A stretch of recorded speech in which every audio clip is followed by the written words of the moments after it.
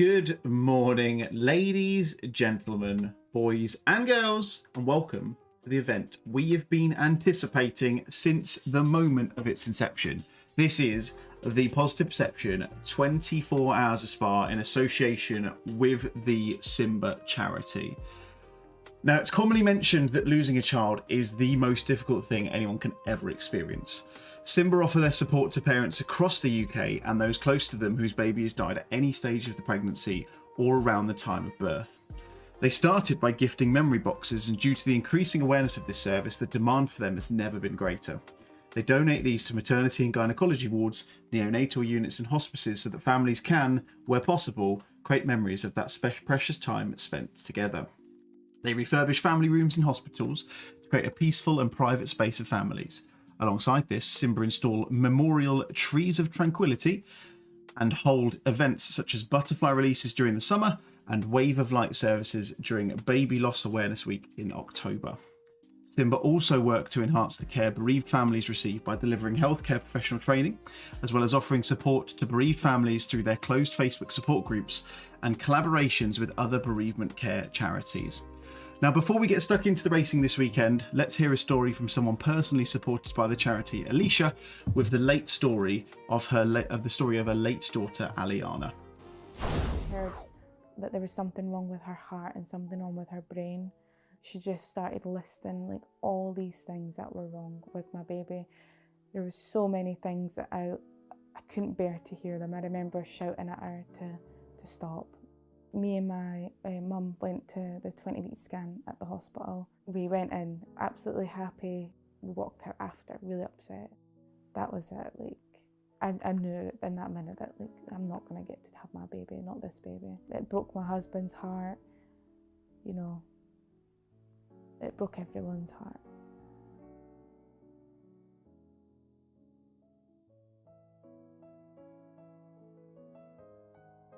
They say when you're pregnant, you feel things like intuition and a different type of gut feeling and a connection with your child, and it's true. I felt time was just coming for her.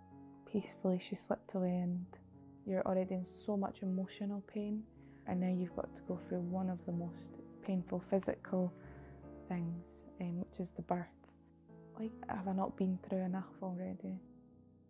SiMBA supported me, and I was just welcomed with like love and support. They supported me around the birth, they supported me after. When I gave birth, it was for a minute the pain disappeared. I remember her fingernails, I remember she had like hair going down her spine, a little bit like me. You know, I was just in awe until reality had came in that like she's not moving. Everyone was quiet, the silence was so loud. There was just so much love, but so much pain. And to feel them two things at the same time was really overwhelming. Everything that was a part of her is in this box. It's memories, it's knowing that she existed, that she really mattered, and she was so loved. In the memory box, you're given 2 teddy bears and butterflies. It was at the funeral home before her funeral. We swapped them. So these are actually Aliana's. They were with her for over a week. So she's got the ones that I kept, and I've got the ones that were laid next to her. And it's nice, you know, when a baby's born, you give them teddies. Even though she was born fast asleep, she still got a suitable sort of toy for herself. Little imprints of her toes, and then the same for her hands, and how small they were. I think my favourite one is the wisp of hair. It was like cotton wool. If I went through this without SiMBA support, I would have felt so alone and so lost. I would have had nobody to talk to, nobody to hear experiences from. They say there's no other pain than losing a child. And if it's the worst thing and worst pain you can go through, imagine it with no help or support.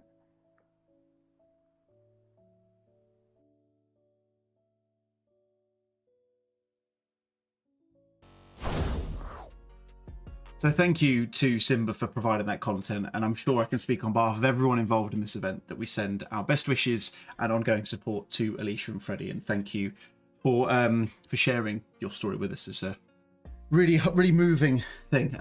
In preparation for this event, which is being partaken by over 60 teams and nearly 300 drivers in total, we've actually already seen in excess of 17,000 laps turned of this iconic Spa-Francorchamps circuit, which yields a total track time of over 672 hours. Hopefully, that paints the picture to everyone involved and everyone watching at home of the level of dedication these boys and girls are putting in for such a mammoth event. I just want to add to that as well. That was from yesterday afternoon. We had an enormous amount of people in the server last night getting last-minute practicing as well. So I can imagine, it took me long enough to figure out those stats anyway, but I can imagine it will be even higher than that up until now. Now, before we get into the thick of things, qualifying is very much underway. We'll get into that in just a second. A few quick thank yous to those who've put a hell of a lot of time into getting everything ready for this event. Firstly, obviously, a thank you to all of those of you who are not only watching the event, but are taking part as well. It's the biggest event we've ever hosted by an absolute country mile.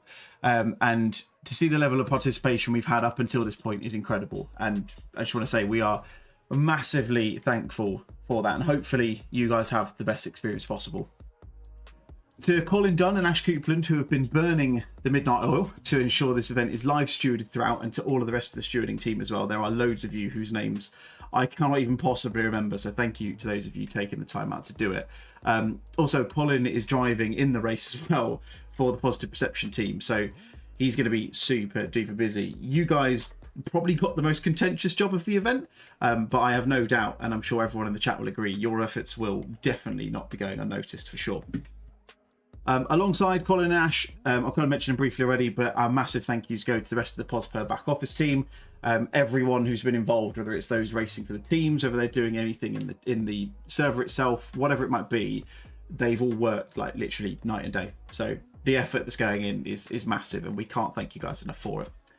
Big shout out to Rich Pixley, who's also going to be doing was going to be doing some of the stewarding, I should say, but he's actually now running this race solo in the number 91 Nissan GTR GT3. So make sure you keep an eye out for him. He's the only Nissan on the grid, so it'd be impossible to miss him. He's whipping his own charity for this one, as well as obviously doing support for the guys over at SiMBA as well. He is running this one in association with the SANS charity. So again, any donations you've got spare, little, large, whatever it might be, please make sure you donate as much or as little and as much you can to some great charities that really desperately need the support, as you can imagine. A massive thanks goes to our resident techie, Chris Rock, who has been stress testing the server over the last few weeks. He's been keeping me a very busy man, getting me to jump in at any possible point and make sure we can get as many people in as possible. Hopefully, the plan is that everything in this race will go off without a hitch, and we're very happy, very thankful for his help and support, and taking the time out to make sure that this is going to work as well as it possibly can do. Finally, because I can't say thank you to myself, to the founder of Positive Perception, Mark Raddenbury. He will be going bright red if he's listening to this at the moment. I don't know where he is.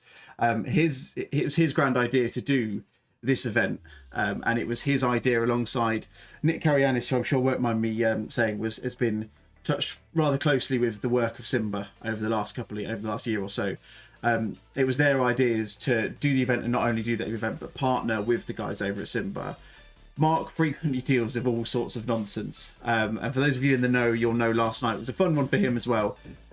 He goes beyond any normal level of what anyone really should be doing as the owner of a community, and supports everyone else who's involved, not only us in the back office team, those of you on track, those of you who are doing anything to support the guys around them as well.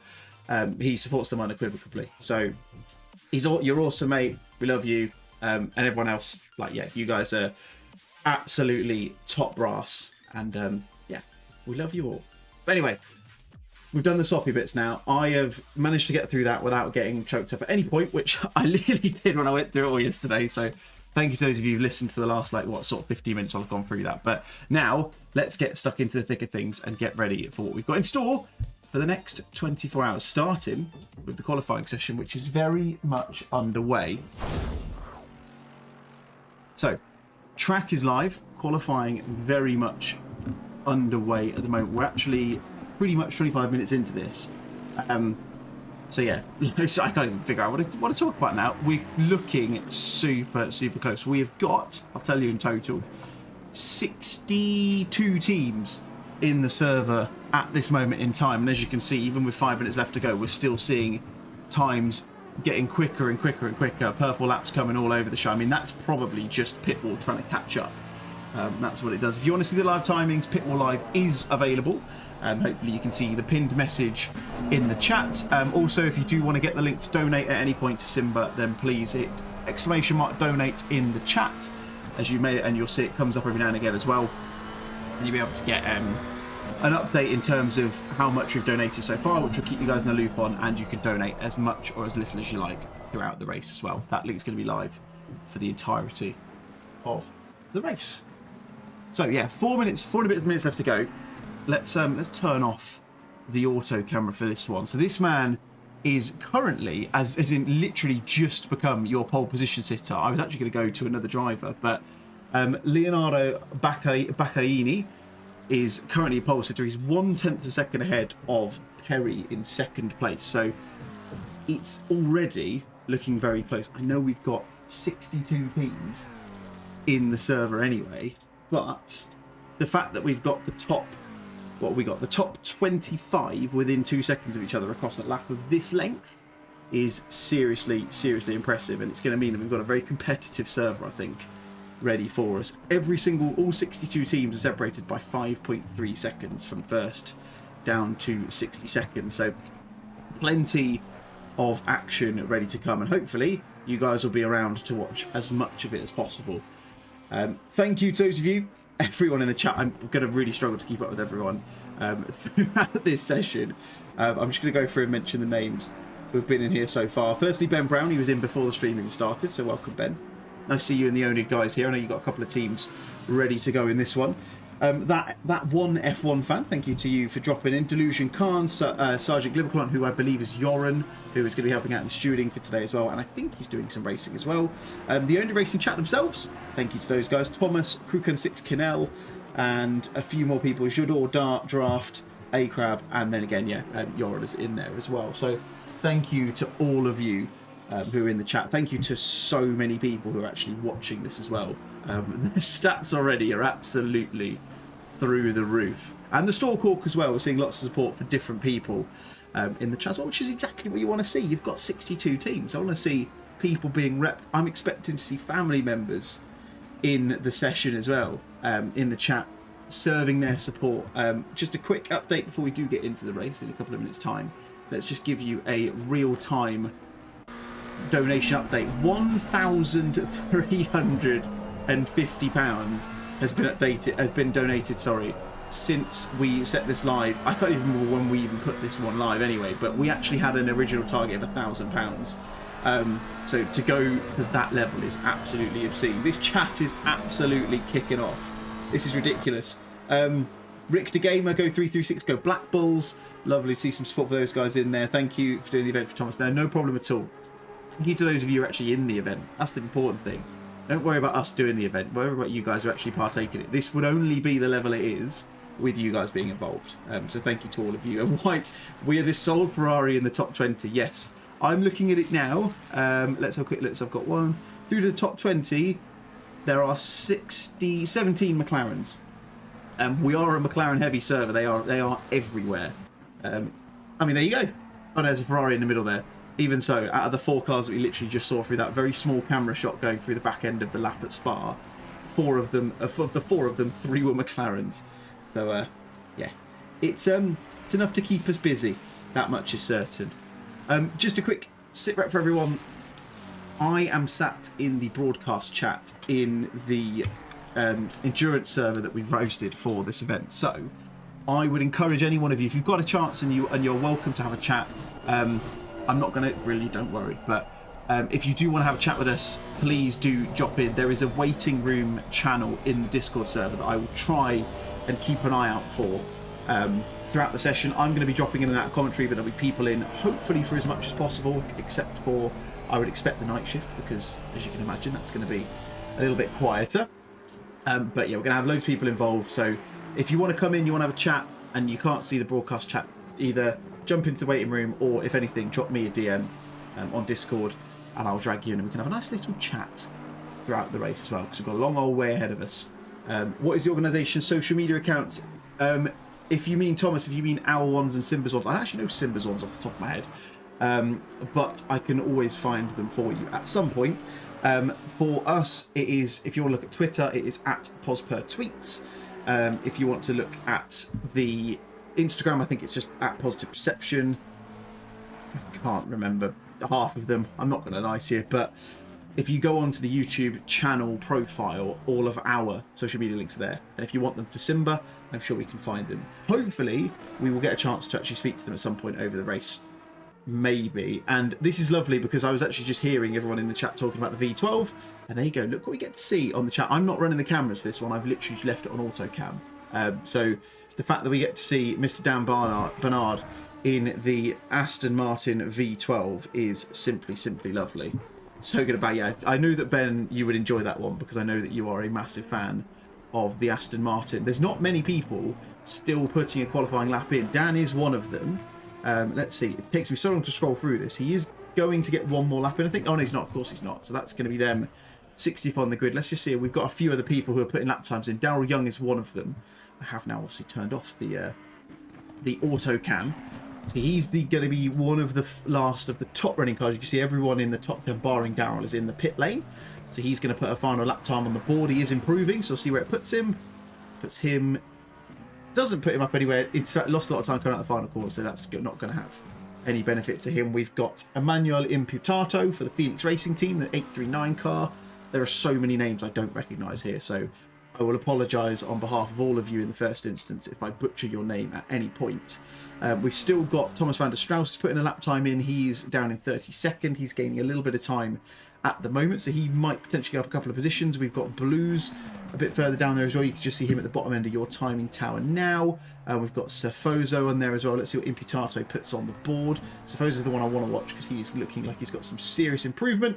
And there you go, does improve. In fact, doesn't improve in the end. What's wrong with these people? They can't get that final corner right. Here is Marcus Cefoso, the T Racing Team. He comes through the final corner. He hasn't impacted his final couple of corners and does improve. Goodness me, that is a massive improvement. 8 tenths on top of that. Goes up to P13. Have we got anyone else putting a lap time in? It doesn't look like it, so we're going to flip back over to our little holding screen while we get ready. I'm going to try, those of you who know all of the stuff that we like to do over at Posper, I'm going to try and do a grid walk throughout this one. It's going to be so difficult to go through all of them, and I'm not going to remember everyone's names, and I might have to just kind of jump in and out of the session just to get everything right. Now, the big thing, first and foremost, is the fact that it is not raining. There's no rain in the server as it stands. I've not actually seen any rain in the practice servers either, so not sure whether we will actually see any rain in the end, but yeah, we'll have to wait and see how we get on. Right, let me just do a few little bits here, because I need to go in and get my sessions sorted out. See, this is what you have to do when you do all these sorts of things. This is why I don't like to offer too much in terms of what's going on beforehand. But, you know, it's a big event. We want to make sure it's done properly. So you're going to get a big old grid walk, and it's going to take me a while to get through this, so I need to get cracking pretty quickly. I might not be able to go through all the names, but I can definitely show you every car on the grid. I hope. That's the plan anyway. They're not even all loaded. That's the problem. Might have to do some changes this end. Yeah, everyone's running a McLaren. That's just the way it works. I can't even remember how many we've got on the grid, but there is a significant amount of it. I think someone counted there's about 60, 70, maybe even 80% of them, which is pretty ridiculous, all things considered.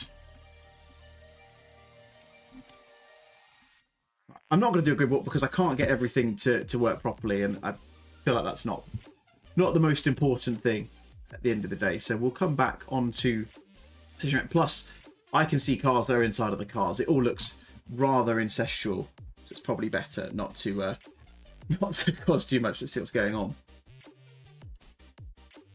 in there as well.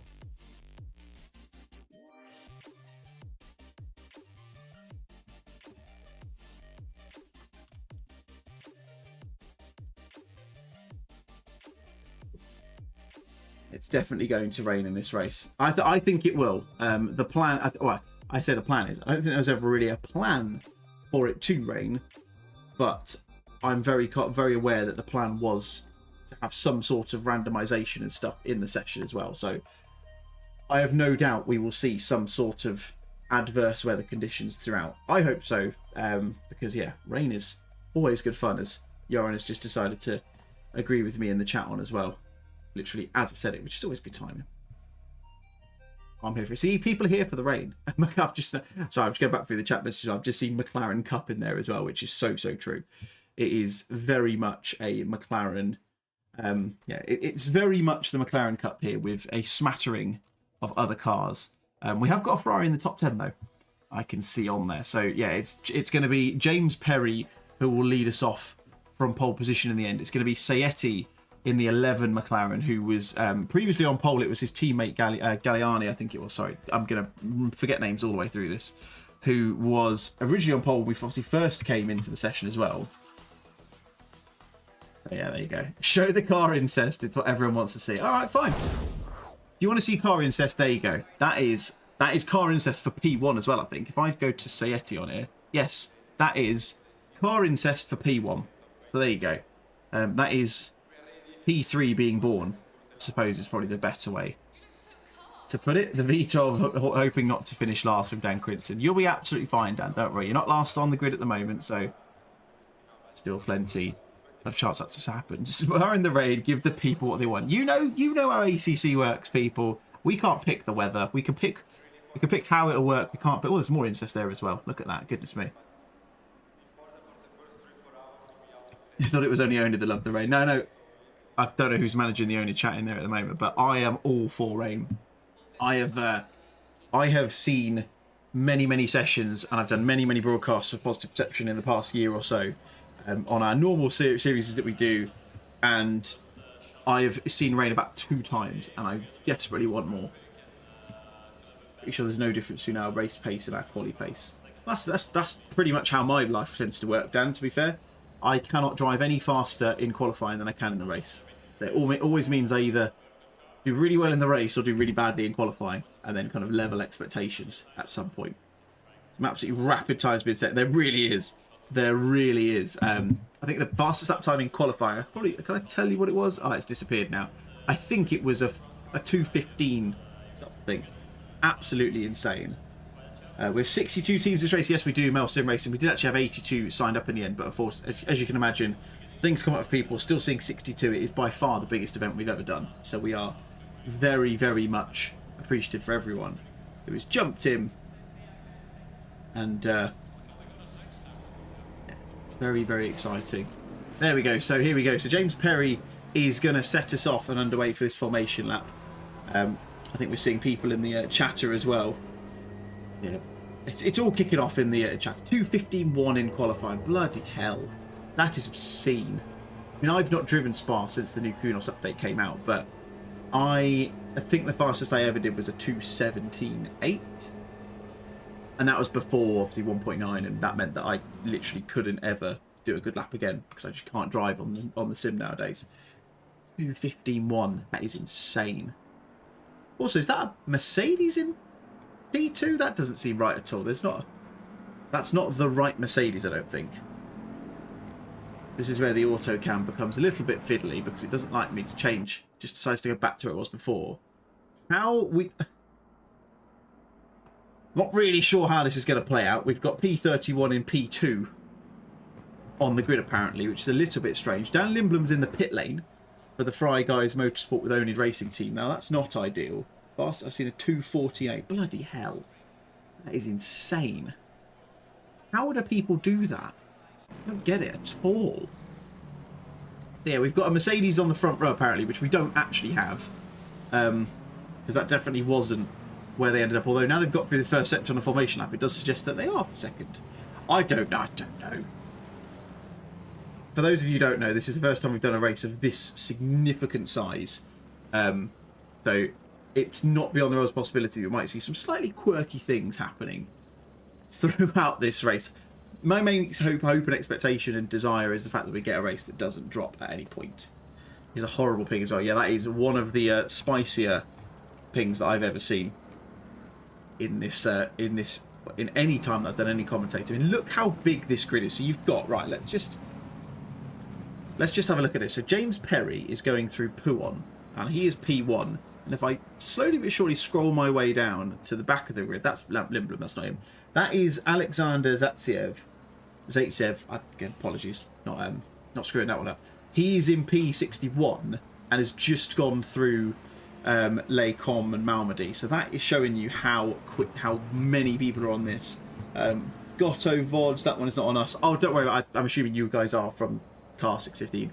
I would never have expected that would be down to you guys. We know that Kunos can do some fun things with this kind of stuff every now and again. 90 people in the chat at the moment. That is incredible. Thank you so much to those of you. If you haven't done already, it will be massively appreciated if you hit the like button and you subscribe as well.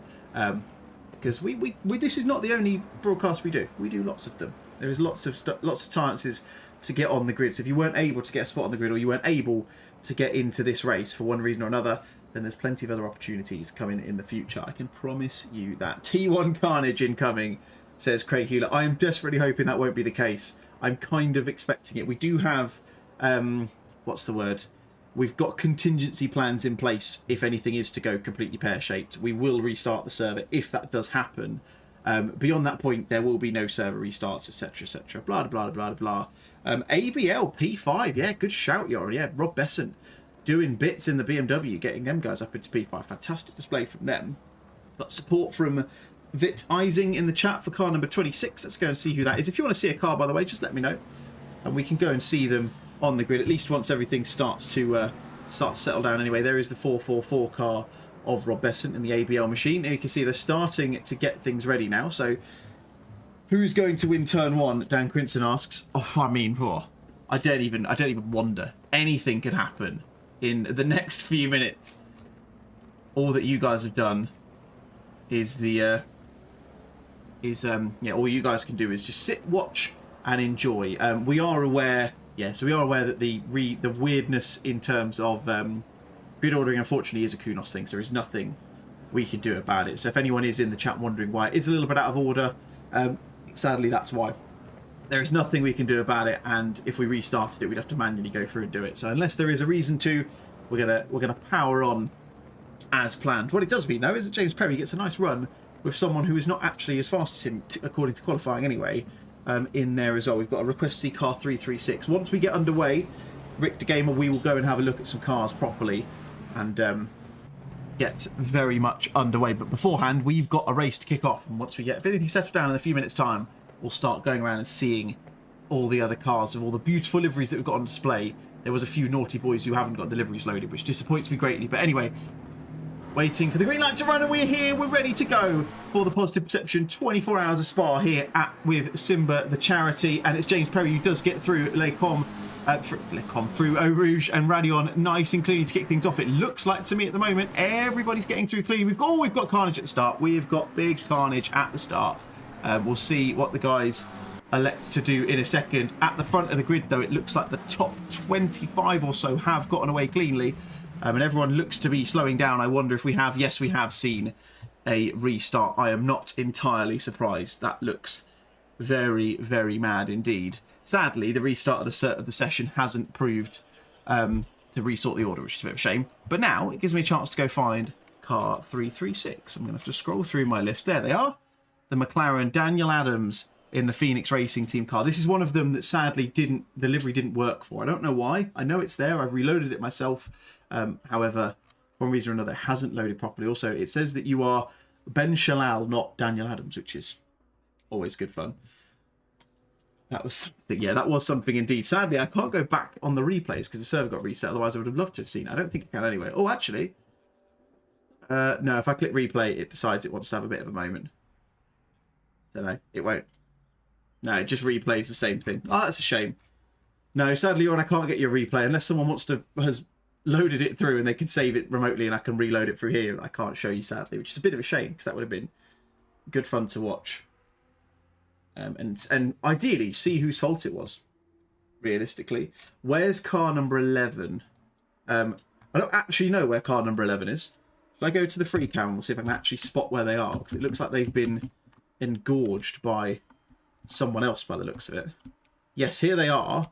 That is car 711, who seems to be having some rather interesting moves with car 11. Fortunately, they're McLaren, so actually, I mean, that's actually quite a cool looking livery, I would say. Quite fun seeing that. Looks like it's kind of carbon combined with an actual livery, which is very cool. That is one of them, the 711 car. It's the 711 car, not the 11 car, I know that much. Who've got that carbon livery, sadly. I did make some comments about it beforehand, but sadly, didn't get a chance to have a look at it. Right, well, now we've got a bit of a moment. Things are in here anyway. Let's have a quick look through and admire some of the cars. We're on the old positive perception second. I'm going to go up a little bit, because otherwise I'm going to get caught by the incline here. I'm not going to run through the grid, because again, I have no idea who is who. But let's have a quick look through some of the liveries we've got on display. If there's any you want to see as we're going through this, let me know, and I'll see if I can spot them as we run through. I can see an ABL livery there as well. I can see a couple of nice, there's a Buzra one there as well. British University Sim Racing, nice to see those guys. That is a... oh dear. I don't know what's going on there. There's a McLaren underneath there, I think. I think it's a McLaren with one of those old school Vodafone liveries in there. Rexy's on the grid. Love to see it. Rexy coming up big time on here. When he's been formed with the McLaren as well. That's the Hexagon Nation car. I can tell you that much. This is one I'm personally a big fan of. The Wild Things Racing car. Sadly, it's been enveloped by another car. So I'll show you that one later. But that is Wild Things in combination with Big Brain Racing. So they've gone for a half and half livery, which is very nice indeed. Good to see you later, Joran. Good to see you, buddy. Thank you for dropping in. Have fun at the Groningen game. I'll see you later on for some stewarding action. We've then got the T1SR ones. That's one that's been done in-house by our very own Mark Raddenbury. And that looks like a TGI Fridays livery. Oh, it's the Fry Guys livery. Okay, cool. I like what you've done there. Very nice. Very clever. This is very nice indeed. Again, it looks like it's been formed with something else. But SGSS Racing looking nice. And that's an in-game livery. This is the, I think, I can't put the name of this one. Cronus Racing. Yes, it is. That's a nice one. I saw that yesterday in the Porsche. A couple of Ferraris in here. We've got a Mercedes in there, formulating with McLaren again. Why am I not surprised? Got a Porsche and a McLaren having a baby. We've got another McLaren. That's a McLaren that is on its own. Very nice indeed. There you go. Make sure you donate. Andreas, Andy, Callum and Harry are doing their bit. Repping the charity on there as well. What else have we got? That is another McLaren with a Mercedes in it. There's a Ferrari on its own. That is the Orcapose Racing car. I recognise that from a mile off. Recognise that interesting amalgamation of animals. This is lovely. BBS. Very, very nice indeed. Special time care attention taken there. Very nice. We've got here, we've got RSR. I know I remember seeing that one before. Let's go up a little bit. Let's have a look around. Gonna have to hurry up with this. Don't even know how many we've still got to look at. I've got plenty to go through. There's another Buzra car.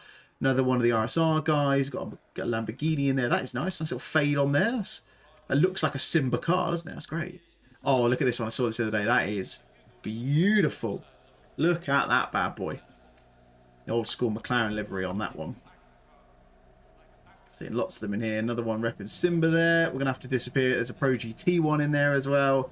Right, let's get back to the action. Let's get back onto the actual formation up, because we're about to go. We're gonna try again. That's the plan.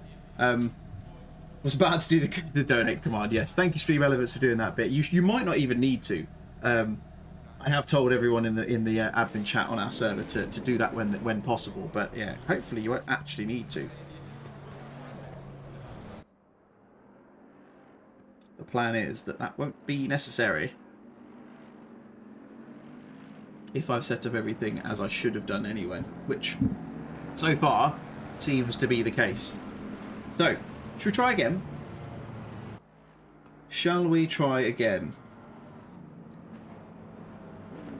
I've just seen someone put in the chat on the Discord server, quality for fun. Yeah, I think that's fair. Seeing lots of people. Lots of people having comments about what's going on. Love that Odyssey's livery. It's really, really nice, Craig, to be fair, yeah.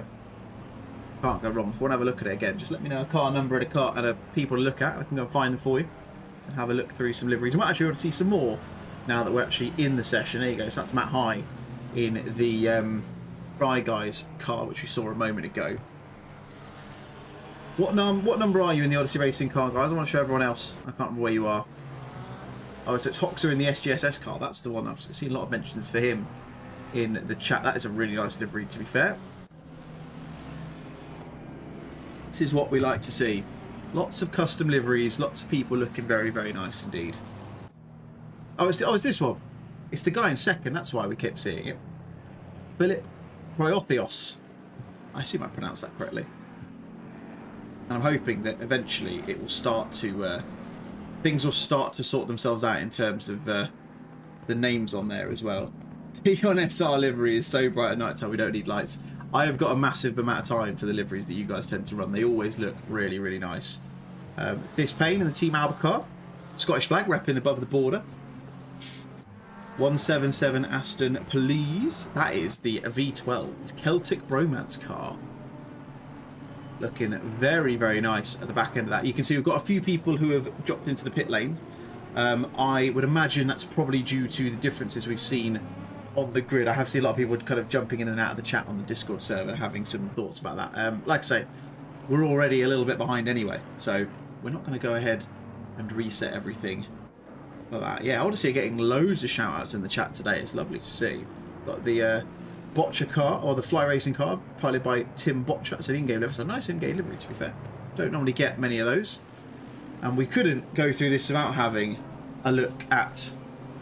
Did you have a stroke saying cry? Excuse me. That's just rude. That is not very nice. Thermo there. Oh, strong words from you. I might have done, to be fair. It's not beyond the realm of possibilities, but... I always believe that if you say something with confidence, people will believe you're saying the right thing. And you're going to get a lot of that during this race, because there's a lot of names I don't recognise, and I'm just going to say them as I see them.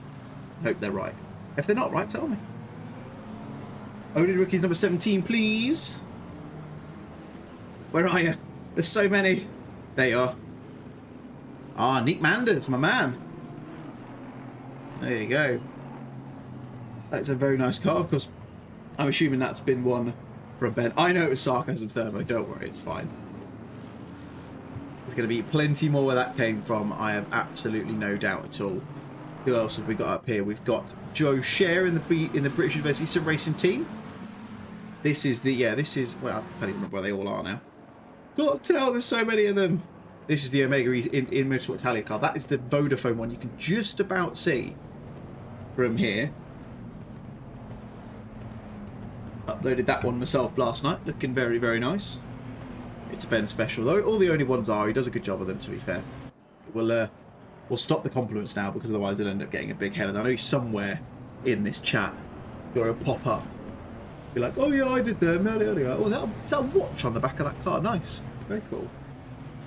Here to support Nick's 9899. I hope everyone has a great race though. DJ Penguin repping everybody in the chat. 9899 cars. We'll check them out in a little minute once we have a chance to get things underway. Hopefully, we're going to see a clean start to this one, and it gives me a chance to redo the call of the starters of the race as well, because I got it wrong a minute ago. I said what did I say? I said Les Combes rather than Eau Rouge. So, chance to recoup my losses and do better.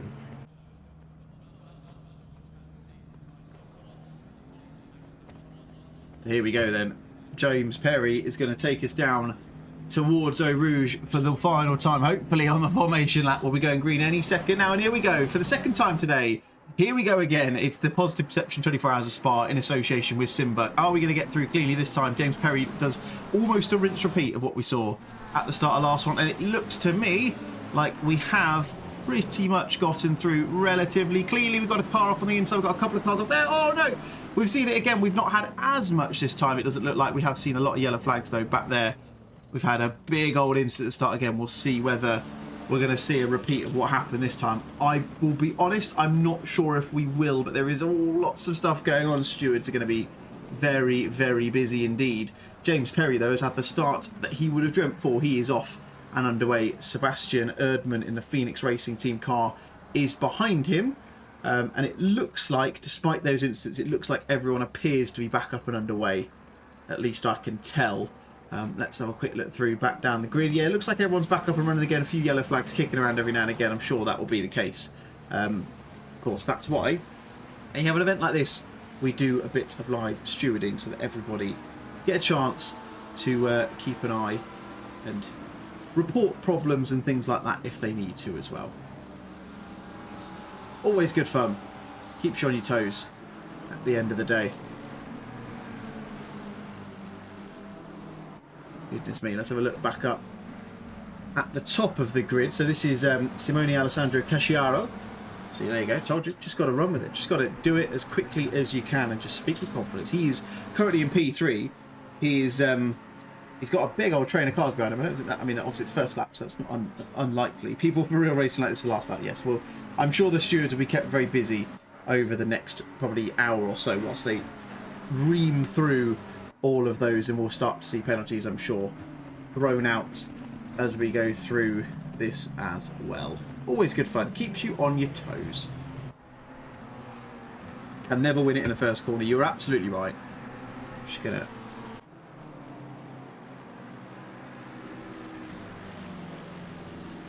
wait for things to rejig themselves.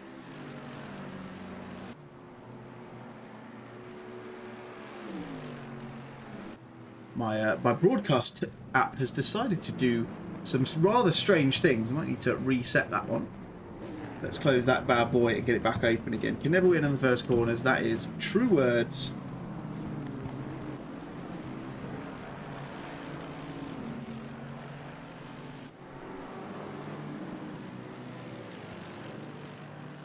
Right, let's try and get this broadcast app opening. Otherwise, we're going to be watching Kevin Blanchett for the majority of this race. I'm sure we can get this sorted. So I want my auto camera back.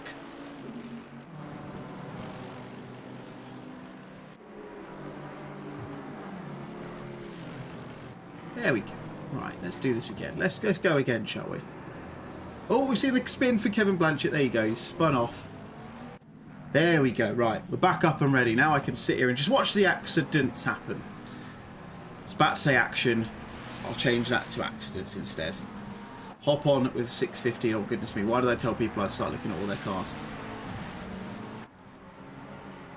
6:15 is back down here. Phil Cryothios. I'm going to say that probably about 30 different times throughout this race. If I keep looking at him, he's in the car at the time. He is in P23 at the moment. He's not in P14, as the timing board suggests. Oh, goodness me. We've had a few instances here and there. This is becoming a little bit of a spicy affair to kick things off, it has to be said. I am now on an auto camera, boys and girls, so if you do want to see them, just you might have to give me a little minute and I'll be able to redirect over, because I don't think I have got the capacity to go through and change all of these cameras throughout the entire session. We would be here for an eternity if that was the case.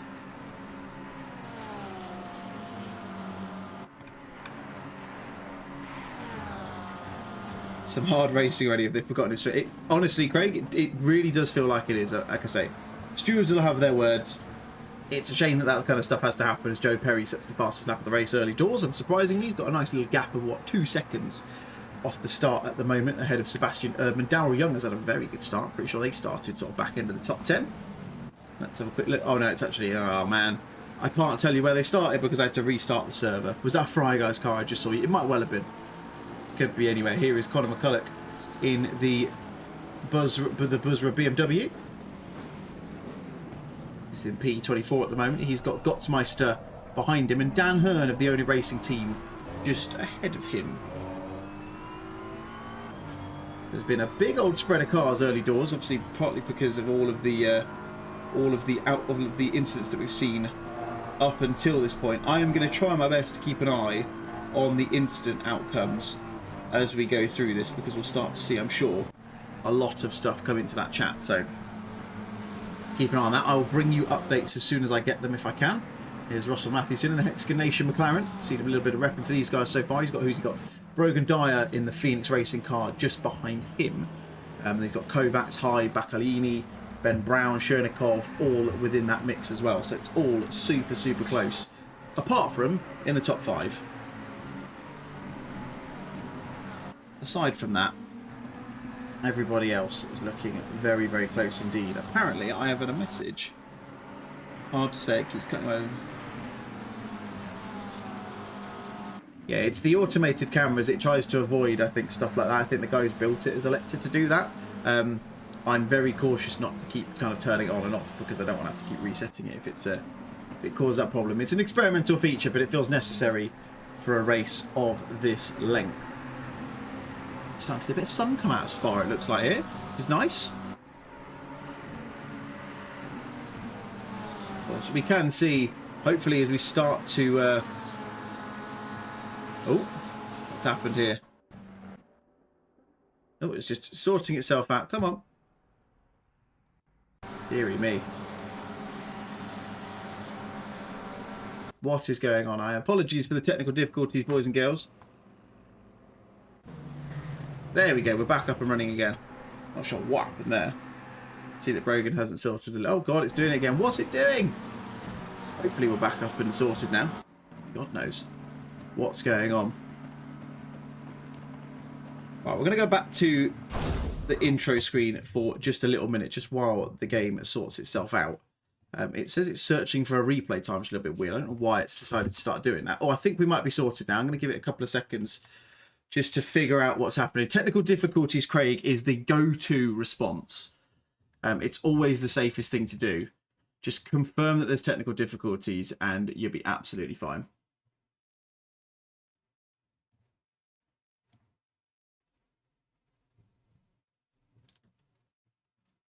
So yeah, Brogan, I think it was Brogan I was chatting with on Discord last night. Theirs is a really weird one because they have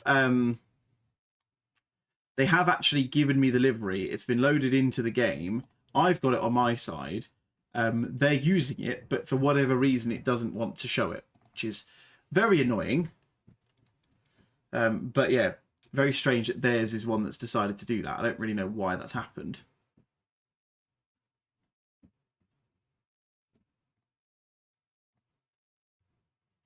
Apologies, guys. We'll get everything back up and underway in a little moment.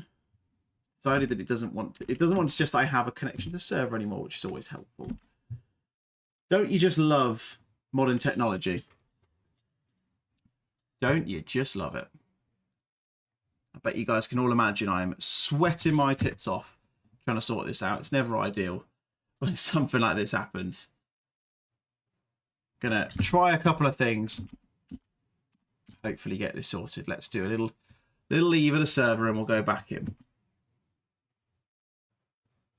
Not what I was expecting to have to do 15-20 minutes into a race, but there you go. We'll get back in, guys, as soon as possible. Here's a free excuse. Maybe someone ran over a camera operator. Maybe they did. I love that one. That's a very good one. I'm going to start using that from now on.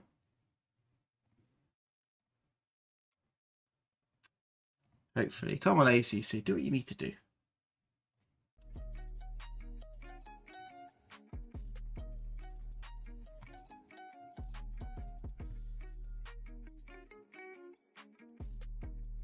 Panic is setting in now. You know it, Craig. Panic sets in. You know what it's like when you can't control something that's not doing what it should be doing. Always becomes very stressful. Knees weak, arms are heavy, or whatever the phrase is. It comes from that famous Eminem song.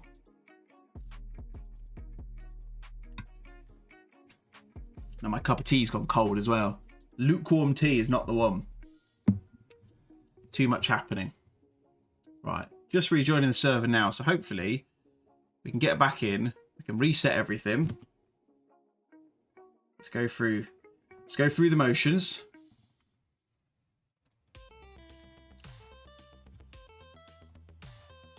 Right, I think we're cooking.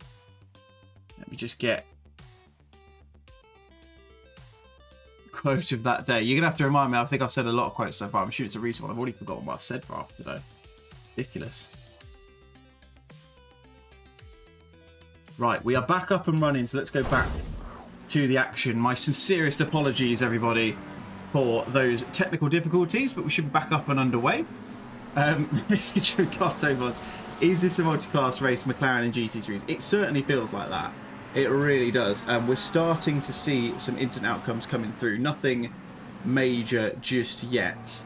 I can just see that we've had one come through, no further action required because the wrong information was submitted, which can happen.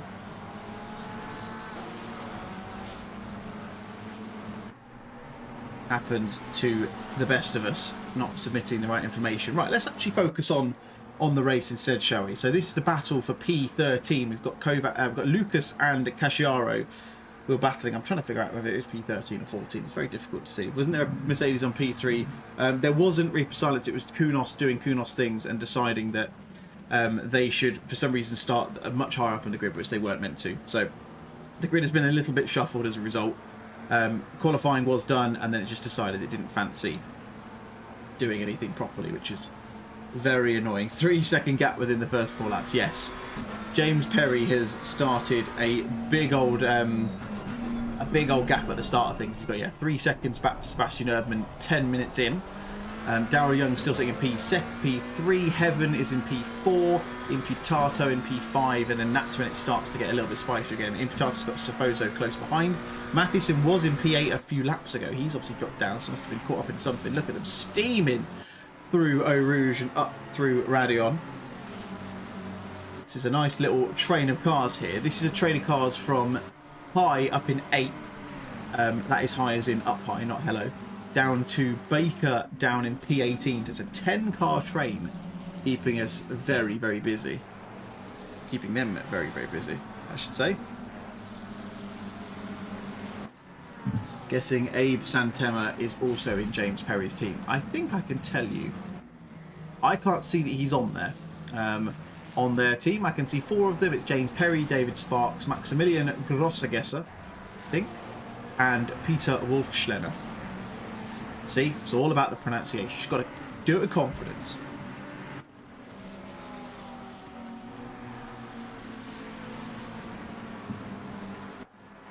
I feel like I'm doing more watching of the chat than I am of actually watching the stream, it feels like sometimes. But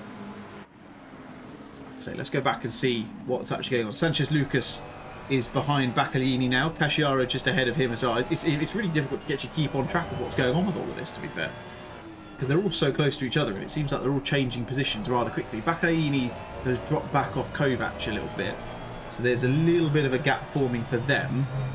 Looks like James Perry up at the top of the order is now starting to come up to a few lap cars. Is Ben Brown in the 999 Owned Racing Stronger car. He has got Baker very close for company behind him. That is, let me just check. I can see the actual names I've just noticed. That is Gavin Baker. Just find it. That is a bloody hell. That is a busy team. There is a lot of people in that team on the server from what I can see. That is seriously impressive, guys. I'm interested to see how your stints work out, given there's about 8 of you. In fairness, we didn't set a maximum limit of a maximum number of people who could drive in this race, so why not make the most of it? We don't blame you. All bit of contact going into the source there. That's Hoxer and Mathieson. Mathieson gets just jumped a little bit out wide there. As a result, he drops down to P16. Hoxer gets the move done. Why do people always cut that corner? I have no idea. It always happens, isn't it? I've never seen someone do this. I know it's very... Oh, we're seeing people cutting a route as Russell Mathieson didn't even try and go through... I mean, technically, didn't try to go through Radion there, did he? In the end. Is there a limit on time limit on driver stints? If you mean maximum, yes, it's a 70-minute stint timer. So if everything goes to plan, then we should see a big influx of cars coming in around 70 minutes. Of course, there are certain things like drive-throughs, damage, etc., where of course that will that'll obviously change things. But yeah, it should be 70-minute stint timer that we're running to today. There is also, for those of you who don't know, there is a limit on dry tyres. 26 dry tyres available. There's an unlimited amount of wet tyres. So if it starts raining, then that's just what's going to happen. There's going to be a lot of people utilising them as they need to. But yeah, a limit on dry tyres just to kind of spice things up. Oh, Ben Brown getting a little bit sideways going through poo on there. Yeah, I think it'd be early in the season. Yeah, you're probably right, Reaper, to be fair. I think it depends on the driving style, of course, as well, as we all know. So we might see a little bit of chopping and changing as we go. We'll keep an eye on it as we start to see people coming into the pits. We'll be able to get a bit of a flavour, because I would imagine, unless they pit really early, that will be sort of their kind of standard pit time, you would think.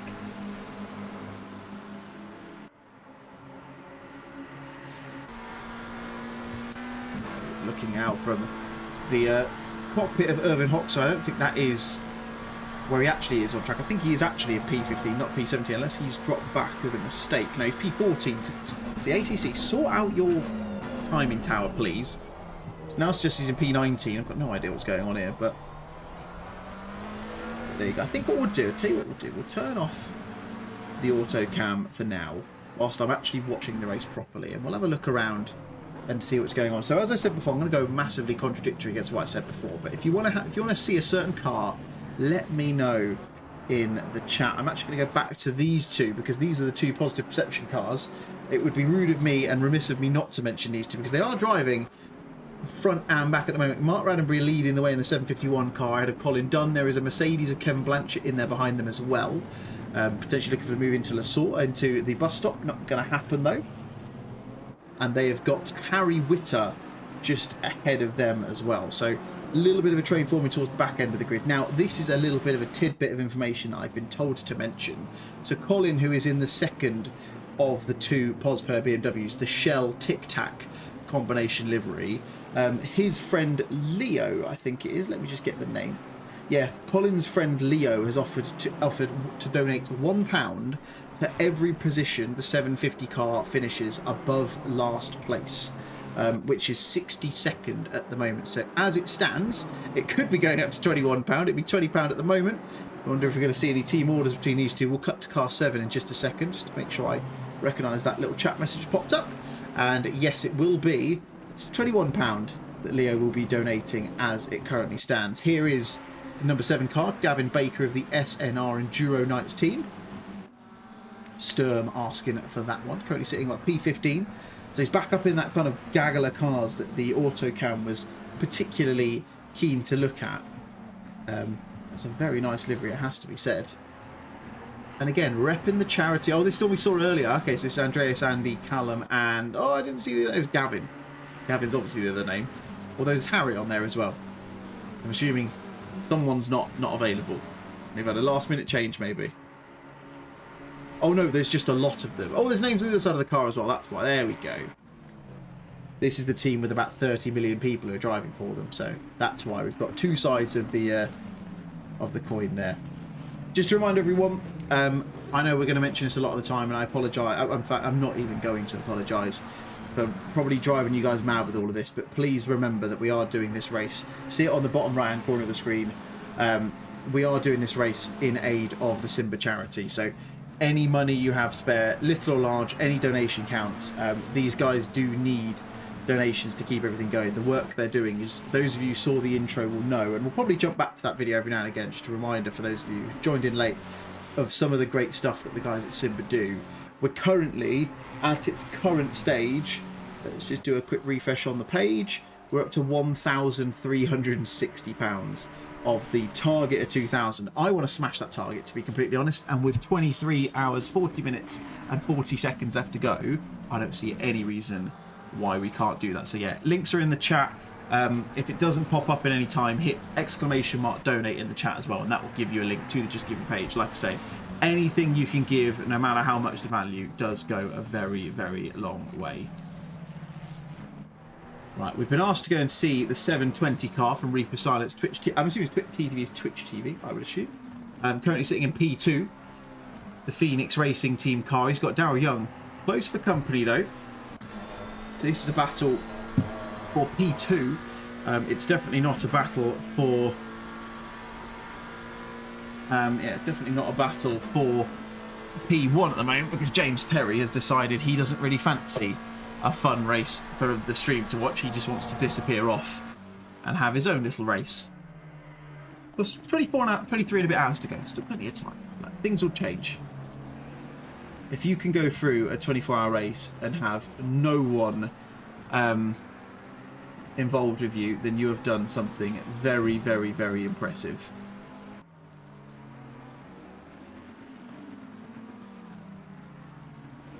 Yeah, this is... yeah, battle for P2. You can see the 336 car, yellow flag in the pit lane. I wonder why that would be. Seems a little bit odd. That is Daniel Adams.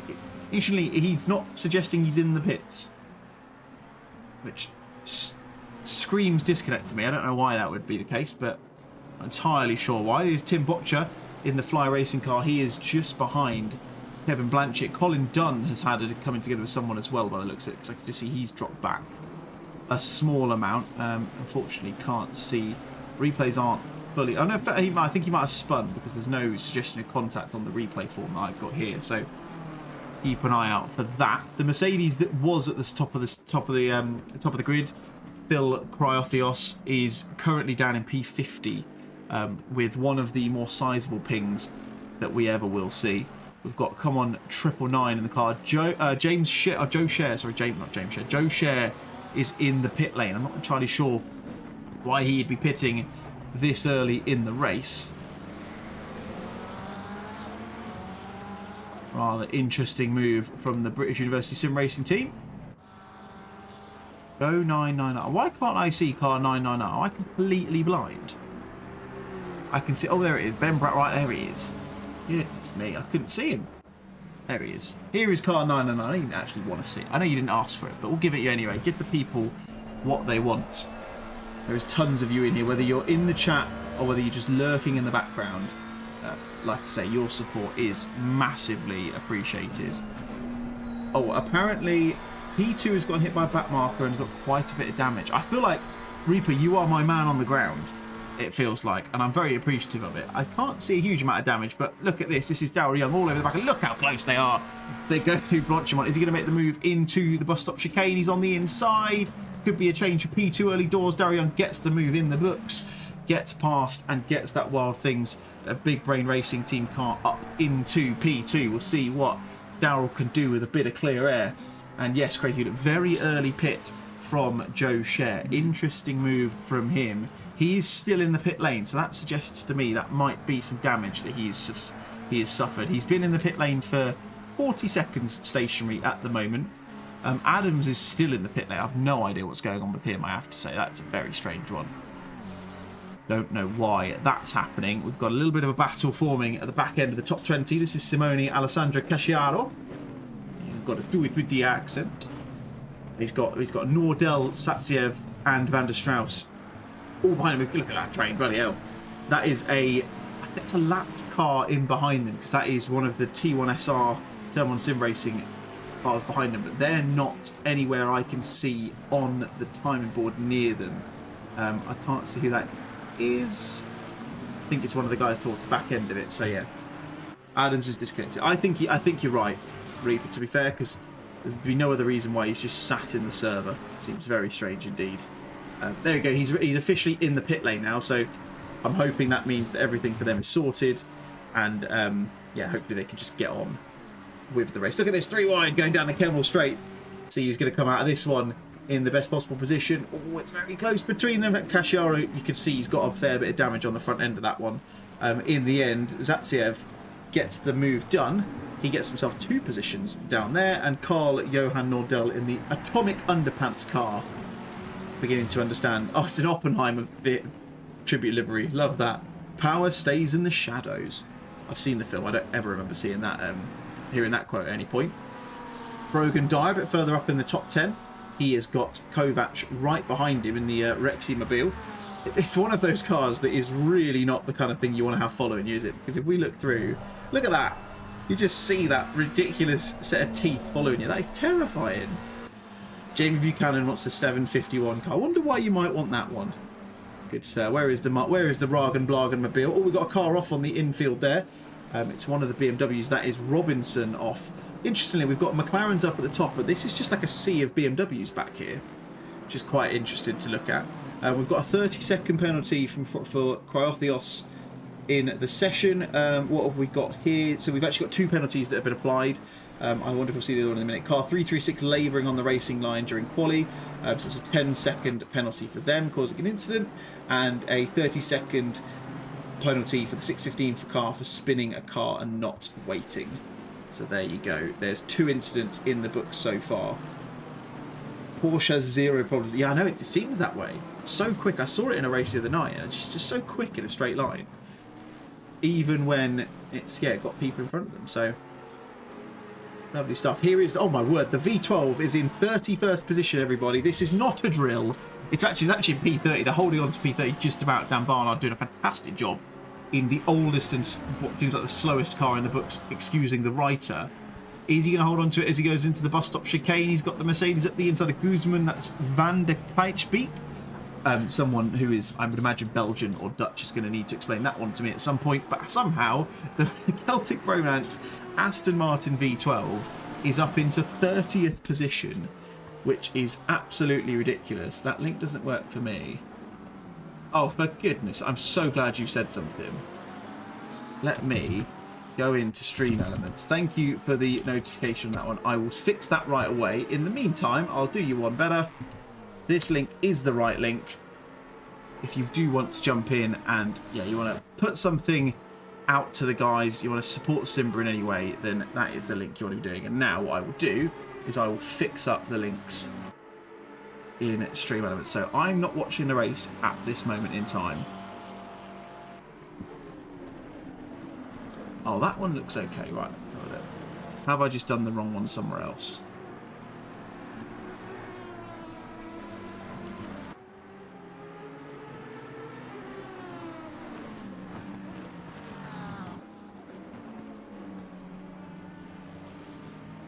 What I'll also do, if I can, is I will put the I'll put the link into the description of the chat of this video as well. So let's quickly fiddle around with that. Let's turn the stream music off because I do not want to hear myself.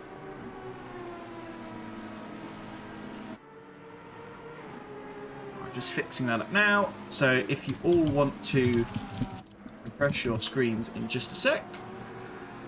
Yes, if you do that now, hopefully you'll be able to see in the YouTube description of the video.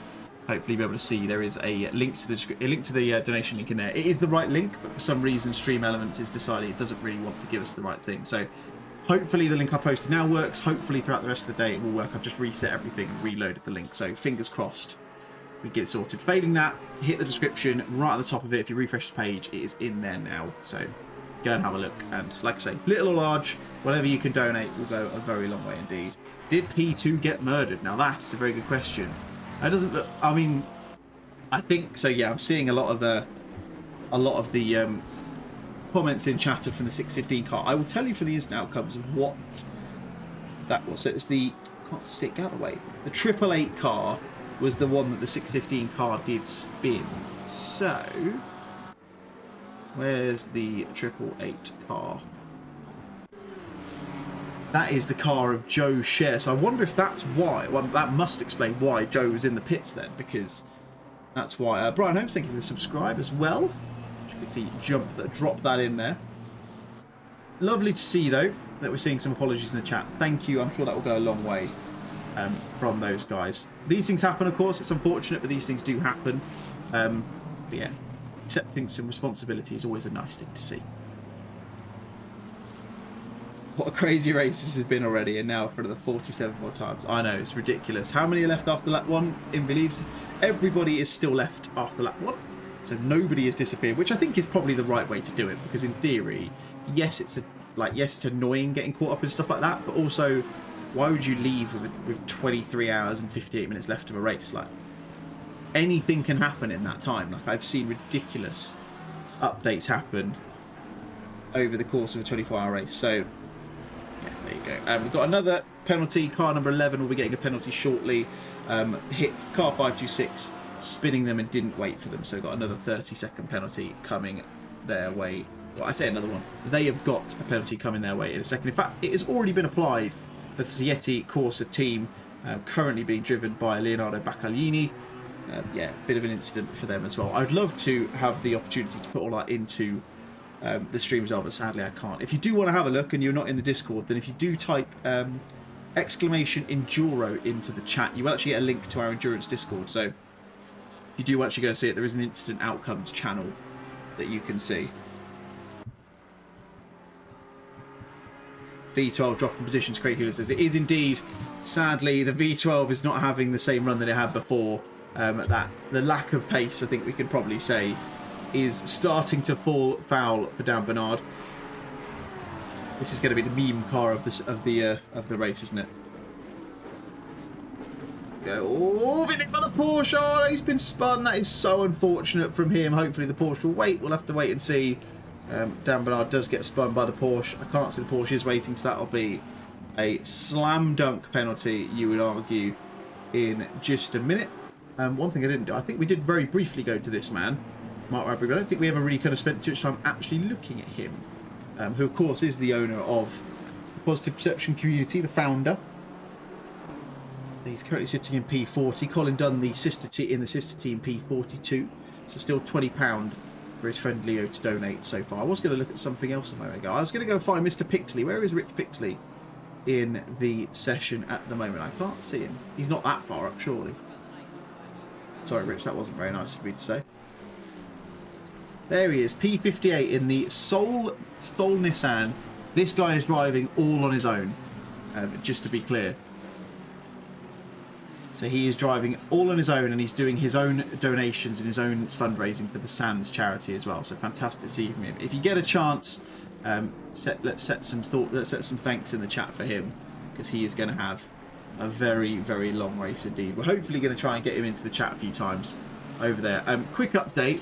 Bloody hell, that's dropped up. That's gone up quite a bit in the last 15 minutes. We're now up to just under £1,500 on the donations as well. That is ridiculous.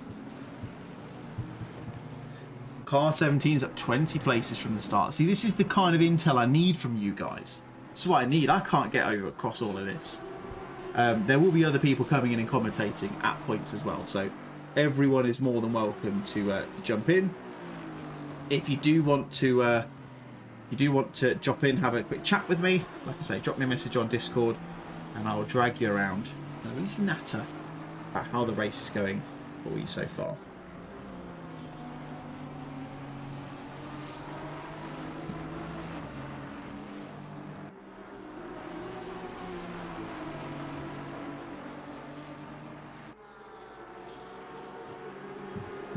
This is a battle for P36. Nick Manders is going to try and get around the outside of Dan Bernard and does so with relative ease.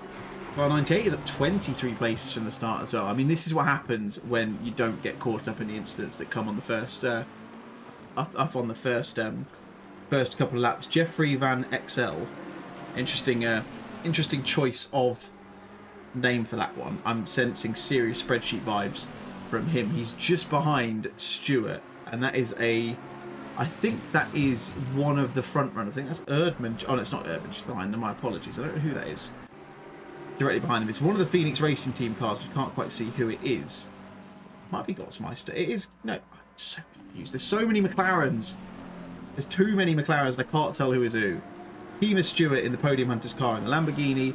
It's Jeffrey Van XL in the middle Mercedes, and it's insert McLaren here.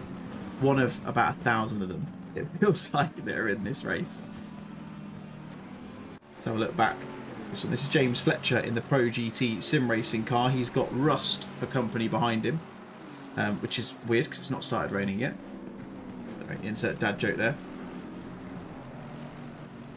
He's got one of the closer battles. I mean, we have started to see things have started to eke out a little bit. Erdman has dropped off Darryl Young by about a second and a half in the battle for third place. James Perry is kind of just managing his gap at in the front at the moment. He's 8.6 seconds ahead at the moment. We've got a couple of battles, a couple of people that are quite close. Up at the front, Emanuele Imputato has got Mr. Sifoso just behind him. So there's two cars you can see there.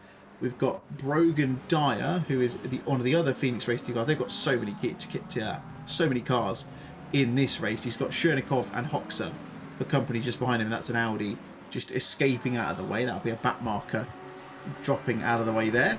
If we go back a little bit further, we've got David Tepper in the SL Racing Team car. He has got a few people behind him. He's got Lucas Mathieson and Nordell behind him. And if we go a bit further back, we've got Simone Casciaro. He's got Dan Hearn, Conor McCulloch, and that is a back marker again. I think it's one of the Turn 1 sim racing cars just in the background there, one of the Audis. And then as we continue further back, we've got the Van XL one we've just been looking at. We've got Artis Miller's in the Cronus Racing Team Porsche. He has got Van der Katzbeek in behind him. I think that might actually be the way to do it. But yeah, Phoenix Race Team's got 5 teams driving at the moment. That is seriously impressive. The fact you've got a big enough team to field that many people. Drama for 336. That is the one of the Phoenix Race Team cars currently apparently being piloted by Dan Adams, but apparently it's being driven on the timing tower by Ben Shalal. I don't really know what's going on there. That is very, very strange. They are quite a few laps down at the moment, sadly for them.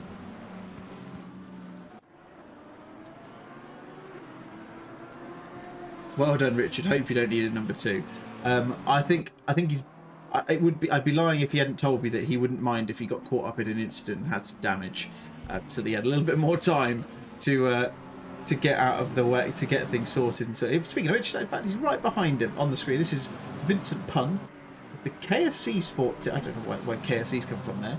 I was actually looking at Pun being chased by Raddenbury. We were quite close, but there's a few other people involved in here as well. Oh, dearie me, there goes Pun. He's gone wide. Great avoidance action by everyone involved. Oh, dodgy rejoin though.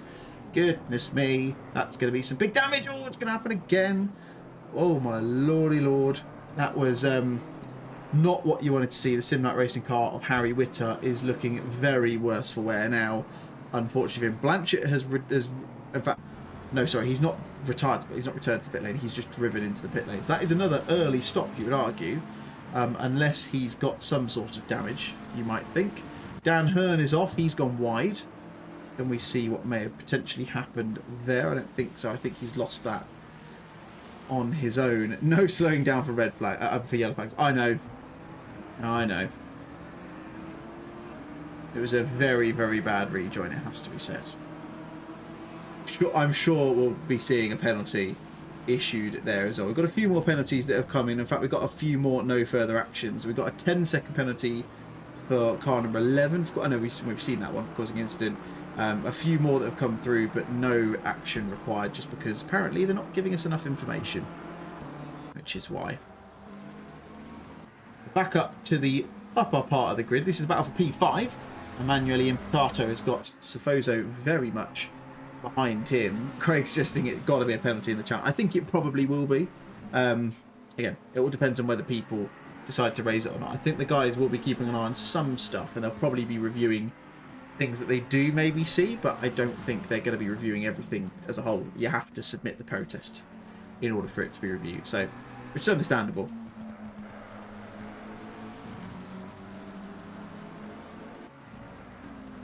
Imputato has been doing a relatively decent job. He's not been on the pace of the guys in front of him. I mean, to be fair, the only people that have been really... There's a few people kind of kicking around. I see Kabacalini in P7 is just off the current pace of the front runners at the moment. Look a bit further down. Suhada, sorry, in P20. He's not too far off the pace as well. I'm just going to have a quick look here. We've got a little bit of a coming together here between Daryl Young and Erdman. I just saw the yellow flag come up. So this is going into La Source. Let's see the replay here. If the replay wants to work properly, come on now. This is coming into La Source. This is Erdman going a little bit deep. Oh, that's a little bit unfortunate. I mean, fortunately, I suppose, for Erdman, the contact didn't really impact Daryl Young, so it's not done a huge amount. That does put Matthew Heaven in the SGSS car up into P3. Erdman drops back a little bit. Perry absolutely flying. Yes, you're absolutely right. Those McLarens are hilarious. Glad to see a Porsche in the top 10. Yeah, there's quite a few McLarens in here. The top 20, there are one. I'm not going to get. It's quick of me to count the ones that aren't McLarens. To be honest, there is 17 McLarens in the top 20, which is absolutely obscene. One of them is this man, David Tepper. We're starting to see some pits coming in by the looks of it as well. Although they tend to be the ones towards the back end of the grid, so I think they might be damage caused, I would have thought. Because we're not quite at that 70-minute mark. We're 50 minutes in to this mammoth event. There's still a long, long way to go.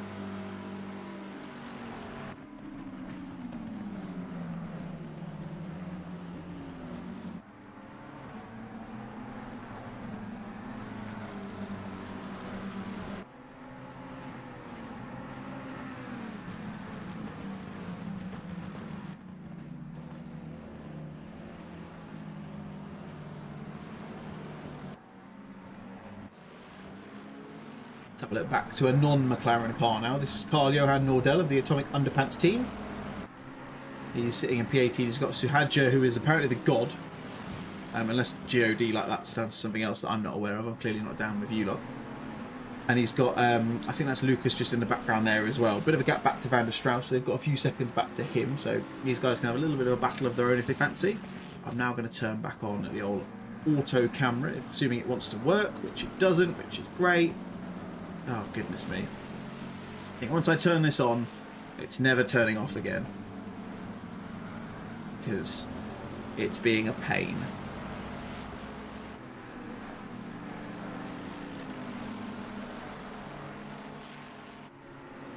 What's have we got? Trying to keep an eye on what's happening across 62 cars is very, very difficult. Like I say, though, a lot of them are in kind of their own little battles, although Nordell has got... Oh, Suhadja's going to try around the outside blind, but that's not going to work. See if he's going to get the move done going into the bus stop chicane late on the brakes. Nice and clean and tidy between the two of them. Looks like he's going to make it stick. Yes, he is. Is the Ferrari going to try and get in there as well? Isn't going to manage to get the move done. Looks like Nordell just about manages to get that, that out of the way. And manages to get himself... or manages to retain onto P19 at least anyway. Kiki Mack feels that we're in multi-class in the V12 getting overtaken by McLarens. It's a admirable decision for you to select the V12 anyway. The McLarens are just another level for some reason. Like there is, I don't know why there's not been a bot for it, to be honest. I've not been hugely involved in it, but it is just absolutely ridiculous how quick, how stupidly overpowered they are. They are the meta at the moment, it has to be said. We've got another penalty coming through. Penalty for car 324, which is Horvath. You can see on the timing tower. 10 seconds them, apparently for an incident caused in qualifying. Can't see anything else new on that one at the moment. At the end of the day, it's all for a good cause. It absolutely is. To the Odyssey Racing League team, the guys, yes, fantastic to see. I mean, the support we've had so far is just absolutely ridiculous. The fact we're almost 75% of the way to the total that we set ourselves, and we only changed that to £2,000 about only a few days ago. It's absolutely insane.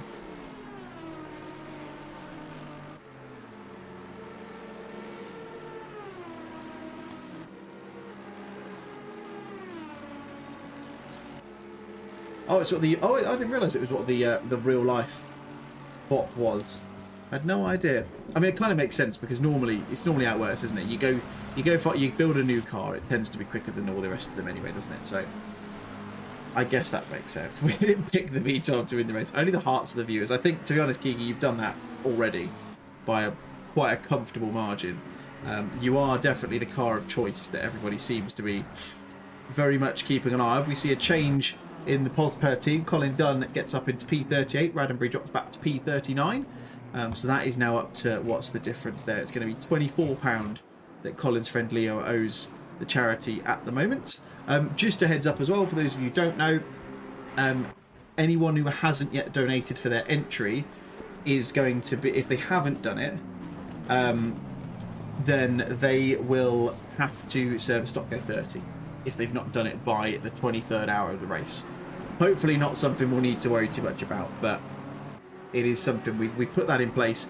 We've not set a minimum donation amount, so people can donate as much or as little as they want to get onto the grid, but we have said if they haven't done by then, we'll be keeping an eye on it. And yeah, 23 hours in, if we don't see any money for them, they're going to be getting the old big old Stock Go 30 hammer dropped on them. We've still not seen any drive-throughs yet, I don't think. Which, I mean, in fairness, we're less than an hour in, but I feel like that's only a matter of time, surely, before that happens. You would think.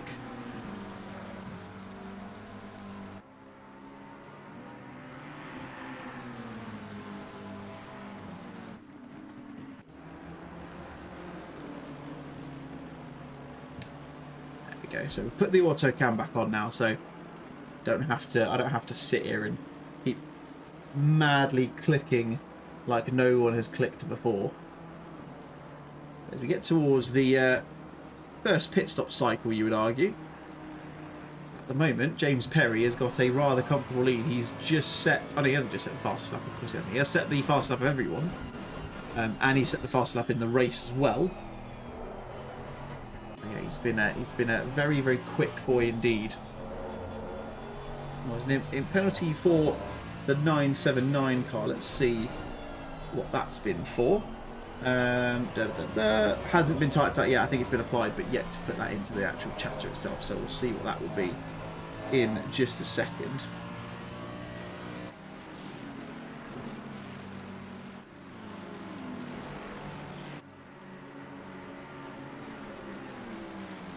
This is the Oppenheimer car. Feel very, very ominous driving behind the yeah, driving behind that kind of car. Yeah, donation. I don't know why the donation link isn't working, Craig. It's very annoying. I might actually just turn that off, to be honest. And then we'll just drop it in every now and again. For those of you who do want to donate, there is a link in the description to the video.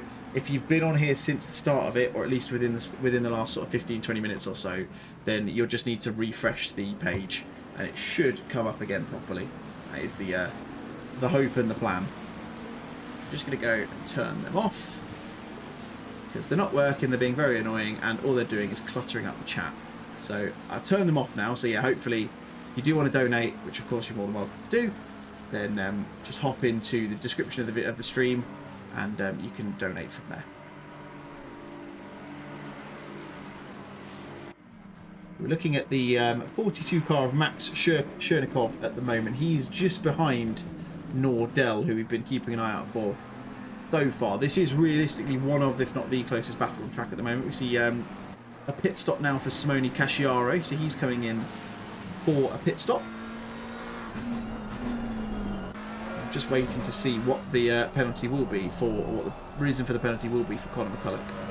This is now another one of the McLarens of David Tepper. That is what, P10 down to P17. So 7 McLarens all in a row. I feel like there's a nursery rhyme coming out of that.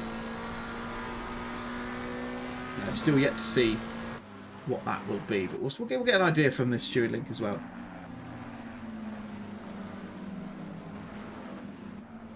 I think it's it might be the character limit, to be fair. It did tell me that it was within the character limit, but it might just be, yeah, it might be. I think maybe you're suggesting it's the difference between the YouTube character limit link and the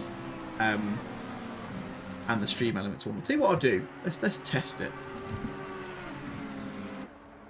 Let's have a quick looky-loo. Let's have a little test. Oh, not Stu.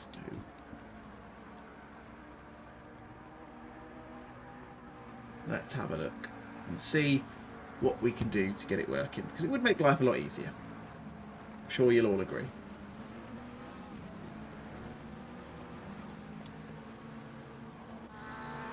Right, that's safe. Right, now let's lob a command into the chat.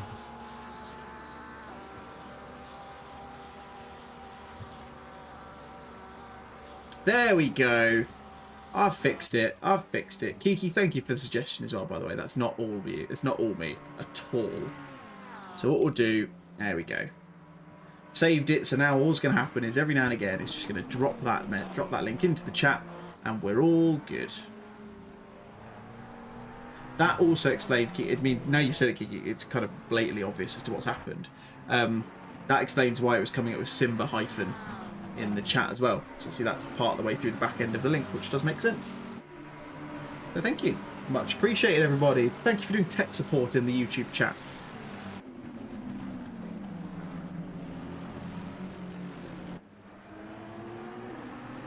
This is why you should test these things before you go live, but you live and you learn. This is, my goodness, this is a massive... What do we think, chat? What are we calling a big group of McLarens? You know how you have like a murder of crows, that sort of thing? What are we calling a big group of McLarens for this one? Because we're going to see a lot of them. It's impossible not to see McLaren in this race, it feels like. Yeah, I think you're right. I noticed it and I was looking at it going, what on earth is that for? But yeah, just completely slipped my mind as to what it could have been until you've said it. Oh, Nordell going at the inside of Chernikov. Is he going to get it done? Go through Piff Paff. He's going to be on the outside now. Looks like they've just about managed to get through cleanly. Very nice moves from the two of them as well. It's a Big Mac. I enjoy that, Craig. That's a good one. We're all in agreement. Anytime we see them, it's going to be, we've got a Big Mac on screen. Oh, it makes me hungry.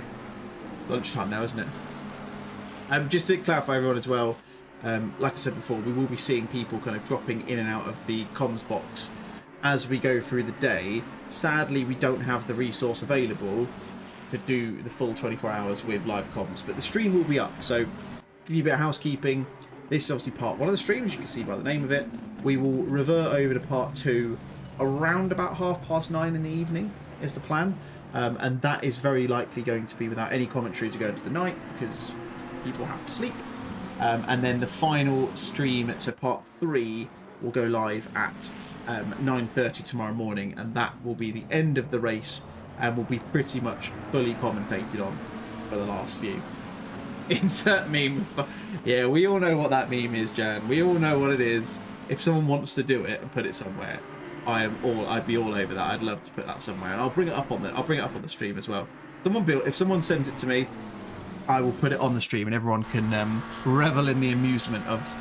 We all know what the meme is. Oh, Tepper. What's Tepper doing? He's on the left hand side. Has he got damage? No, he hasn't. He's got no damage on the car. He's just decided he wanted to do a bit of grass cutting on the left hand side of the Kemmel Straight, which is an interesting thing to do.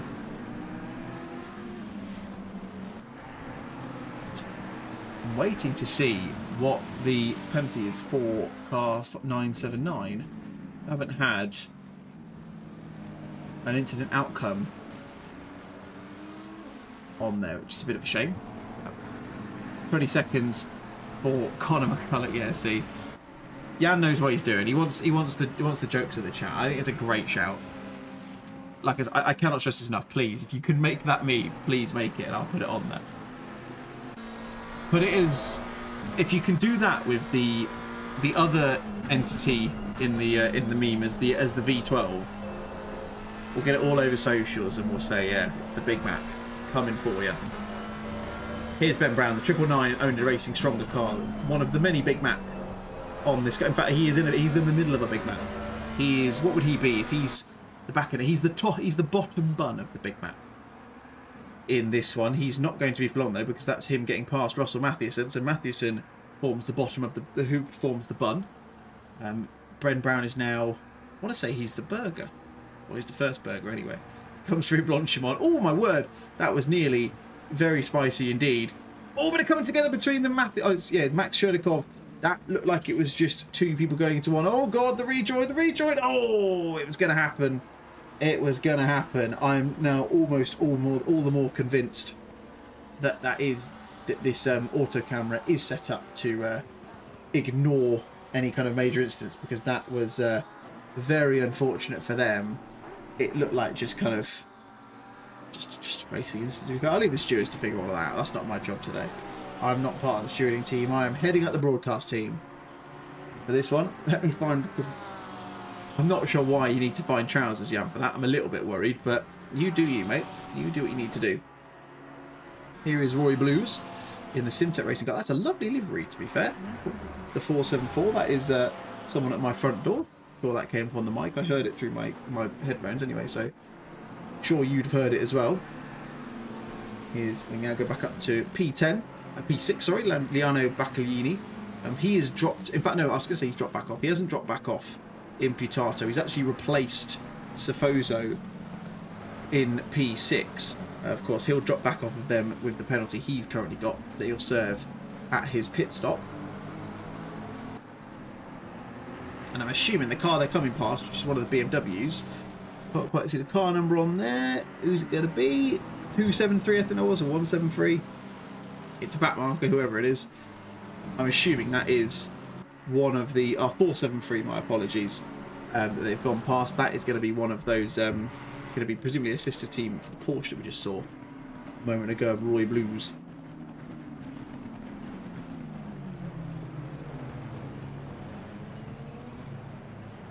That Porsche looking a little bit battered there. It really is. Sam saying just got punted. Are you saying you got punted, Sam? If so, give me some context. I'll see what I can do.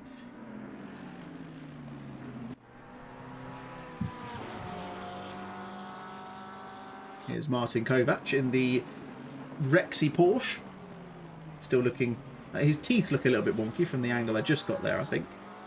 He is just behind Matt High in one of the many McLarens in this race. Can we see...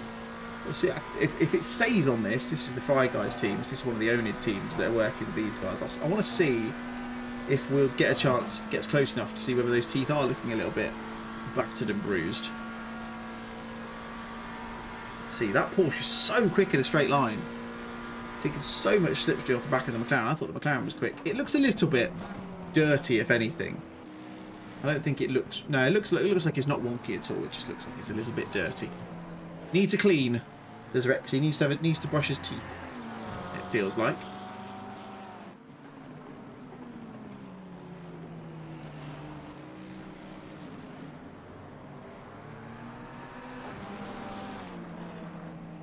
I believe we're going to have some esteemed company coming into the broadcast chatter in a few moments' time, round about on the hour. We're going to get Mr. Raddenbury joining us, and I think that'll be my cue to disappear for a little while.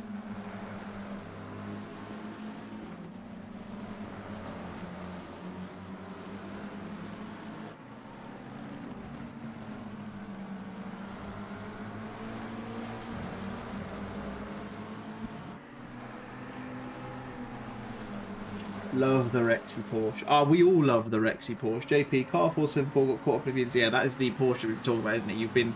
Yeah, that car is looking a little bit worse for wear. Great comp so far. Thank you. Very nice of you to say. We will have, like I said, we'll have other people joining us throughout it. And as I've stressed on multiple occasions before, we encourage anyone to drop in and just have a natter with us in the street, in the chat as well. We'd love to have a chat to see how you're getting on, how your race is going. Yeah, have a little natter, little cup of tea and a chat. Who goes there? Raddenbury's in the chat. Hello, Mark. How are you? Hello. Yeah, good actually. Quite damage in 751.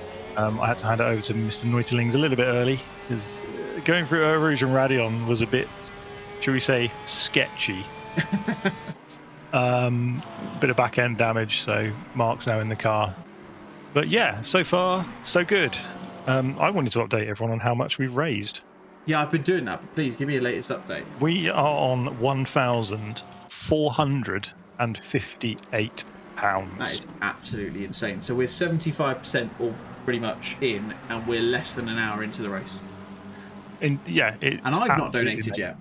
You haven't donated yet? No, I haven't. I've been meaning to. Will I get a stop go 30 if I haven't donated by the 23rd? Oh, 100%. I've actually just been going through that, and it looks like all the teams that hadn't donated have now done that. There's a couple that are still in there that were entered that hadn't donated, but they haven't actually turned up at all. So, well, at least they've retained their donation. It's a nice thing to do.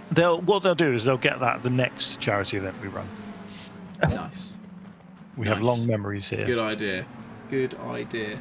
No, it's amazing, to be fair. I've been talking to the guys on the stream about the setup for Colin as well. Obviously, with his mate Leo, who's going to be donating for every position they get off the bottom. He's going to be be skinned at the moment, yeah. yeah, he's going to be skinned. I know that they're literally just setting up for their first pit stop in the 750 car. So it won't be long until we see a driver swap for them. Yeah, we're starting to see people come in. I can see Heaven from P3, I think he was the end. He's now pitting. We've seen quite a few people pit already, to be fair, but yeah, this is going to be the time. You're bang on the hour now, so I think a lot of the teams will, just to keep things simple for their stint. They'll be diving in now. A lot of the teams are going to push it, to the absolute limit and go for the 70 minutes, but.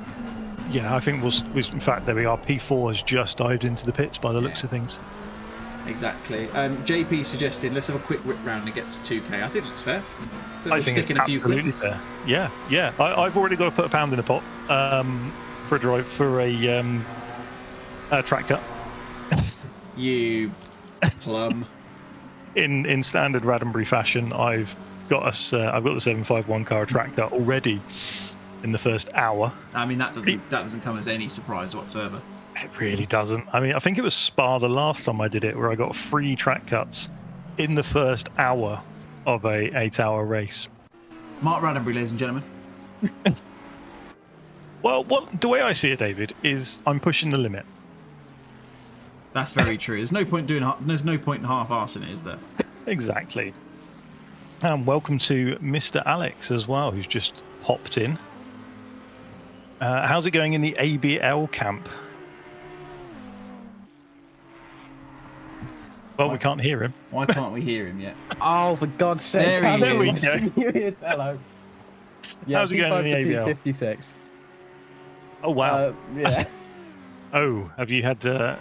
talk us through it. Have you had some issues? To be honest, every time I get out of the chat and I go help Ash in the stewarding, it seems everything goes to a mess. So we yeah. call you the sort of ringleader then. You're the cement in the ABL team wall. Don't know about that. Just seen a bit of a battle going on at the moment on screen. 27th, 28th, side by side on the way down the hill. And neatly slotted in there by the Lamborghini. That's very sensible driving. Oh, I should probably add for you guys, just to let you know, we are now officially calling any big group of McLarens, they are now affectionately known as a Big Mac. The chat has spoken. Chat, you've excelled yourself there. That is. Oh, we're also. Good. I'm desperately hoping that they are going to follow through on what we've already talked about, and we are hopefully going to see a certain meme with. But put it this way, it's going to be. I'm hoping it's going to be a V12 Aston on a sofa with a lot of rather large McLarens behind it. Fantastic. Is there any V12s in this? There is one. There is. Oh, legend. There is the classic, the Celtic bromance boys. Is it Dan Hearn by any chance? It's Dan Bernard. It's Dan Bernard at the moment. I think Kiki Mack's in that car. Dan Crinson as well. Here it is. Whoa. Here it is. It's the lesser spotted. It's an absolutely gorgeous noise from that car. Looks like they've just taken Harry Witter from the Sim Night Racing team there, lapping him. There we go. I've officially donated. Oh, well done, David. Well done. Proud of you. Oh, Craig's just popped a donation in as well. Craig's been very vocal in the chat. He's donated as well. What a boy. What an absolute legend. Mr. Hewlett, thank you. Meme done. Where do I send it? Right, Jan. I will... hold on. Let me find my Twitter. By any chance, is that V12 a Welsh car? I kind of saw a nice Welsh dragon there. The Celtic Bromance boys, they're very much a... Some of them are in Wales, some of them are in Ireland. So it's that. Hence the Celtic side. I don't know. I'm purely guessing. Well, I'll vouch for them. Yeah, I would like to point out there is a Porsche in the top 6. Yeah, I want them to be first, just to say to the McLarens that a shame. They are currently battling with the Phoenix Racing team for that top 5 spot in the classic, the Rexy. The Porsche sounds amazing, though. It really does. I'm gonna disappear in a minute, but only once I've received this meme from Jan in the chat. I've sent him in my Twitter. He's gonna DM me, Jan. I don't know which one. I don't know.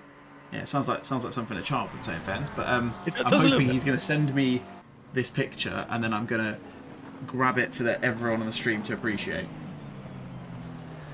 So gonna be there all 24 hours by any chance? Well, no, we've got a race to watch. I've already had one bloody issue with the broadcast app. It's been a right pain in my backside so far. What's happened? I had to blame technical difficulties. I've left the auto cam on now, so we're all sorted. No matter who comes in and has a chat with anyone, that's why I'm not choosing who we watch. It's much easier that way. Oh yeah, we're seeing some pit stops now. Savozo and Dyer both in the pits. It's around the time where the 70-minute timer starts to go. Well, of course, we've already seen a few people pit early doors, haven't we? So it's we'll see whether what am I trying to say? Use words, David. That'd be a good start. What am I trying to say? Well, of course, if they go through the pit lane, if they obviously fix damage, have a drive-through or penalty, or whatever, they're going to have to it's going to reset their stint timer, isn't it? So we're going to see a few people a bit out of sync. Certainly the 751 is going to be well out of sync now from me having to dive in early. Unless Yeah, unless both anyone is- else is able to extend, maybe. Yeah, I think the plan is for Mr. Neutlings to double stint, potentially, if his knees let him. Not marking his knees. I've certainly said I'm happy to double stint, and I generally go faster on a second stint. I don't know about you guys. Always seems to be the second stint for me. I've just got just a little bit more pace, a bit more used to the car, a bit more comfy. I get that. I think it's fair. I haven't done I haven't double stinted for long enough to prove the point. And in fact, no.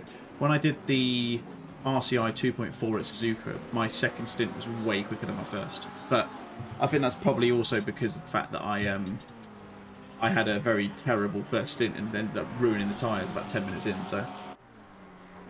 Can I just say one thing about the incident sheet? It's if you're going to protest something, please bring evidence. Otherwise, it will not be classed as a penalty. I've seen quite a few people do it today, and it's not the best. You've been told, boys and girls. Don't put yourself on the naughty list. Do not Exactly. put yourself on my naughty list, especially. That's the worst naughty list. That leader's in the pits, I've just spotted. On my screen. Mr. Might Perry? not be on your screen. No, Yeah, Mr. Perry is not flying yet. around. He has been super quick. He's actually got a yellow flag, which is a bit weird. Oh, See a problem with my automated camera. He's got a yellow flag. He's not actually. What's going on here? Oh, he's not run out of fuel, is he? He's down at the end of the pit lane. I don't know why he's got a yellow flag, but he's dropping down like a stone. Very weird. I think they've disconnected. We they had have. this- Oh, no, we had- no, yeah. it's still there. Well, no, we No, had no. this. We had this happen earlier for one of the teams at the back end of the grid. I can't. It was. On my screen, they are moving. They are moving now. They've just exited pit lane now on my screen. Yes, I can see that as well. On mine. You, goodness me, that was a bit worrying. That was, yeah.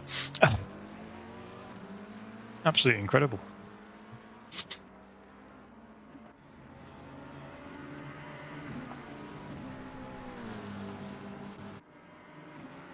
Got this weird Discord feature on there, which is really annoying me, where every time I go into a different chat, it gives me confetti.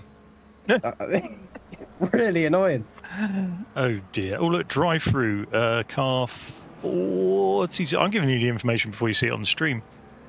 I'm good at this. Look at that absolute traffic jam into pit lane now. I know. Yeah, this is what I mean. Everyone's coming at the same time. That is Understandably. on the money there for pit stops. Only so far, I think, one drive-through for speeding in the pit lane, I believe. I think I saw one earlier. Could be wrong. It's been a bit of a stressful couple of hours for me. I'm just happy the event is now running. We're an hour in, over the hour now. I dare someone to scan me. Oh, it's fine. It's fine. It's fine. We're back up. We're back in. I dare someone to scan the QR code on top of a BBS car. Oh, I was going to. I was going to yeah. do that at some point. Yeah. Please. Need to have a look at that. Here's Brazer coming out of the pits. So the SiMBA racing car. Where's he come back at? He's come back at P12 by the looks of it. Believe that's one of 2 SiMBA Night racing cars. There's a second one just in front of them, in fact. They've timed that to perfection. That is exactly what you want to see. It's a social media Hey, there you go, dream. Alex. The Porsche's leading. He's in the pit lane now, so he won't be leading for long, but the Porsche is on. leading. We're still calling it, gentlemen. Port Stop for the win. count. Stop the count. Well, to be fair, I would want the V12 to win. So Can we've always got happen. P2 through to, in fact, technically it was P2 a minute ago. P2 through to P16 on McLarens. Now, what do we think? Do we think there's going to be a McLaren on the top step of the podium at the end? Yes. Yes. No doubt. Yes. As Jeremy Clarkson would say, yes. Yes. I was watching the top. It would be fantastic. Right, I'm going to hop back into my driver's chat. I better give the Dutchman some courage. But everyone, please just keep donating. The stream will be up even if there's no one in here. I'm going to try and drop in every hour just to update. I'll try to do the same. Yeah, just enjoy the day, ladies and gents, boys and girls. What you said.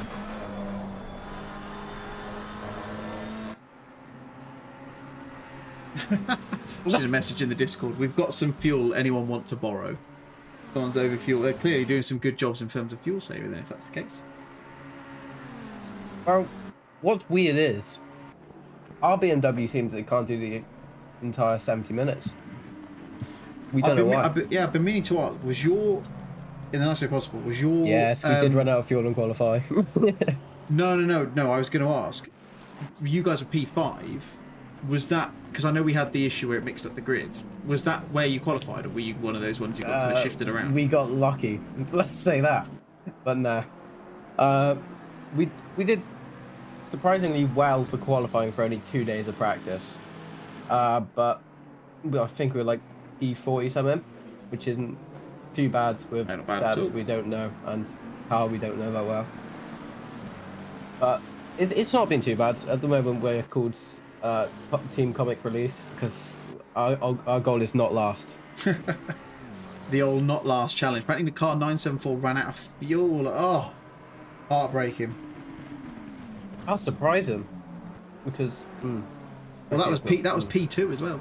Oh, yeah. P2. That is an absolute shocker. That's a 30-second penalty. So, well, not a penalty, but controls locked from the game if they have the RTG, which they have to. Oh man, it's not what you want.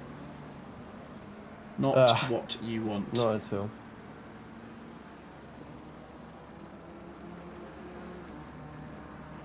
I've just been informed that we might run out of fuel in a minute. Keeps you busy, right? Because I've been here for the last 2 hours, it feels like. I am going to shoot off for a little while. Alex, if you're around, I'll leave everyone in the more than capable company of yourself.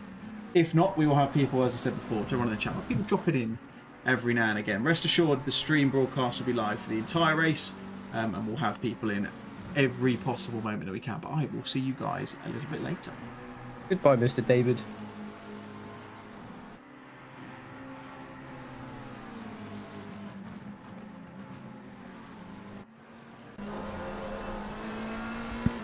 Fourth is still P5, which is nice. I do hope it can be a bit further up because it would be nice to have Porsche top 5. Sorry, I'm back again. Because as I've left, I've just received the Aston Martin McLaren meme. It has arrived. So let me just save this. Let me go into OBS. Is there any chance I could try interview a team? So if you're driving. I'll put that in chat now. So if everybody's ready, we're about to see the meme. It's going to appear any second now. Hopefully it'll appear in the right place. There it is. Let's make it a bit bigger so everyone can see. Oh, for God's sake. Well, we have to keep that up. If I can make it small enough, let me just fiddle to the sides and do this. I reckon you could, yeah, that's perfect, that is. There you go, right in there. There we are. Who made that? That is courtesy to Yan Yan in the chat. That is absolutely incredible. I've got so much time for it. It's unreal. Right, now I am going to go. So I'll see you guys later on. Goodbye. See you in a bit. You've got me for however long I want to be here. Unlucky, lads. But yeah, I hope that stays there for the entire 24 hours. David might take it away. This isn't McLaren. It should be the McLaren Cup. I know what you mean, but no, it's the Positive Perception 24 Hours of Spa. If I don't, you're probably in the race. I don't know. I don't know many people in this race. Sorry, but I'm just here for the lols, really. If anyone wants to hop in VC, the comms box, who are in a team, I want to do a bit of an interview. DM me. I am aced on the Discords and I'm appearing online, so Hit me up.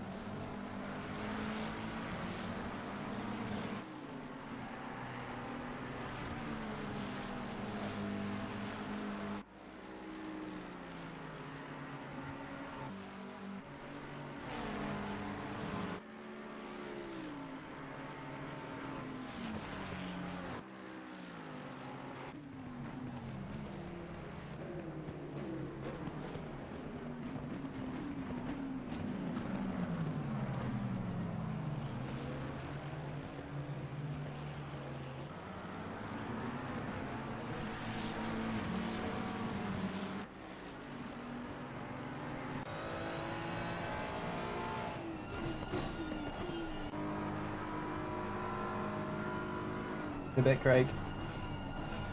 Enjoy football.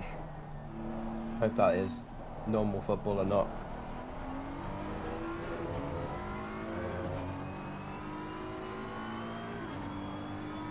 What's it called? American football. I've not had much sleep, if you can tell. I've had about 3 hours sleep, and I'm supposed to be up for the entire 24. Enjoy that as what you will.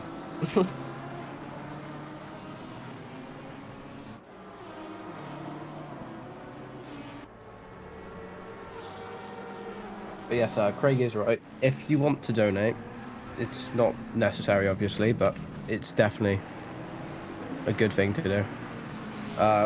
Pause this donate. Donate is what you should do in chat, just like this. And it should come up with a link if David said it right. There we go. Good. I'm glad it's normal football.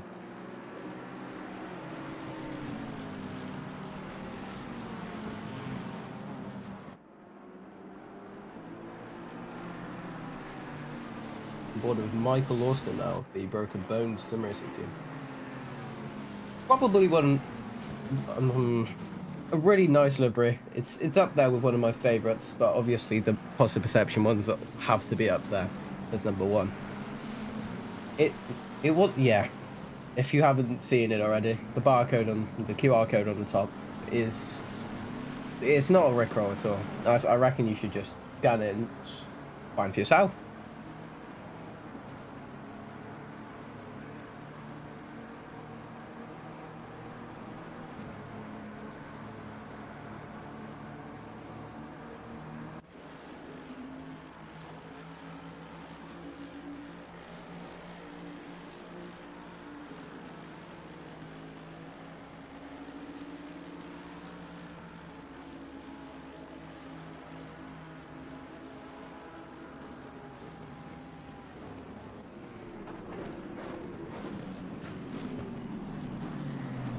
Cheers, Craig. I'll not be able to speak by the 12th hour, so yeah, not the best. Still can't believe there's 63 people watching this already. Great to see the channel doing so well. We've already gained 12 subscribers since we started, or maybe 2 hours ago now, which is great to see. Go with Greg Prescott on a Honoured Sim Hounds Rookies team. Even though Greg is definitely not a rookie. Lovely livery though. Ben always smashes a good livery. Could have blasted if I put it, but Ben always makes a brilliant looking livery.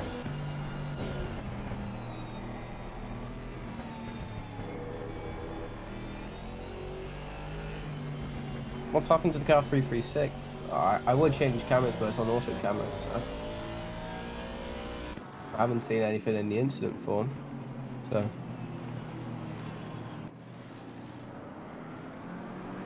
what if I put the view in there?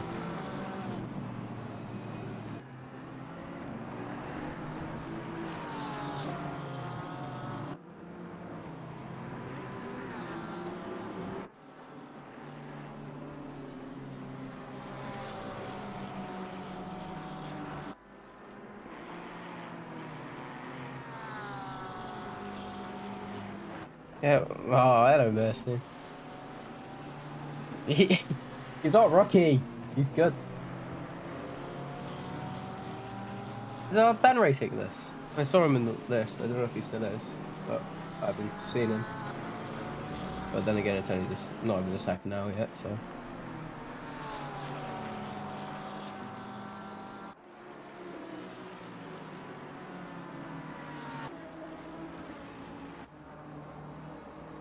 Oh my days, 3 wide there from my room. I'm not gonna try to pronounce that. Like McLaren, he is brave with that. Oh, we've got a car. I want to say that's in Huham. Spun around. Oh, and now Cronus Porsche team has damage. Same with the Lamborghini of Revolution Sim Racing, which is I don't know if they've had that before, but I can't comment on that.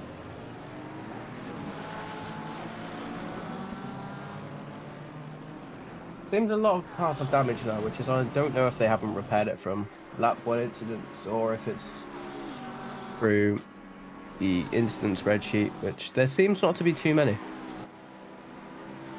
I feel like.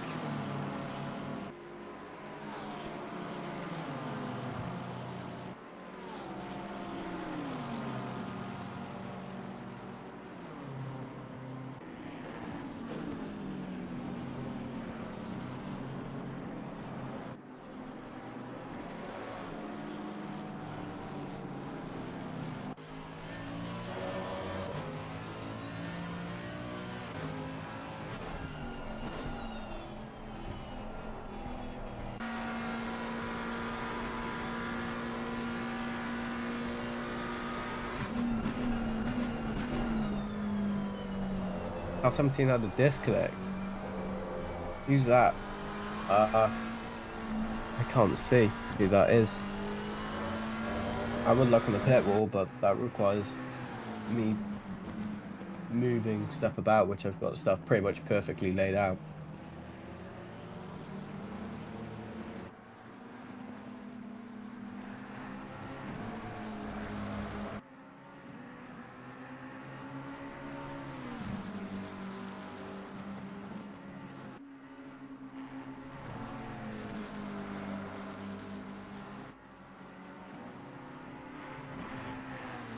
Oh no, the honoured rook.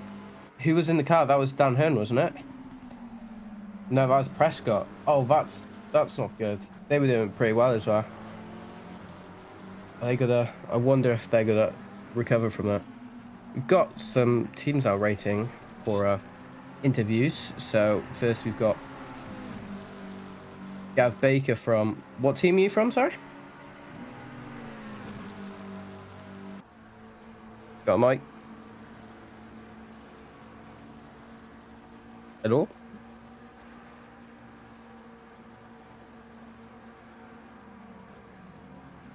Oh, actually, no, Ben Brown is in the race now.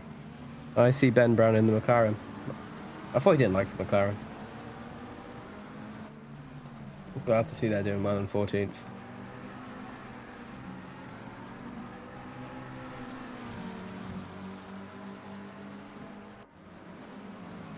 I don't remember if disconnects deletes all your laps. I don't think it does, which is good, but if it does, that's not the best of situations.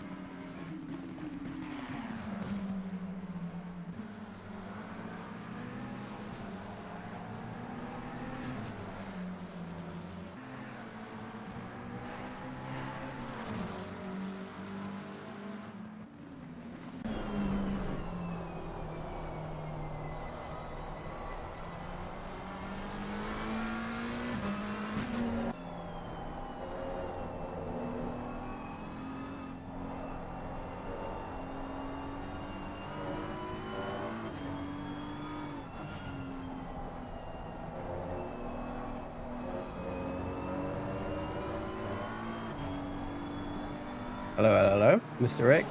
How's it going for your team at the moment? Good evening. Well, shit. Oh no. If we could avoid swearing, please, on the stream. Oh yes, please. Yes, fine. I'm from the good 336. Oh no, I've heard a lot of drama about that car. How's your race gone then? In terms of the start, like with the start when we had the massive pileups both on the straight, we had a fine start, but then we got shunted, and from there it all went bad. Has that all been recovered now? Everyone been given penalties? Or I don't think so. We are like amateur pace and 5 laps down, and also 1 man down. So. Oh no. Yeah. What's your pace currently? Well, I was doing 124, I think, but then the steering wheel decided to give out, so don't know. Oh, that's really unlucky. Yeah, our team went from a P5 to P56, so it could have been worse. Yeah. To be fair, we didn't lose a place. We qualified last. Alicia's still in the race, though. Yeah, like that's the thing. We're gonna try and see through to the finish. Yeah, that's the only thing you can hope for during a 24-hour race like this. Obviously, there's still 22 hours left. Anything can happen. Yeah, exactly. Just hope for the best, really. Yeah. How many pits have you done so far? I think it was 4 because of a drive-through and 2 failed driver changes because of damage. Oh my god, that's Yeah, it's all going well. At least you're still in it though. Yeah, there's a couple teams that disconnected. Yeah, at least like the rest of the Phoenix team branch is doing great.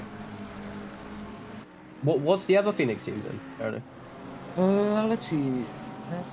We're in 3rd place, 5th place, and the other 2. Wait, the numbers. Yeah, we're in 3rd and 5th, and then let's see, 6th. That's pretty good. You've got how many teams? 5 teams running? Yeah, 5 teams. That's a lot of teams. How many drivers do you have per team? I think we were at 19, but we've got a few which fell off. Yeah, that's a lot, to be fair. Yeah. So at least our branch is doing good. Exactly. It's been a pleasure talking to you. I hope for the best for the rest of your race.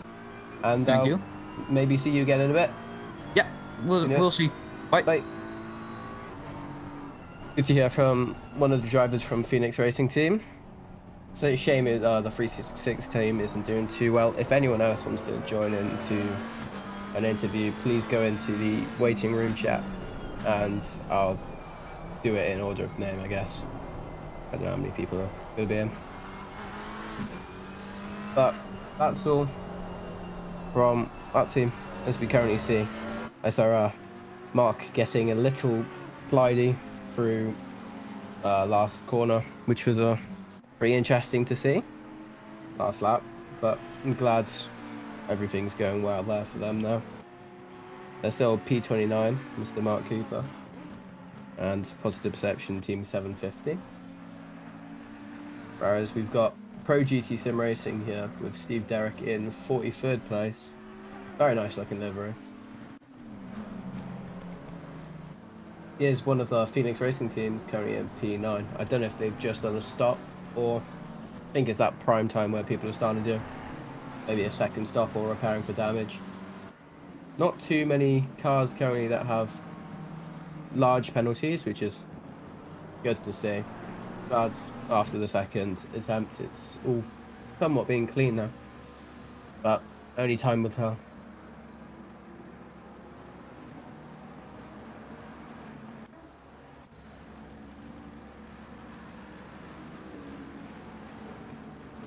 I saw Brogan's message there.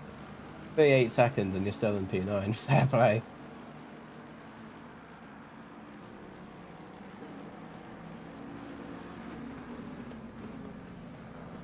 What was going to be funny was I was supposed to, well, my challenge was to have to do 12 hours of this, but nothing really fell through at the end. 12 hours of commentary.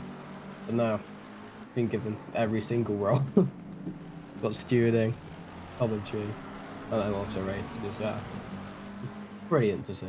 I like being busy, so nothing to complain. I don't think I would last 12 hours of commentary without speaking different languages.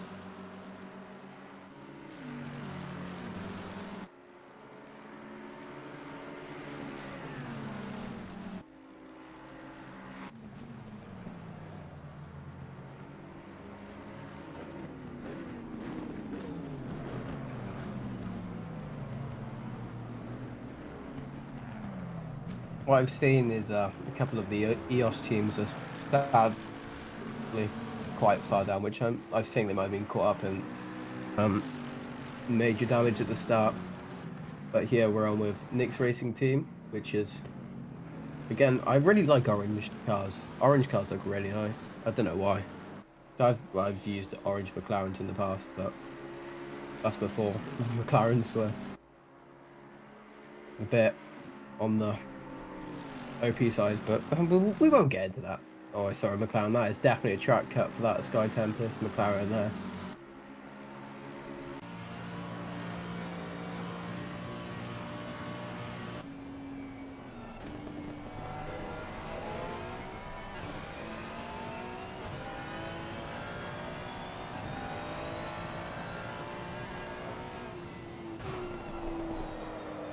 How's all of the sounds, by the way? Is everything sounding fine? Well, I can't really do much about it. I'd have to drag David back here, but I'm hoping everything's running smoothly and fine.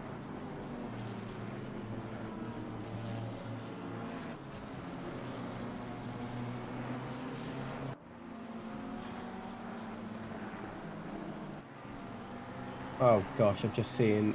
No, don't tell me that's the car I think it is. Uh-oh.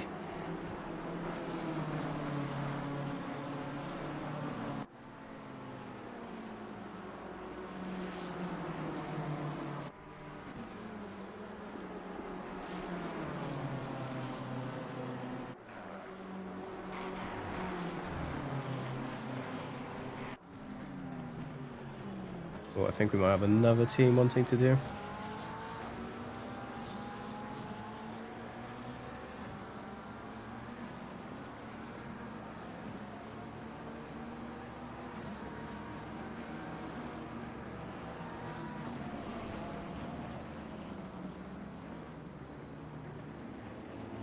Hello, Mr. Lewis. Yeah, seems like you're doing pretty well here. Syntech, all down in pretty good places.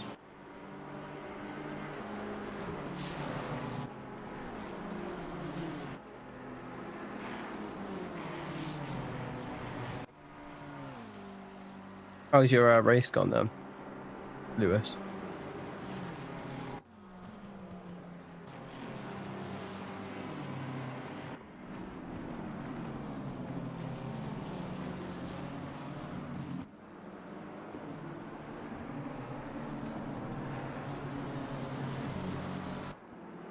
Hey, Terry. Yeah, I don't expect to be solo commentary this, so it's a bit more difficult. But for our team, P5 to P57, so it's not been the best, but we're still in it. How's your team doing? I haven't really seen much of your team around. I don't know if you're still doing it with Global Motorsports or if you're doing it with a different team.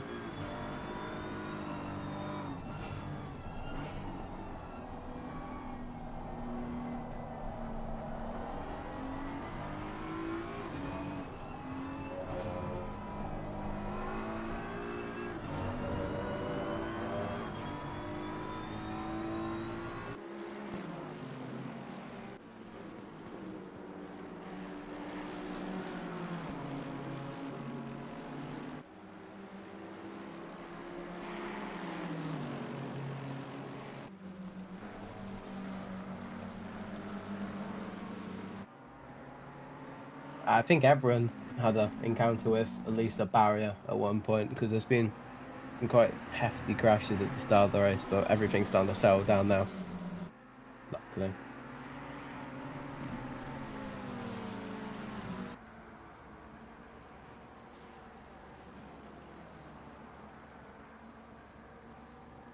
Glad we can see some support for some other teams around in chat. Good to see.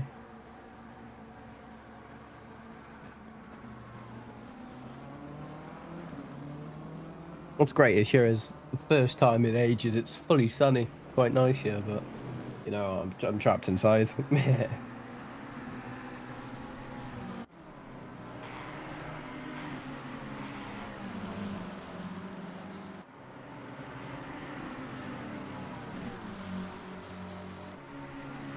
everyone's giving each other support. That's good to know.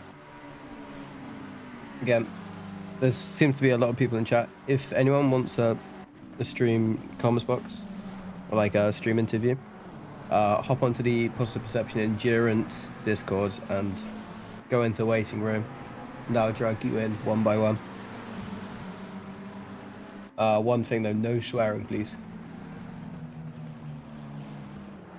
Good to see Mercy, good to see Honored's back in. Sun is a deadly laser, you're right. Vitamin D for losers. What position is Honoured Rookies in? No, I can't see them on the relative screen. I don't have my... Oh, Matty boy. Yeah.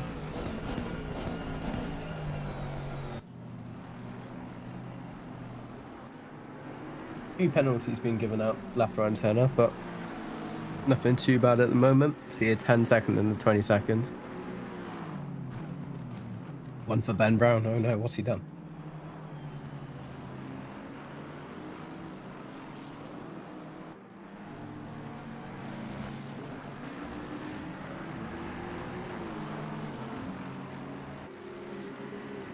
Got dropped to the back. Oh, how many laps are you behind, mate?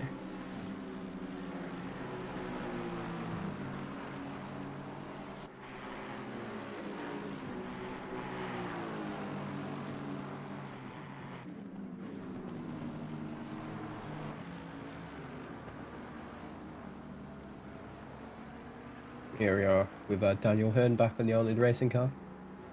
Good to see they're doing well as well in the Aston Martin. Not the V12 though, which I'm surprised about. Arnold seemed to be obsessed with the V12 Aston.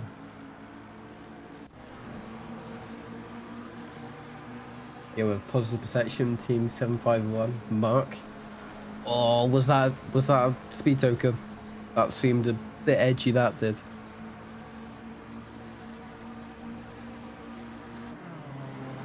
Great livery from them, but I don't know why I said but you can tell I'm tired.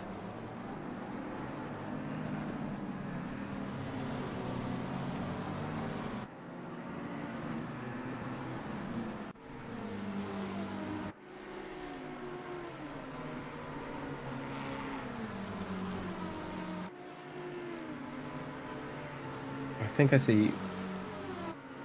I can't really see that well, but I want to say that's SNR Enduro Nights. That's a really nice livery.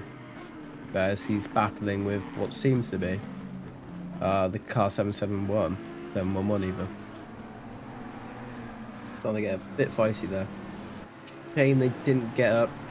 I don't know if there's penalties for carbon liveries, but I don't know if there is, but I reckon there should be. Oh, what sucks to hear, mate. I hope for the best of luck for your guys' next endurance races in the Rookies Cup. At least you've still got other cars in it as well, though. But it's really sad to see that, mate. Hoping for the best for your next endurance race.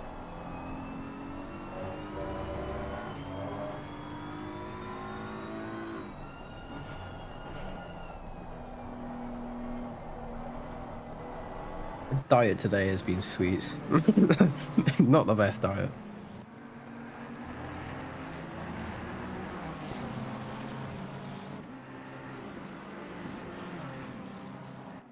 Tempted to see if Pixley wants an interview, but I don't want to disturb him if he's doing it solo. Because Richard Pixley is doing the mad lad is doing the entire 24 hours solo, which is, yeah, that's the difficult job that is. If he gets it done, mad respect to him.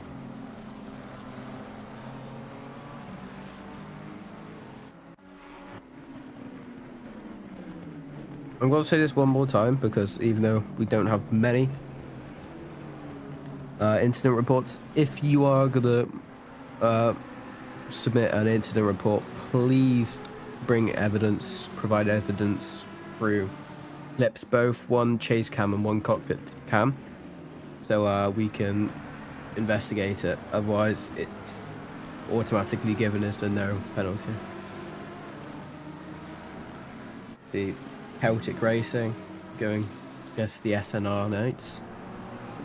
Don't know if it's an overlap because I can't really see much, unfortunately, but great to see.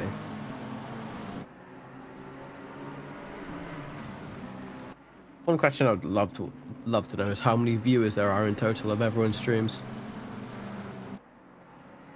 I don't know about that, but it might be close to 200. That would be cool. I don't know who's got the most popular Twitch though, or YouTube, or Kick, or whatever they use, but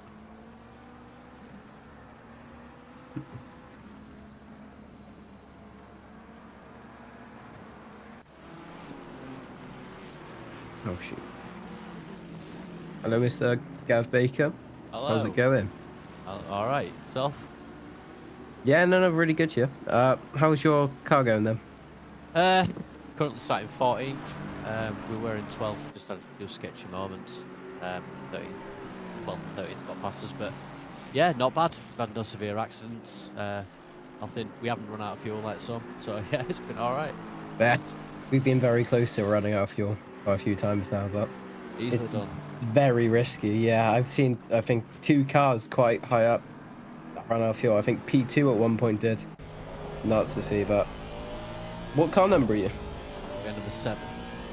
Oh, the one without any penalties. Well done. Yeah, we've not done bad for keeping it clean, to be honest. I had a relatively clean first stint. Yeah, Callum's doing a great job now. I'm back in straight after Callum, and then yeah, we'll see what the rest of it holds, really. How's the Honoured car been treating you against?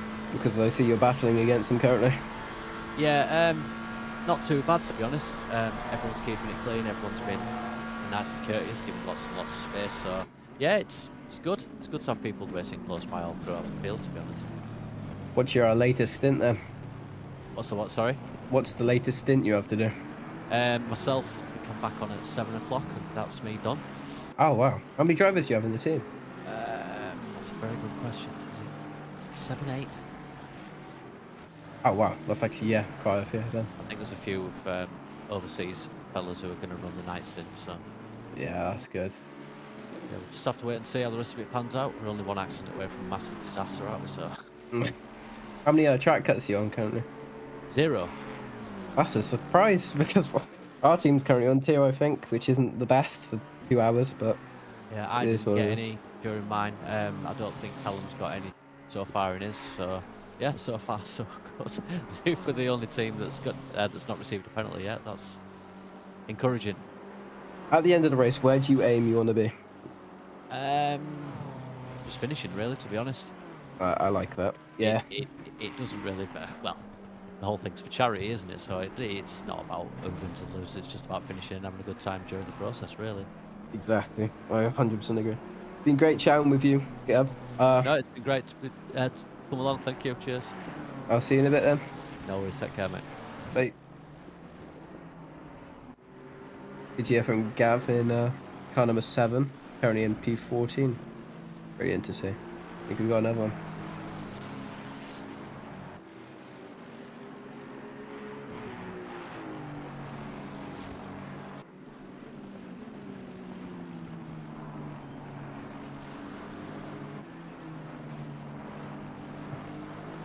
Funnily, I think David might be just listening into this. It would be kind of funny if it is, but that's his private contemplation space. That's true.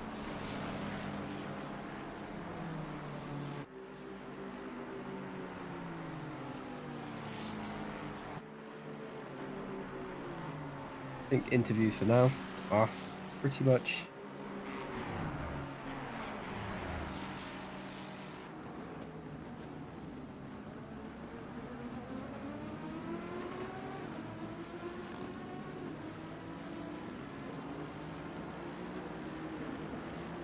Odyssey Racing. There you go. If you interview, guys.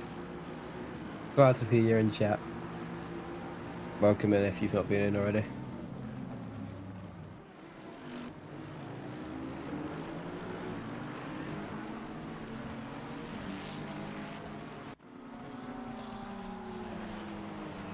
On board with Daniel Solan now of the Cronus Racing team. Really do like their livery. It's very simple, but it works very well. And that Porsche behind in the lime green one looks sick. It reminds me of one of the old American, I think it's P46. If any of you aviation nerds are there.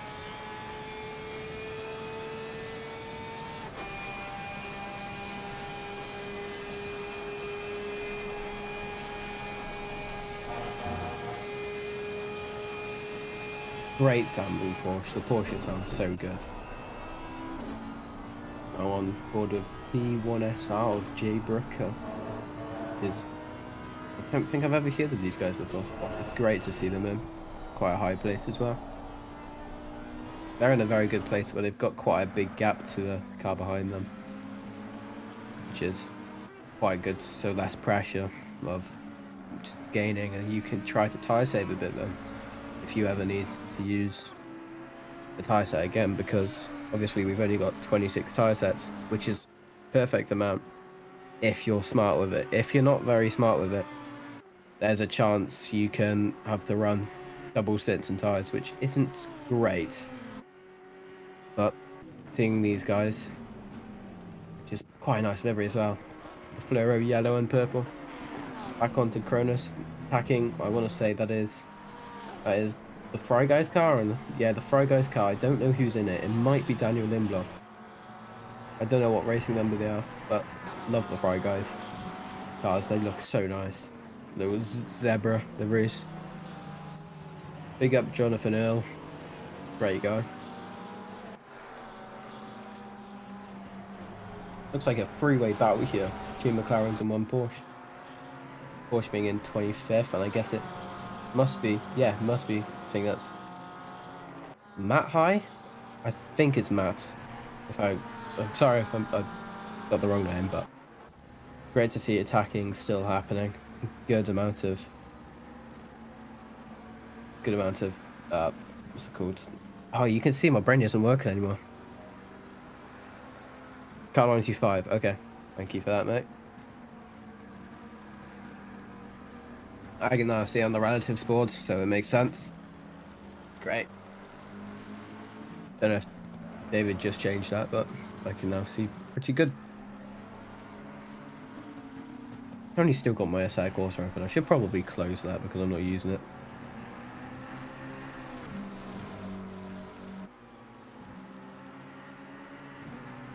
Mercy, do you want to hop on comms? You don't have to if you don't want to, but you can talk about what happens or not, doesn't matter.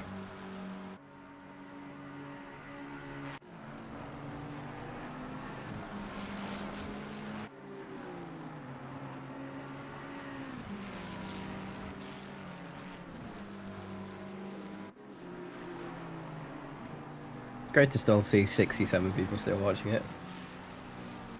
I think the peak we've had is about 93 people watching, which is nuts, because when I'm usually commentating for Positive Perception GeForce, we usually have around 20 people watching, so this is a lot more than usual.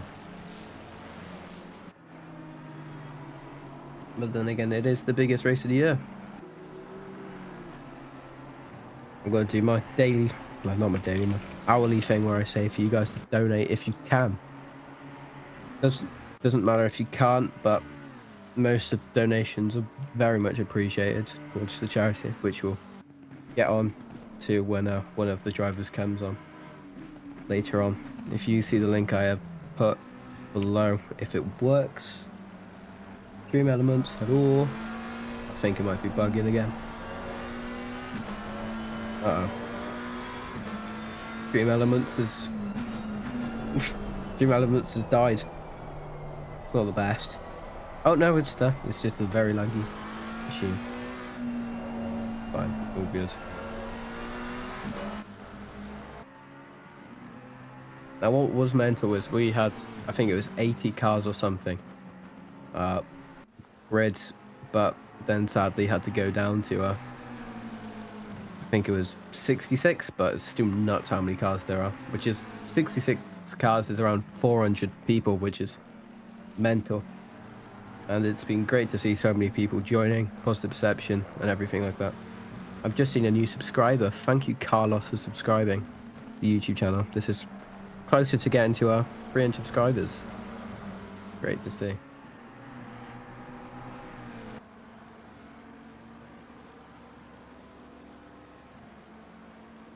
"68 people watching now. Ooh. I hope I'm actually talking. I'm not just talking to a brick wall. That would be pretty bad.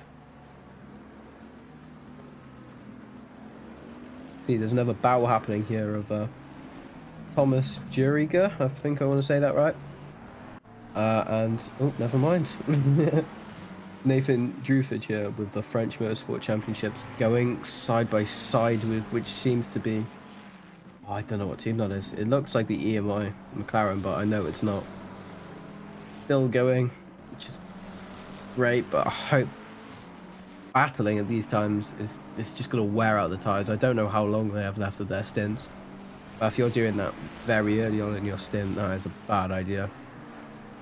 Your tyres are just going to die very, very early on. As we're about to approach a 22-hour mark, which is great to see. Nearly 2 hours into this race already.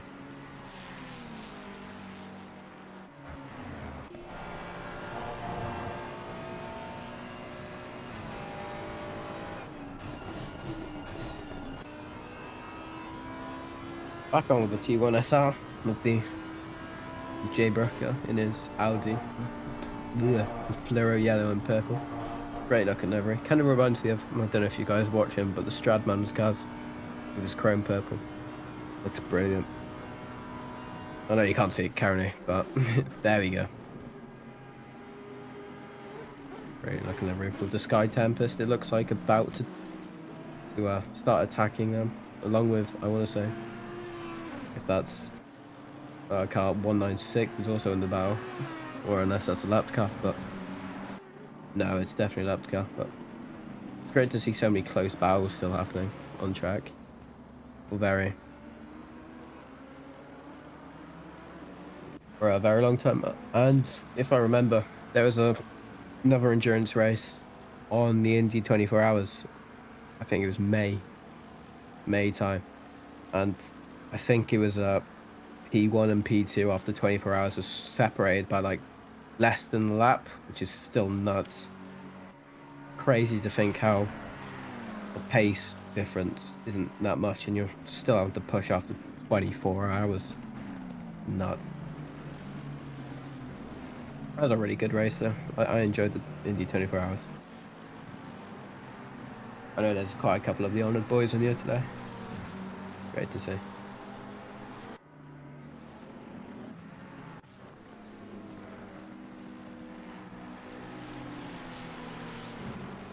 British University Sim Racing. So That's a long name, that is. Like him trying to attack what seems to be some historiograph. And that's a really nice surname. I like that surname a lot.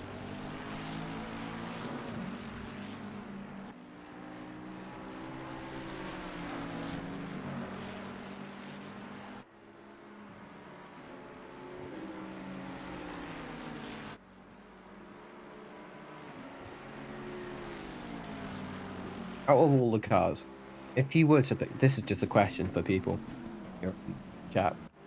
If we were to do a 2019 endurance race, what car would you go for? Has to be 2019 cars though. I think it's pre-2019 and 2019 cars. So you can't use like the McLaren 720S either. Cars like that.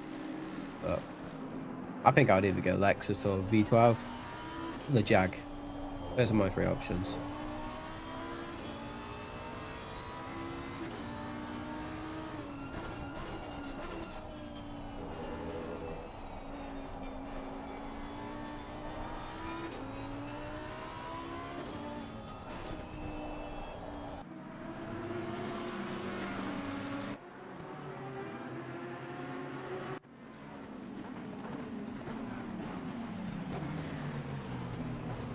Are you guys Celtic by any chance? God love the Welsh people. I'm also Welsh. V12 is goated car, sounds amazing. 2019 Porsche 911.11. Oh, I don't think I'm a fan of the Porsches, to be honest. I don't know why, apart from the new Porsche. New Porsches are great, but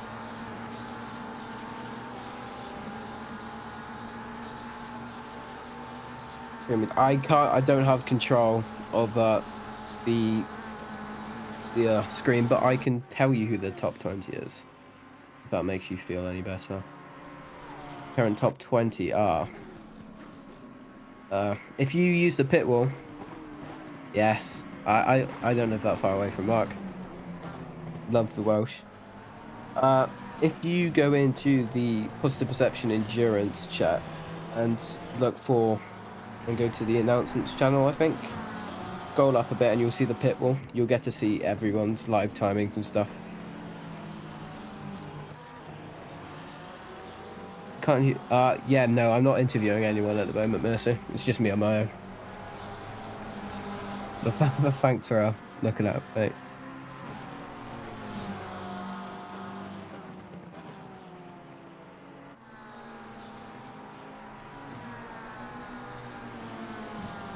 Listen to some random music. Absolutely love this. Oh my days, we got Fry Guys, Matt. Yeah, Matt High with, I think that's the Porsche. Yeah, no, that's just the back marker, I think, but it doesn't look like, I don't know which one's a back marker and which one isn't, but it seems, yeah, it must be. No, it must not be. This is a battle for position of car 474 against Matt High and the Fry Guys McLaren. Looks like he's going to go side by side into the fast left-hander. Is he going to get the move done? I can't see because we're in cockpit cam, but I'm presuming he's got the move done. Yes, he's got the move done. Well done, Matt. Another one of the honoured cars.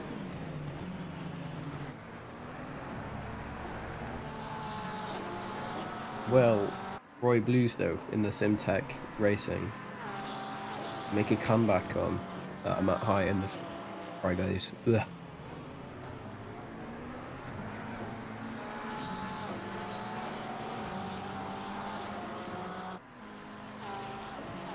I mean, yeah, it's bummer having the incidents because my team went from P5 because we had that weird glitch thing. Oh, that is definitely a speed token.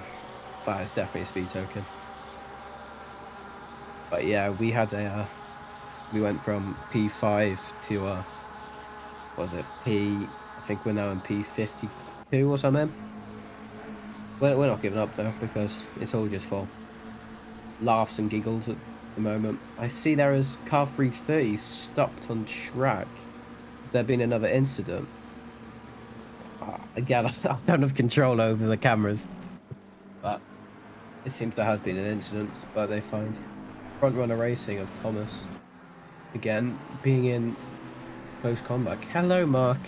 You here to save me? Well, no, it's been an hour since I was last here, so figured I better drop back in. Hello. And just update the lovely viewers. And I actually need to log into YouTube and actually see if I've had any messages. I realize I'm reading the chat. I haven't done that. I'm gonna hop. I'm gonna hop in now. Been kind of an interesting hour. Geeky Mac's been chatting. Good lad. Yeah. Absolutely love it. Talking about the V12 Aston. The V12. It's a beautiful car. What position are they in? P48 currently. That's fantastic. That's really good. They had an incident, unfortunately, but they're just for the same as us. They are. Giggles and laughs. Giggles, laughs. No, please don't. Yeah, won't. No. So far we're looking good. You know, positive perception teams are doing okay. I want to say.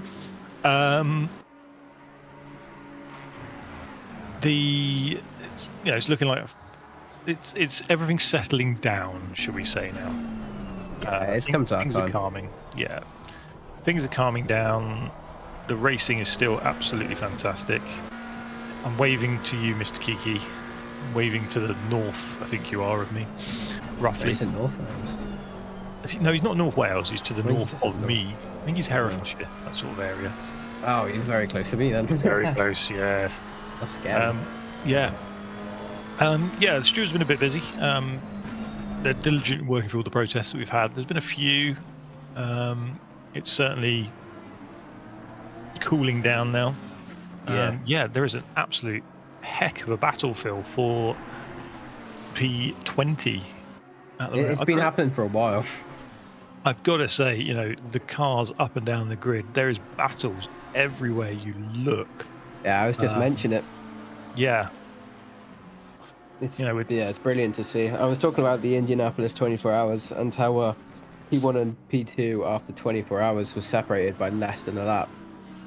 That's and also incredible. The Daytona 24 hours in real life, that was like 0.5 of a second or something like that. Nuts. I'm just catching up with the chat now.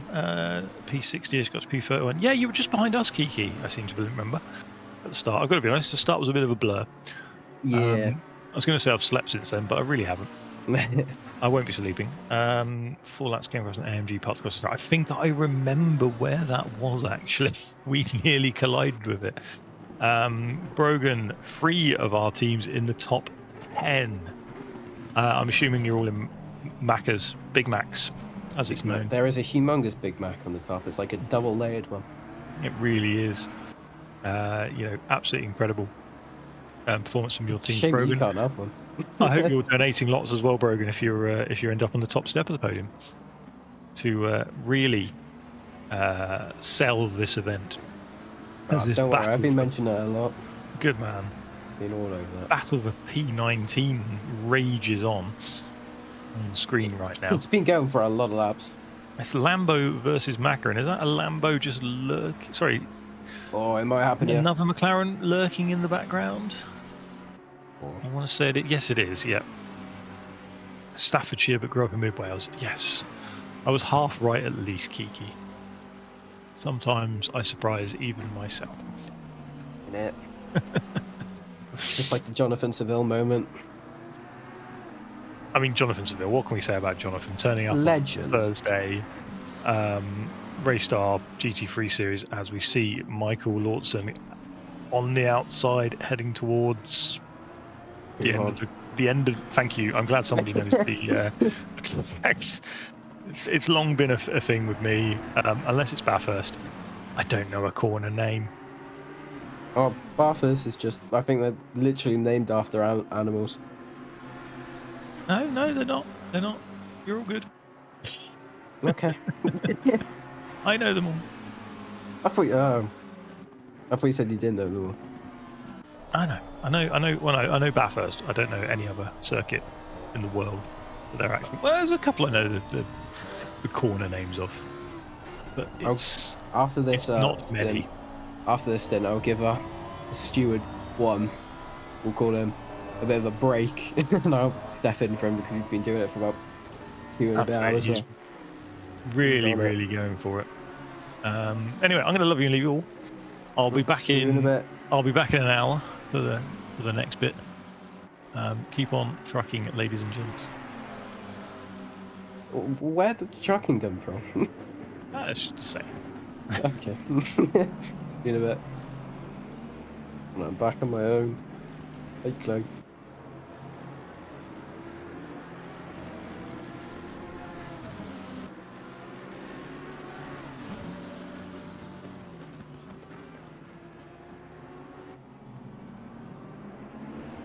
We'll do a bit of a trivia quiz, but I've got absolutely no questions to ask.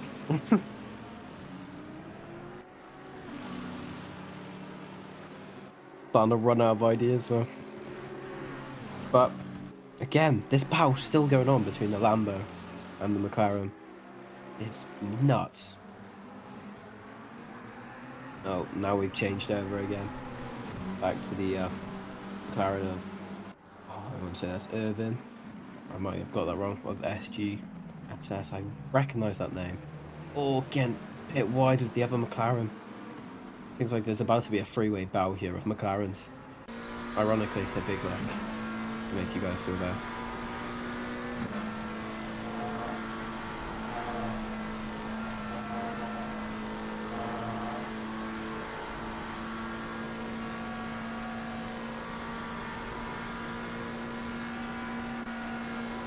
Hello, Mr. Tyler.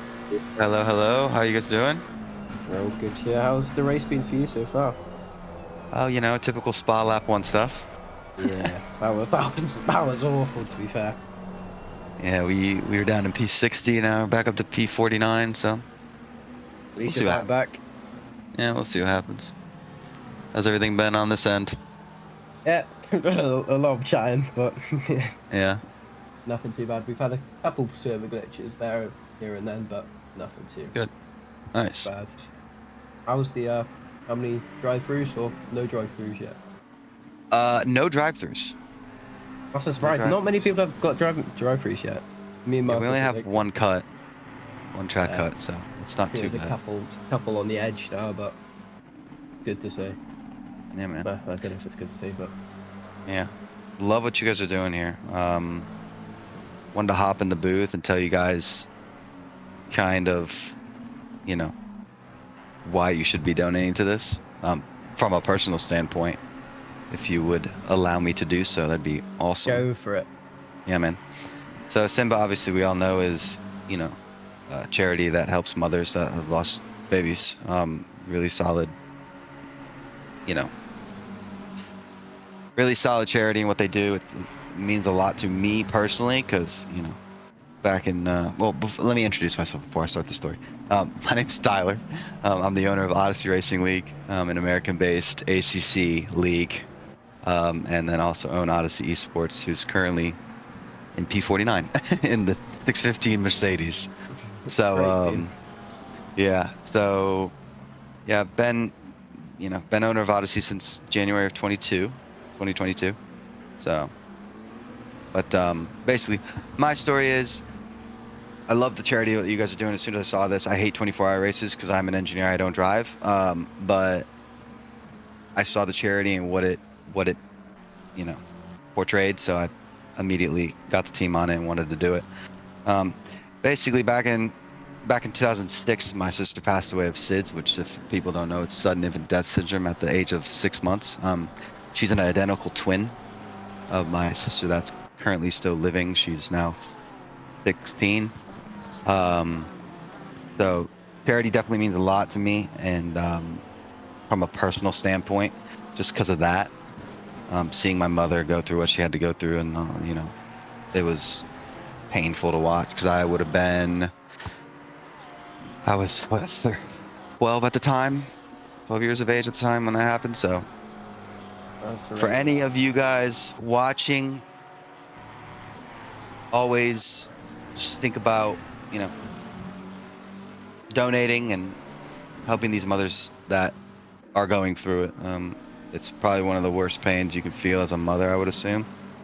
Obviously, as a brother, it sucked. So, as a mother, it could only be worse.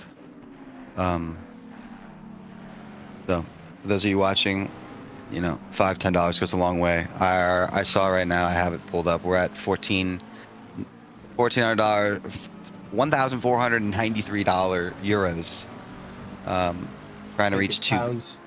Yeah. or pounds, yeah, pounds. Yeah. Trying to reach 2,000 pounds. We're about $500 away, so we can definitely get that in the next 21 hours and 48 minutes. I was gonna do a challenge. I haven't thought about it yet, but if we get £2,000, I'll do some sort of challenge. I don't know what it would be yet, but I'll do something. Yeah, it's really cool what you guys are doing. That's, I mean, 1,400 pounds is incredible already, and we are only 3 hours into the race, so 100%. really cool. So yeah, for any of those that needed a personal story, to go ahead and hit that donate button. There you go. Really appreciate you guys having us. It's a really well-run event. Still have 61 teams in, so that's really solid for the 62 that started. Pleasure having you on here. Thank you for having the courage for coming on here. Not many people do that. Yeah, man, absolutely. It's just it's different when you're talking about donating to a charity, and it's like, well, you know, donating, but like when you hear from someone that's actually in the event, I feel like it's a little bit different. You know what I mean? So exactly. But thank you for being on here. You're more than welcome to join back on later. Absolutely. Just give me a ping. So. Yep, absolutely, will do.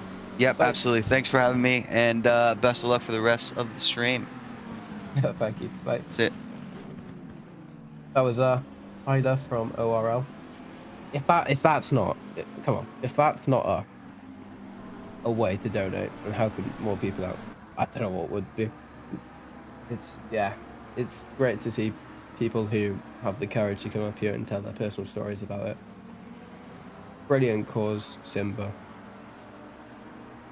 Obviously, there is a donate panel I will put up again here. If any of you want to donate, it's there.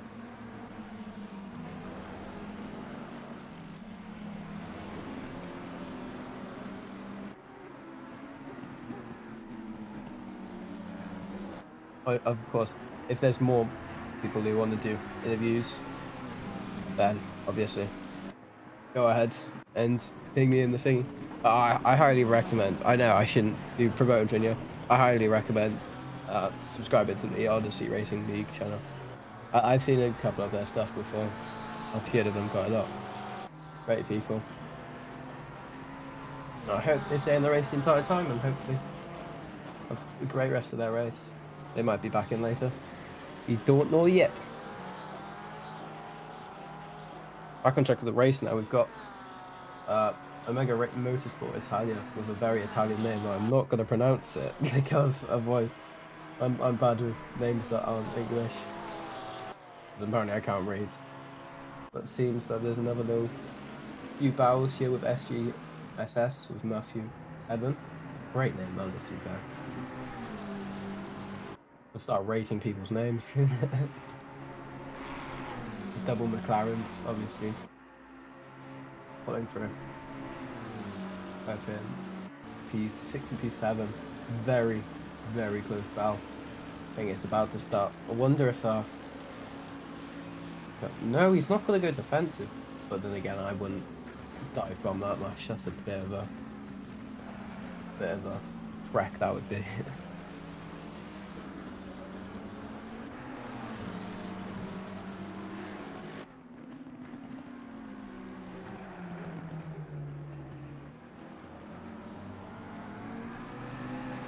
What I really do like about the ACC DTR is during hours go on, the cars get more and more dirt on them, like real life. It's great. It's quite mesmerizing and satisfying to watch. Obviously, you can't see it. It's a very slow thing, but it's a great thing to see. I would tell you what happened there, but the camera's cut off in the wrong time. for some of the viewers, if you're wondering, there is no expected rain for the next 30 minutes, which is great to see. I'm alright in the rain, but I don't want to be during stints. I have heard rumours though that it might rain during the night. That is a very nice delivery. Kind of reminds me of the Optimum, the real life Optimum racing team. Very nice. Very simple and very clean.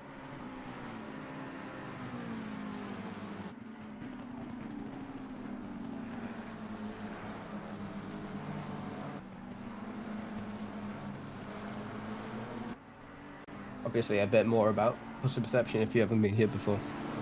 Leagues are run every Thursday. We have a GT3 and a GT4 league run separately. One Thursday would be the GT3 league, and then the other Thursday would be the GT4. Basically, it's every fortnight. The desired one you choose would be, which is I find it quite good because I tend to race on Thursdays, and then I also commentate on Thursdays for the GT4 league. So it works out really well. Here we are with the legend, which is Richard Pixley, in the Mark Roddenberry special, I'm going to call it, in the Godzilla. This guy is absolutely nuts because he's doing it solo. And I'm tempted to go get him in cool, but I think I'll leave him alone for now. Back in with British University Sim Racing Team. Looks like they were about to go back in battle with that Lambo. The SiMBA Lambo is almost going wide. James White now back up into 30th place after a breakpoint miss. Isn't great for the Lamborghini of 196 of Monterica.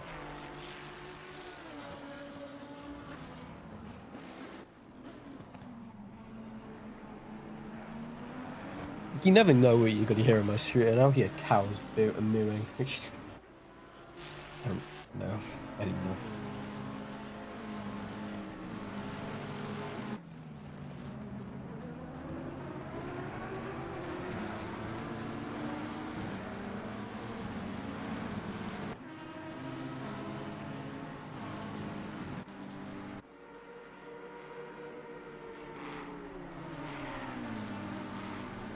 I don't know how long we do have a pit wall.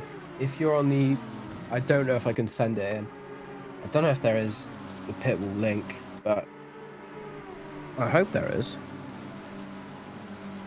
I don't know if there is, but if you're in the Positive Perception Endurance Discord, if you go into the announcements channel, if you scroll up a bit, you'll see a pit wall application.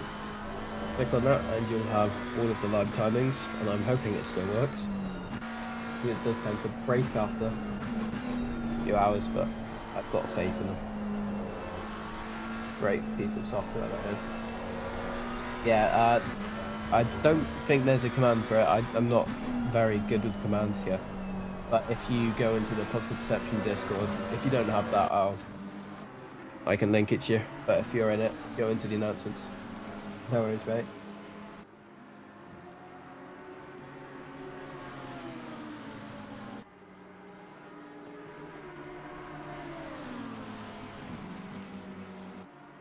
I'm already halfway through my 8-hour playlist. This is brilliant. Whoa. Got another penalty out here. Oh no, a penalty cleared for car 47. Might have been yeah, I think it was a drive-through for speeding in pits. Easily done around here. Plus, it's also such a bad penalty to drive through around Spa because you have such a long GT3 class pit lane. I would put that on screen that Mark Roddenberry has put as their the Celtic Brabant, sorry, V12 outward tracking. Looks so good, that car. We need a race of just full V12s. That'll sound amazing. V12 is, yeah, by far one of my favourite cars. They are some proper geezers for going with it against all of these McLarens.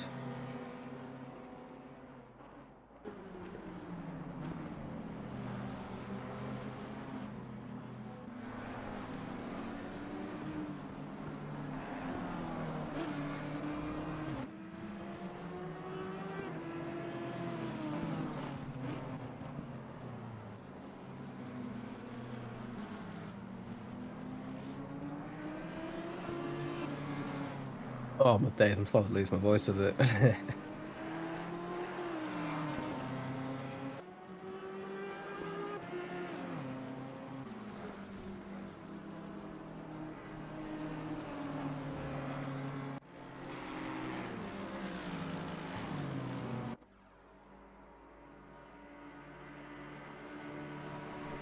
What I'd love to do, which I know will probably never happen, is having every single car lined up after the race. Getting a nice screenshot of every single car. But I don't think that's going to be possible.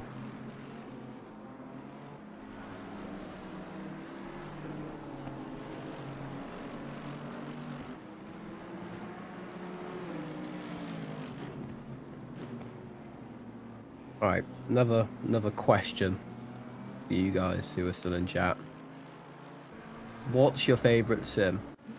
Not ACC, because I know that's a goated sim. But any other sim apart from ACC, which one would be your favourite?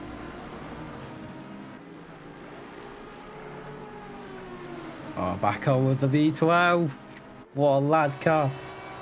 Celtic Romance. Got a disqualification for speeding in pit.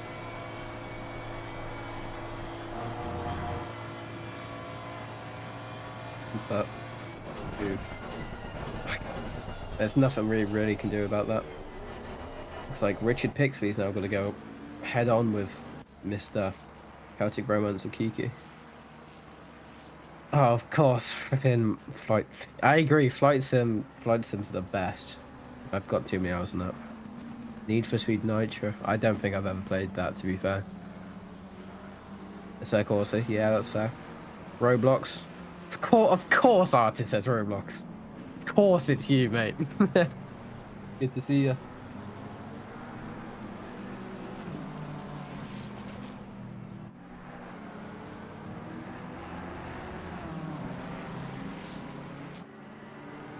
I'm going to say this again in chat.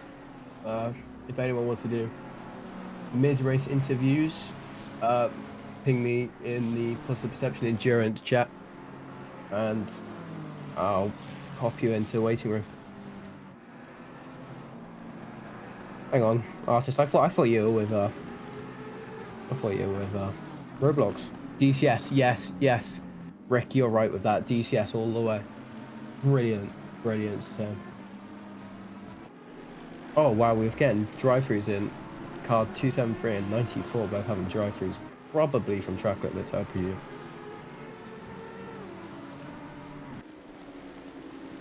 Go with Richard Pixley. God, the car's looking quite dirty now. Richard Pixley against the Aston Martin V12 of, I think it's Kiki's in the car now, of Celtic Bromance.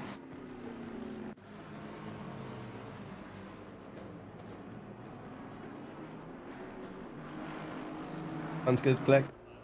I might be here. I don't know yet. I don't know how long I'm going to stay in. Go for. Sweet. See you in a bit then, Click.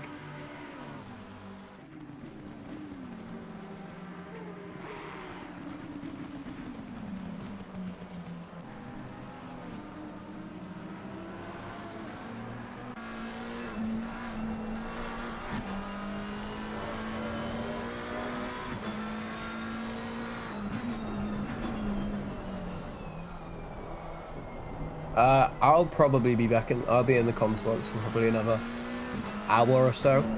Then I'll pop off for a couple hours, and then I'll be back on from maybe. Oh, I don't know yet. It depends whenever my stints are there.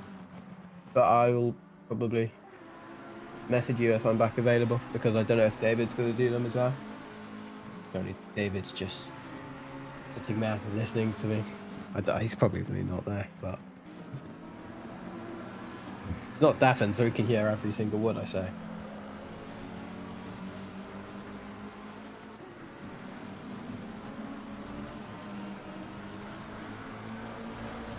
Sweet. See you in a bit then, Click.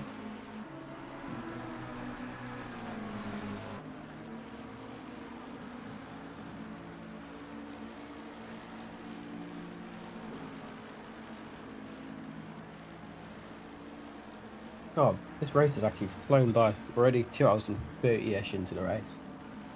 It would be more like 3 hours if we didn't have the red flag. But hey ho. Things happen. We've got such a goated stewarding team as well. Well, that's not because I'm on it. Oh, yeah, we are with Gavin Baker. The person we were just having a chat with. And I think it's probably one of my favourite deliveries. That isn't a positive perception livery before I get backlash for that.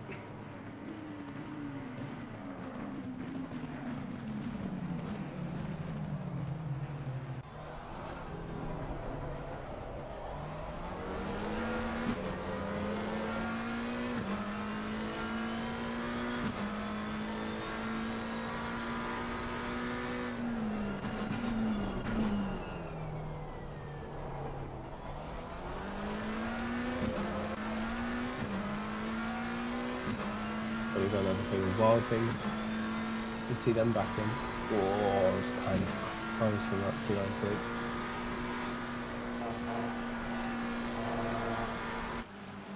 Probably some cycles or something.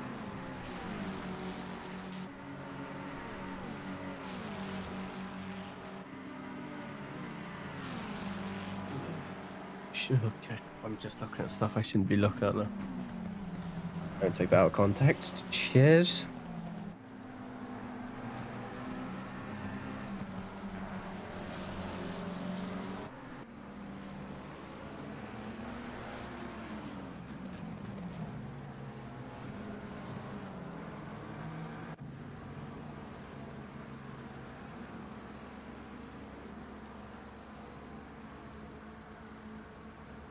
Hello, David.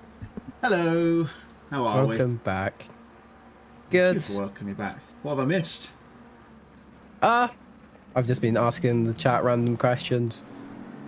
And yeah, we've had a couple team interviews, 3 or 4. Yeah, I saw a couple of you dropping in. It's good of them. Oh. I'm probably going to be here until the 21st hour and then I'm going to hop off for a bit.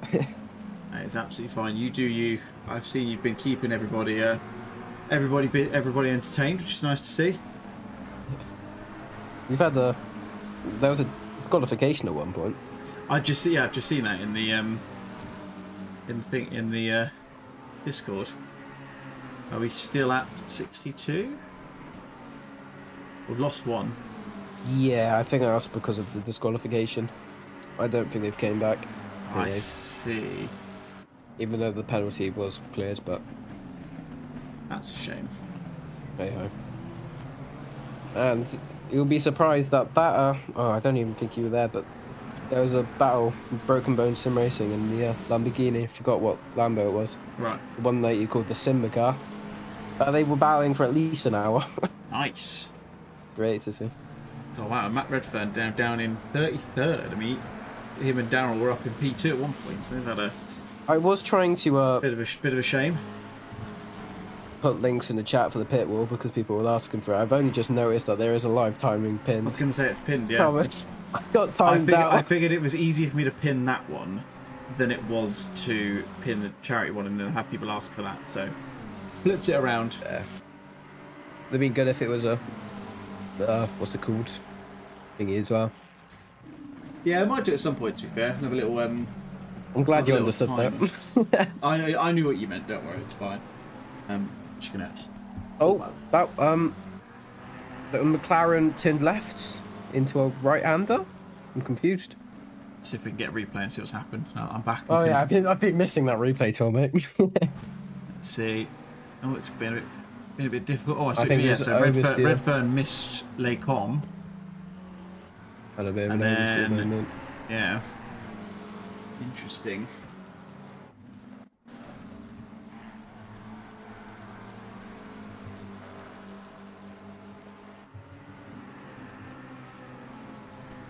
Only chance you were listening into that conversation.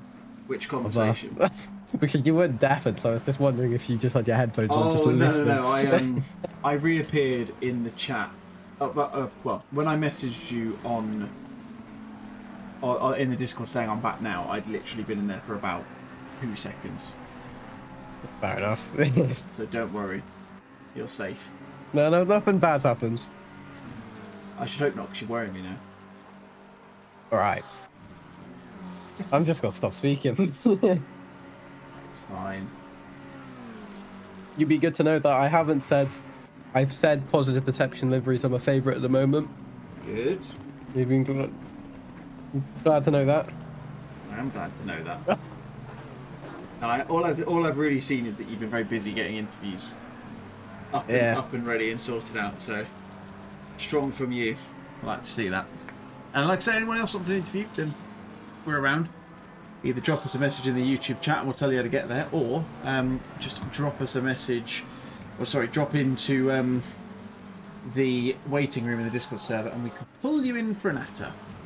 Exactly. Quick sit rep as well. We have tipped over £1,500 raised so far, so we have officially got 75% of the way there. We had a very good interview from Tyler from Odyssey Racing League and his story around the charity and stuff, and it was amazing. Really good to hear that people are coming on to the good stuff. Speaking of which, I think it's probably around about the right time for you, not necessarily me because I've just been disappeared for a while, but for you to take a small break. What I'm going to do is I'm going to reload up the video from Alicia's point of view that we had at the top of the stream. So I'm going to run that for a few minutes, give you guys a break from the action, a break for our voices, and yeah, we'll have a listen through that before we come back and watch a bit more of the race. I heard that there was something wrong with her heart and something wrong with her brain. She just started listing like all these things that were wrong with my baby. There was so many things that I couldn't bear to hear them. I remember shouting at her to stop. Me and my mum went to the 20-week scan at the hospital. We went in absolutely happy. We walked out after really upset. That was it. Like I knew in that minute that like I'm not gonna get to have my baby, not this baby. It broke my husband's heart. You know, it broke everyone's heart.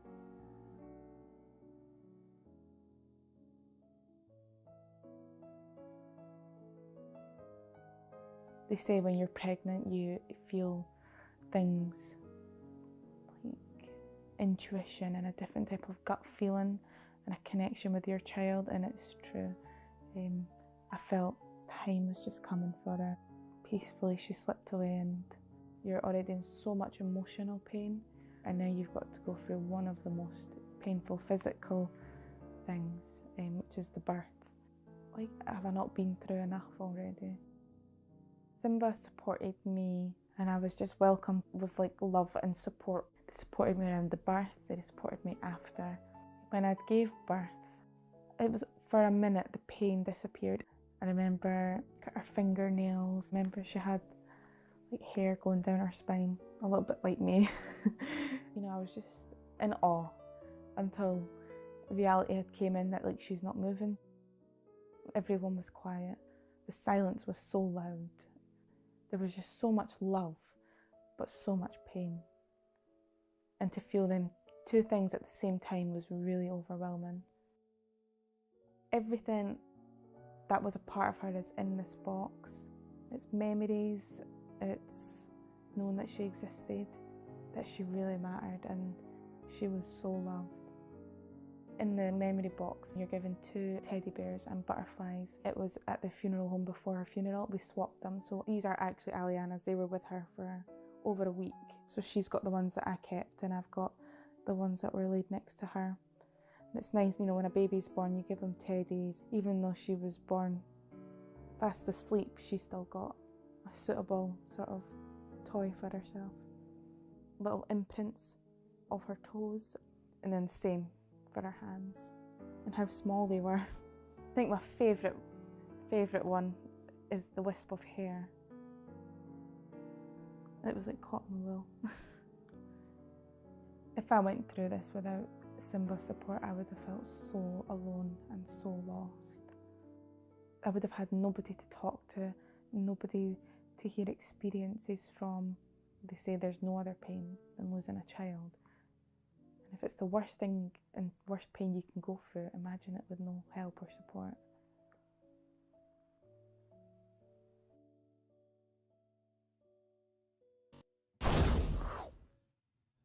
clicked the wrong scene.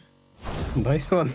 There we go. Let's click the right scene, shall we? Yeah. So, once again, I've said this a few times already, but thank you to SiMBA for giving us that content. It's really, it's a really moving story, from Alicia, and obviously, hopefully, if it hasn't given you a reason already to think about donating whatever you can to this amazing charity, then hopefully that will give you some food for thought and some reason to put in whatever you can. Like, we're not expecting anyone to kind of put a significant amount in, but if everyone donates a little bit of money, then we're gonna go a long way. I mean, if everyone watching at the moment was to donate a couple of pounds, we'd get over £100. I've already said if we get £2,000, I'll do some sort of challenge. I don't know what yet, but just gonna remove the meme now. We'll come back to it when we start to see a bit more around the. It's all right, we'll bring it back up later. You can't overdo it. You can't overdo it. We're actually. Well, I say we're limited on the Big Macs at the moment. I mean, there's four at the top four. You've then got a Porsche nest and P5, so Rex is doing well.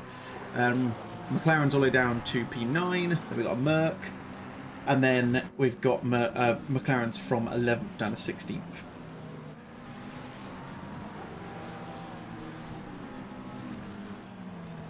I don't know how delayed the stream is compared to us, but. No, that's fine. Just looking at the messaging from Pajama Ninja as well. Honestly, mate, the dude is absolutely fine. Like, even people dropping in and watching the stream, giving their support is more than enough anyway. And I think that's kind of what we want. Like, we'll encourage donations wherever we can, but there's not an expectation on anyone to do it individually. If you've obviously got to pick yourself first at the end of the day. So, you being here, watching the stream, jumping in the chat, spreading love is more than enough. Anyway, so don't you worry, my friend. So what we got on at the moment, things have kind of settled down a little bit. Yeah. From when I was last here. There's a few battles, yeah, I've seen one there. There's Locklear, I think. Locklear, yeah, just nipped onto that one, yeah. So you got Devon Loney. They've dropped back a lot of the podium hunters. They were quite far up, they were. Yeah, so from when I started this, because I've had to restart the broadcast tool a few times, so annoyingly I can't see when the qualifiers. I mean, looking at the front end of that Lamborghini, that is rather bent as well. They've dropped 8 positions off from when I started the broadcast tool again. So that would have been when the 974 car, currently Matt Redfern, that was when they were in second, because I can see they've dropped 30 places, and that's another one for them, because that is Luke Locklear in the Odyssey racing car coming past. So that's another one there, and I think Hill is going to make a move. So Craig Hill, he's going to get around the outside as he goes into the bus stop chicane. Got a McLaren in there for close keeping as well. That is, I think that's a car a bit further ahead of them on track. It's number 26 car. Yeah, that's Schmeckel, who's currently sitting in P8. Oh, we've got a drive-through. What have we done? Oh no. I mean, you're more than welcome to nip into the chat and speak to Rob and see what he's got it for. I imagine it's probably a drive-through one. I'll give him the abuse later. Good idea. Let's have a quick look. So I'm just looking at the POSPER cars, because again, obviously, it would be rude not to look at them, seeing as they are team cars. The Mark Cooper driving the 750 machine at the moment, that is the one who is being led by Colin Dunn.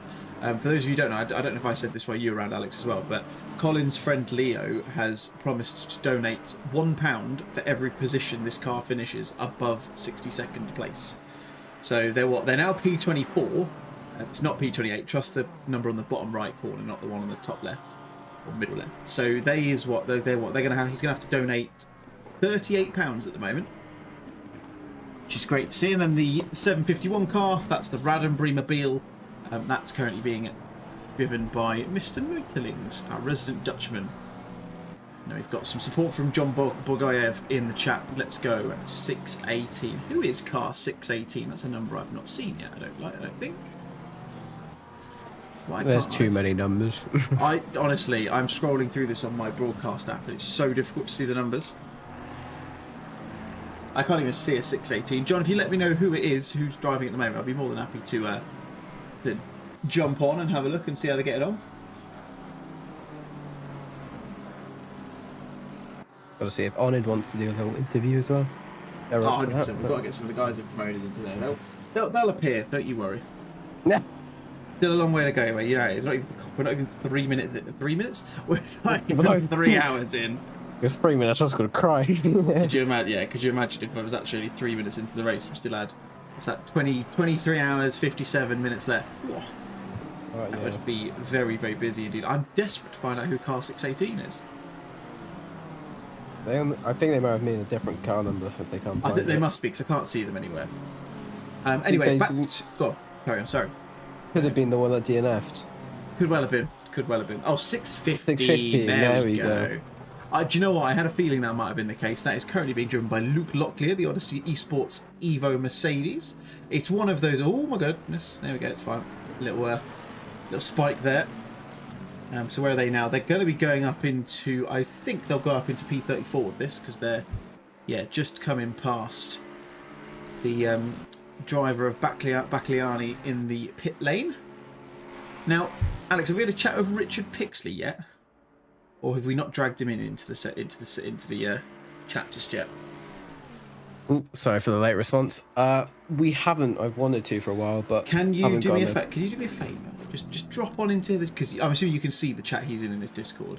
Make sure he's all right and he's got a chance to have a chat with us, and then if he does, drag him over and we'll have a little sit rep with the solo man himself and see how he's getting on. I'll go annoy him. One Good second. lad. Lovely stuff. Yeah. So just a reminder for those of you who don't know, Richard Pixley. Let's find him. Where is he on the track? Where is he at the moment? He's a lot higher up than he was earlier. That's how much. So there he is. He's car number 91. He's in the the Nissan GTR GT3. And yeah, he's doing a very good job on his own. He's the only, as far as I know, solo driver in here for this race. There's a couple of duos, but I'm pretty sure, the only one who's on his own. We've got a stop go 30 for Rolf. We've got a drive-through for Bernard. We've got a drive-through for Knight as well. So we've got a few little issues here and there. Sorry, not issues. I mean, penalties is the right way to put it.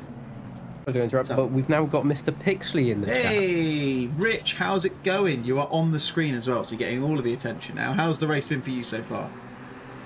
Been pretty good, to be honest. I'm a lot higher up than I thought I would be.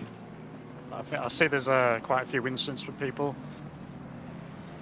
Yeah, the stewards have been kept busy is probably the best way to put it. I think, well, I mean, Alex, you can probably speak more about that than I can, can't you? Because obviously you were involved with the stewards earlier. So how was it big? Because obviously I think we said a few times, you're the only solo driver, not to rub it in anymore. And of course, we're only, just under 3 hours in. Just let you go past that guy on the straight.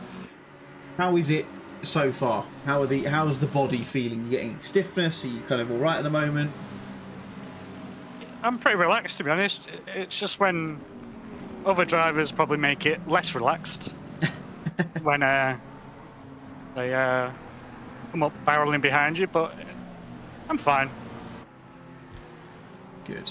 I mean, that's the main thing. As long as you're happy with where you are, and I mean, like you say, up to P46 because you started obviously towards the back end. I think we can safely say that's not on you. It's the choice of vehicle you've elected for. And I think the guys in the Aston Martin V12 are having similar struggles. How's the drive-through list going? Have you got any track limit warnings as of yet?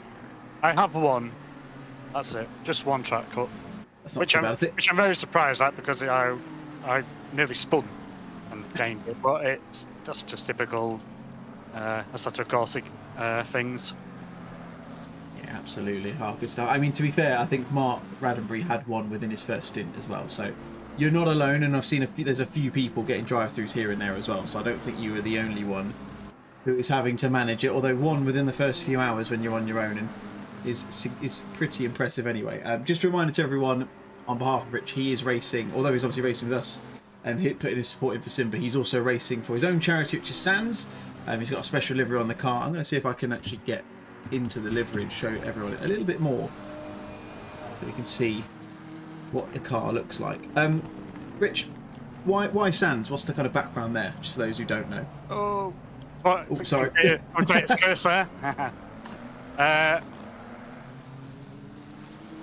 The SANS have helped me out in the past. SiMBA, the same sort of charity.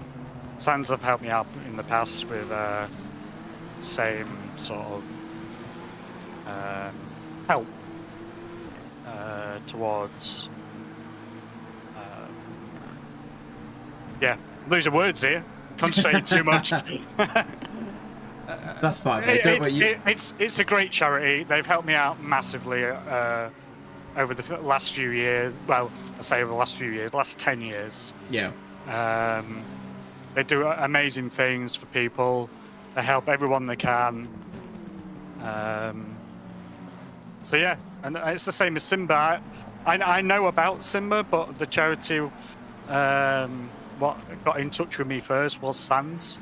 Yeah. I do know about SiMBA, but I can't give SANS enough credit. They were amazing. Good. That's what I like to hear. To be honest, I was the complete opposite. So SANS, when I heard you were doing the race for them, it was the first time I'd heard of them, but I have done a little bit of sleuthing and digging in the meantime, and yeah, I've seen some of the stuff they do, and it's a very worthy cause, and the fact that you're doing 24 hours all on your own, as much as I'm sure people have reminded you, is a significant feat, and I think I can probably speak on however many there are watching the stream at the moment. There is tons of people, all 60 of them that are watching.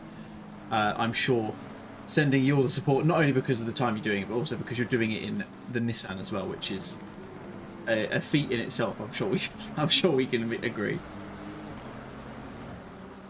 Yeah, it's not the easiest, not the hardest, but hey, it's for charity, it's for fun. So yeah, let's have fun. Exactly. Nah, it's good stuff, mate. Look, we'll let you crack on, Rich, because I'm sure I can tell that you're being a little bit distracted by us, and I don't want to cause you any issues. We'll probably grab you in a little bit later on, and to be fair, I need to grab you in after the football has finished, don't I? Because I did promise you I would give you some scores.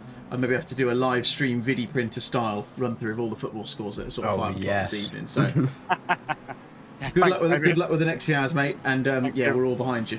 All the best. Right. Oh, you've moved already. Yep. I went to right click, went to move, but he's already gone. Goodness me, I've seen him getting another rank in the service. Yeah, 100%. Yeah, I agree with your comment in the chat as well. Appreciate everyone in the chatter, but we're broadcasting. There is absolutely no chance I'm going to do anything to do a blue flags. So appreciate the heads up, but let the stewards know. If you're trying to contact the driver, right, he's driving via text. I'm no genius, but I don't think they'll see it until after. I'd be impressed if they could, to be fair. Just seeing a few more. Yeah, just seeing a few more penalties. Let's have a look here. So when Vi come back in, so first one we got is a 30-second penalty for car 345. That is for causing an incident, spinning a car and not waiting. Who is car 345? I can't see them again. That is Merjakanov. I'm going to say that's how you pronounce it. You said that way better than I did. They've got themselves a 30-second penalty. And we've also got a penalty for Daniel Lindblom, car 95, in the Fry Guys Motorsport car. Yeah, no, we're seeing Daniel commentating a lot over the last few weeks. Causing incident 20 seconds for them as well. So, sorry to interrupt, but I've seen a Manchester alien in chat now. I've seen Mr. Jonathan Seville. Hello. Ah, Johnny's appeared. I have now found out as well I can work around the frustrating agree. Oh, what's the word? The choice that the broadcast app doesn't want to do my auto cam if I turn it off. If I go to another car, it turns off the auto cam and it won't turn itself back on until I disconnect and reconnect again. So, that's annoying. Keeps me entertained, but it's fine. We're getting there. We're all good. There was a part of the stream at one point where I had to fully improvise because your screen went to 2 pixels basically. That was interesting. That is less than ideal. That is not what you want. Great quality now though. That's all that matters. That's all we need. If you ever get stuck, just watch it on the stream themselves. I think it's a little bit behind, but sure. Oh, Kieran Macy there. An interesting line through the source. He has got someone right near him by the looks of it as well. Hopefully, you could just see just to the right side there. That is him losing the position. That was close. I think that's Nera. I think that might also be a speed token penalty from that person because he just kind of cut the top of radio. Yeah, Andres Nera is the one who he's just lost the position to. Looked like he kind of threw it at the inside, got the move done, and up into P19 for him, Dan Lindblom. The aforementioned one with one of those 2 penalties that are currently yet to be served is a little bit behind these guys. Now we'll look back. Luke Locklear again, obviously esports team. Who's he got behind him? Is that not? Is that it's not Terry Driscoll? Sorry, it's Andy Driscoll. I think. Apologies, Andy, if it isn't. If that is not it. I mean, whoever it is, they're going Andy past and Luke. Terry are. It is Andy, isn't it?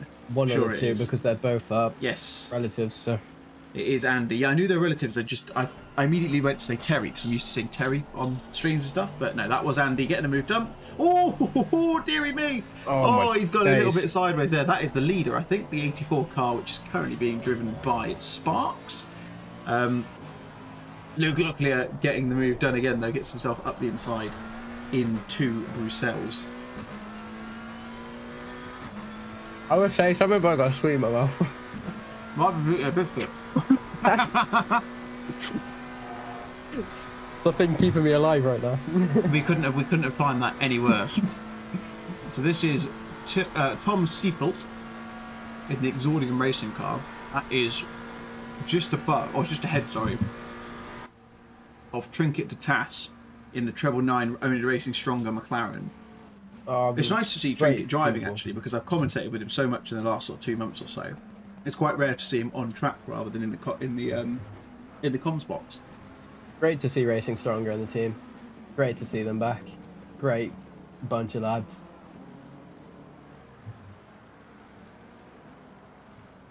Yeah, absolutely, it's nice to see those. Well, here is Trinket on board with him. Wait. B12, that's really not bad. Cool. Very, very good display from these guys. I'd love to actually give information on where people have gone from the start, but one, because of the broadcast app, and two, because of the way that ACC decided it wanted to reset the grid on the formation lap. It's very difficult for me to actually tell where people are. I have a sweet in my mouth, so I can't speak. It's absolutely fine. What is your sweet of choice? Oh, it's the cheapest ones I found. So it's not going to have a name. It'll be like a supermarket special. You'll have to see. Nah, they're called Chewies. Nice. I've got a packet of bourbon biscuits, which is my endurance biscuit of choice. In fact, it's always my biscuit of choice. It doesn't matter. It's not exclusive to endurance races. If I'm having a biscuit, I'm having a bourbon. Very British. Pajama Ninja, apparently friend of Luke Locklear, so that's why he's throwing some support his way, which is nice to see. Back on board with Andy Driscoll with SGSS Racing. I think it's a 4-man team, this. I can tell you exactly how many people are in this. Oh yeah, if it's Andy Driscoll, sorry, yes, it is a 4-man team. Because I looked at that a moment ago. Because I found out on my broadcast app as Luke Locklear just about misses Lecom. I found out on there that it actually tells you on a separate tab who is driving for them, which is very helpful. That is pretty cool. Bourbons are very good biscuits. It's very right. Bourbons are the king of biscuits. Well, I like how that's what. See, even Johnny agrees with me in the chat as well. Oh, I've just found. Oh, so sorry, just fresh off the press, not related to this sim, but iRacing have officially announced the 296 is going into their GT3 roster as well. A game I've had. It's a JPEG game at me. I've spent way too much money on that game to care anymore. Nix is in the chat appreciating the support as well, which is really nice to see. I'm not sure if you're from the charity, if you're one of the teams driving. I'm not really sure 100%. It'd be lovely if you could clarify. It'd be nice to kind of understand the background there, but more than happy to support a brilliant charity. Stop Go 30 for Andy Driscoll. That would have to be a. Oh, that must have to be a. He's not pitted, so I don't know why that would happen. Let's have a look. I'm going to look on my app. It might be a. Oh no, I think it might be a Stop Go 30 because he's been on this stint for 6.5 minutes, according to although my app maybe isn't 100% correct. But so. we were just on board with him seconds ago. It didn't seem to happen. Very strange indeed. Laggy. Very odd. Off-brand sweets of life. Agreed. I've got 8 packs of them, so I'm fine. Oh wow! I've just seen in your separate racing server, which announcement to happen in the next couple of weeks. You look at. Oh. I've just seen the picture. Yeah, that was nice. Which one? The one McLaren floating in the trees, or? No, the second to. Oh, wait, actually, is there more? The one you put in your general chat. I'm actually going to put it up on the screen so I can show people.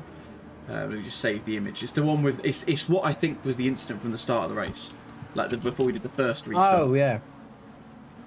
I don't get what happened there. We were P5 like for some reason. It's great, not complaining, but let's find that downloaded picture. oh. So for anyone who is curious to understand what happened in the at the start of the race, this here is probably a good way of explaining exactly what had happened. I don't know why it's reversed the picture. There's a flipped car, and you can just see Pixie saying, "What am I going to do here?" at the bottom, and then you see Marco Attenbury on the full left. Exactly. That was. I don't think anyone expected that to happen. In fairness, thankfully, we started the server again, and it was all good. So we're all fine. Oh, 3 wide. That's mega. That is. Racing Stronger. Oh, this could be a bit of a battle here for Racing Stronger against ST Racing Team, or is it SR? One of the two. Trinket back in the car. Amazing livery designer Trinket is. That's a Ben Brown livery. But yeah, Trinket I does know. do some lovely stuff as well. I've seen some of the work he's done in the past, and it is super duper nice. F1 Spa, yes. Johnny Seville's just saying that picture reminds him of F1 in the late 90s at Spa. You definitely weren't alive. I can tell you that much. I have seen that, and I vaguely remember watching it because I think I would have been about 4 or 5, and I remember exactly what you're on about, Johnny. That was very closely replicated. It has to be said. Talking about Spa though, this is completely random. I went to it for the Spa 24 hours this year, but ACC does not do it justice for the elevation change. Oh my days, it is horrendous. What's great is I have a picture on my camera. I need to get it out. But we're in the car park. But it looked like a Rouge Radium was on a mountain. Wow. And and there's like clouds next to it, so it's a great photo. That's mad. What else have we got going on? So Guzman has a drive-through penalty. This is Samuel Christensen. He has got Papale behind him at the moment, and he's got a couple of other guys. In fact, no, they're not actually on the same trajectory. Nikkonen in the BMW is, but that Lamborghini, the second of those two Lamborghinis, is the teammate of Papale, but isn't actually in the same race as them right now. Let's see if I can find out. I think, is that Loney? No, it's not. No, I've started this now, so that's not going to end well. Not sure which one it is. It must be Young. Yeah, Tom Young. There you go. In the other of the Revolution Sim Racing team cars. This is about the time where people start doing pit stops, so we're going to see more and more drive-throughs happen because of the excessive pit lane. A couple of stop go 30s as well, I'm sure, will appear. This is not the greatest of tracks to have a drive-through or a stop go 30 because it's like I think it is the longest GT calendar pit lane.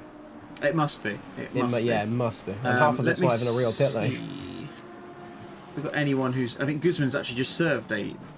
So Guzman is currently serving his drive-through penalty. He's currently in the pit lane. He's the 727 car. If you cast your eye to the track map as Jeffrey Eck gets overtaken by Andres Nera into the bus stop chicane, if you do look, you can see the 727 on the... just getting passed by 996 on the track map. He's still going down pit lane. He's been in there for a minute. And he's still got maybe about 10 seconds left, I would argue. So this will paint you a picture as to how much time you actually lose in that pit stop phase. I'm waiting for it to tick over. There you go. 1 minute and 12 seconds it took him to drive the whole way through that pit lane. Days. Which tells you all you need to know. It is seriously impressive how long it is. It's because it's the full GT one. It's not just the it's not just the what's it called? What am I trying to say? The F1 pit lane. Yeah.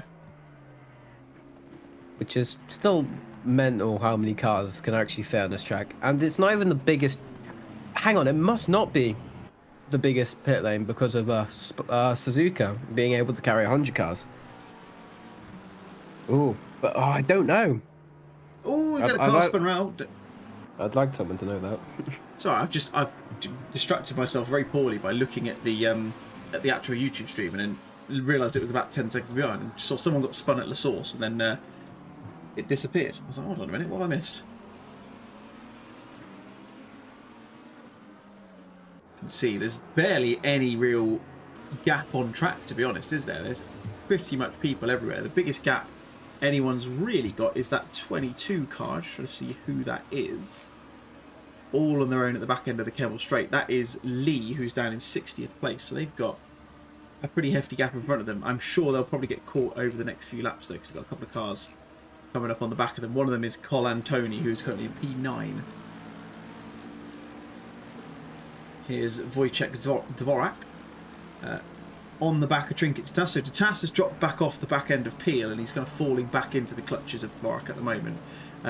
Trinket's last lap was a 2:19.7 as opposed to a 2:18.5 for this man on screen. P14, or will it not be for long? Up the inside into Les Combes. Nice move there. And just crowds out Trinket Tatas. Understandably, probably Trinket didn't make that too difficult, Alex, you'd think. Still a long way to go, but I'm so sorry. I difficult. couldn't hear that. Some people just came in my room, so can you repeat that? Sorry.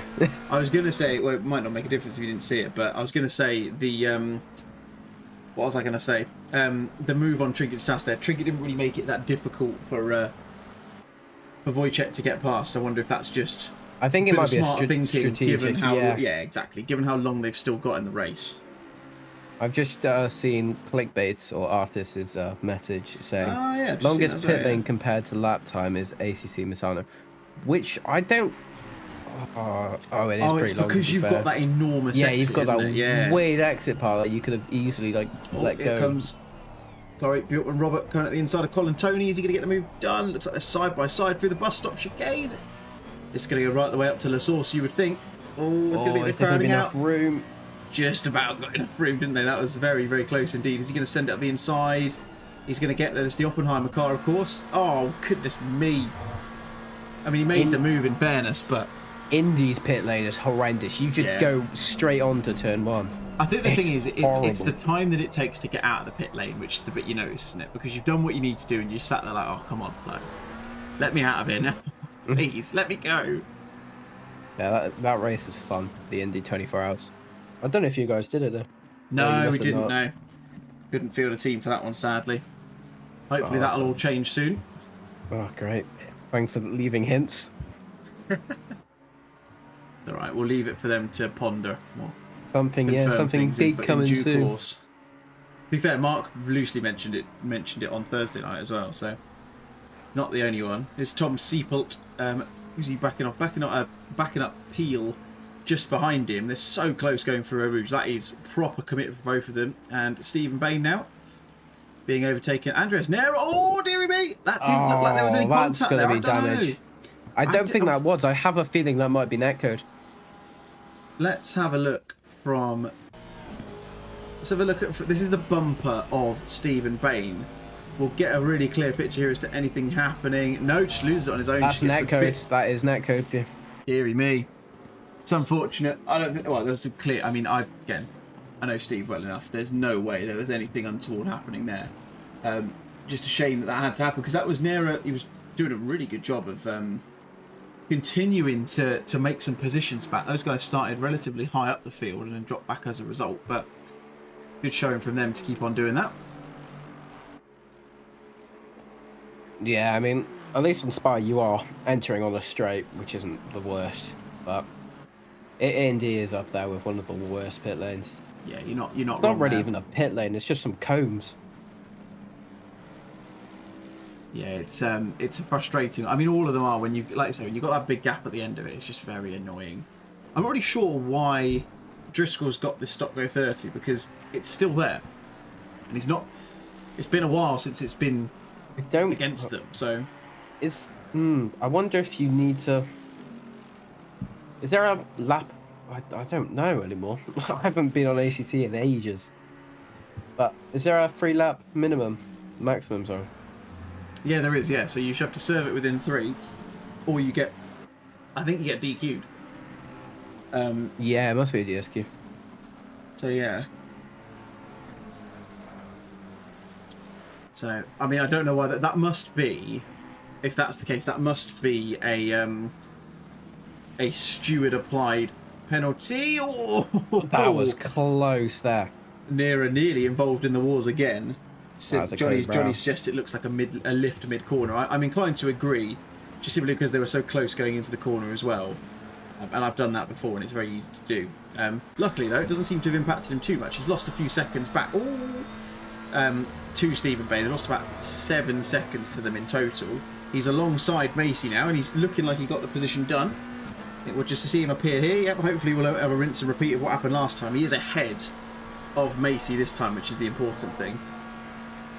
There's a lawnmower going off next to my house. It's brilliant.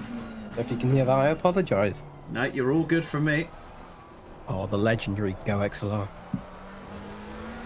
Absolutely. Drive-through cleared for car 474. That is currently being driven by Mr. Conway.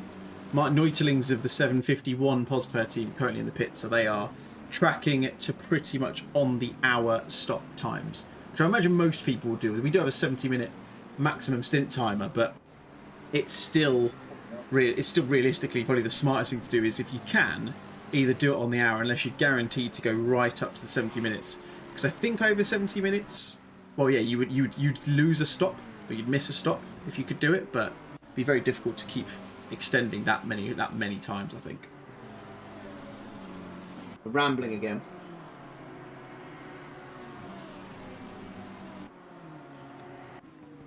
This is John Papale. Not the name I expected that J to be honest, with the name with the surname like Papale, but there you go. He's got Sayeti in that McLaren just behind him, and that is Samuel Christensen just ahead of him as well.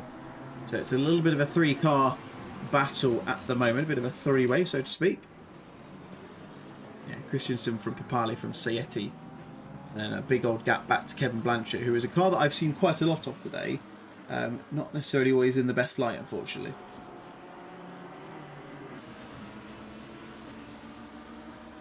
Seeing alternating opinions in the chat. I'm going to leave you guys to steward yourselves. I won't be repeating chat messages if they're going to be you guys wanting to be sim racing stewards. Everyone's entitled to their opinion, of course. Here comes. Oh, it's Baccalini in the car. Apparently, it's not Sayeti according to the timing board, which is a bit strange. Gets past Papali into down the Kemmel Straight. Gets a good run out of the Radion onto the back straight, and yeah, gets that move done. That is a lovely looking car. It really is. Amazing, that car livery. I've got a lot of time for the ones like I've had this conversation with someone before, and I'm firmly in the belief that a good livery in the sim should still be a livery that you could see in real life. Like, I was going to say plus 10 horsepower, but yeah. Well, yeah, there you go. I'm just not a big fan of like the meme kind of ones. They're just not my style. I prefer like one that you could clearly see replicated, and that to me, that looks like the kind of livery I could potentially see on a McLaren in the real Spa 24 personally. I think my favourite real life livery has to be the Garage 59 McLaren Golf. That's a great car. I saw someone in this server driving in that last night. It's kind of like the graffiti style one, isn't it? If I'm not mistaken. Yeah, it's great. Yeah. Yeah, I know the one you mean. I think I've been requested in the stewarding panel now. That is absolutely fine, good sir. You go disappear. You do what you need to do. I'll man the ship from here. In a bit. I might be back on in a few hours. Take it easy, buddy. Thank you for your help. And then there was one. Johnny Beard. Johnny playing the political move on there as well. Like to see it, Johnny. Very good from you. Oh, good stuff. Pretty good race so far. What we just over 3 hours in. Samuel Christensen from the Hexagon Nation racing team comes into the pits. A few other guys in the pits as well. Locklear, who was mentioned by Pajama Ninja. I think he's gone up, mate, because of the fact that other people have pitted. He's now pitting and is now back down to the kind of the back end of the 30s. This is Felix Eck for Jeffrey Motorsports. Not a car I've seen too much today. I like the odd meme. Yeah, don't get me wrong, Johnny. I like the odd one here and there. But I feel like there's definitely, like, don't get me wrong. The way I said it makes it sound like if anything looks even not like a real life livery, I don't like it. There are lots that I like. Like the one, I think it's the one in front of Eck at the moment, the Fry Guys one. Yeah, that kind of black and white monochrome, like crazy pattern. Love that kind of thing. But anyone who can replicate or at least kind of design a real life possible livery just never fails with me. Here we go. This is Stevie Bain in the Onid Racing Aston Martin, the number 9 car. It's got Dan Hearn and a few others in that team with him. That's Andres Nera, who is just behind him. So that car in between them, that is Matt Redfern. I think it's Redfern. So yes, it is Redfern, currently in P28. So he's unlapping himself. Those guys were up in P2 earlier on in the race, battling for P2. Unfortunately, I'm not really sure what happened to them. From what I understand, they were caught up in an incident. So that's why they've dropped back significantly in that race. But the battle here really is the one between the Aston and the McLaren just behind him now. That is Andres Nera. And then you've got Macy in the background as well.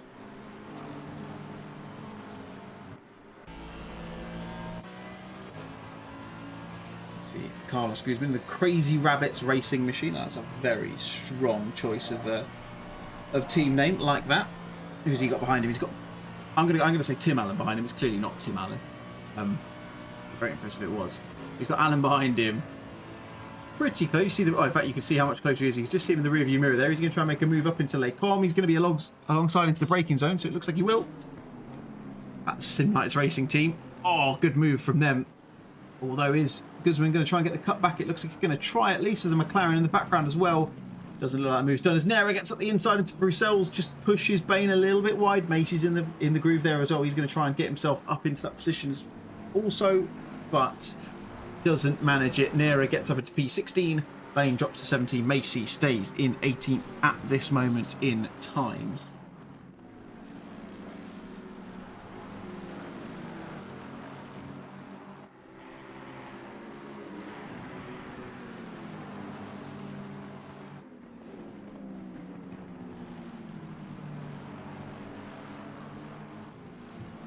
It's a bit ridiculous to think that we're only 3 and a bit hours in and we've already seen a significant amount of action.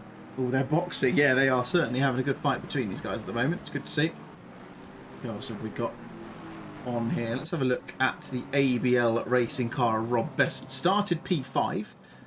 Started P5 just simply due to a glitch in ACC that decided they've to completely randomised it. It seemed everyone's starting positions, which is a bit of a shame.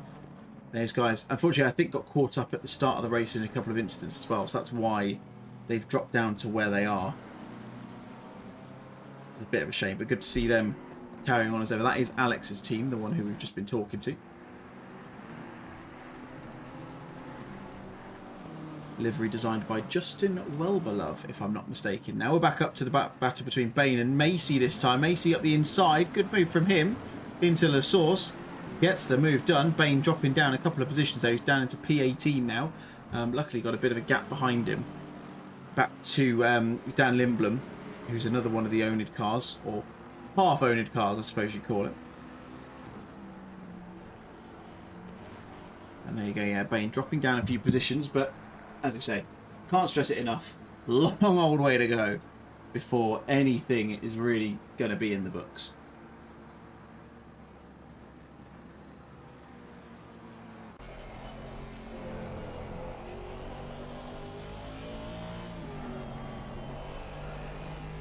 Here is Bain back past Macy now. Back marker in the way as well. Luckily they get out the way nice and early. And Macy going to look up the inside to Bruxelles. No, he's not. As we redirect over to Mark Conway. He's got Matt Redfern right, Mike Redfern, so right behind him. They're very, very close indeed between the Wild Things Big Brain car and the SimTech Racing Machine. This is the it's the 474 Porsche that we have seen has been in the wars a little bit. We've seen a few suggestions in the chatter from them. So nice to see them getting a bit of time. Redfern, as you look up the inside into Piff Paff. A very nice move from him there. Gets the move done. Change of position there. That is, I think that's Nera just behind them. So that shows you the gaps that we've got at the moment. We've got a pretty hefty gap. I mean, Nera is in P16. So this is 10 positions separated by a lap at the moment. So lots to, lots of time between them, I should say.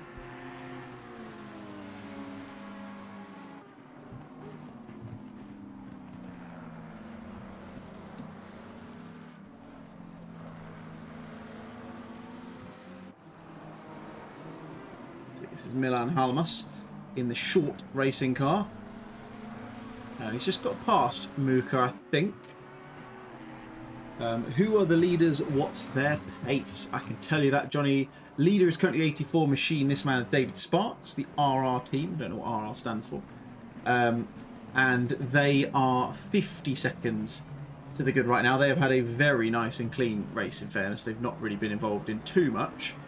Their fastest lap of the race is a 2:16.9, currently running sort of high 18s.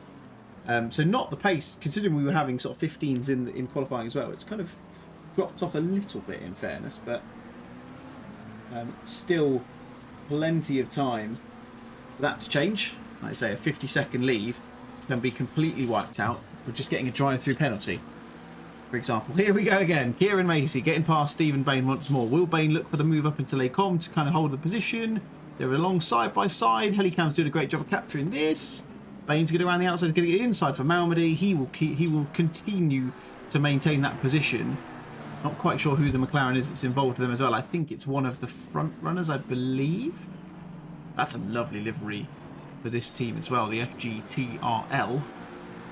Now they've got someone in between them. I can probably tell from the relative who that is. Let's have a look-see. It's Modan who is in there. It's a car currently in P6. Oh, speaking of which, Jack comes into the chat.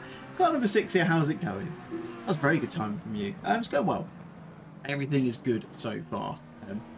Seems like everything has calmed down after a relatively spicy start to the race, one might say. And yeah, nice to see that everyone seems to be kind of settling into the groove, calming down a little bit. I've been joined by Colin. Colin, good evening, good afternoon to you. How are you? Good afternoon, David. Doing pretty good. How you doing? Yeah, not too bad, thank you. I keep looking to where you guys are, and I feel like your friend is going to owe you a lot of money by the end of this race. I say you, sorry, the charity, let's not forget. Yeah, he might do if we keep this up. We keep creeping up the grid. How has the race been for the 750 team so far? Very good so far. Stayed out of most of the mayhem at the start. Just been plodding along, setting consistent times. I mean, that's all really you can hope for, isn't it? I mean, where are you guys at the moment? So P23 with Mark Cooper in the car. Nice. Yep. In fact, that's us on the screen right now. Hey, there you go. Yeah, battling with Dealerman in the Cronus Racing Porsche. One we've seen a little bit of that. Yeah, so it's Mark Cooper. See if he can get the move done. As we see Macy a few positions ahead, comes into the pits. That might potentially be another position for you guys. Are you running to strategy at the moment? And are you kind of pitting on the hour, or are you a little bit off kilter as it stands? We are trying to run to the full 70-minute stints. And at the moment, we are pretty much on strategy. We've got about 12 minutes to go on the stint for Mark, and then I'll be back in. So I'll only have you very briefly, but that's fine. So yeah, how much? So you guys are what? You're P23. So how much? That'll be £39 that Leo owes SiMBA at the moment. That will be at the moment, yeah.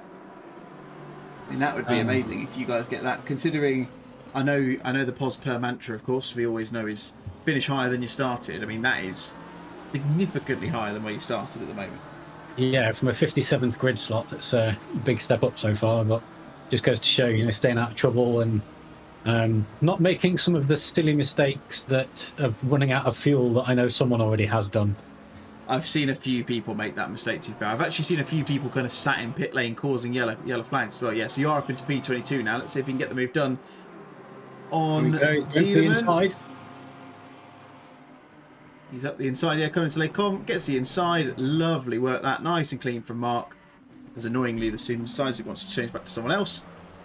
Lovely move from. I'm starting to have some real problems and annoyances with this auto camera. It moves exactly when I don't want it to. It feels like it goes, oh, it's done. Oh, you've done the move, job done. There we go, moving on.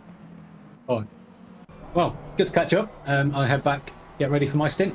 Good stuff, mate. Have a good one. I'll speak to you later. In a bit. Lovely to have Colin Dunn just quickly join us there.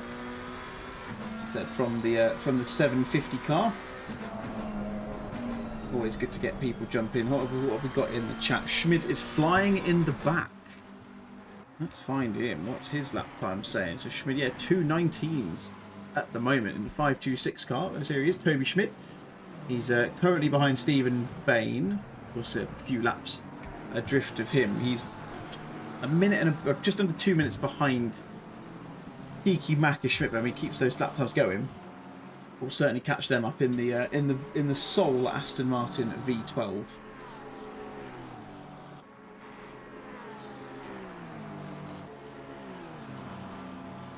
What's that? Just had my double stint. Just had my double stint. Got out of my chair and a TikTok moment. Right, oh god. We know about your knees, Mark. Don't you go doing anything silly, please. You stay safe. Okay, yeah, that is Toby Schmidt getting past Stephen Bates, unlapping himself off of them. Still got a long way to go. We can do anything else though.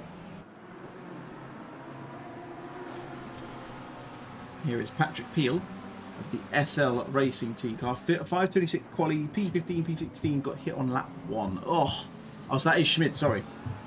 Thank you for clarifying. It's always good to know. Because we've had to reset the broadcast app quite a few times. It's, I don't know where everyone qualified. They didn't write it or take a picture of it or note anything down. So anything like that is always well received.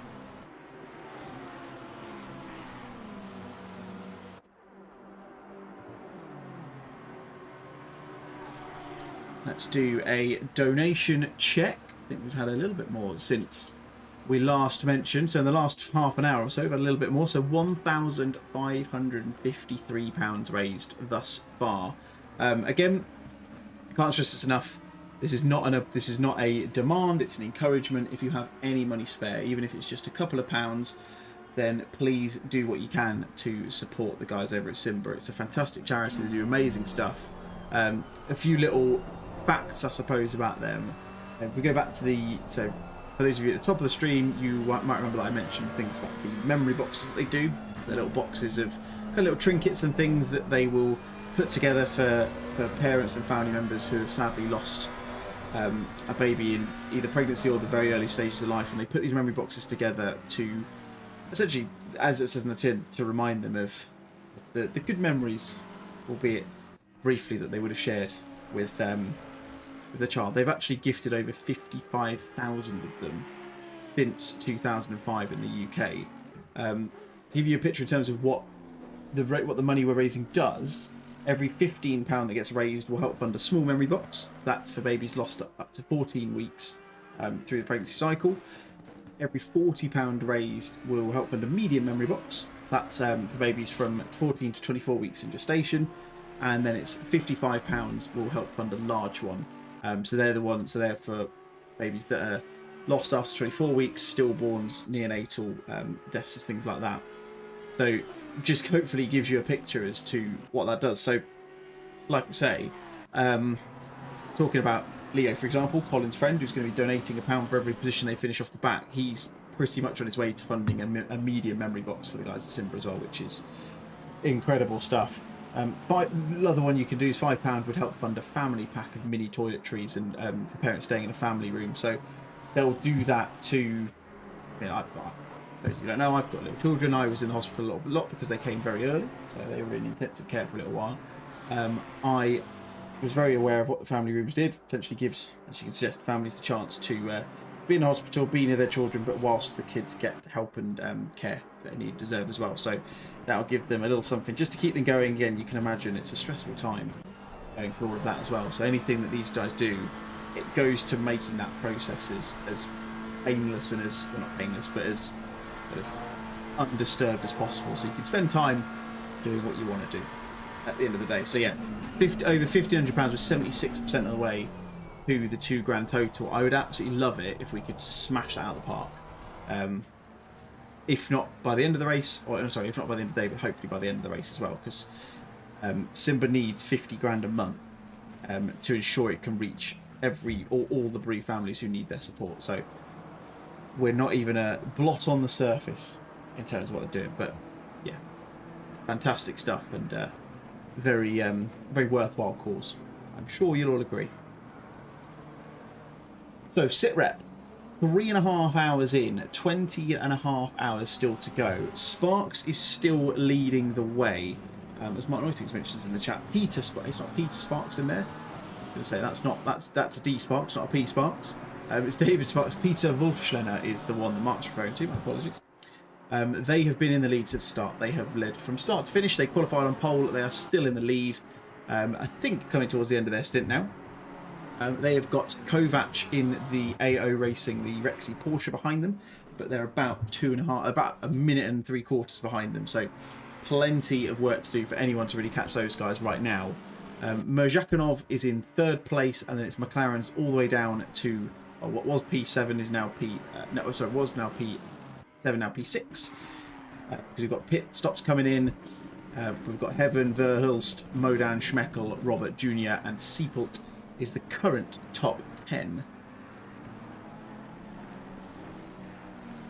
There's a stop go 30 cleared for car 336.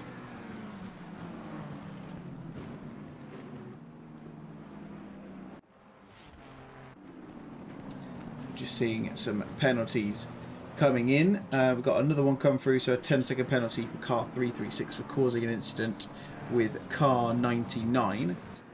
That is the car 336. I've seen that one. That is the current McLaren Phoenix Race 2 car, currently being driven by Peter Gifford. Oh, loses a bit of time there. There's a big old gaggle of cars coming through here. Where have these guys all been hiding? Goodness me. They're clearly not all on the same lap, because otherwise it'd be very, very busy indeed. There's about 10 of them in there somewhere, which is quite impressive. Oh, Gifford's in there somewhere. Goodness me. Yeah, coming together with car 99, which is currently being driven. I was about to go to him by Knight.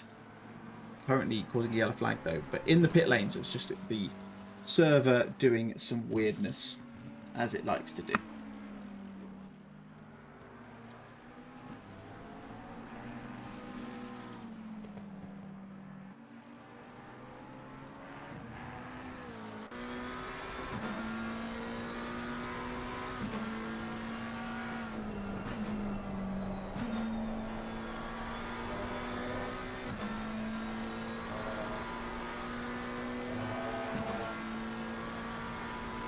A gaggle of cars. Exactly. What it is. It's gaggle. It's there's a lot going on, a lot to keep track of, and that's what happens in these sorts of races, isn't it? Like you just get a bunch of cars appear, and they all just kind of just end up all being in the same spot, which is always the way. Like a flock of birds, exactly. It was what were we talking about earlier? We were talking about something on this earlier, and we're saying that a big group of McLarens is now going to be affectionately known as a Big Mac. So I'm going to take a very quick step away and open my window. It's getting rather warm where I'm sat.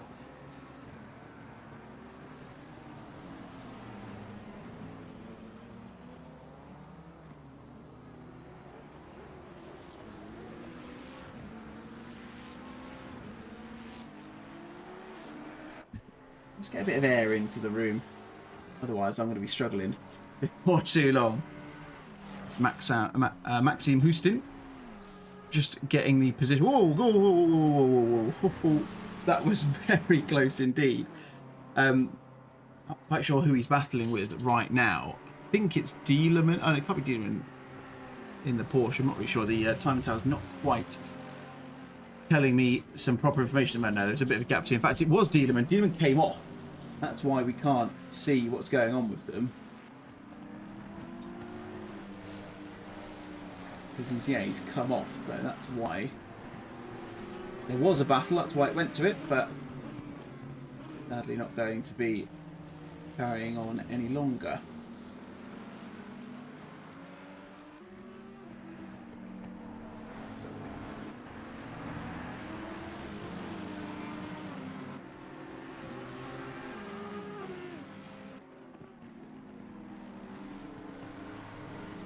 Here is Kevin Blanchett. He's been kind of teetering up and down the order in the first sort of 3 and a bit hours of this race. He was up to this front, back down to the back end. Now kind of sat in the middle is Daniel Cradle, who is battling with Happer just ahead of him. I think that is in P15. So this could potentially be moved. They just get a position off of Baker in the number 7 car whilst he's in the pits, and they'll get a position off of Trinket Tass as well. Daniel Cradle just sits in behind probably a smart move going into Eau Rouge. Don't want to be getting too side by side through there. It'll be going to end up in a very bad time, is the simplest way to put it.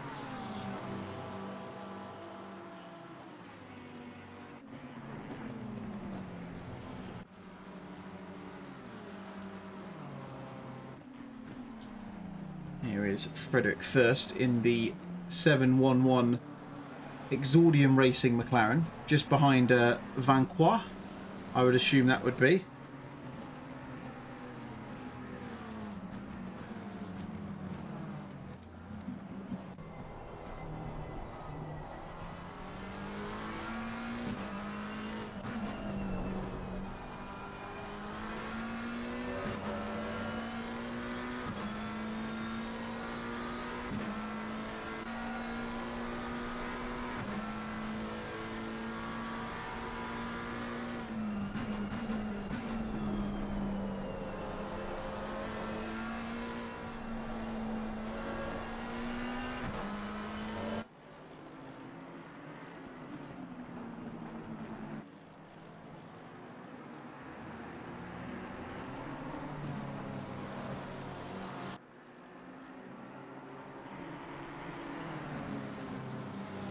Vadel going past one of the Posper cars. I can never remember if that... I think that's the 751, I want to say. Nope. This 750 is the aforementioned Colin Dunn, who was driving in there a little while ago.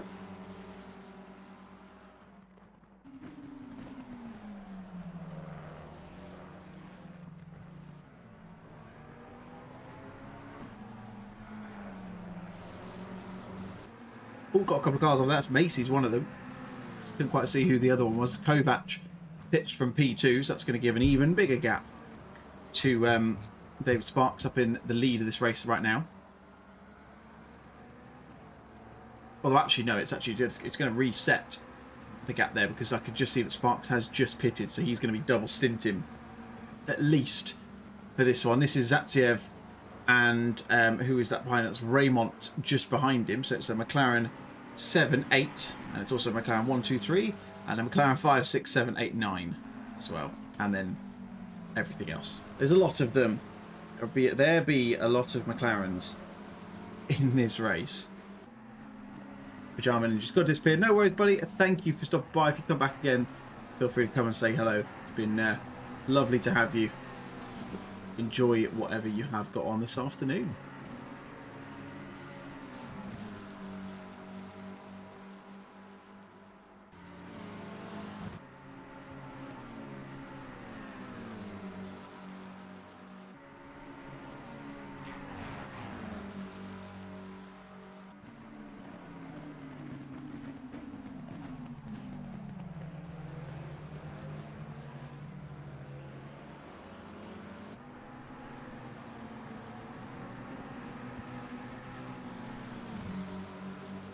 Briefly mute the microphone there so you don't have to hear me typing like a crazy person. Nobody wants that.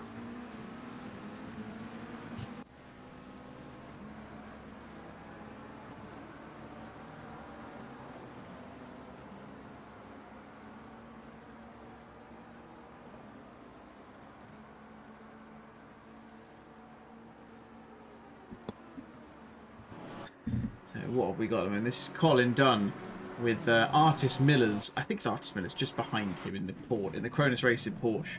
So Colin having to do a little bit of defending at the moment. As you see, Miller just looks up the inside, does get the move done. Colin, unsurprisingly, maybe not proving to make that too difficult in the end, given the fact that they've got still a sizable amount of the race here to go. Just a reminder to everyone, we're doing three different streams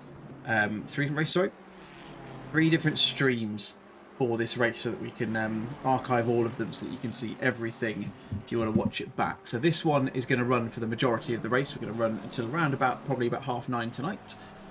We'll then have the night shift, which I expect to probably be relatively light on the comm side, and then we will do the final portion of the race tomorrow morning from around about the same time, so around about 9:30. Might push back a little bit, because we've obviously got started a little bit late, so we've got a few bits to sort out. So just to keep you posted, if you haven't done already, hit that subscribe button, hit the like button, and you can see parts 2 and 3 are already scheduled on the channel anyway. I'm going to come back in.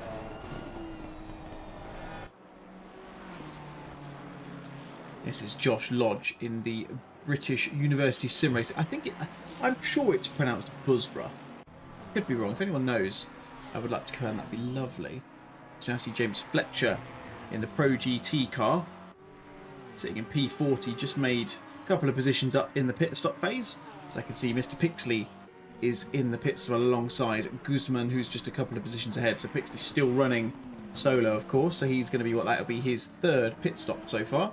As we see a stop and go penalty cleared for car treble 6. That is currently being driven by someone, Pashov, currently in P17. Expect that might change over the next few moments or so as they come out of the pit lane. In fact, no, it won't do because they've just come out of the pit lane. That's why the message came up.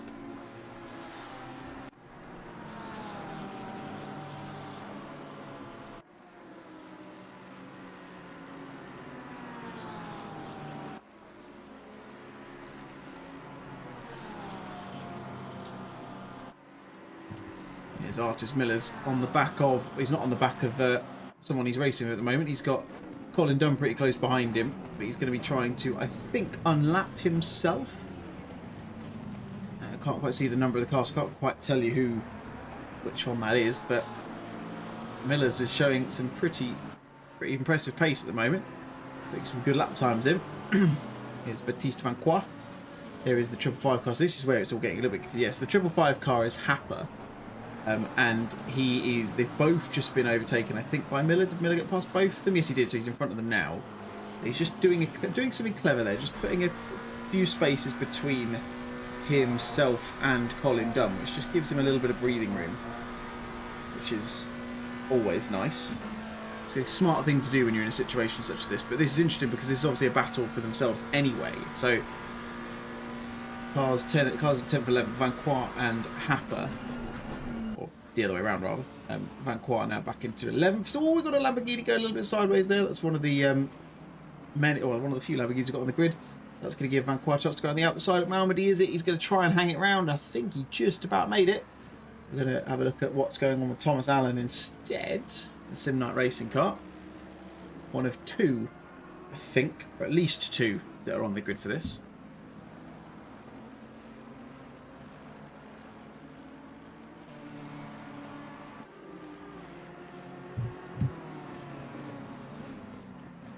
See another penalty cleared for car 99.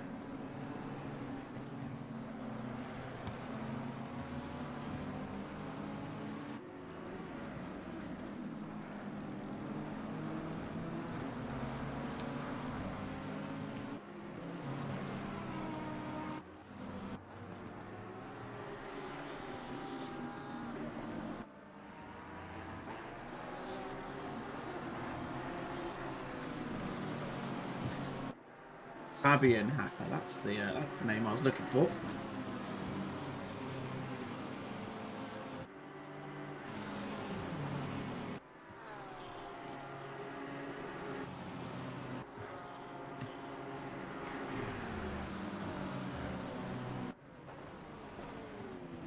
So you can see yellow flag for car 727, top of Radion. That is Webber, and I can see a yellow flag for Lucas as well, although no, they're in completely different parts of the track, so nothing between the two of them by the looks of it.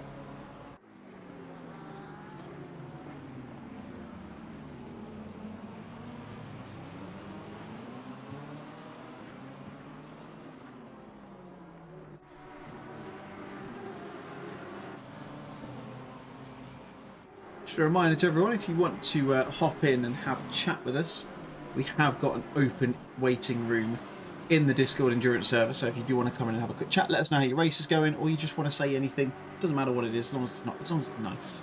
Don't come on here and just start effing and jeffing everyone. But yeah, if you want to have a chat with us and keep us posted with how you're getting on, then we'd be more than welcome to have you. Just drop us a message or just drop into the waiting room. We'll keep an eye out, yeah, we'll We'd love to open up and have a chat with any one of you guys. Here is Felipe Silveira in the Odyssey Esports team. We've seen a lot of action with in the first few hours of this one. He's got the...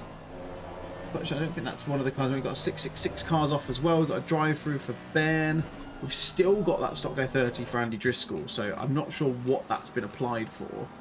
But something has happened, obviously, and it's clearly been applied by the stewarding team, because otherwise they would have been disqualified for not serving it yet. So I'm not really too sure what's happened between them. Bit of an odd one.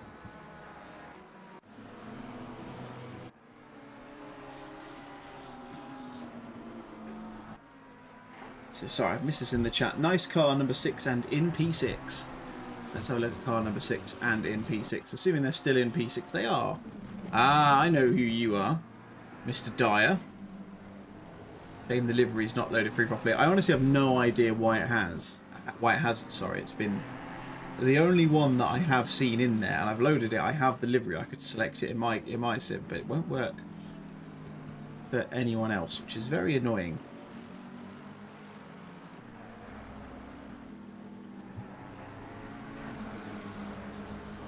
Very annoying indeed, but it's going to get the move done on Nera by the looks. Is it still Nera in the car? Not really sure. How many hours comes you got me helping out? We've got loads of people helping out, Johnny, to be fair. We've basically just said to everyone involved, if they want to come in and have a chat, they're more than welcome to.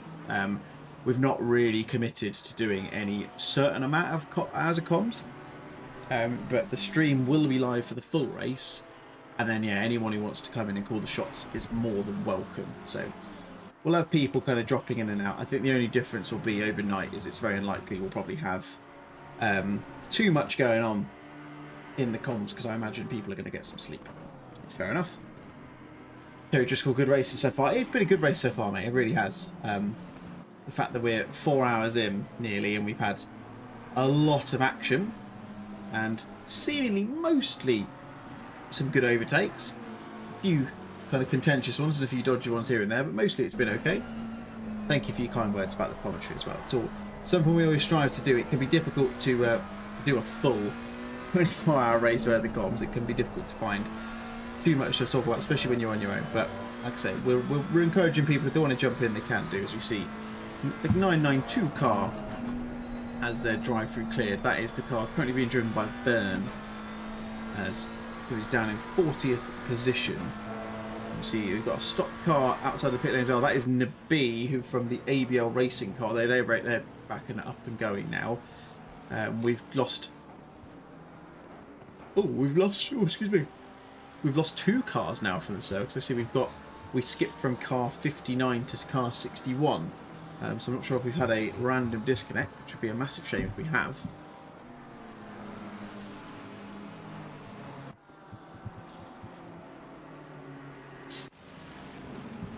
This is Oliveira all over the back of Joe Lodge. Goes to the inside, shapes the outside, cuts the inside of La Source. Lovely move from him. Although he's still got a bit of work to do. He's not done yet. Is he going to get the move done before they go into Eau Rouge? It looks like he's not going to. Is he? They're going to go side by side, are they? Oh, Lodge is the man with the steel gonads, the one with the minerals. Keeps himself going and manages to hold on to the position as a result. That is a lapped car, or a front runner, I should say, making their way through. Just so that's fair. Yeah, comms hours and hours can be difficult, especially when you're on your own. But we power through. It's all good. And then, yeah, I'll tell you. Terry, you are more than welcome, my friend. I think the reason why we do this sort of stuff is because we all have a face for radio. So you're not alone, sir. You're not alone. 5-second penalty for car 99 for an unsafe rejoin.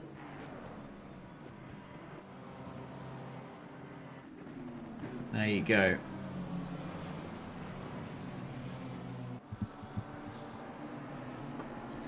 Thought when that, in fact, car 99, can I see the name of them?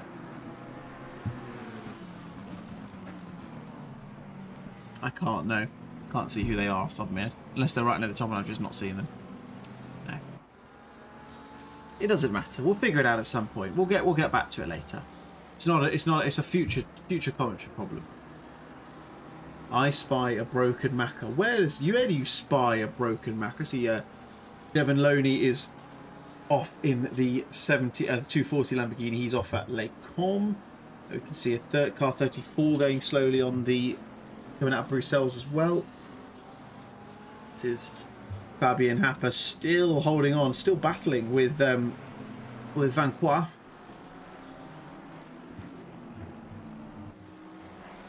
But just managing to hold on. That is the ABL racing car currently being driven by Tyler Nabi. Should know. I've seen his name enough times. Tyler Nabi is the one, sorry, my apologies, who is driving that one at this moment in time. Black and gold McLaren. I mean, Johnny, come on now. Give me a bit more of a favour than that. You didn't see the number. There you go. I'll let you off, mate. It's alright. These things happen.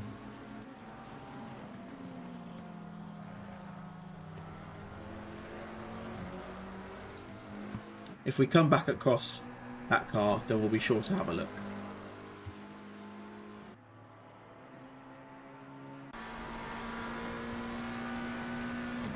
Yeah, so we've dropped down to 60 cars now, so we've lost someone. Not sure who that was. Oh, there we go. P99. There he is. The Nix Racing Series. Ah, there we go. There he is. Oh my word, that is a rather wonky looking car. That's a livery I've not seen yet as well. It's a very nice car. It has to be said. That is, yeah, that car's not looking too special. You look at the understeer coming out of Piff Paff. Wowee. We've also now just noticed in P59 have OMG in the car, in the race as well. Lovely stuff.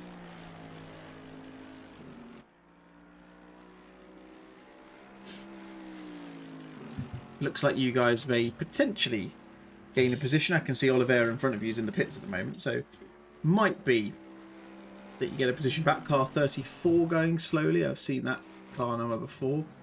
Can't even remember who half these people are these days. Cradle.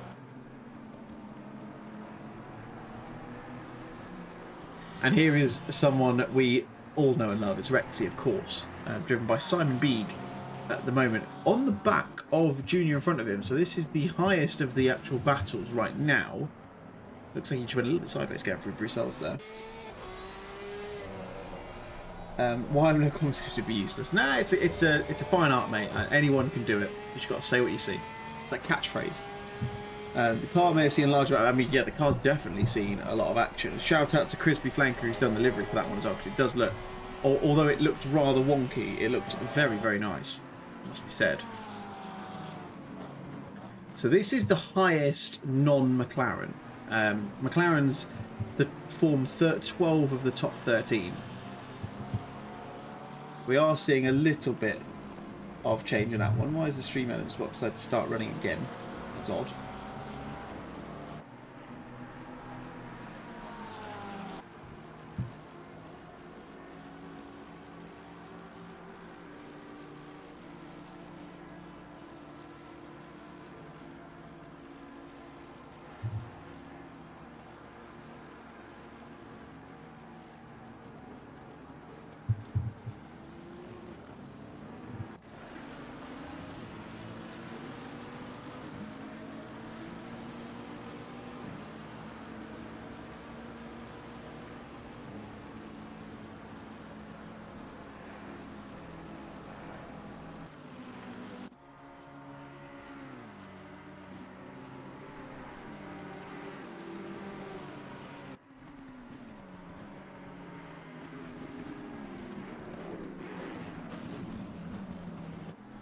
Here's Matthias Dijkman on the back of Young in front of him.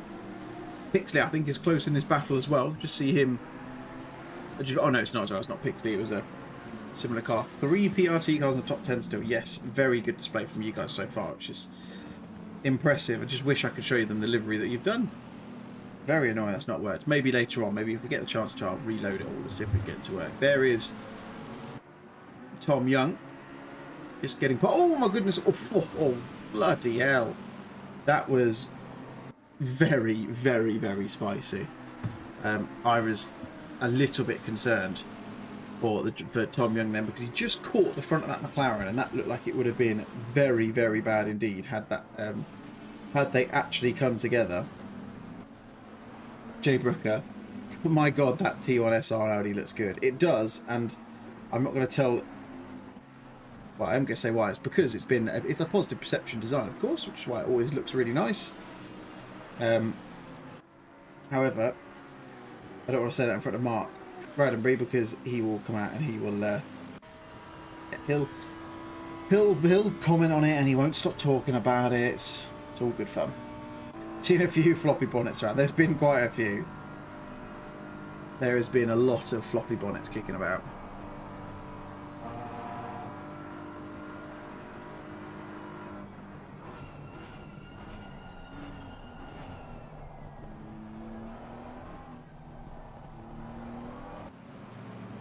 Here is Lewis Robinson. Oh, goodness me, we've got a McLaren off.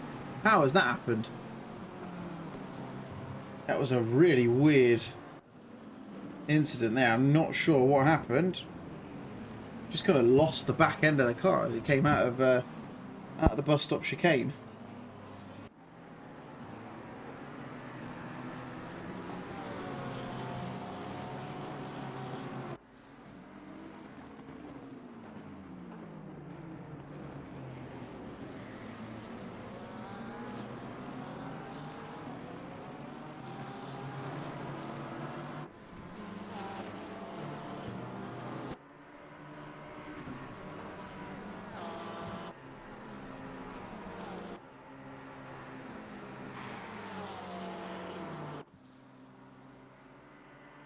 This is the battle for P4 once more. Simon Beeg still trying to get that position done. Still trying to get himself back up into P4, or let's say back up into P4.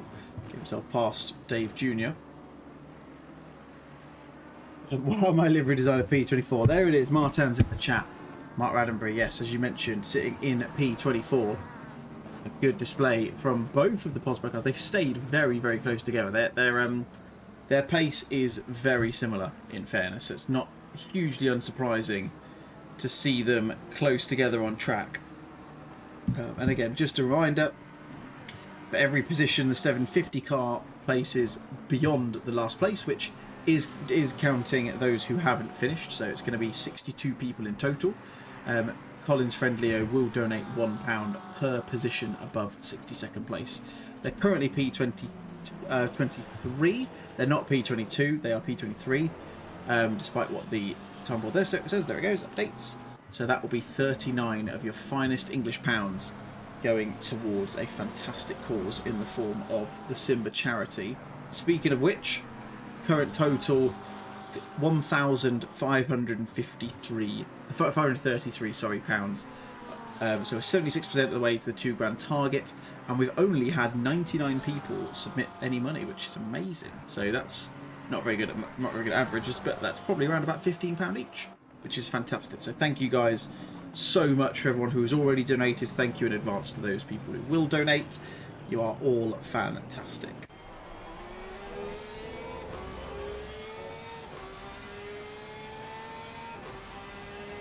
There you go. Big still trying to get the move done on Junior ahead. It's not really having much luck at the moment, unfortunately.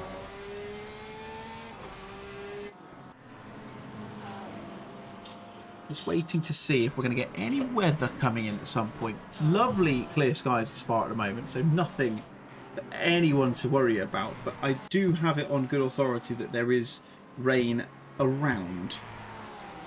There'll be some at some point, I'm sure. I bet you any money it'll be during the night when I'm not watching it, because I'll be sound asleep in my bed. Now my luck.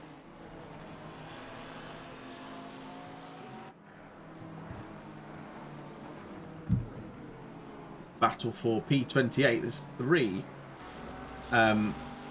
cars here in this little battle. So Josh Lodge is in the middle of the 2. He's got Conway ahead, Silvera behind in one of the other Odyssey Racing League cars. Again, as is normally the case in these sorts of races, we're starting to see some packs form. We've got 3 sets of cars that are anywhere near each other right now. It's these 3. We've got Happer and Trinket to Tass. the battle for P10, and then of course the battle we've kept an eye on in the last sort of 15 minutes or so is the battle for P4 between Dave Jr. and Simon Beeg. As here we go, Conway's going to look, was going to have to hold on to this position. Joe Lodge is trying to get around the outside of the bus stop chicane. It's going to be a perfect move if he can get it, because he's going to have the inside up into La Source. Under braking, that Ferrari is good under the brakes.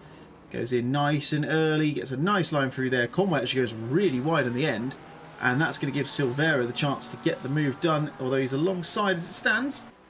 I think they are anyway, unless someone's just pit. Nope, it's still going through. And there you go, yeah, Conway says he's P29. Not really sure why. It's taken a moment to figure out what it needs to do.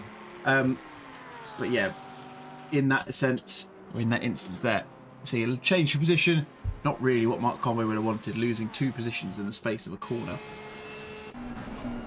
Not ideal at all. Here is Dave Jr.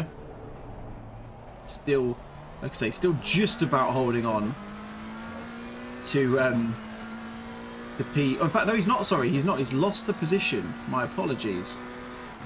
Lost the position to Simon Beeg, who has got himself up and ahead of the McLaren driver in the 996T racing car. He's still very close behind him though, and there's a lot of people. There's a gaggle of cars in this, so there's plenty of opportunity for him to get that position back.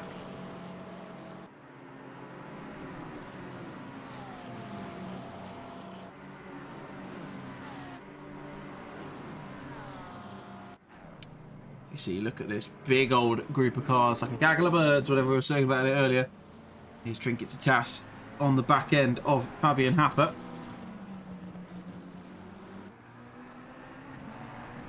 It feels like these two have been fairly inseparable in the last little while. Trinket to Tass, the only racing stronger team car, is looking very clean and tidy indeed, in fairness.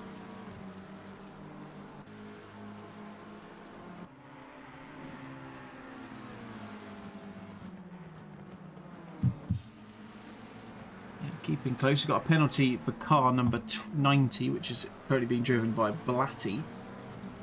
See what it says on there. That is causing an incident. Can't see what lap it was from, but yeah, causing an incident which has caused that penalty right at the back of Husting. You can see by the timing tower as well, so that's going to cause a bit of an issue with that little gap there.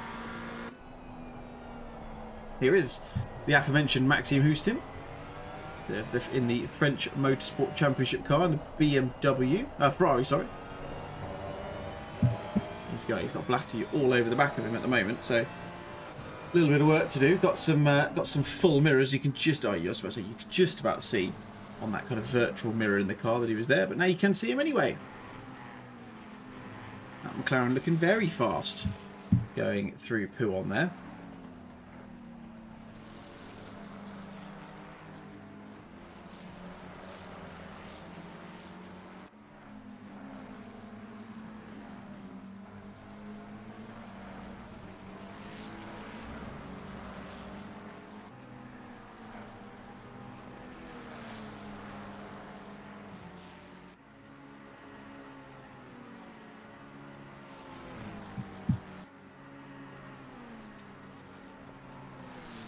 Not a huge amount happening right now. Roberto Blatty is the only one really forcing some defensive moves from anyone right now. As you can look at the inside as they go into the bus stop chicane, he does look to it but doesn't make a move. Elects to wait a little bit longer. These guys running nose to tail at the moment.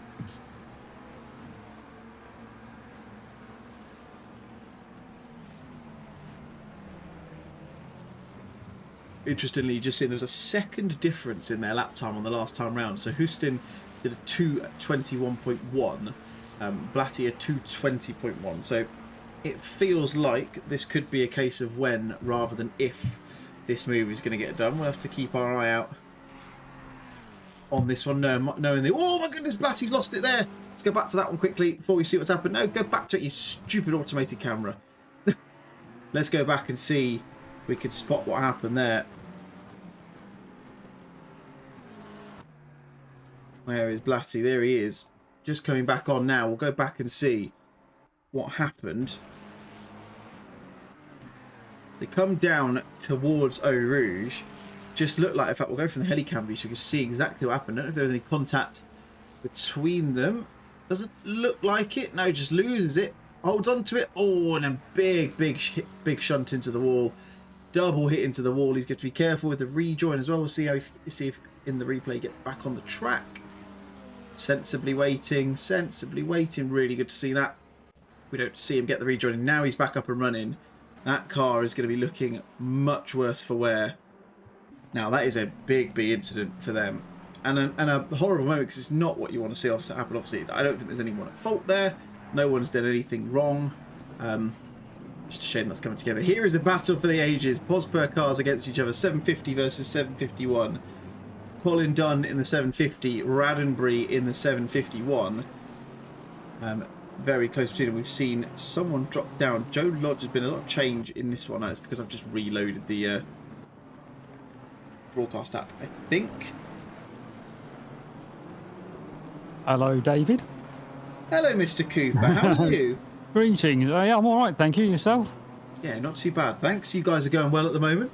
We're doing all right, aren't we? I'm actually sitting here riding shotgun with Colin at the moment. Well, funnily enough, we've got Colin on the stream as well. He's got Mark a little bit all over him. Watching Mr. Raddenbury. Oh, he's had a good run on us. Close. Yeah, he's going to get the There chance he to come comes straight. on the inside. Yeah, he's going to do that, isn't he? Yeah, it looks like that is pretty much done. Yeah, gets the move done, yeah. Nice. It's one of them, isn't it, I suppose? Teammates. Colin's not going to make that difficult, is he? Let's be fair. No. It's we're both sort of aware that it's a long old race, and we're trying to keep out of trouble, basically. To be honest. No, you're doing the right job of doing that at the moment. How was? I know you've done at least one stint so far. How's the car feeling in your hands? Is it all good? It was good, man. Yeah, I did a double. It's the longest I've driven in one stint, and in VR as well. Oh god, yeah. Yeah. So I'm glad it's not a particularly hot day. But no, car felt good. It's still able to set, by our standards, quick lap times towards the end of the stint as well as at the start. So yeah, we're all quite happy actually. Nice, good stuff. That's what we like to hear. And what's the kind of expectation in terms of like say you've rightly said you kept yourselves well out of trouble and obviously gone up the field as a result. I mean, look, we're 4 hours in, but what's a reasonable result now? You know, I haven't actually spoken about it with anybody. I don't know whether we don't want to jinx it or something, but we're already, I think, probably exceeding any expectations we had after qualifying. That is very true. So yeah, it's probably just a case of keep clean, keep out of trouble, and see where we get to be honest. Look, can't complain so far. It's it's been a good race for you guys, and hopefully it will carry on. Yeah, exactly. Yeah, we're all good. Obviously, we don't get to see what else is happening. Is it other than a bit of chaos at the start? Has it been all good? Yeah, it's been good, mate. To be fair, it's been a lot going on. Obviously, I mean, the leader is in David Sparks is ridiculously far ahead of everyone else. He's actually saying that he's about half a minute ahead of everyone else at the moment. So I don't know if he's lost a little bit of time, but oh no, sorry, he's just pitted. That's why. You see his lap time's really long. They've been a class above. In fairness, behind them it's been really spicy. To be fair, lots going on, lots to keep an eye out for. Yeah, I'm sure. Yeah. Well, good effort doing the commentary for the whole thing, mate. Impressive in its own right. Oh, don't say the whole thing. That means I've got to stay. No, it's all good, mate. It's nice to have people dropping in every now and again. So yeah. People, when I've said to people they want to drop in and have a quick chat or whatever, then I'm all ears. I just need most people to tell me which car they're in. Obviously, for you, it's different. I know which car you're in. Yeah. I know which one of two you're in. I still can't remember who's in who, but you get random people jumping. I'm like, so where are you from? Yeah. Which car? Yeah. Well, of the two, we're in the nice Tic Tac Shell car. Yes. Colin and I. That's the you one. know that, didn't you? When you said I couldn't remember which one you were in, but then when you said that you were watching Colin, it immediately became clear. Ah, okay. Yep, fair enough. I know that I'm calling them to myself. It's the Colin and the Mark car. Because then I know which one's which. Because I know that Mr. Neutlings is with Mark as well, isn't he? And then I think there's Bart and a couple of other guys as well. And then obviously it's you. It's confusing that the four of us that have been sort of in the chat at the moment during the drive-in, three of us are called Mark. It doesn't help. That is probably the best way to put it. See any moves for P10? No. The problem is, we're going to have a lot more of this, aren't we? Where I think we're not really going to have too many people kind of really aggressively fighting for positions. They're just going to kind of let people go, maybe not make it too difficult, because we've got, what, 19, or the best part of 20 hours left. A long way to go. Yeah, we have. Yeah, long old way. So keep it clean's best plan, I think, personally. Exactly. Adverse weather. What are your thoughts now? Would you fancy seeing a bit of rain? No. It's very honest of you. Yeah, I haven't actually managed to do any practice in this car in the rain, so it'll be a journey of discovery, as they say, should it rain. Yeah, I've not, to be fair, I've not seen any rain on the server any time I've ever been in either. So I don't actually mind driving in the rain, even in VR. I think it it gives it a real atmosphere. So I bet. I don't normally mind it. It makes you a little bit more wary of what others around you might be doing, I guess. Yeah, exactly. And it can go wrong quicker, can't it, when it's wet? But no, I'm not too fussed. Although, yeah, as we are is nice. What's this? Oh no, don't worry. Sorry, something else. No, it's been good. Medium. Jay is saying in the chat, medium rain would be nice. Okay, fair enough. I'd like to see it spice up whilst I'm on the comms, because I want to be able to see what people start doing. Yes. And hopefully for you guys, it goes better than it did for you on Thursday night, of course. Sorry to mention that and bring it up again. Yeah, thank you for that. Colin started this one, and he managed to start it on the correct tyre, so we were all good so far. Oh, good stuff, mate. Well, in fairness, like, if you'd stayed on the same tyre, it wouldn't have been so bad. It's just a shame that you, understandably, went to change back to the wets, didn't you? So, yeah, exactly. It's just added insult to injury. For context, for those of you who don't know what Mark and I are talking about, we had a GT3 race on Thursday night where it started raining at Barcelona and then it dried up relatively quickly. Oh, there's a bit of spinning cars there in the background. And Mark started on dries, accidentally, meant to start on wets. Yep. Went into the pits, what was it, lap 1 or 2? I think you pitted for wets, and then within about 30 seconds of you coming out, it came up, I think the forecast changed, didn't it, and said, no, we're going to drive in about 5 minutes now. Yeah. Yeah, it was the perfect worst timing incident. Made me look thoroughly foolish, but there you go. It happens to the best of us, mate. Look, Mark Radenbury started on dries as well. I think a few people did. Yes. So you're not the only one. I would have been interested to see if anyone did do it, if they were able to keep it on the track, because of how quickly it did dry up. I think Jamie started on dries, didn't he? I think Jamie did manage to... Well, he would have done, but then he got DQ'd for speeding in the pits. Well, so, yeah, exactly. Speaking of which, he's just appeared in the chat as well, by saying, "Whoop whoop, it's the sound of the police." And he wants to know what the current amount of money raised is. It's £1,543. So it's 70% of the way there, which is incredible. That's to be said. Isn't it? That is impressive. Yeah, considering we've got... I'm terrible at this. Well, we've got 19 and a half hours left, pretty much, to get to raise the majority of that. I reckon we're going to be pretty close by the time we even get to the end of the race. I think we started the race this morning on about 1,300. Wow. I feel like I'm taking part in some sort of telethon now. It does feel a little bit, yeah. If you want to take I'll get you on the phones, mate, and we'll get some people to ring in and put some donations to on the phone. That'd be nice. With Bob Geldof when you need him. Exactly, yeah. Let's get a bit of Live Aid going. We'd love to see it. Right, I'm going to love you and leave you, David. I'll pop back and see how Colin's getting on. No problem at all, mate. Enjoy the rest of the race. I'll catch you in a bit. Thank you, bud. All the best. Lovely stuff. Mark Cooper there in the chat, saying hello and have a little natter with us, which is always nice. He's from the 750 car, as you might have heard. And Jamie in the chat, well done everyone, looking forward to getting home to race. Yes, we're looking forward to seeing you on the track, mate. Be very excited to see everyone. We've still got long way to go. 4 of 24 done so far. What's that? Is that an 8th in? Better not say it like that. That could come across in the complete wrong way. Let's have a look a bit further down. Where are we? The team cars now, 21st and 22nd. Daryl Young closing in on those guys. Of course, those were Daryl Young of the team. Him and Mike Redfern, I can remember, who started in P2, and then obviously got caught up in some incidents and dropped back as a result, which is a massive shame for them. And this is Ethan Davies. He's got Andrew Sutsiev behind him. I think that is David Sparks ahead of him on track. Yes, it is. It is Sparks ahead of them on tracks. That is your race leader. Haven't seen much of them so far, but now we are. It's Alexander Satsiev who is there, just chasing down Ethan Davies at the moment.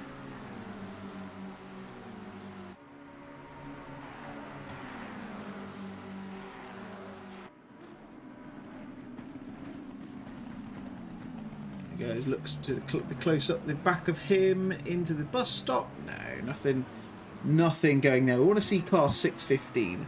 That's Therma. That is absolutely fine, even though you were rude to me earlier on in the race. I'm only joking, by the way.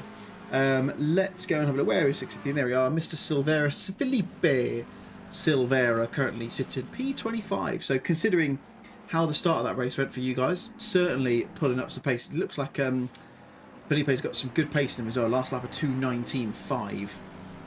So gaining time on those behind him.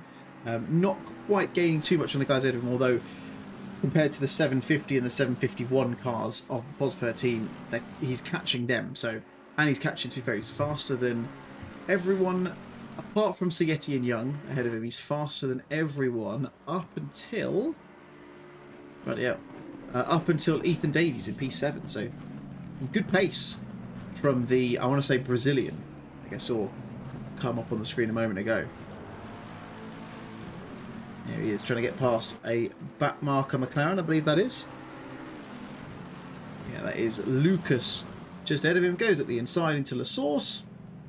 Looks like he's going to get the move done. Yes, he does. Gets himself up into... Well, as he's not going to get himself up into a position, he's just going to get himself back up past one of the back markers. Quick sit rep into some of the other guys in the grid that we've been talking about so far. Andres Nera in the 90 car, the Omega Motorsports Italia car, they've dropped massively back down, unfortunately, because of the they've been involved in, of course, lost that car going through Radion about 20 minutes ago, I would say. They're down into P38 and currently stopped again by the looks of it. Can't see exactly where they are.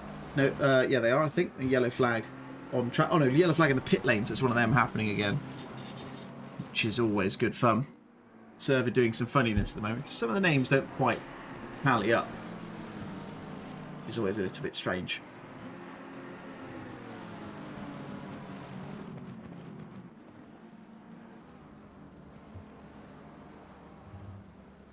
Yes, this is Leonardo Baccalini. Of course, they were one of the drop teams that started up towards the top end of the grid as well. Sadly, dropping back. Of course, I've said it once. I'm going to say it many, many more times till the stream ends. Long old way to go. Plenty of chance for things to change. Speaking of change, we've got Ethan Davies trying still. Oh, in fact, no, sorry, my apologies. Ethan Davies, who's lost the position to Alexander Satsiev. So he's actually dropped down a position, down into P7 now. McLaren switcheroo. See them steaming up for Eau Rouge and over the top of Radion. Looking very, very close indeed. Shows you the speed these guys hit these corners at, especially that one flat out. It is seriously impressive.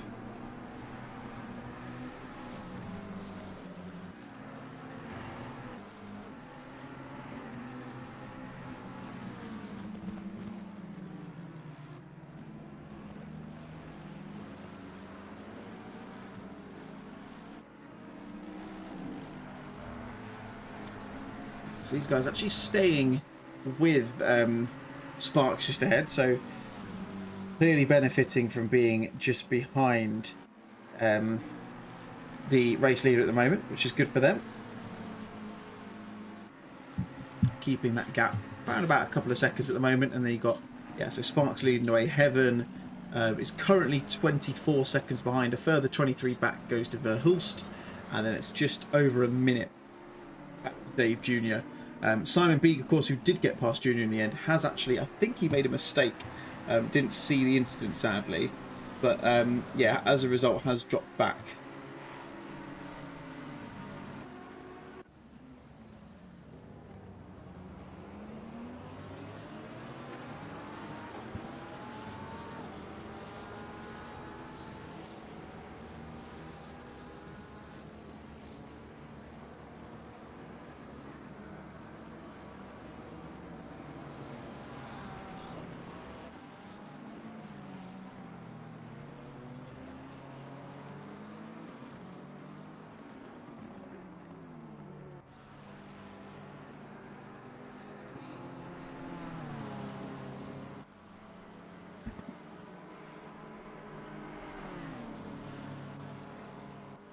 Oh, we've got a yellow flag further back for Mark Raddenberry. Not sure what's happened there.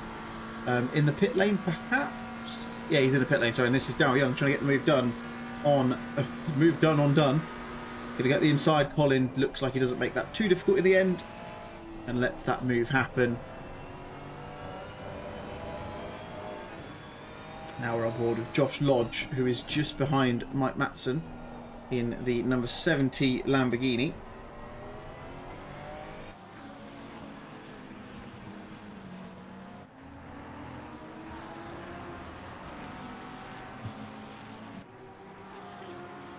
Yellow flag for, I think that's still for Mark Raddenberry.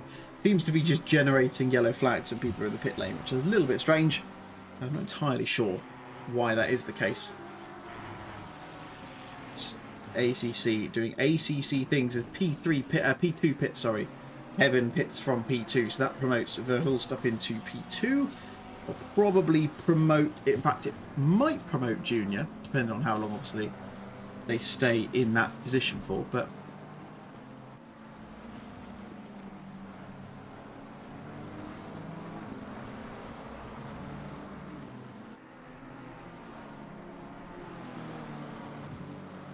here's Andreas Bro, Colin Dunn close behind. Daryl Young's managed to get past those guys pretty quickly, and it looks like the car of Dunn is going to make that move as well. Looks like Bro just got a little bit sideways, a little bit out of shape, coming out of Stavolo and up to pull for a curve, and as a result drops down into P22. Good showing from the Posper team so far. Silvera from the Odyssey Racing League team hits from P26, I think that was. Yeah, there you go. Just see confirmation that Dave Jr. will go past Heaven up into P3. Of course, with different strategies going on, that's not really going to stay the same. Here comes Josh Lodge. Going to try and get the move on Matson up into P29. And that is Fletcher just behind him as well, who's going to try and capitalise on this. You'd think as they go through a Rouge, steaming up the hill. And it is, yeah, Josh Lodge gets the move done on Matson before they enter a Rouge. This is now the battle for 28th place, sorry. And there you can see just behind, Fletcher's going to try and get the move as he up the inside. He's got a really good run down the Hemel Straight into Lacombe. Gets the move done. Nice and easy. Didn't really need to do too much on the brakes, fortunately for him. Manages to get through and up into the top of, officially up into the top 30. Let's look up to here now. This is the battle for P4. This is Terry Driscoll in the SGSS racing car, the 470. He's got Simon Beeg all over the back of him again. So this is back to the battles we've had before. In fact, it's a different battle because it's a different car. So this is the team with Heaven who's just pitted. So Terry's obviously taken over in this one. And Simon Beeg very much behind him, of course. Probably, you'd argue, in different phases of their races. I would imagine Beeg will probably need to pit at some point in the next probably 15-20 minutes or so, or maybe even later, but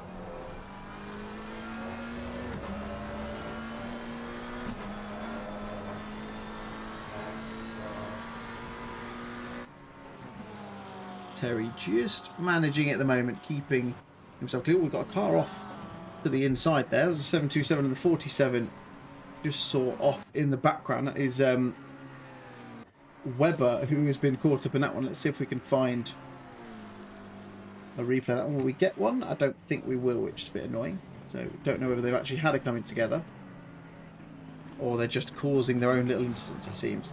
Seems more like that at the moment. Terry Driscoll up into P3. That's courtesy of Dave Jr. pitting. You see Driscoll just look at the inside of these back markers, trying to, I would imagine, just put a little bit of space between the two, but between the Porsche of Beeg. They're very close. Oh, Beeg's been caught up in a contact. Beeg has gone off into the wall. Contact between himself and one of the back markers there. One of the Mercedes didn't quite see who it was. Let's see if we can go back and see that. This is Beeg coming through the corner there. Oh my word, that is a very, very unfortunate crash there. There's not really anything either one of them could have done. It just looked like a bit of an innocuous incident, unfortunately. As a result, that means that Beeg is going to drop back and have to presumably pit before he would have planned. Yeah, that front of that Porsche looking very bent indeed. sadly for him.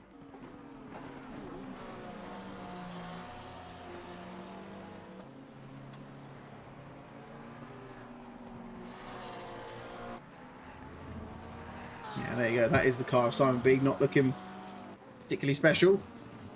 Car 84 is off and caused a yellow flag as well. That is Sparks. That is our race leader causing an, or not causing incident, but having a coming together. We'll go back and see on the replay what happened here. Just going up the top of Eau Rouge. Is he going to lose it through there? He is. Oh, dearie me.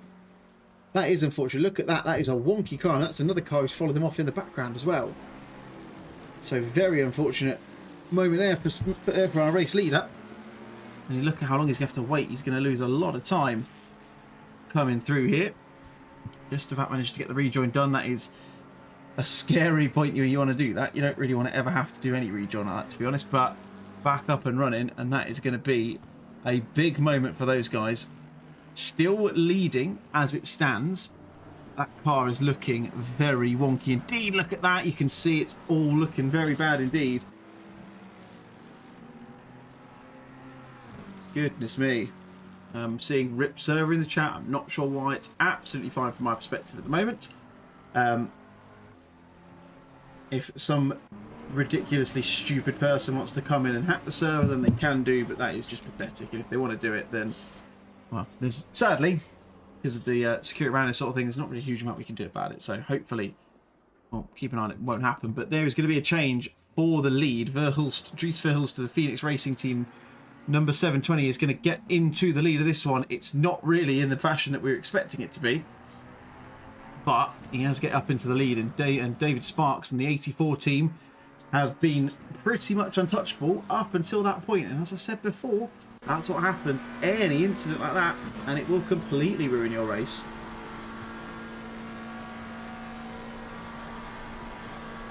Very much shame for them. But yeah, I do agree with you, Mark. It was a very good rejoin, in fairness. So good show from him. It's one of those, isn't it? Especially when you're in the lead. Like, you want to get back on the track as soon as you possibly can.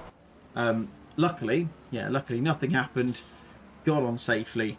I expect we'll see him go into the pits now. We'll expect to see a little P next to his name any second now. There it is. P against his name in the pit lane for David Sparks. I will keep an eye out and I'll give you guys an idea in a moment as to how long they'll be in there for, because it looks like, I mean, it looked like it was a very very big hit. Same happened for, of course, for Simon Beeg as well. Got caught up literally, what, about about a minute or so before. So he got caught up with that back marker and hit the inside of the wall. That wall, as you go down towards Eau Rouge as well, is such a bad one to hit. You've got to be super duper careful. Sadly, not on this occasion. So we can see top 7, 3 of them in the pits at the moment. So yeah, Sparks, as mentioned, he'll be in the pits for a while, I would have thought. And then we've got Beeg and Satsiev in the pits as well. See Mike Richards, ex-team pit lane at the moment in the Pro GT car.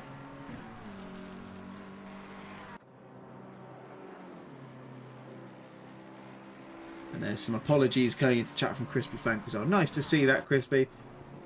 Very kind of you to do so. I don't think we saw that in time. I could be wrong, but an apology, in my opinion, goes a very long way.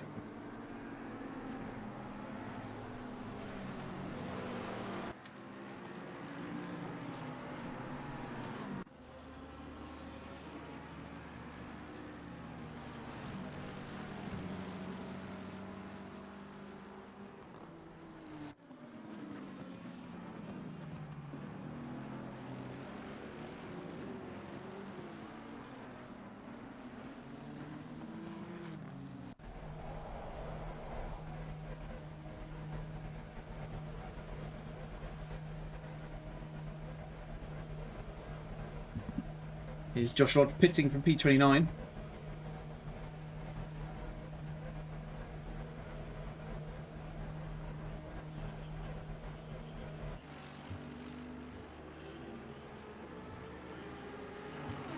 Just going to take a quick break. Won't be more than a couple of minutes. Just show you the, go back to the The video kindly supplied by SiMBA. Before we look at a couple of things, don't go anywhere.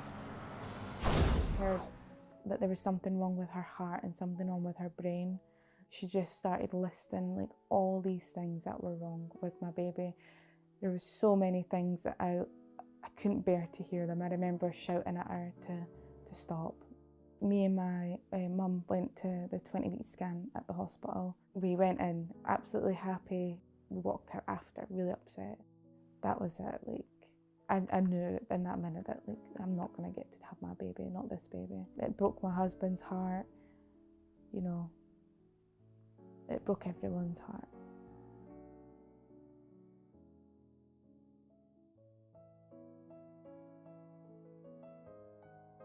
They say when you're pregnant, you feel things like intuition and a different type of gut feeling and a connection with your child, and it's true.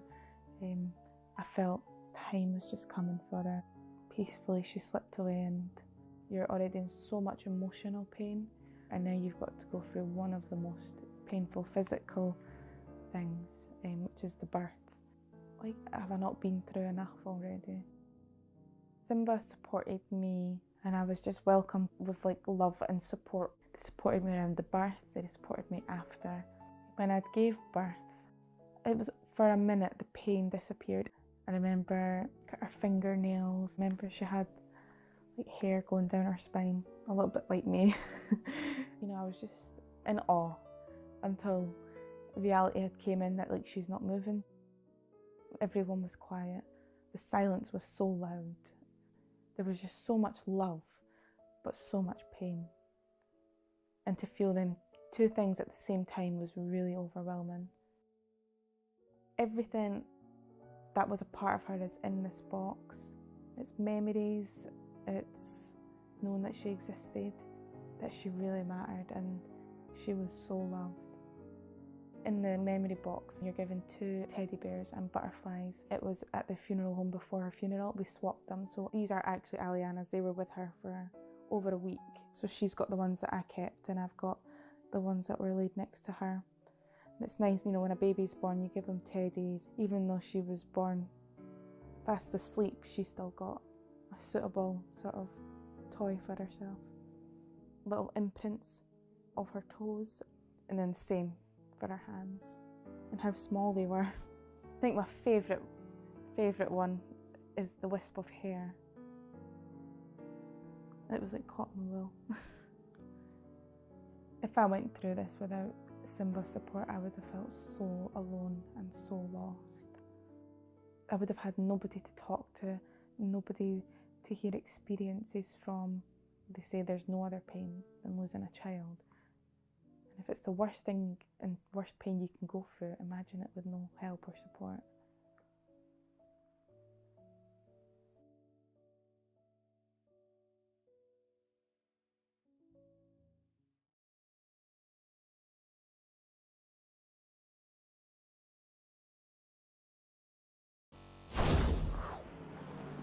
Welcome back, everyone. We are, just to give you guys a little bit of an update. That wasn't to give me a chance not to talk for a moment. We are having some annoying, stupid people who are deciding they want to screw with our server. So we are intending to do a restart in a minute. Of course, we'll restart obviously where everyone is. But what I'm going to do is on the stream, we'll keep running until it is. We'll take a very brief break while we sort everything out, and then once the race is back up and running, we will give you we'll get back the stream. We'll get the stream, sorry, back up and underway. So appreciate your patience. Like I say, annoyingly, people are just pathetic and want to try and ruin these sorts of things. But yeah, we're gonna drop off the stream for a few minutes. Stream will stay live. We're just gonna go to a holding page for just a minute, and then once we're all done, we will come back in and we'll get the race back underway. So yeah, don't go anywhere. Thank you everyone for your patience so far. I'll be back in a couple of minutes.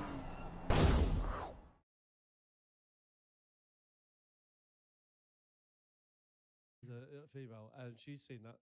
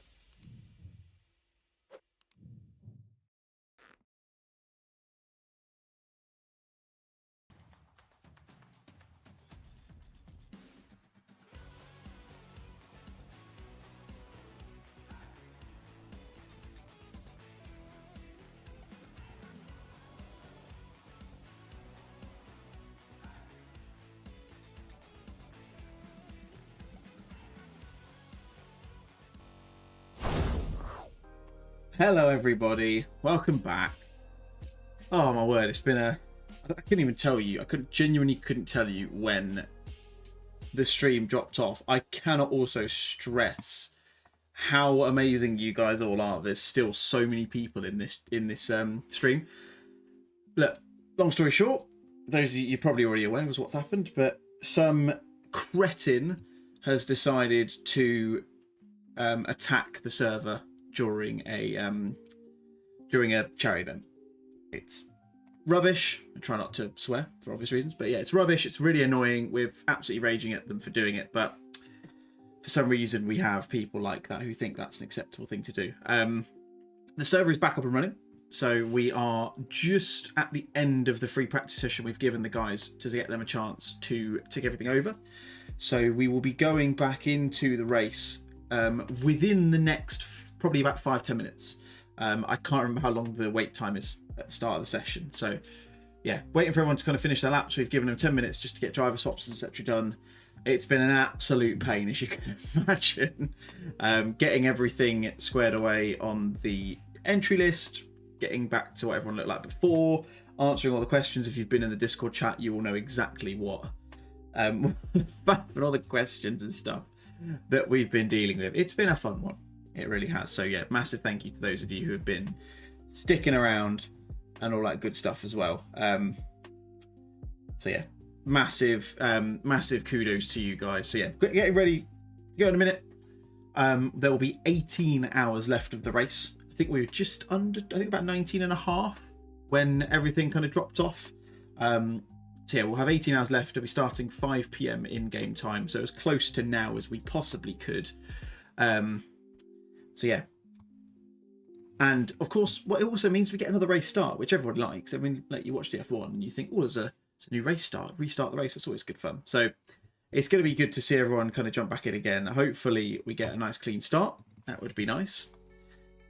And yeah, we'll get everyone back up to speed, everyone going. 18 hours of action to bring things ahead. Quick update on things. we have had a few more donations whilst we've been away. We're now up to nearly £1,700, so £1,637 of our target has now been reached. So we are up to 81%. So 19% to go, just under £400, which is absolutely incredible. You guys are absolutely amazing. So yeah, I will be covering the race for the start again, for the restart at least. I will be then hopefully joined, I think, by Mark Raddenbury. I think he'll be joining us in the session as well. In the commentary box, sorry, I should say. God, I've been talking so much in the last 15, 20 minutes, or last hour. Been mad. Yeah, so we'll be joined by Mark, and I'm going to shoot off and actually have some dinner and stuff and chill out for a little while, I think. Now, luckily, I think... Oh, maybe not, actually. I was about to say I think that it's... kind of tripped everything over in the right order. I think it has. I just think that my broadcast app hasn't got up to date again. So yeah, we'll be getting started in a couple of minutes, so don't go anywhere. Yeah, 40 minutes. Formation lap as normal, and then we'll get stuck in. So looking forward to it.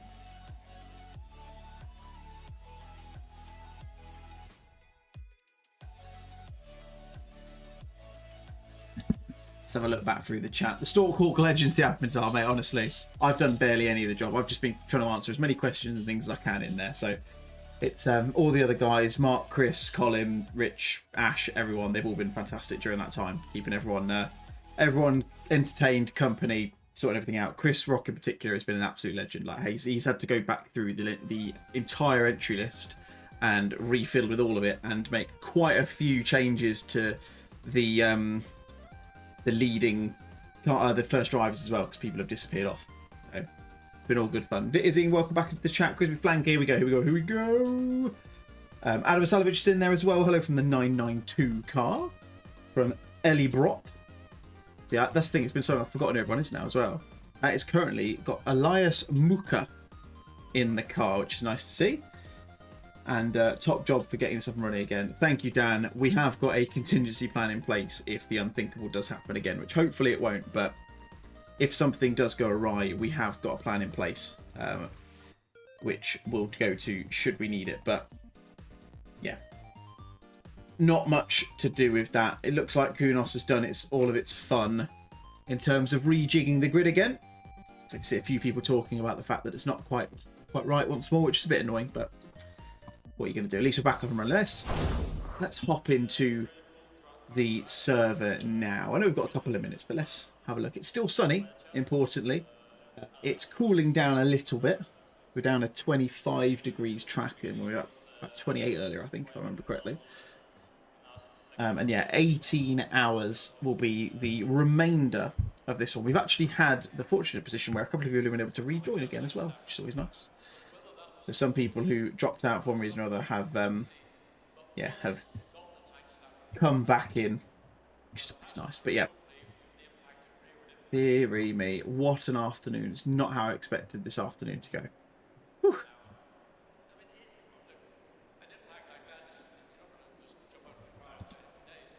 I've got like a Mario theme tune in the back of my mind. I got the stream music on in the background. I just paused it now because I don't really need it anymore. But that was an interesting little bit of noise I had to hear. Then I'm assuming you guys would have heard it before I changed over, in fairness. But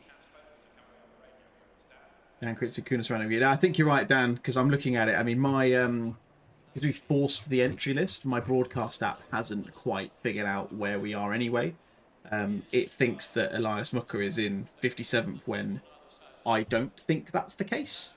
I could be wrong. I can't honestly remember what the finishing results were at the end of it. I mean, what I can tell you is that it suggests that Darryl Young is in P1, but you can see him kind of midway down the grid. So it seems to have done its rejigging, which obviously is annoying. It's annoying, especially annoying for people who've been involved so far and obviously made moves going forwards, backwards, whatever. Ultimately, there's very little we can do now. Did 177 get put up at the front? Let's have a look. Who's driving 177 at the moment? Can't see you. There you are. Looking at where it's just redirected us to, I don't think you are. You're actually not. To be fair, yeah, you're what? 1, 2, 3, 4, 5, 6, 7, 8 off the back. So you 53rd, 57th, 52nd. Sorry. I should say, where is our very own Rich Pixley? Where's he end up? He's a few positions ahead of you guys. So where is he in comparison? Yeah, so he's about sort of late 40s, early 40s, I would say.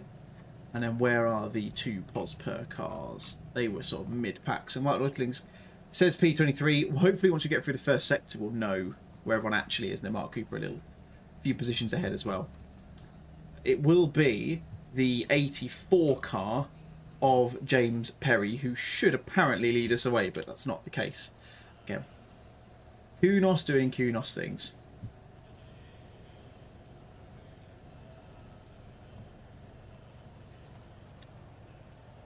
All good fun.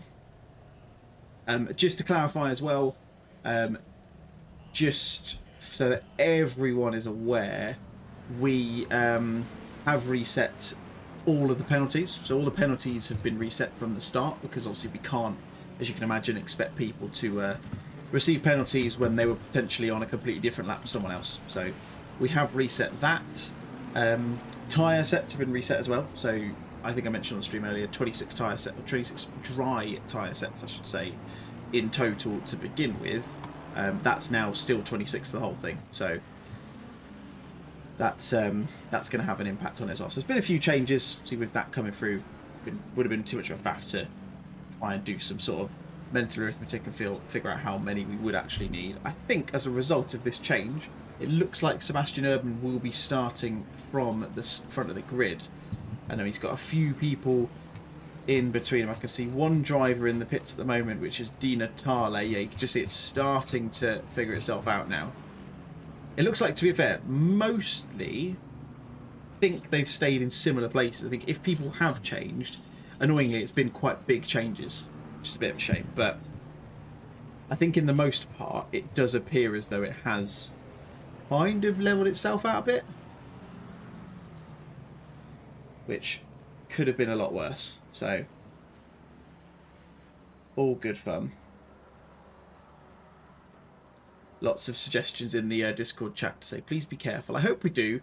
I would much rather not have to do a fourth restart of the day. Fourth start of the day. It's not a restart, is it, at the end of the day? But I don't know. Like I say, thank you to those of you who stuck around. I was keeping an eye on the YouTube stream in the meantime, and the fact that we still had like more than 40 people at every point throughout that rate is a massive testament to you guys wanting to get back in. And thank you, Ben, for your words. Yeah, much appreciated. It's very nice of you to say it. From what I can see from you guys, looks like you've come out right in the end. Got a few positions off of there. I mean, I can't actually remember which car you're in, so you have to forgive me. Yeah, I was gonna say, yeah, you are in the 999 car. I thought you were. Which is obviously got Luke in there at the moment. So yeah, good result for you guys. What's that? P7. Looking good for the Onid team as it stands. I say the Onid team. One of many.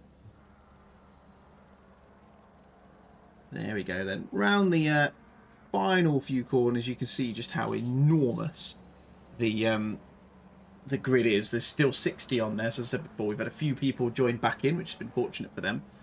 So it's worked out quite well indeed in their respect. It's always nice. Just going to fiddle with my mic volume a little bit. We're dizzy up here in 7th. Mate, tell me about it. I think to be honest, Mark Cooper in the 750 machine is a bit dizzy up there as well, because I think where the Posper guys started, I think they were down in like the 50s.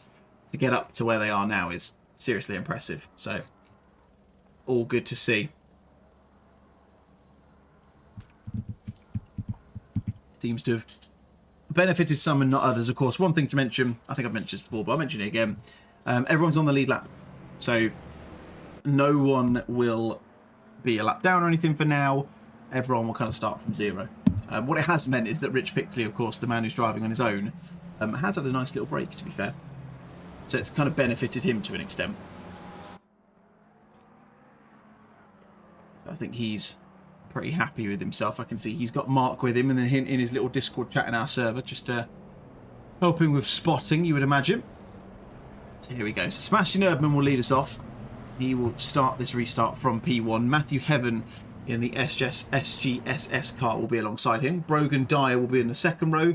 Lucas Suhadja will be in P4. James Perry and Van Qua P5 and 6. Sherlock, Zimmerman, Blizzard and Kovac are rounding out the top 10. I'd go for all of them, but let's face it, we'd be here for quite a while, and I'm sure this will change over the first couple of corners. So yeah, only the one person in the pit lane, that is Di Natale, who has elected not to take the start. I wonder if that was a planned move.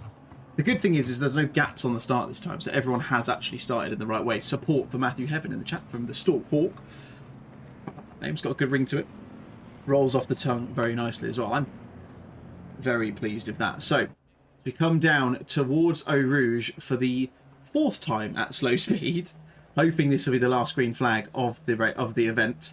Sebastian Erdmann will get us underway any minute now, and there we go. It's the green light here at Spa, and we are underway once more. Sebastian Erdmann will lead the way. Hopefully we'll have a nice clean getaway for everyone else involved. Erdmann has got Heaven alongside him, trying to push for P1 off the start, but it's clean as you like as we go through Eau Rouge and Radion for the first time. It looks like it is pretty much elsewhere. There's a few incidents down the back end of the grid as well, but it looks to me, apart from these guys down at the back, everyone has gotten through nice and cleanly, which is exactly what we would have wanted.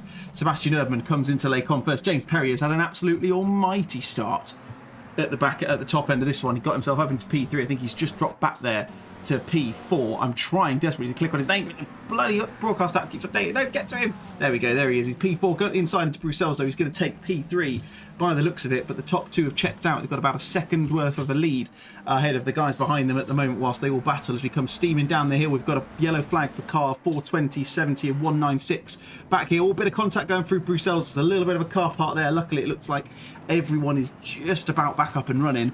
As far as starts go, though, that's probably one of the cleaner ones we've had so far, and Di Natale rounds out the back of the grid as we carry on through here, down through Pouon. Hendrik Zimmerman has got Matti Kovac right on the outside of him as they go through Piff Paff. He's going to get round the outside on the entry, going to be on the inside for the exit. We've got Luke Sherlock dropped a couple of positions. He's down into 9th place. He sits just behind them, and he'll be looking to make any opportunity of this. However, they're still side by side as we go into campus and out through Stavolo. It's going to be an interesting thing. If we see them go side by side through here, they're going to have to lift a little bit. Bit of contact between the two of them.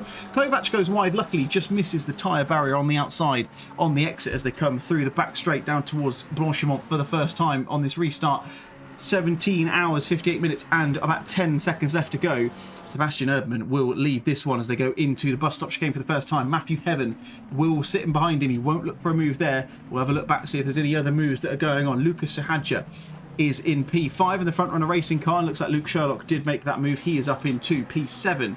Darryl Young has made some serious gains off the start of this. We've got a McLaren off to the inside there. Can't quite see who that is. We've got a little bit of contact as they concertina going through the bus stop chicane, but looks like, again, everyone seems to be getting through. It's kind of little innocuous incidents, it looks like, so far, which is good to see. Obviously, we don't want to see anything, but if we are, let's hope we can keep it nice and clean and tidy. Luke Sherlock, as I mentioned, up into back up into P8. Still working. It looks like, yeah, Martin Kovac has dropped down to P10 now in the Rexy Racing AO Racing 69 car.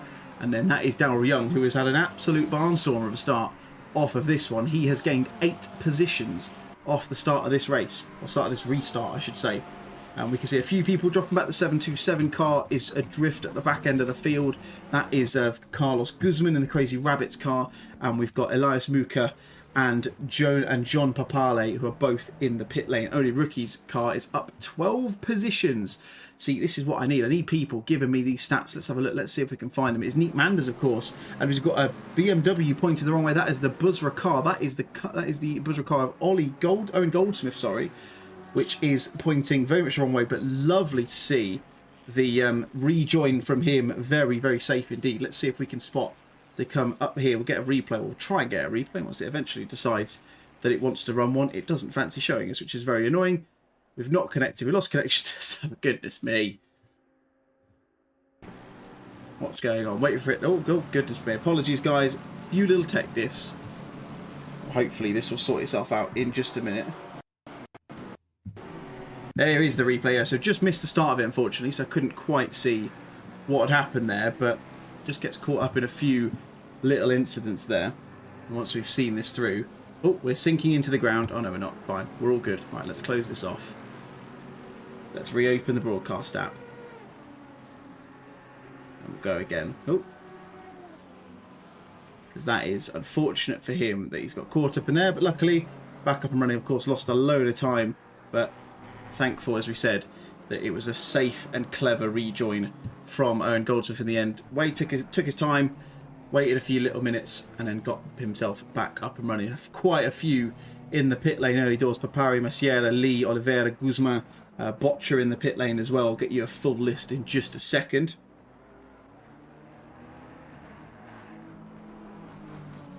Right, let's get this all back up and running again.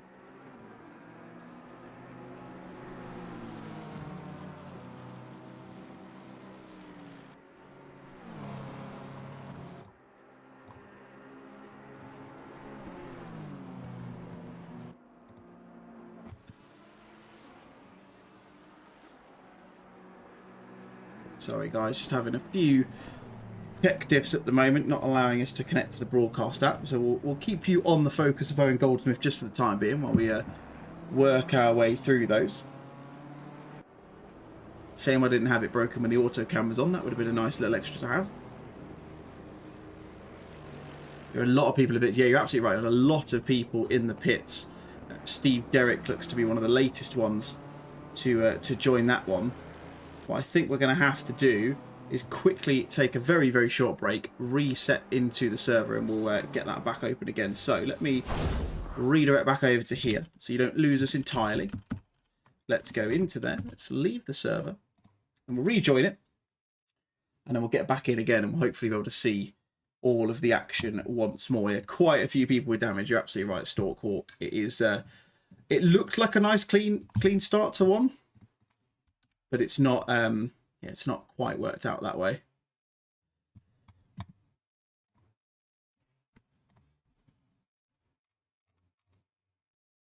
Right, just gonna take a short break. So we've had another technical difficulty. I won't be back in too long. Hopefully, yeah, just stay right there, get everything back up, and we'll be back in just a few minutes.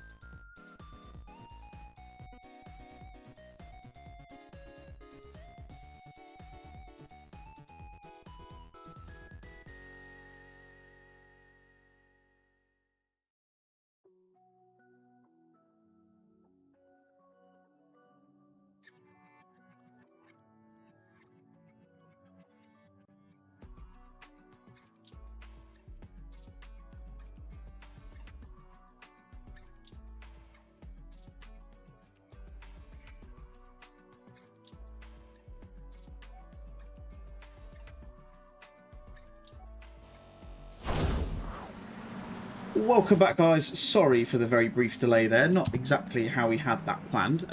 Long story short, the broadcast app decided to throw a bit of a hissy fit. Serves me right for trying to show a replay of something that might have actually been of interest to you guys.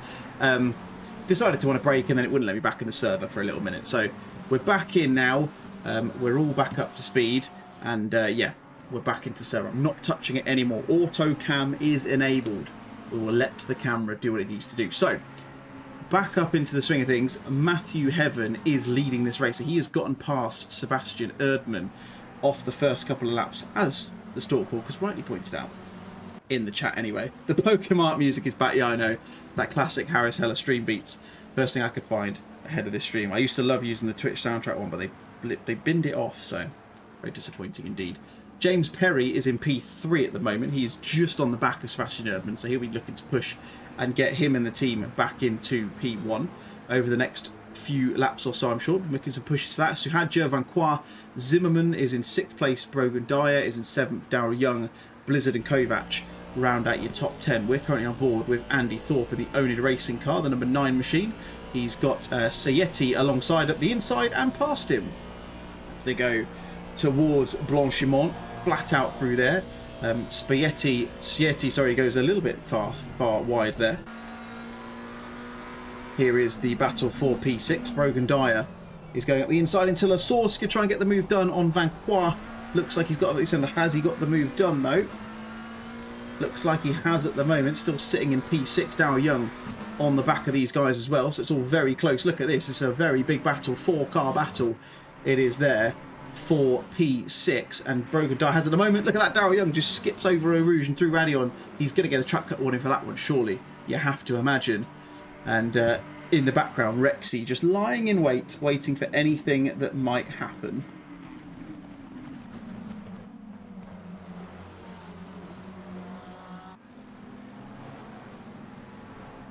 Goodness me, so it's all unpacking. This is why I was kind of, I'm not glad that what happened, but it's also become a bit of a blessing in disguise because it has meant that we've got another start again. On all these incidents, it looks like it's been relatively action-packed so far in the first 10 minutes of this restarted race. For the Positive Perception 24 hours here at Spark Farm Shop in association with the SiMBA charity. Let's do a quick checko on the total. 1637 once more, so still tracking very well on that side of things, and the battles are still very much being fought on the track as well. Darryl Young fastest on the track at the moment. A 2:17.3 was his last lap, so he is looking very, very quick indeed. Matthew Heaven just about off the pace at that moment. 2:17.4 is his 4.2 is his fastest lap.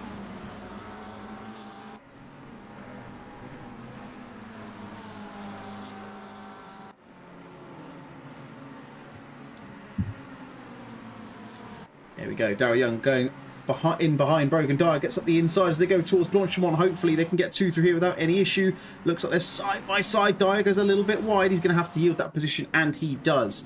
Darryl Young making moves up into P6. It looks like there's a little bit of flashing there from Dyer. I'm not really entirely sure why. Didn't think there was anything too aggressive about that move, but I'll leave the stewards to figure that out if it's appropriate. And that is Dyer up into up into P6. He's got a few back markers to contend with now. The next car on track that he is actually fighting with, I believe, is the 555 of Zimmerman, who is the car 2 ahead of him. So he's not the Merc, he is the next McLaren on track. Well, he's now got the BMW between them as well. Back at the back end of the top 20s though, Raphael Rockstein is battling very, very closely here with Seipelt.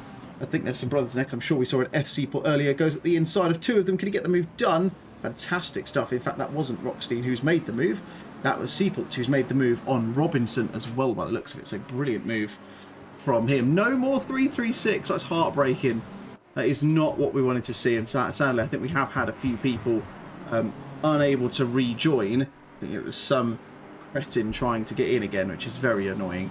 However, it does appear that's why everything's back up and running, and that is probably why I wasn't able to rejoin the server when I dropped out of it again. But hopefully we'll be all good.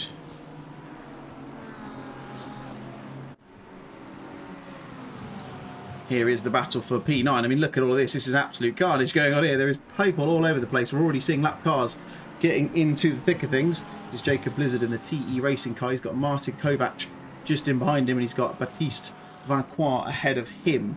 So it's all very, very close. The TE Racing 996 machine is in a bit of a sandwich at the moment. It's pass or be passed, it feels like, on this track at the moment, especially for a lot of them. There is still a lot of packs of people that are very, very close together.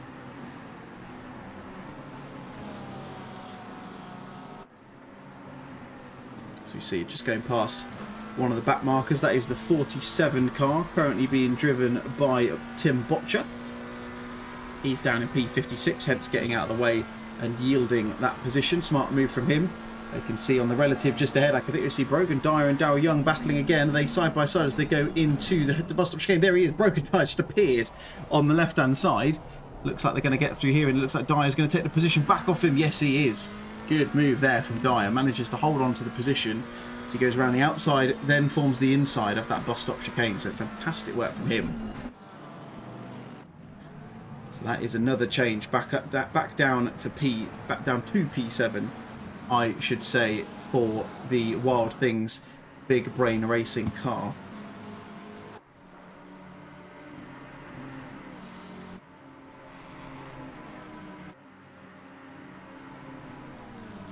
come up through Eau Rouge and through Radion onto the Kemmel Straight. Look, they're still nose to tail. I don't know if there's going to be enough of a slipstream there. We can see Rozan Pashov in the Atomic Underpants car. He's going to get overtaken by Nadakishvili.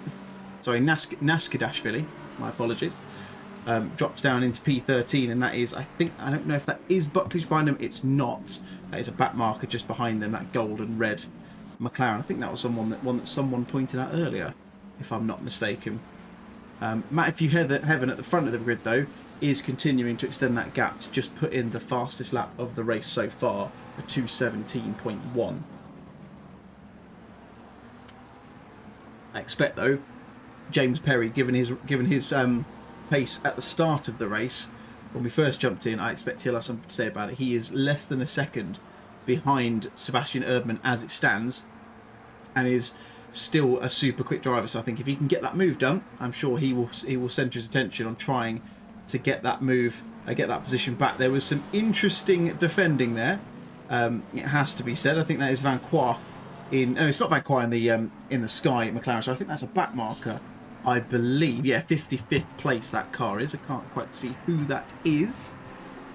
It's Lee, I think. Didn't see the number on the car, but I think that's the case. Right, so we're starting to see some penalties coming back in now. So 5-second penalty for, I think it's car 69. It's either car 69 or car 555. I'm guessing it's car 69. Oh no, sir, car 55. Sorry, because I can see car 69 is further back in the race at the moment. So penalty for Hendrik Zimmerman for causing an incident by the looks of it. See that applied in the sim over the next couple of minutes, I would assume. Here is Luke Sherlock. He's dropping back like a stone, unfortunately, for Ben in the chat. Holding on to the position from Christian Buckley, who is one of their, I suppose they're the sister teams, I guess, to an extent. The Frygos Motorsport with Onid Racing Team. And he's going to go and try around the outside. That is not going to happen. Sherlock rightfully kind of just shifts him out of the way and says, no, thank you, Sunshine, you're not coming through here. And as a result, Christian's now got a battle against Joe Scher, who's now trying to put the move on him as they go up through Eau Rouge. It looks like they're side by side. Yeah, they must be, because look at how much they've had to slow down there. Joe Scher, look at them there. There's two of them, there's 3 or 4 of them all on here. I'm not sure why the auto have decided to go on board. Oh my lordy me. There's so many people in here. There is some, I mean, all of these, I believe, are actually on track between them. There is 5 cars going into Les Combes, almost all side by side as we go into the braking zone. Joe Scher drops down to 17th place, gets back up to 16th as they go through Les Combes and up towards Malmedy. He's going to have the inside line for that left-hander, right-hander, sorry, gets the move done, gets himself past Federico Chaetti and up into 16th place. They've got Sorokin right up in that mix as well. This is super-duper racing from these 5 guys, and somehow they've gone through that last couple of corners with no significant in contact to boot as well. So brilliant display from all 5 of them when you consider what that looked like for a brief little moment there.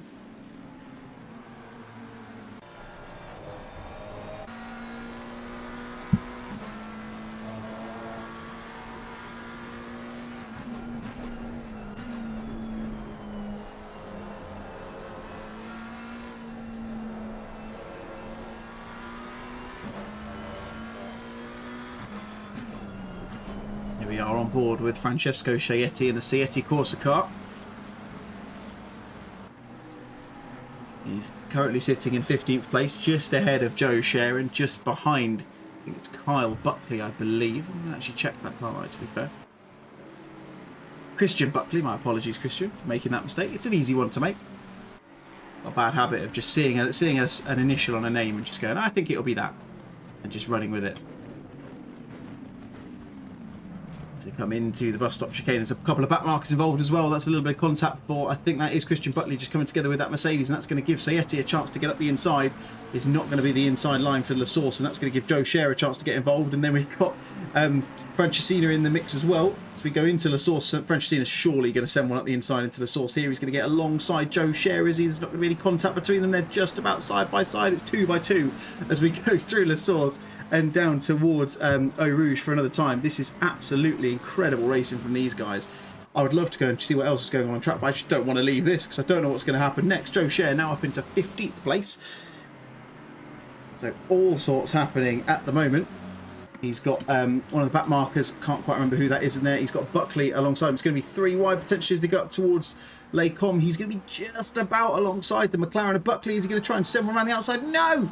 No, he's stupid automated cameras. Oh, there's been contact. There's a BMW off there. Joe Scher has managed to get up into P14. Christian Buckley has dropped down. I didn't click the replay button because I don't want to break anything. Francesina has made a couple of positions. Sayeti goes down to P18, and Francesina Sorokin gets some positions up as well. Now let's go back to the battle we were looking at. This is David Slater trying to go around the outside at Malmedy. He's the car on the outside, I believe. Yes, he is the car on the outside. As they go down towards Brussels, he has got Lima for company in that West-inspired McLaren as they go through there. He's got the inside there, but Slater holds it around the outside. Just about managed to hold on. Bit of contact between the two of them, bit of hip check in there. But it looks like, yeah, Slater's just about going to hold on for a little while longer. Felipe Silveira is right on the back of these, as is Felton in the 474 Porsche as well. So there is so much to keep a track of. In the meantime, Matthew Heaven is still continuing to extend that gap briefly at the front of the grid. He has got 5.3 seconds to Sebastian Erdmann, who has got 0.3 of a second back to James Perry. This is the distance between your second and third place cars at this moment in time. Sahija is a little bit further back, 5 seconds back off of him. Zimmerman is 3.5 seconds back. Sam saying the automated camera really just Lance Stroll. I could not put that better myself. I would love to keep managing this the whole way through myself, but I just don't have the brain capacity to do that and commentate and keep an eye on everything else as well. If that does happen, we will try and do some replays where we possibly can, if that is possible, if that's doable. Let's have a look from the rear wing of Sebastian Erdmann's car. I can override it as long as it's close enough. I can't just go and find random things. It's in fairness, it is an experimental feature as we see a car off on the infield there. Luckily to me, looks like he's done a pretty good job of doing a fairly safe rejoin there. Here's Martin Kovac. He's got Blizzard for company right behind him as they go into Lecom. And they've got Van Quois just ahead of them on track as well. So it's very nice and close between these lot at the moment. All looking very good indeed. We have certainly seen a nice action-packed restart to this race.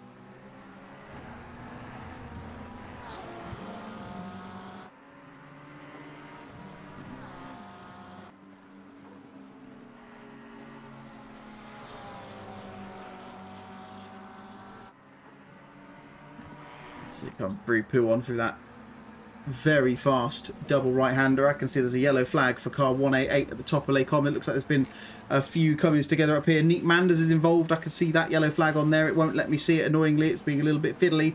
Wants to try and get back to wants to try and Lance Strollers. Let's turn that off and go back to here. That is Nick Manders off to one side. That looks like it could have been a pretty big incident. I've decided to go for the replay in the risk of breaking everything. We'll see what happens here as they come through. Comes through Eau Rouge, up through Radion.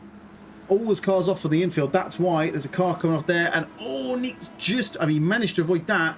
Caught the inside, caught the Armco barrier on the right, speared himself into the left, and there was very little that he could have done. And there you can just see him trundling down the start finish straights, trundling down the Kemmel straight. As a result, we've got Rozan Pashov driving slowly on the exit of Blanchimont as well. Let's see if we can see what's happened here. It now has decided it wants to go on a go slow. Here we go. See what happens. Oh, just loses it through Blanchimont. Goodness me. Oh, that's a big hit. Looks like he just overcorrected on the exit, and as a result, that is a big incident for him. He's just getting back up to speed. Oh my word! As you just see a McLaren there getting involved, and as you can rightly understand, decides to jump back into the pit lane. Understandable, I think, is fair to say.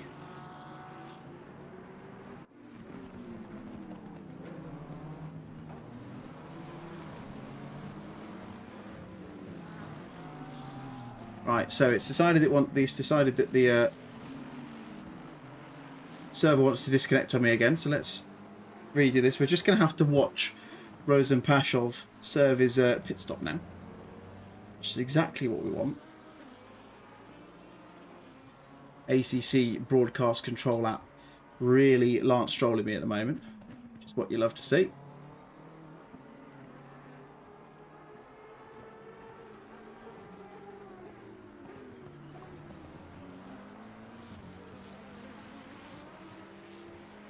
So we're going to have to do the same thing again, boys and girls. Right, that is note to self, no more replays. We need to leave the server, jump back in, and hopefully get all of that fixed. Apologies, this is becoming very, very faffy indeed. From now on, auto camera stays on, nothing else happens, and we all have a fun old time. We can moan about the automated camera, but I keep turning it on and off. It's almost like it's the machines wanting to have a go at me.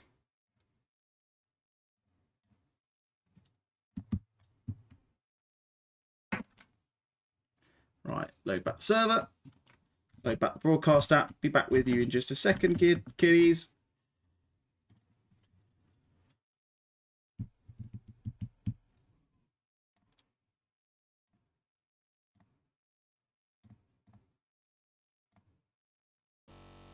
Right then, folks, we are back up and running once more. Hopefully, for the final time, I have to go through and do that. Very, very annoying indeed. But yeah, one of those.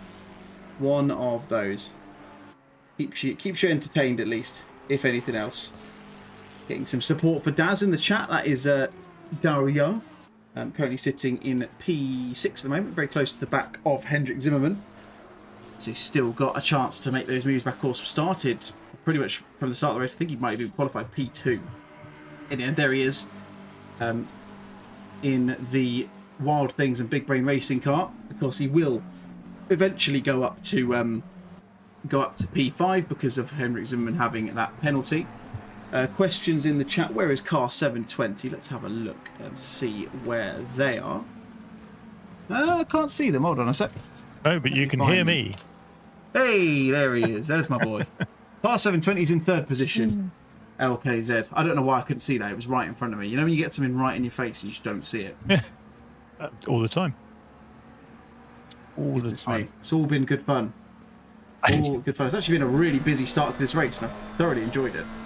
Apart from the fact the broadcast tours decided to break twice. Yes. Note to self, don't do replays. Absolutely. Sorry, I sound a bit deflated, and I apologise, viewers. Let's just say it's been a stressful few hours. It certainly kept us very, very entertained. Now, what I am seeing is there seems to be a bit of an increase in wind speed, which, for some reason, I always try to associate with weather coming in, but it never does. So it might mean nothing, but it never does. The track's optimum. It's sunny spells, 23 degrees in the blistering heat. In fairness, it's been dropping quite quickly. We started at 20 and 25. Yeah. We're now down to 23, and we've done half an hour. So it's certainly cooling down quite quickly. And I believe, if I'm not mistaken, I think sunset's around about 7 p.m. around here. Or not full sunset, but it starts to kind of drop quite early. Yeah, it's going to be around about then, isn't it? Yeah. So. See how that will impact things. Right, this is no obligation to you, Mark, of course, but I am going to disappear because I have had a very, very long afternoon, as we all have in fairness, but we have indeed. I'm going to have some dinner and I'll be back later on, probably in a couple of hours or so. Obviously you don't have to stay around, but thank you to everyone who's watching so far. Thank you to everyone who is involved.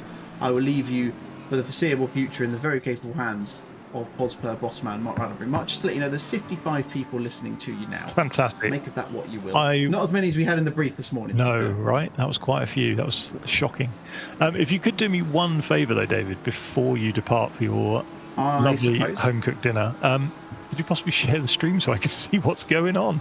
Oh, that would be a very good idea.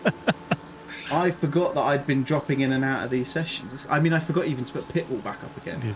Shows you what I've been doing. Just right. Not there on. You go. There you go. Perfect. Back live now. Thank you. I will. I'll tune in for a little bit and give the viewers love. You do currently a stint sheet.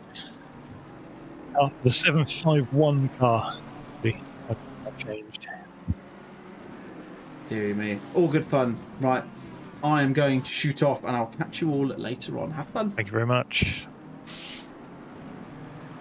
Hello, boys and girls. So yeah, we've let's call it productive this afternoon, for want of a better word. It's been a little bit of a stress. The little hair I had on my head has now pretty much departed. So my glamorous fiance in the corner has just confirmed that I have lost even more hair in the past however many minutes it's been. But the good news is we are back up. We are running. There are cars circulating for Spa-Francorchamps. There are 60 cars driving. We have 17 hours and 29 minutes 50 seconds remaining. It's been a long old afternoon, should we say, but it's good. We're here, we're running, currently on board with Philippe Silveira, if I can pronounce that horribly. I do apologize. English is my first language, but let's say it's not my most well spoken. Let's just fire up YouTube and just see if there's been any comments on there from you all. There's 56 of you watching currently. You amazing people, you. Let's catch up with some of these in the live chat. I don't know where David had got to. Izzy 280, both Nick's cars 98 and 99 on track together. Fantastic. Is there any team orders? That's what I want to know. Who's going to come out on top in that battle? Certainly we can see at the moment one of the positive perception cards, in fact. Mr. Cooper on the screen right now. Look at that. It was almost planned. He's clearly been given the orders by Colin Dunn. Let that McLaren go. Oh, that's one of the West McLarens. Absolutely gorgeous thing as it hops over the curbs there at Radion. It could be Radion. Everyone knows that I am absolutely atrocious with corner names unless it's Bathurst. And it looks like Mr. Cooper's going to give it up the inside. Is he going to try again, or is he just defending from Silveira in the Merc behind? He's certainly going to compromise his line through there.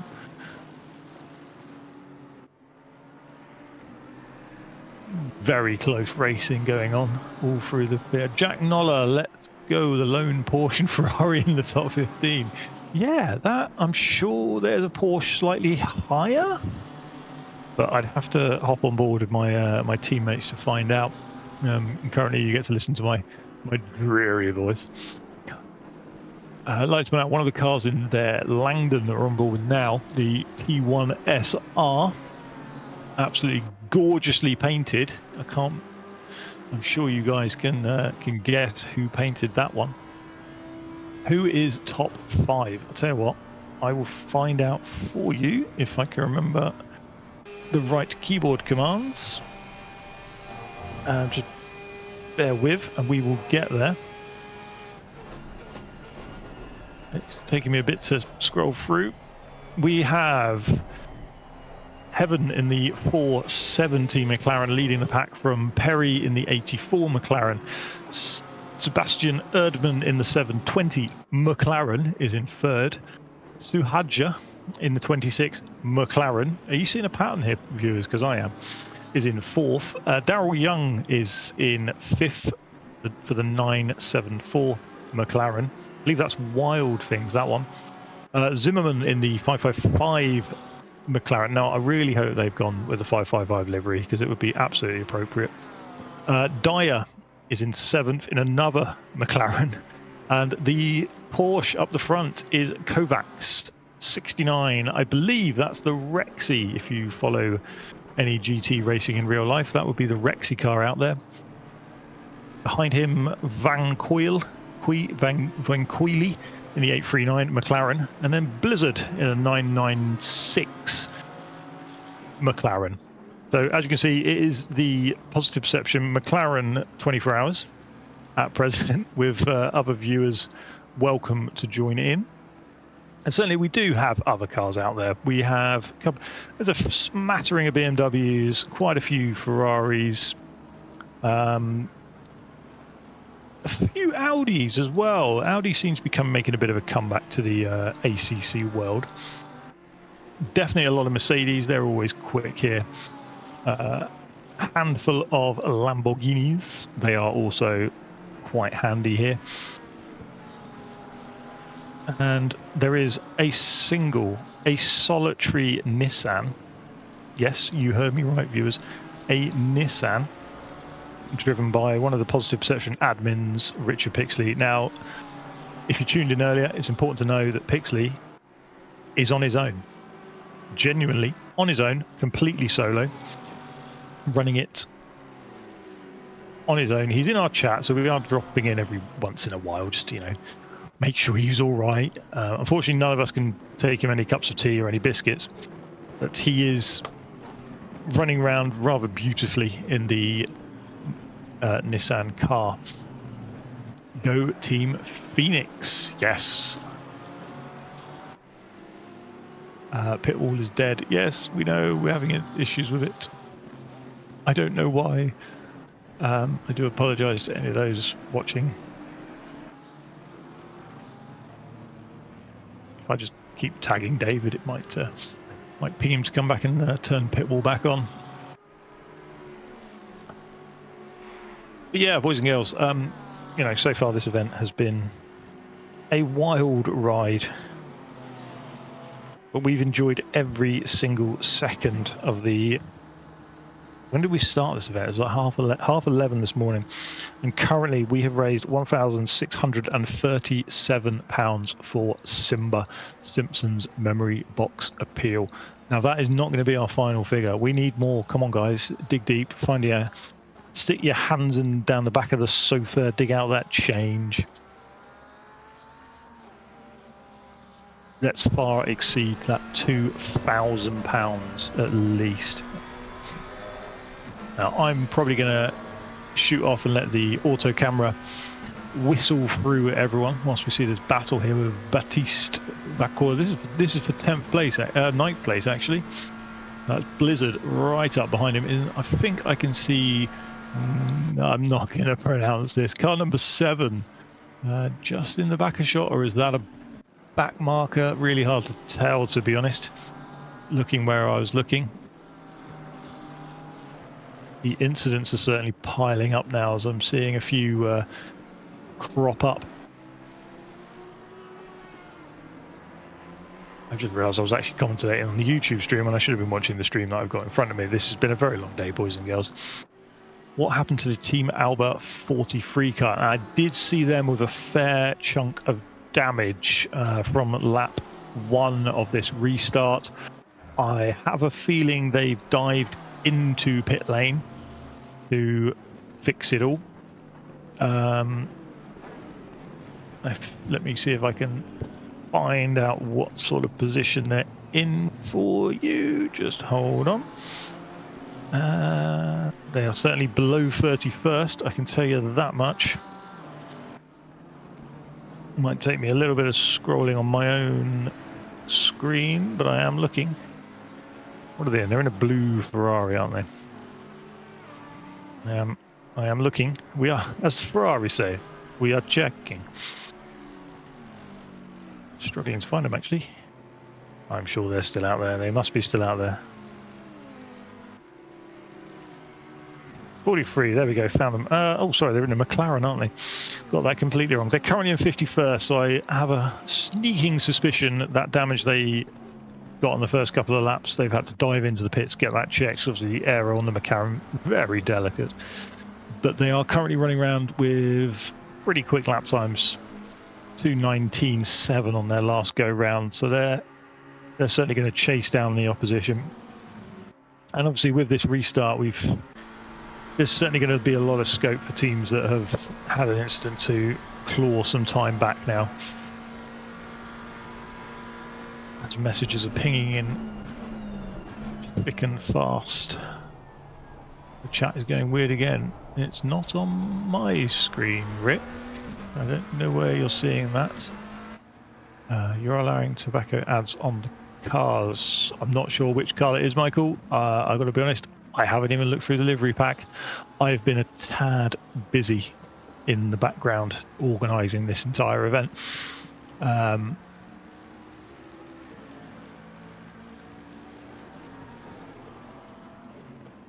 Yeah, I will love you and leave most of you there. Due to the fact my children are arriving soon, and I need to.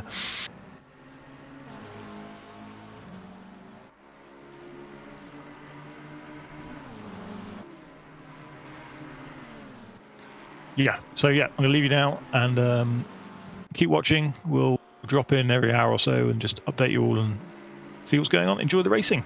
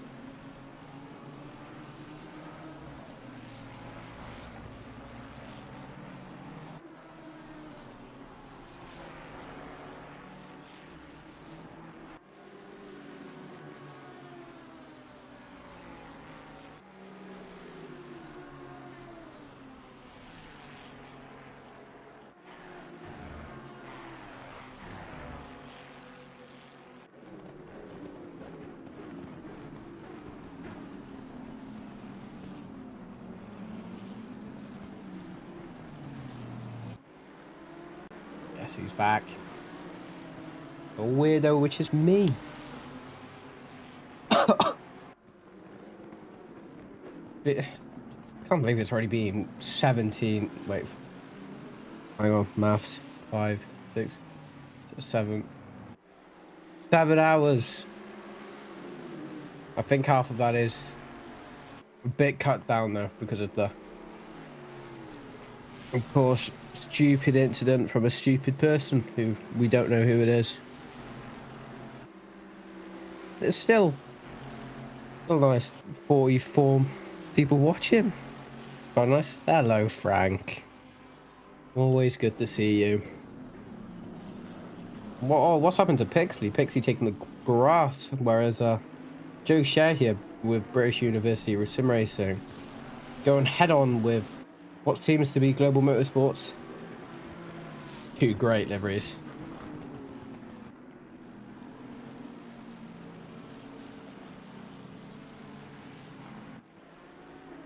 Yeah, I've just had dinner, so I probably missed quite a lot. Well, I was just in the car. It went horribly, to be honest.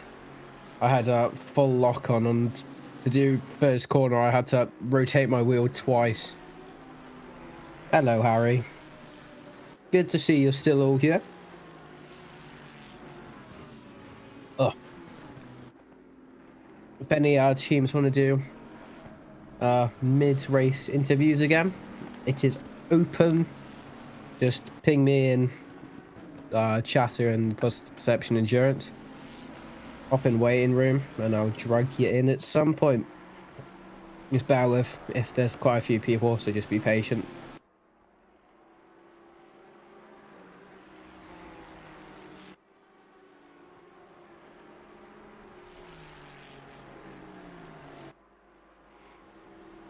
Alicia still going strong in that Ferrari. P5, but still, the top 5 have already been lapped, which is nuts. That means how, to be fair, it looks like P1 and P2 are about to have a big scrap.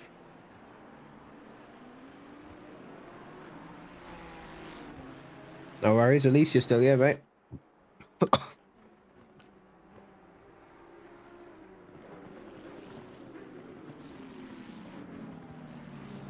Yeah, and the 3-minute break I had, I've been on the roof.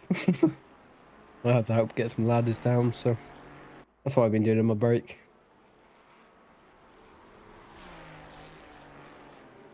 You paid the hole when you used the hole. Oh gosh, Joe Shed just lightly touching the barrier again, loose up into a Rouge Radion. Fortunately, that's what can happen in the 296. It gets very sketchy with the error.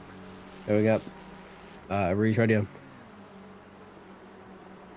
Luckily, he's got it back going, but he's fortunately dropped down to P7, which is about to be a humongous battle with quite a few of the drivers now.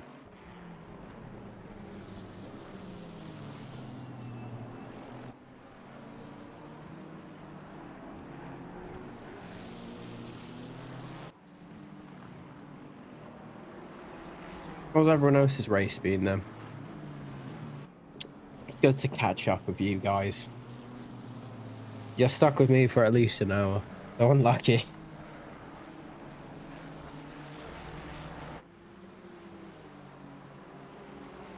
Necking down a Pepsi that's not even from this country.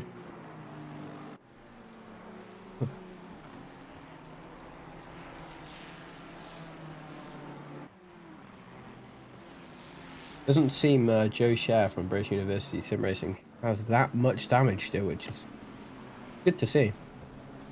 Good to see that he can still battle on the Ferrari and hopefully take a good spot from the McLarens.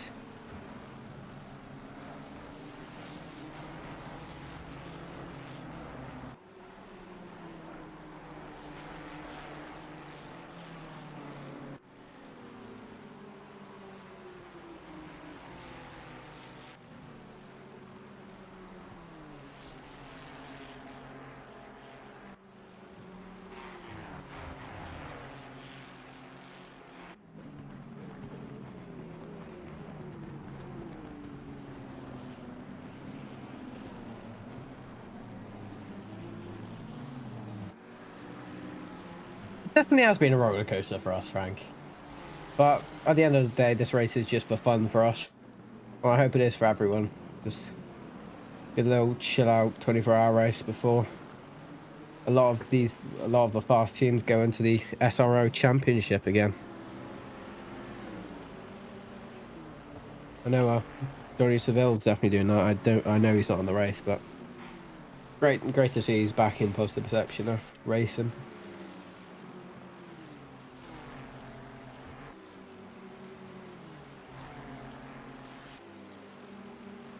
I really need an AC conditioning unit in my room. It gets to like 1,000 degrees in this room, especially when racing.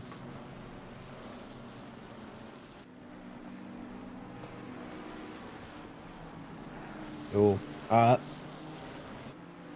940s in P23. Andy Driscoll with SGSS Racing. Personally, I do like the people in SGSS. Like Terry. Haven't spoken to Andy that much.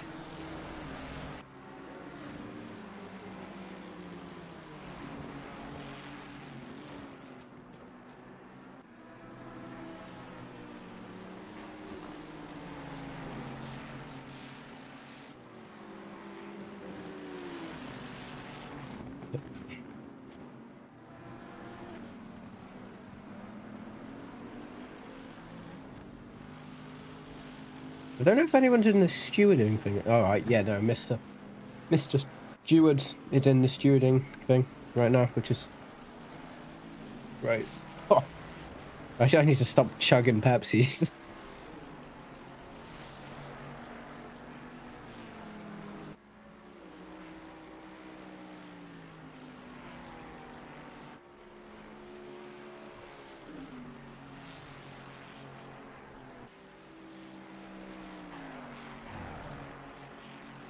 Oh, this song is banging.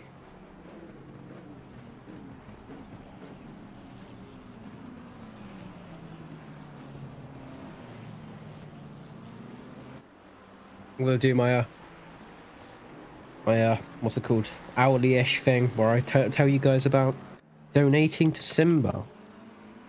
This is the link down there if Stream Elements wants to work. Oh, it worked off the bat this time. That's great to know.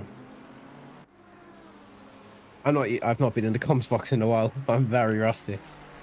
But it's good to be able to do it in such a big race like this. Really do like doing comms and endurance races. I think it's my 2nd ever endurance race comms and my 5th ever endurance, well, not endurance, but just comms in general. But next year I've got some big plans happening in comms wise, so I need to start practicing again. But this one is ready just for chill.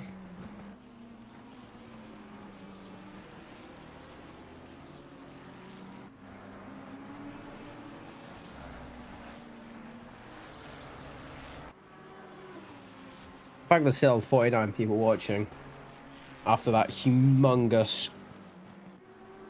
what's it called? I don't know how long David's been inactive for, but however long it was, thank you for sticking around with us. This is still the 24 hours of Spa, obviously. I don't know when we're changing. I'm gonna presume in the next 4 hours we'll be changing to the part 2 stream. But that's David's responsibility. He's in charge of all of the stream related stuff, which is good. It's one last thing I don't need to worry about.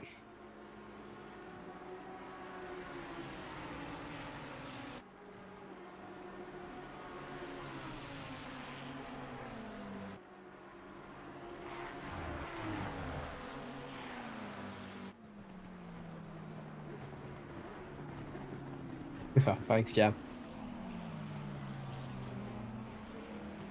I'm really just trying to stay awake. I've had 2 hours sleep last night, and I'm supposed to be up all night tonight. It's gonna be interesting, but if I keep chugging Pepsis, I should be fine. It probably is, you know. Actually, no, there's more than one. I think there's about 2 or 3. But yeah, it's very sketchy up a roof, so I'm not surprised not many people are doing it in this car. So far, we've had, I think it's 7 DNFs. I think some are from disqualifications and some from other complexes, but at the end of the day, it's at least we still have 59, 58 teams left, which is brilliant. And hopefully, we'll still have a lot of teams left at the end of the race. Thank you, Mr. Stalkhawk, I want to say that is, for subscribing on the way to 300 subs on this channel. Be great to get 1,000 subs on this channel.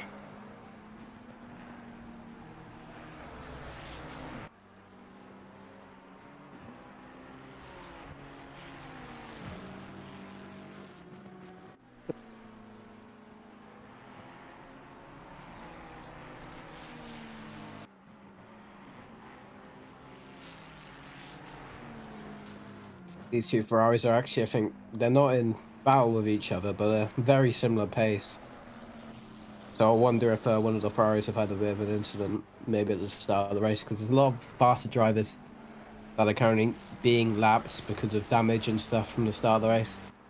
Which personally, I saw a lot of the carnage because I started, I think it was P54, I think we're now we're P39, or it's something like that. I think it might be a bit lower, but yeah, I got involved in a bit of the carnage. I don't know if you guys saw, but I managed to spin out on the outlap. No! Actually, Terry. That's shocking, mate. I'm sorry to hear that, boys. What happened? If you want to hop on comms, you're more than welcome to, mate. We were doing good. We had that P5 glitch thingy, which we stuck for 4 corners before stacking it. But yeah, we're around P39, which isn't too bad. I managed to somehow spin out on the outlap into a wall on the what's it called, on the formation lap.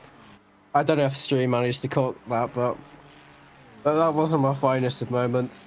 And then I had a 1,000 lock wheel, so going through like the first corner, I had to do like 3 rotations of my wheel to actually turn, which was brilliant. And then had symptoms of a slow puncture, and yeah, 25-ish seconds of damage. Yes, yeah, that's what happened to us. We didn't decide to retire though. We just pressed quit, and we just we all pressed quit, and then we all rejoined back in order. It seemed to work fine, but if that happens again to another team, I think it might actually be, I don't want to say it, but a server issue. Oh wait, yeah, the first part, that was horrendous. That was. We didn't get caught up in it, but I know so many people who did.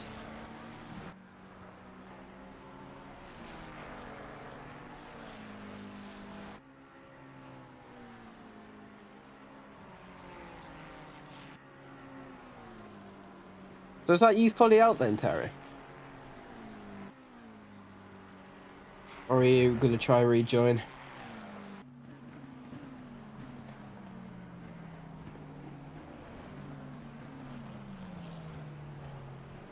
Are you in spectator mode? I don't know why that would be. Were you trying to get your first driver swapped?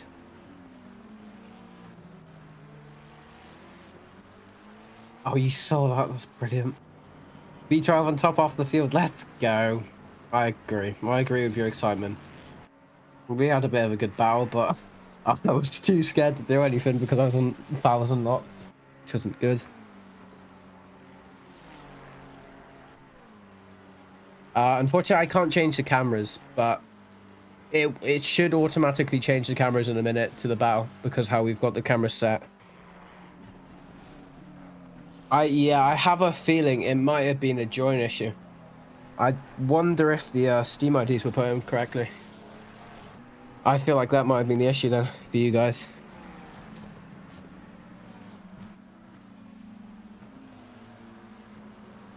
Yeah, it seems Joe's getting quite a bit of a stream time here. That's I would say to David, but I don't know if it's WhatsApp. But he should be back soon. But now enjoy the oh my days, that was a shave and a half from McLaren. You see a lot of this is what chat likes to call it, Big Mac now in the top 10. Oh my god, 9 McLarens in the top 10. Are you taking the mic?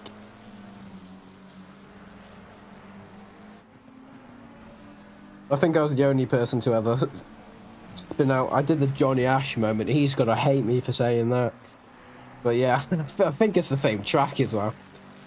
Just absolutely overseeing into the wall.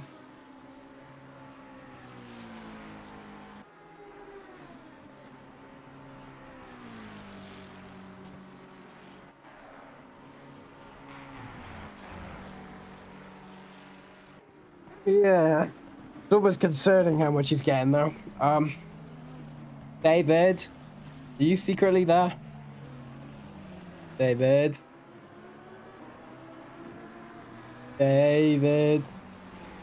Yeah, there's no chance of it. Thanks, Derry. I hope the global motorsport stuff gets sorted soon. Hopefully, if it's all goes to plan, because I used your livery for one of my races in Honored, and it's great livery. No, the driver swap works before the DDoS. Yeah, but I think it wasn't the join order. It's you guys. Oh my god, PSGL, the legends have just joined. Oh my gosh. What's up? Welcome to the bad hours of commentary, because I've got no control of the cameras, and I'm on 2 hours of sleep.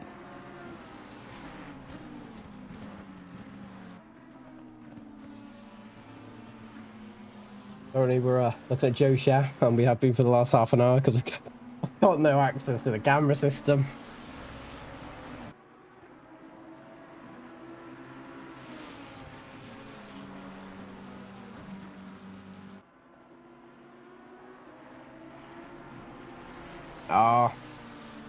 At least you've got a team you're going with now, Tara.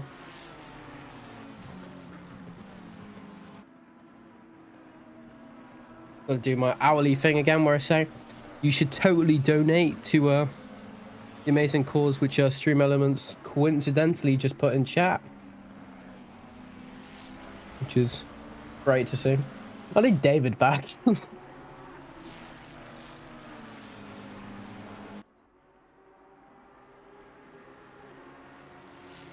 Any teams want to do mid-race interviews, by the way, I've already said this before, but please just type in chat, both on Discord, and we'll get you sorted with one in the next 10 minutes if you reply by now.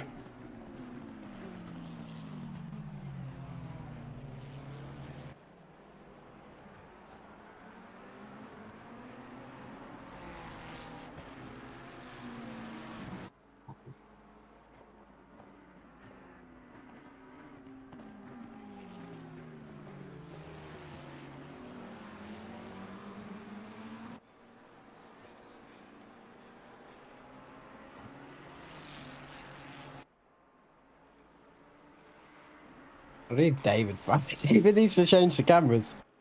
Joe's.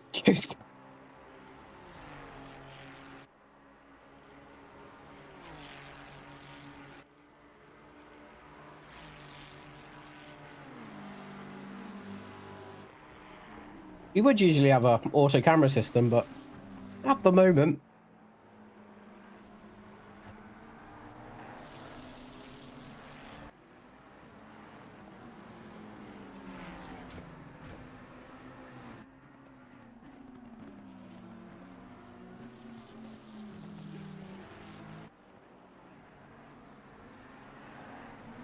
Fortunately, even though there's obviously the teams that are still going, which is amazing. Obviously, we get the few odd DNFs, and one of the teams that are going to be in on our chat right now. Welcome back, Mr. Rick. Oh, good day, good day. Thanks for having me again. Yeah, so tell me what happened then. Well, so after the last interview, we did another few stints. We were having issues with the car. The setup was fine, but like messing around with tire pressures went wrong. So our third and fourth driver didn't have a lot of grip. And then it got to a driver change, and it was my time to drive. And then right when my teammate entered the pit lane and was almost at their pit box, my wheel decided to say, you know what, I'm not gonna work. So we had a very long pit stop where we were trying to find out what to do. And then we were 19 laps down and we were like, yeah, what's the point? I might have given you the commentator's curse. I'm sorry about that. Yeah. I think I've done that to a few teams already, which isn't the best. I just need to stop speaking. Nah, don't worry about it. For first time, it could have gone worse. Gone worse? I mean, yeah, our first driver almost wasn't here. He could have not shown up. Yeah, that's fair. Yeah, so, yeah. You win some, you lose some. When's your next endurance race then? I don't know. Probably when I get a better steering wheel, because like, it's fine, but it just wants to disconnect, and I can't do that to my team. That's just like, I don't think if you guys saw it on the broadcast, but I was driving through like second to last corner, and it just went straight because it didn't want to steer anymore. Oh, I think I did see that, but I was driving at that time. Yeah. So endurance driving career is TBD until I get to do steering wheel. I mean, yeah, there's always. What rotation lock were you using? Because I had that extremely high rotation lock. 480. I need that. I was using like 1090, and it wouldn't shave my changes. So every time I was doing the first corner, I was having to rotate my wheel like twice. Being a lorry driver at that point. Yeah, that also doesn't sound ideal. Still doing 23s though somehow. Yeah, well, at least that's faster than me. I could have been in the 90s though again, but it's a shame. Yeah. Hey ho. Yeah, it could definitely be worse, but yeah, exactly. Always look on the bright side of life. Exactly. So thank you for being here again. Yeah. Sorry about your team situation. I hope for the best in your next one. Yeah. See you guys next time, I guess. Yeah, next time. See you in a bit. Bye. Bye. Good to hear back from Rick after his unfortunate situations.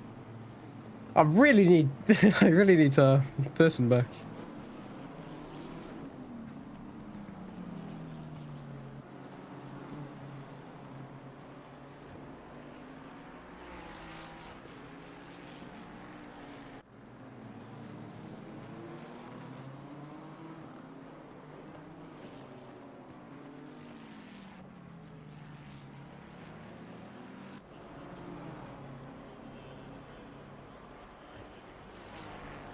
I'm 369. I've heard a lot about that car. I'm currently trying to the next hopefully the next interviewer. I remember one of the drivers from car 369. I've heard a bit about them. I was unfortunately in the stewarding battle. Sorry about that. I don't remember most of them, but I was as unbiased as possible.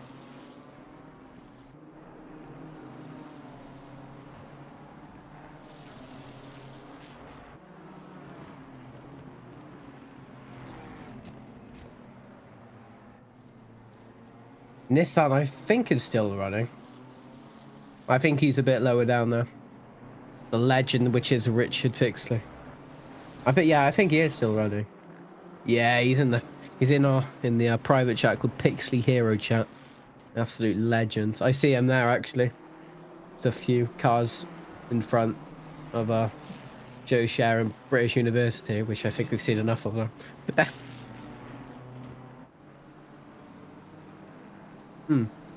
I don't know when the next cutscene is, but Right, you know what? Another question. If you were to own any of the GT3s on grid, or no, just in total, every GT3 in the game, which one would you own? I'll go first. I'll go for the original McLaren. Original McLaren would be my choice. Brilliant car. But if I could have it in the Garage 59 livery, I definitely would. Still 45 people watching, which is brilliant to see. And obviously, we've still got 15 hours and 55 minutes left to go. Hell of a long time. Yep, he very much is. He is a mad lad. He is doing it for a good cause, though. In the amazing Godzilla car. If he finishes the 24-hour race, I respect him very highly. Oh, we've got cameras.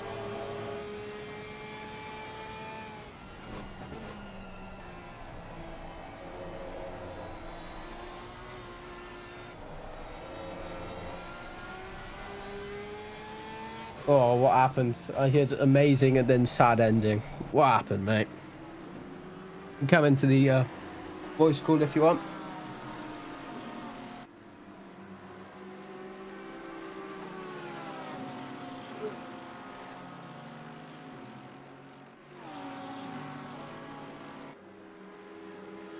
For a daily driver, Aston Martin or GTR.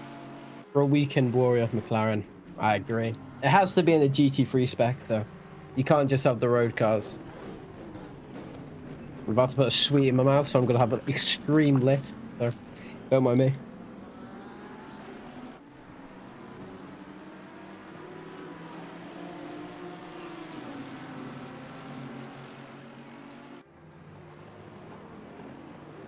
You're not the only one that's done that. My team's done that. It gets a bit unsound up a rouge. You're not Joe Shower, are you? No, you're not. Oh! You're SGSS. I was just talking to one of your teammates, Terry. That's really sad, that is. I hope for better luck for your next race. Wherever that might be. Might be Bathurst. Which is a very big achievement. Completing Bathurst 12 hours.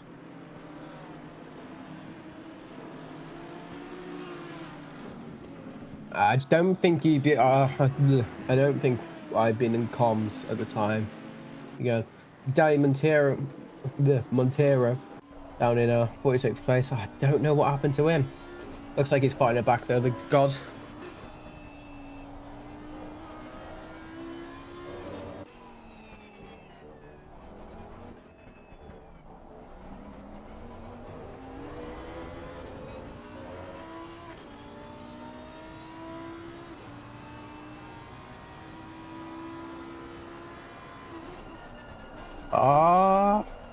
Luke Sherlock. I've seen them around quite a few times. Last time I saw them, I was battling with Ben Brown in my last stint. I think they're around 39th, 38th. I can check for you right now, though. I can't check through the camera system, but I can check through Pitwall for you. They are currently, if it decides to. Oh no. Everything's got. Oh no!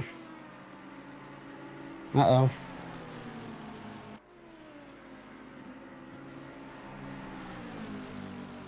I can't see chat. Give me 1 second. Still 51 people here. Legends. All legends. They are currently. Have I got Chase Bank open? I'm sorry. They are currently in.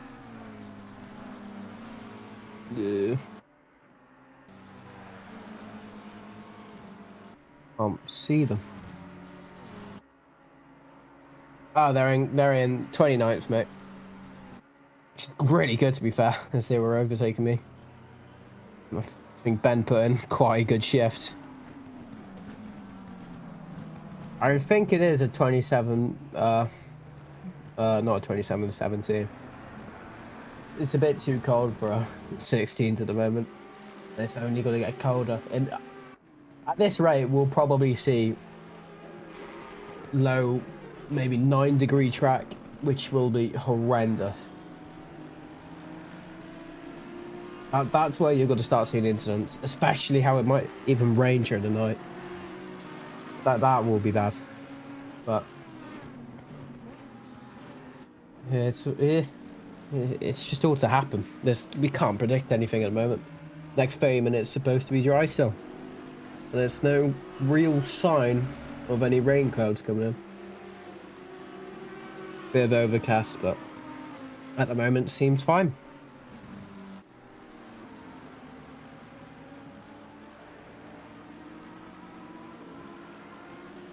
$53 people watching now. Hello, boys and girls. And now back onto P4 with Front Runner Racing with Jacob Space K. I think that's how you say his name.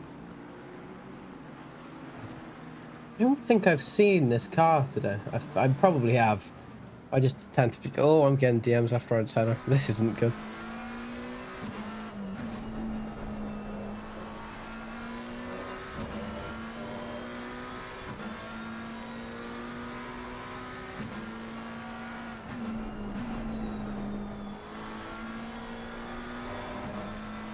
Got another, hopefully another person joining us. Second of the car, 369 of driver. I think it's Von Stratuus T-Van de Gross. I think I said that wrong. I'm sorry, but I don't know what's with me and names, but they don't seem to be the best. Any names that are more than 4 syllables? Yeah, seems like I struggle with.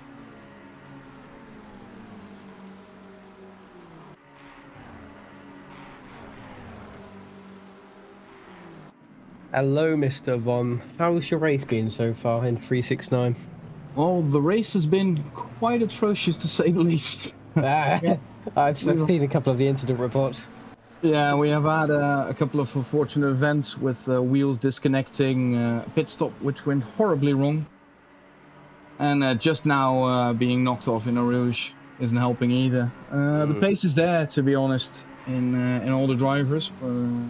We can all do 219s, 218s quite steady, but we're just not getting into the groove. What position are you guys currently in? P44. Still climbing back up there. That's good to see, though. Yeah, but unfortunately now we right now have to box to repair some big old damage to the suspension, so Still we're gonna be 16-ish hours though, so yeah, anything can happen. Anything can happen. We'll still keep on chucking on, and we'll see where it ends up. But we're happy with the Ferrari where it is in this field dominated by McLarens. I respect you for using that car. Yeah, instead of McLaren, we're currently in the Beamer. Yeah, of course it's a medal at this moment, but it's quite surprising that in Sector 1 and 3 the McLarens gain on us, but in Sector 2 we're quite easily walking away from them, if the car is alright. Top speed. Yeah, the top. Like the Ferrari has a high top speed. It has a little bit of top speed, but the acceleration. It doesn't help if there's damage, of course, but yeah, well, when it doesn't have damage, we're limping home back to the pit right now. At the end of this race, what position do you guys want to be in? At the start of the race, we were talking about, okay, we just want to finish top 3 in the Ferrari Cup. We called it the Ferrari Cup. Well, because it's only 3. I think it's only 3 Ferraris, isn't there? I think that we started out with 5, and I think there's 4 remaining right now. So if we can get a podium there, we'll be happy. No, but I think realistically, if we are into the top 40 or 35, I think we've done all right. You should be happy with yourself after that. Yeah, well, after all those events that's plaguing us right now, well, we'll be happy with a top 40. But we're in it for the charity and a good time, of course. When's your latest stint then? My latest stint, I'm coming up right now after my teammate boxes. but he still has to finish his stint. We've got a rule: if you have an incident under 40 minutes, you just repair the car and finish your stint. If it's over 40 minutes, you come in and box, and we do a drive swap. Yeah, that's quite smart. What's your latest stint then? Do you know, or if you just improvising throughout the way? No, not right now. We're improvising. We've got we prepared a stint scheme at the beginning of the race, but that got thrown out of the window in lap 3, I guess. Yeah, we had that thing called a schedule as well, but then a lot of stuff happened. It's more like a guideline. A guideline that's very inaccurate. Yeah, it's very inaccurate. But at least we can keep track of which tires we use and everything, and which pressures we give each other. Exactly. It's been amazing talking to you. Good luck for the rest of your race, and hopefully you're P4 in the Ferrari Cup.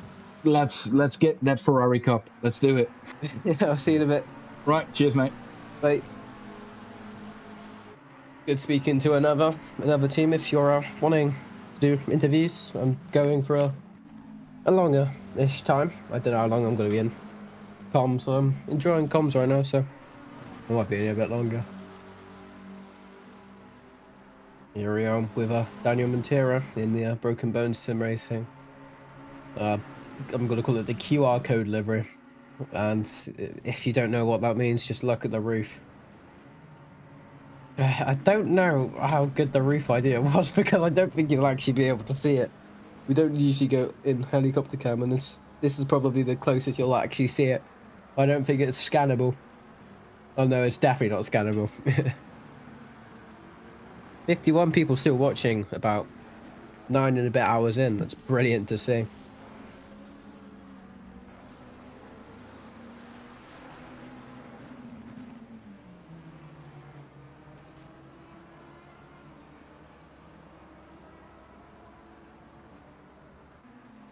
Yeah, sorry, a bit earlier.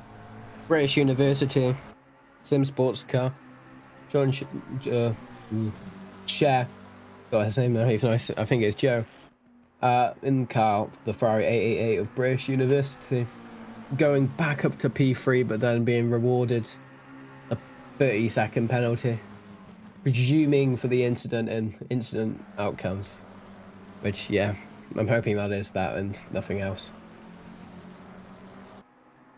But hey ho, don't listen to the rules, this will happen. I see a nice looking ABL car there, along with Rafael Canicar. Absolute legend he is. Fast dude this man is. His car looks a tiny bit beaten up though, I'll be honest. Don't know if he's crashed, but he's currently doing alright. Nice livery, nice and simple that livery is, with the main sponsor and then the Kick logo as well.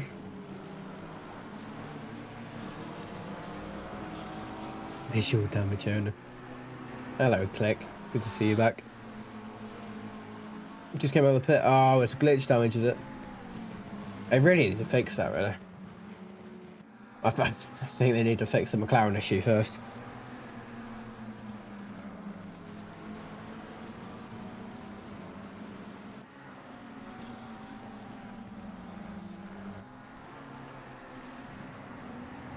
Nah.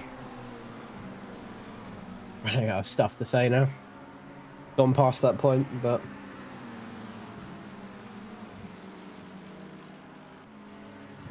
Have you guys had, what's it called? Driver swaps issues? Because I had, and I know a couple other teams that have issues where they change drivers, but they still don't have control.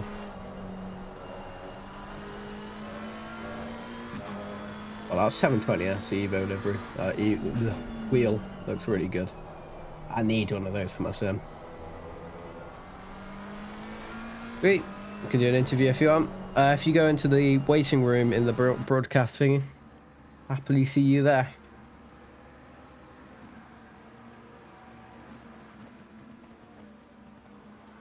Hello, Mr. Click. Long time no see. Yeah, hello. Long time no see. To answer the question you asked on stream, we haven't had any driver swap issues thus far, so we've been just lucky with that. Just had a clean restart for the second start as well. So I knew a couple of teams that have had those issues recently. How's your race been then so far? a good second restart compared to the first one. Somehow managed to get out cleanly. Just have had small incidents in the previous stint, but Raphael is just taking the car, so we should gain some positions back. Raphael, the absolute alien he is. Yeah, he should be doing some good pace. It's his first stint in the car tonight, so In he fact, has he's a not very couple more. used to the Porsches. He's a BMW person. We've been driving a variety of cars because we have not been able to get a car that everybody likes since 1.9 came out. And it's only going to get worse with the hot fixes and stuff. Hopefully there are some hot fixes. Yeah. The McLaren has been a bit of a joke recently, even if it sucks with an endurance car. There was a little debate happening. I'm going to call it a debate. But about giving the McLaren a bop. It was before the race, quite long before the race, but everyone who isn't, ironically, everyone who was in the McLaren disagreed, and everyone who wasn't in the McLaren agrees. So yeah, makes sense. It should get bopped. I'm happy that LFM is doing custom bop for hopefully every race, even like that pickup races every hour, but we'll see. It's a bit of a broken car. There's basically 1 or 2 tracks where it's weak at. Every other track is just dominating right now. Exactly. And you can see that half the field is McLaren, so it just doesn't make sense. It's like 48.5% of the grid. I did the maths yesterday. Yeah. Where would you like to... When the race finishes, where would you like to finish? I know finishing the race is an accomplishment, but... Yeah, well, the idea at the start was to win the, as somebody else named, the Ferrari Cup. We would like to win the Porsche Cup. I don't think right now the Porsche in P1, I think number 69, well, between Porsches, is mega quick. So unless something terrible happens, I don't think we might catch up. But overall, like being in the top half of the field, even being in the top 20 to 15 would be great. The main thing is, finish the race, do it for charity. That's the main thing. How many incidents have you had there? Since the restart, a couple, but most of them just either minor, nothing happened, or just our own fault. Had some issues with blue flags, but hopefully those teams will sort themselves out. Yeah, I had a bit of an issue on the race restart where I somehow managed to oversteer into a wall. Got around 20 seconds of damage, which is perfect. Yeah, we had a similar thing with the Porsche. It being known to be, snappy and everything. We've tried to make it safe, but yeah, sometimes Porsche be doing Porsche things. Exactly. What's your latest stint then? Oh, mine's in, I think at like 1 AM or something like that. How many drivers is there? 4 or 5? We have 5 with spread out availabilities, kinda. Well, we have 3 that are kind of available at all times, and then 3 whenever. So I'm taking the graveyard shifts now, basically, and then Raphael being way off everybody else in Europe, he can help me during the night as well. It's been great talking to you. Hope to see you again in the comms booth very soon. Good luck for the race. Thanks for having me as well. Thanks. See you in a bit. See you later. Bye. Good to catch up with Click again. Great person he is. I get to talk to him that much anymore. But I see him there. Andy saying, thank you to all of the positive perception people from putting the race on, from all the guys at Sim Racing. Sim Night City. Sim Night Racing. I can't read them. I apologise. I do race in your league. I haven't been able to race though this season. I've had to back out of the races due to other commitments, but hoping to race. I think it's next week your next guys races, because you're not racing this week because of obviously this race. I think is it Barcelona? We've just had Circuit of the Americas, I remember, in Kyle Armour.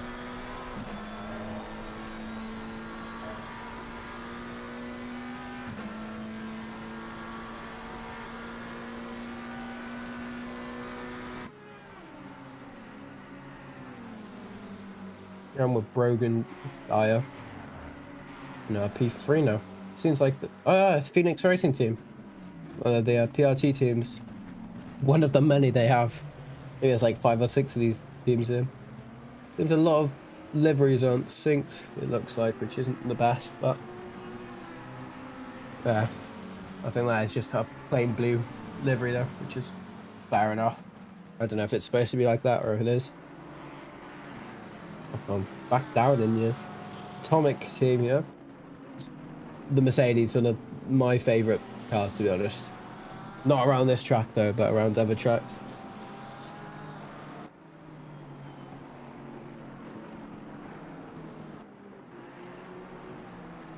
$59. I spiked up since last time. Welcome everyone who's new. Positive Perception, obviously. Obviously quite a known league on the sim grids. Got quite a lot of races on both on Thursdays. So you have the Positive Perception GT3 race, and we have the Positive Perception GT4 series. Both on Thursdays, but on different Thursdays. So one race would be on this Thursday, let's say, and then the GT3 race would be on the other Thursday. It's a race every fortnight, which I think works out quite well for a lot of people. Only the GT3 league is very active with around 50-ish drivers. It's great to see how many people are taking part in that. It's great to see how many people are taking part in this.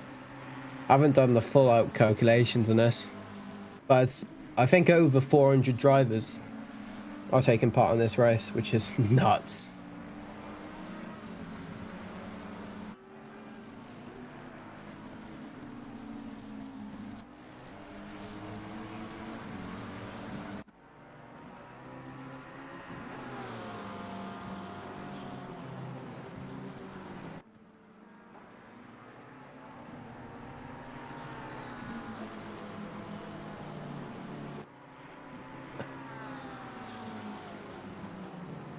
West McLaren here, one of my, again, one of my favourite non-positive perception liveries. I love the old silver McLarens and stuff like that. They look amazing. So simple yet so great. Really killed on that livery there. Seems to have a tiny bit of damage though, but carrying it on in P19. Back on with Phoenix here, battling which seems to be car 555. Yeah, it seems to be car 555. These people have been battling all pretty much all day at this rate. They're on it. See if they might go for a go at the chicane. Depends if they get a better run off. That will definitely be a speed token for car 555 after that. After the chicane. Brilliant approach, getting the slipstream from the Audi. Going on the inside of car 555, going into chicane. Braking just a bit later, but the other McLaren just braked a tiny bit later. Still side by side going in. Now we have Brogan's I can't speak with Brogan just getting, I guess, a bit of less grip than him. Going on to another race now. SimTech in the nice Porsche. Looks like there might be another battle brewing soon. It's to the point where there's not many battles on the field. But it seems Colin Dunn is about to have a bit of a scrap with Mr. Joe from SimTech. No biasy here, but come on, Colin. Great to see there's still a few battles going on, even though we're... What's that? Oh, we're about 9 hours in now. Brilliant. Oh, we've had a bit of an incident here, which seems to be... Oh, never mind. Back on with SGSS Racing. 1 in 20th. This seems to be Terry Driscoll's car of choice at the moment, with Andy Driscoll in, which is Terry's father. Great to see family members racing in the same stuff. Quite rare you see that, to be honest. Seems they're doing quite well back in P19. So I think they were in P23 last time I checked, which is probably just less than half an hour ago, which is nice. Got no bias for this race, to be honest. Whoever wins deserves to win. Oh, just a bit of a tap from the Mercedes. Oh, I don't think that's okay. That could be that's fine. Jeffrey Motorsports just finding the chicane is optional. But at least he gave the position back and coasted it. All good from that. I think we're coming closer now on the donations. Coming closer to 1.6k, which is absolutely nuts. Well, no, we are 1.6k. We're getting closer to 1.7k, which we're about to. The original amount was £1,000. But we're 82% of the way of getting £2,000 up to 105 current supporters. Thank you for everyone who's currently donated. I'll pull up the first 5-ish people. So we've got Hexagon Nation donating £15. Thank you very much, guys. OG Dr. Pepper, lovely name. Happy to support. Thank you for supporting. Richard Pixley with the humongous donation. He's obviously doing it in aid of another charity as well, and he's doing it solo, the Mad Lads. And we've got Matt off from Fry Guys. I don't know if they're currently racing. I don't know if Earl's racing. And then obviously we have Anonymous. But I heard a familiar ringtone. Was that Mr. Mark Raddenbury by any chance? It certainly is Mr. Mark Raddenbury, who's waiting for his pizza to cool down, and he thought he'd jump in for a little bit. Welcome back. Just say, hey, stream, how are we doing? Well, guess what? Guess who bumped into the stream? Big organisation. Quite a big organisation. Wow. Okay. SGL. Okay. Oh yeah. Pretty big. I was saying big, right? Pretty big. Pretty big. It's nice to see. You know. I wonder who that actually was. Either the admins or it could have been one of the comms. No idea. No idea. No idea. How's your race been going then, Mr. Mark Raddenbury? Yeah, it's definitely chilled out a bit now. Things are relaxing, shall we say? You know, we're getting towards the twilight hour now. 7:41 in game, I believe it is, something like that. Yeah, exactly that. So the sun is starting to set over the Spa Francorchamps hills and crests. Now, whether that's going to bring any rain, don't know. But something I have noticed, Alex, is the wind has picked up. Yes, the wind has picked up. Well, I think it's 3 miles an hour. It's pretty breezy. It's pretty breezy. Now, will that bring some clouds? That's usually what happens, to be fair. It is indeed. I've just seen this absolute pack flying into one of the corners.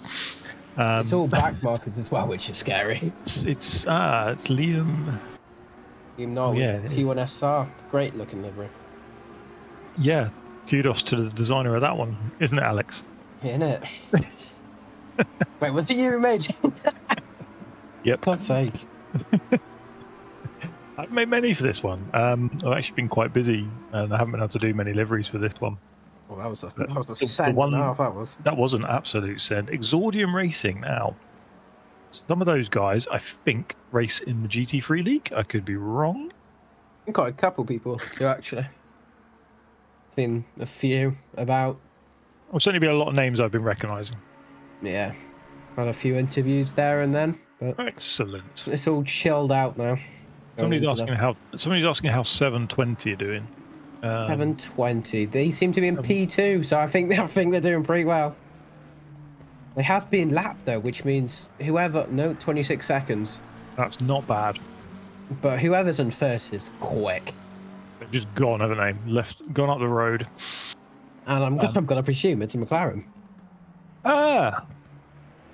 Well, I did say it earlier. It's the Positive Perception McLaren Cup plus guests. Guests. Only we've got I think it's James White in the first place in the Ferrari Cup, as I'm calling it, for people's egos. Yeah, everyone else. Lewis, P2. Lewis Robinson, the man who, well, it was either him or it was one of his teammates. Sorry, David just sent me a question, sent me something.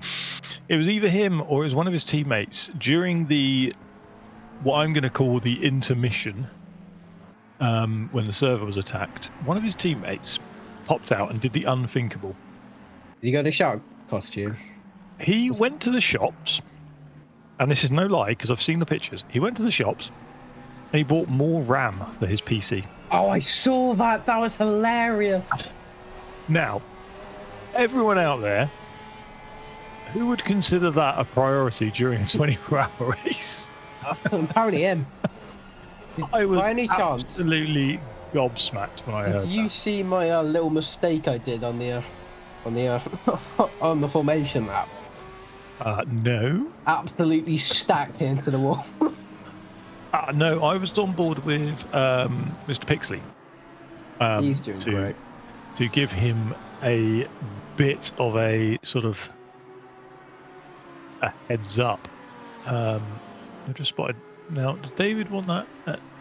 My wheel settings were so bad that going into turn 1, I had to rotate my wheel 2 times for it to actually rotate.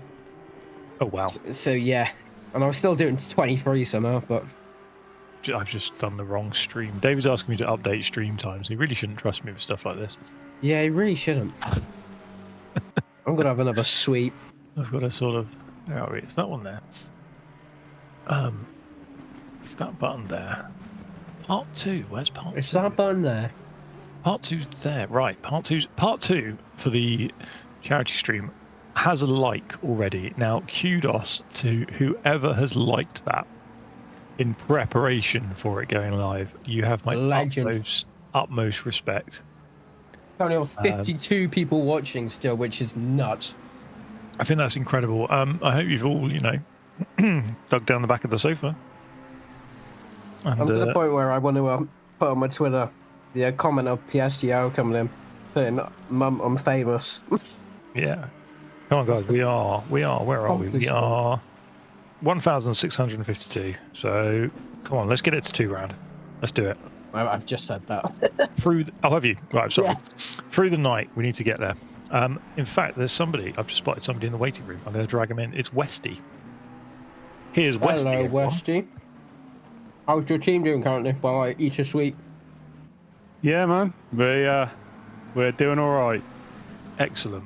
Now you have to excuse me because I'm also eating pizza at the moment. Okay. You've joined us at the wrong moment. Remind me of which number you are. We are Hexagon Nation, car number you are 94. 94. So I am Matheson. I don't know why my name's in this Discord. Oh, you're Matheson. That's because in the other one we demand you to have your real name. The other one was, I was like, why does it come up as Wesley? They could have no idea who I am. But yeah, we're a lot more. This is a lot more of a chilled Discord than the main one. How's it been? How have you found it's good. The first stint was fine. Are we calling it a stint now? Up until the point. Weirdly, we qualified 30 summit. Well, I did. Well done. And then somehow we appeared on 10th on the grid. So that was interesting. I don't know why. Yeah. We are sort of looking into that now. I have slid into the DMs for Kunos. On a completely unrelated matter about car JSON files, but don't worry. Yeah. We have since slid in and also asked them questions regarding the servers. Okay, well that was handy. Yeah, because we were spawned in 3 cars on the grid. Yeah.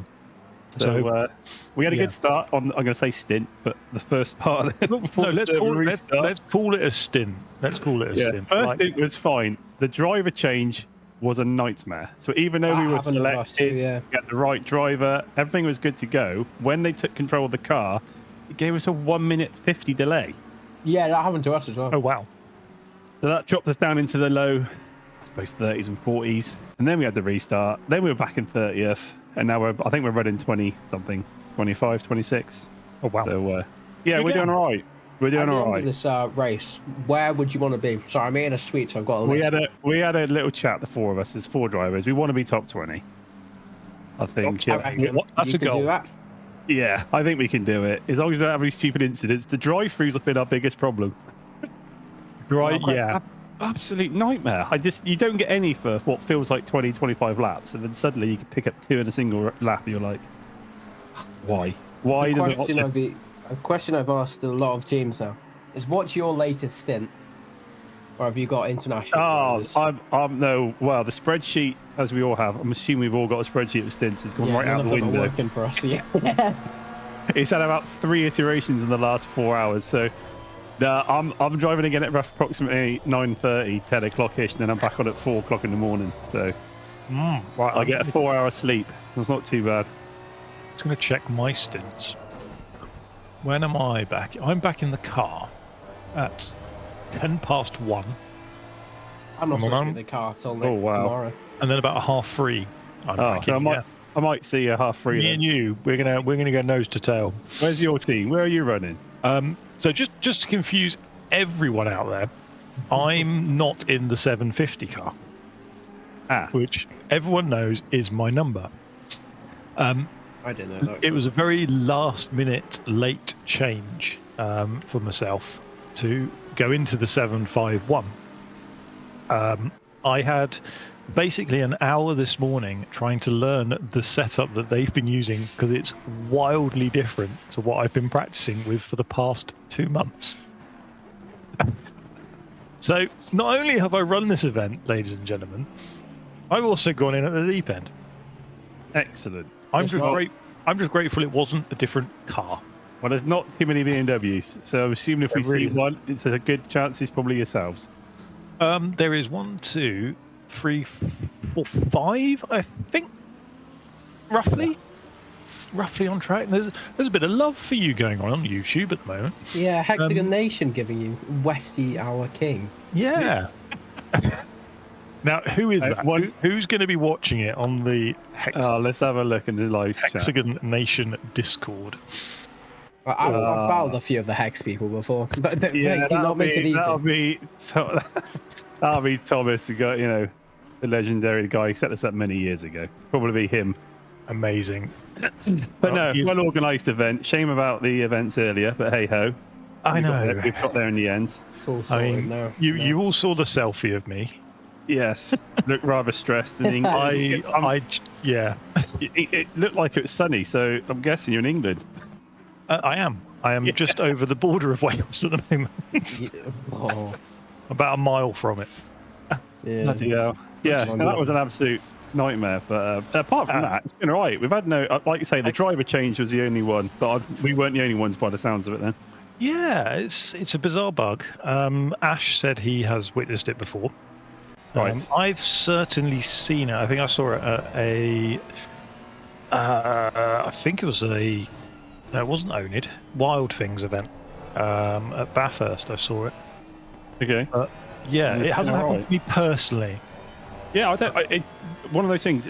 Everything looked fine, and then when I come out the car and the next driver come in, it was what we like say a 1:50 delay, and I'm like, well, unless we got a hefty penalty somewhere. I don't know what the 1:50 is for, but absolutely bizarre. Absolutely, now, what's your tactics into the night? Come on, are you going to be? Well, I want the rain, to be honest. We want some rain. No. We want the rain. We want the rain. We want the chaos. Okay. We're quite happy in the rain, most of us. So yeah, we could do with some rain to close the pack back up.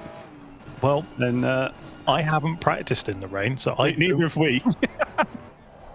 I should really go on a single player and put the rain on, but there's always a dive straight in at the deep end. That's not a bad shout, but I'm probably going to have to go and do some stewarding in a minute as well. Yeah, has there been many complaints? Yeah, that's what I'm saying. It's certainly been a bit first day at school for a lot of people. Oh, okay. But I will say this, it is calming down. And the driving standards that I've personally seen has been good. Now, maybe that's because everyone just thinks, oh God, it's him. Yeah, it's an admin. We'll drive safe around organizer. Yeah. But no, it's been pretty smooth sailing. It's been minor stuff. And even 751 has had a penalty, which I've only just noticed, and Mr. Neutelings did not tell me about. No, that's all right. It's supposed to be doing double stints, I'm assuming. I've been doing single stints. Oh no, I was halfway through a double stint when we had the aforementioned issue. Neuterlings has done 2 double stints, and bless him, he's gone for a rest now already. I turned the force feed back down earlier. It's what I'm going for 2.5 hours. I'll turn that down. Have you seen the Nissan on track? Have you been nice to the Nissan on track? No, I don't remember seeing the Nissan. There is a Nissan in P36 currently. Oh, fair play. Mr. Pixley. It's a brave person. It's a brave car other than a McLaren at the moment. I know. He is the solo. And we've actually had a question. What does Pixley do if he has to take it up? Loka, I will get back to you on that one. None of our drivers, no one on our team drives the McLaren. We've literally just all picked the McLaren just because it's Spa. Because everyone's got the McLaren. Yes. It is the McLaren Cup. Yeah. It's most bizarre. I mean, I drive the Ferrari, which I definitely prefer than driving this McLaren. But yeah, the McLaren just seems like a bit of a. No, you come out. You feel as if you're going to turn in, and then the car just goes. Oh, I'm just going to keep drifting. I'm just going to keep drifting. Honestly, I haven't driven it. Oh dear, it's completely different. But obviously it's good here. So yeah. I guess we just picked it because I think good here is an understatement. Yes, true. I'm just going to look something up, actually. I want to just see where... You're looking up when Pixie's going to have a dump? No, I'm just seeing, and I'm pleased to report I am ahead of you in Pospert GT3 at the moment. Oh, shut up. That's what we like to see. I just wanted to... I got a 100-point deduction for something in that series, so I'm not sure what happened there. I don't remember. I don't remember what I've got 100-point deduction, but I have. Oh, season before you would have, because you changed cars. But this season... 100 points? Wow. You're still okay. You're still okay. I'm still alright. You're still alright. Explanation, we don't want rain, we need rain. Well, that definitely echoes what you say that now, the rain will absolutely come down and we'll be down in 40th before you know it. Yeah. So I'm not going to say too much. Unfortunately, I have to dash off because the steward has just messaged me asking for a second opinion. Well, I'm going to go as well. I've got a race in an hour, so good talking. I'll be back later on. I'll see you about 3 in the morning. Yeah, good luck. Cheers, mate. Cheers. Hey, bit, boys. Oh, it's back to just me. Welcome back. I'm now calling this as Ace's Corner. That is now this nickname. Segment of the stream, Ace's Corner. Welcome. There needs to be a coffee mug somewhere on screen. That's what I want. After the early morning stints. I should probably get the coffee machine. But that's a layer me problem.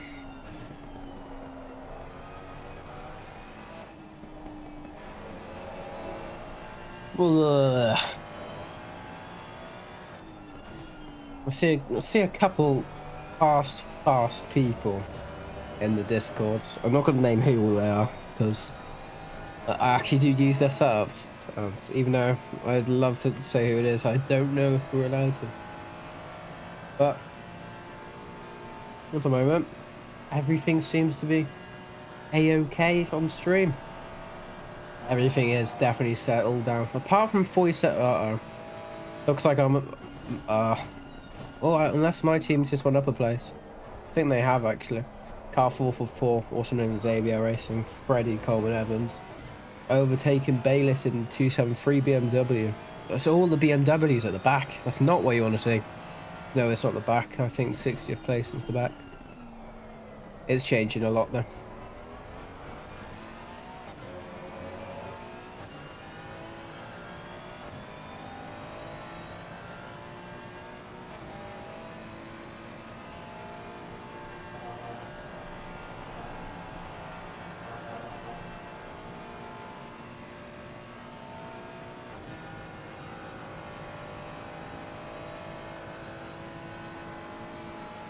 I might see if Onid wants to do a bit of a broadcast thing. See if I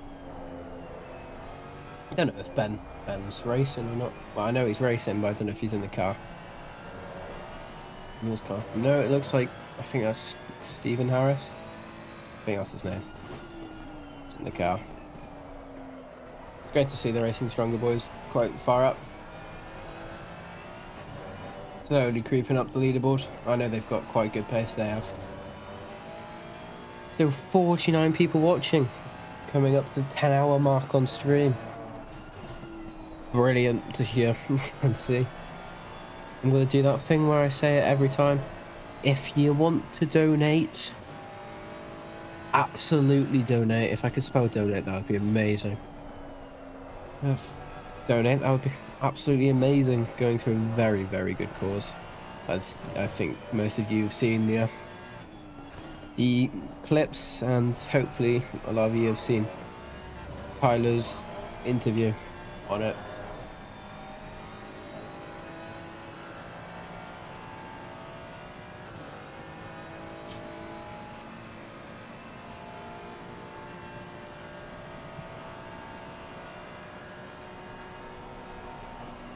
Oh, we've got another message request.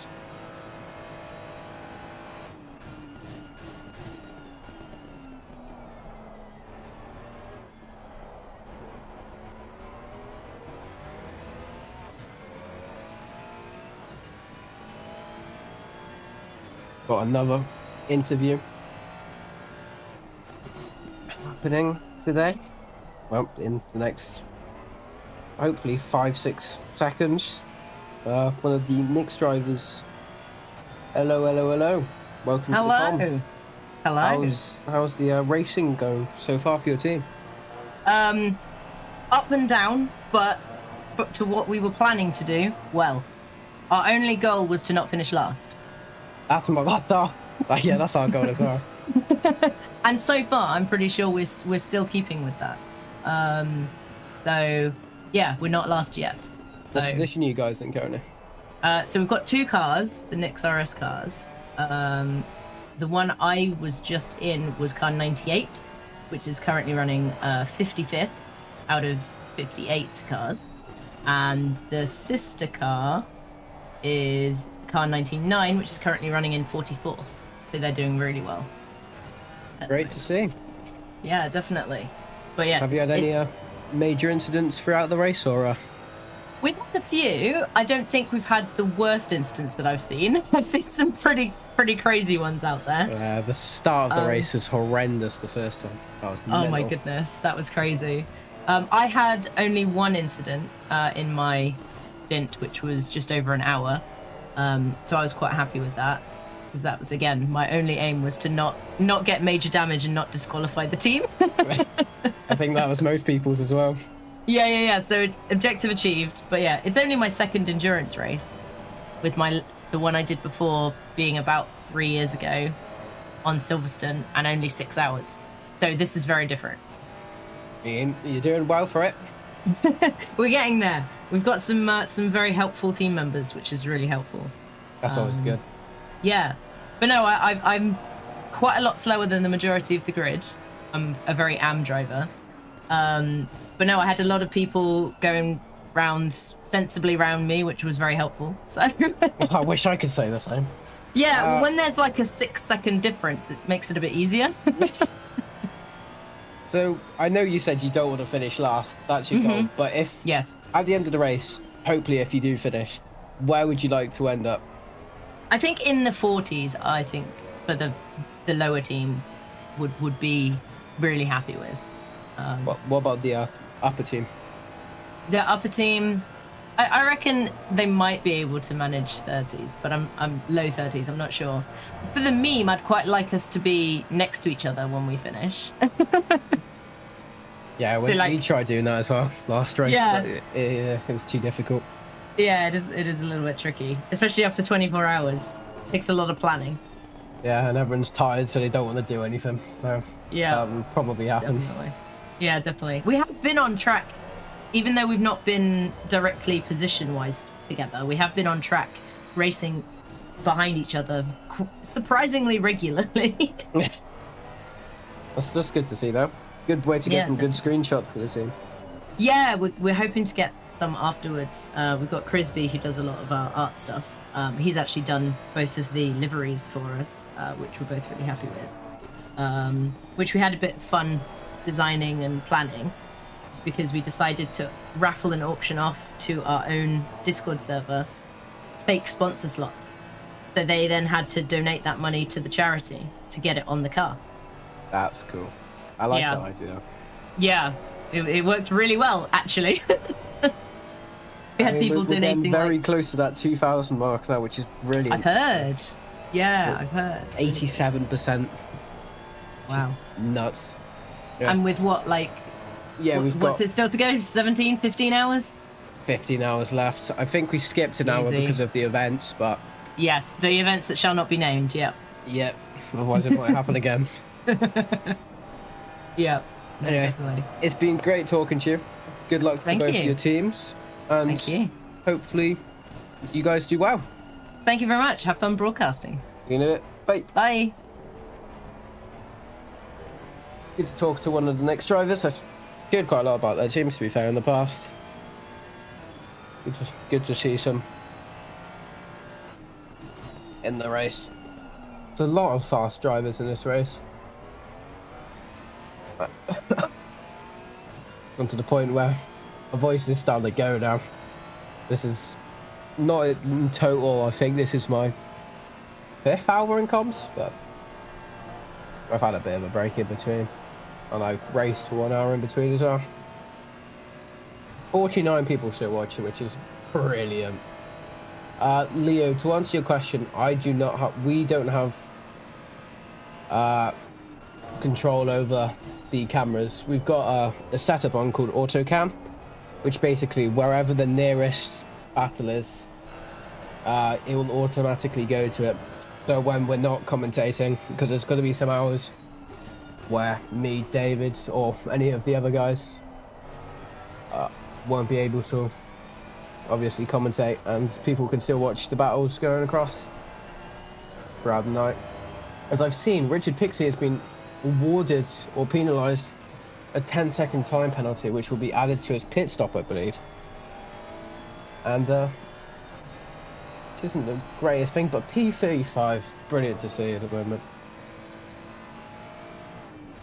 We're at that current stage where what's it called? I'm losing English words now. But we're at that point where we're about to go into the next pit stop, I guess window, I guess we could call it, where there's chances we'll either see stop-go 30s or drive-throughs from speeding, or even possibly, worst case scenario, the DSQ, which is ACC's very strict way of saying don't speed in the pit lane. But I mean, at the moment, everything seems to be fine.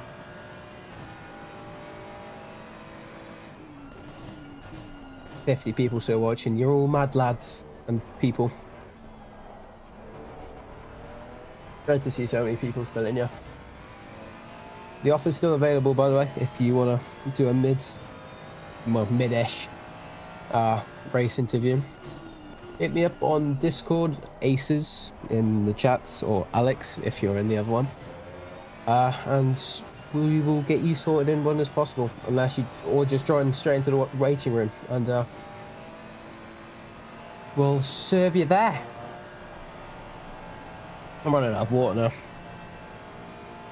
This isn't the greatest scenario. See a yellow flag for 241. He started moving again, so we're all good there. I don't know what's happening in the stewardship book. I was supposed to be in the stewards panel 26 minutes ago, but I've been now given the commentary role again, which I don't mind doing. I really like doing this stuff. Good to do. At the moment we've had 10 teams. Donations are going pretty well at the moment. We've got, I think it's 87% of the way, which is mental. We've still, I think we're, 87% with 15 hours basically on, we're close, 82% of the way, £1,652 out of the 2,000 pounds we want, what we're aiming to raise, and hopefully we do. Being 15 hours left, I hope we do smash that target. If you want to donate, obviously, go for it. Donations aren't 100% necessary, and but they are definitely very, Oh, I can't speak English anymore. I apologise. But yeah, they are definitely appreciated. Oh, it's Von from earlier. Oh gosh, that was a very bad accent from me. Von from earlier. How's your team's going now? I think I talked to you like half an hour ago or something like that. Probably more than that, but time flies for me.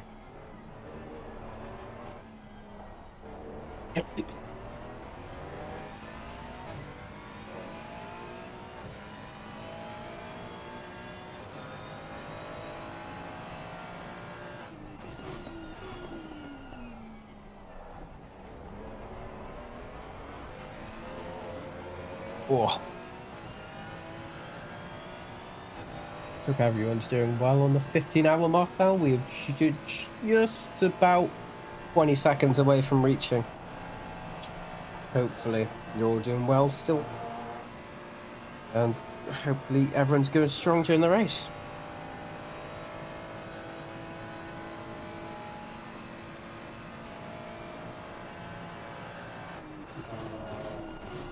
Just quickly give in a bit more publicity to the stream. Find out on my Twitter and stuff. Oh, I'm still here. So good. That's not good. Yeah. I mean, as long as you're still going.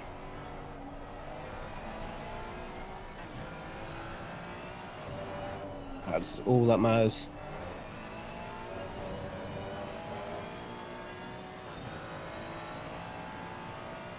Yeah. Close to running out of water now.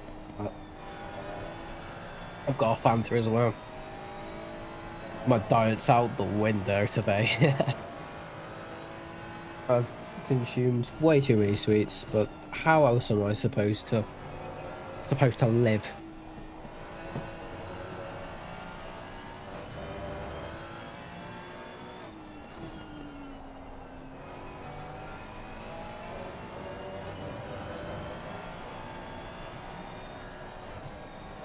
Obviously, just a couple more things to point out. I point this out every so in a while. Just to make it easier for us stewards when we're stewarding, please provide evidence, which is like, you need a chase cam view, you need a cockpit view. It's necessary, otherwise the penalty will not be awarded. Even if there is one, like maybe let's say a stream view, it will not count. Let's go, Frank. That's great to hear. Climbing back up the orders after the unfortunate event. But yeah, as I was saying, otherwise the penalty would not be awarded. And it's just more hassle for, obviously, us, and it's more hassle for you guys because you have to resubmit it again. But another thing is about stewarding. Steward's decision is final, as you've heard in the driver briefing. So seeing arguments about stuff in the chats will just be deleted. So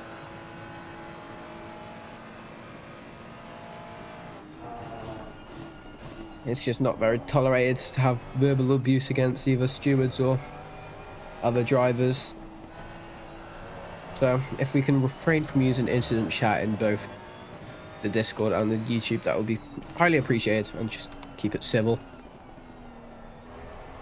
Sun is slowly starting to creep down now, whereas the wind is starting to change directions. It went from, I'm going to say, the north to the east now. It went from north.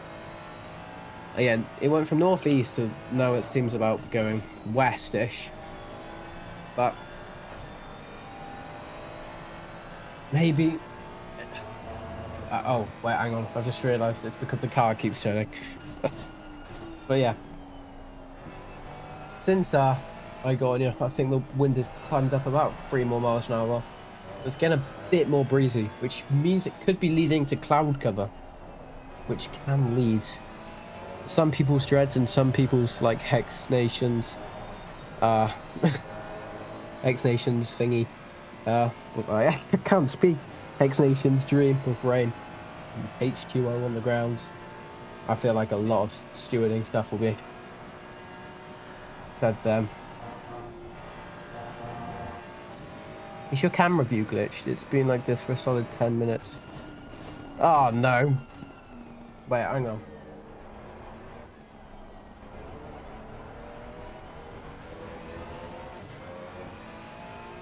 I think we've had a bit of an issue on it. But we are on it once again, and we should get it working once again. It's always our Ferrari it has to be stopped on. Thanks for pointing that out, Izzy. Hopefully it gets sorted soon.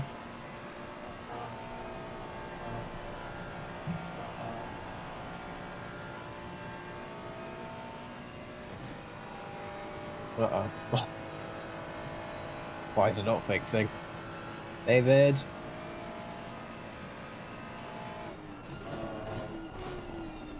I think he could hear me because he messaged a minute ago.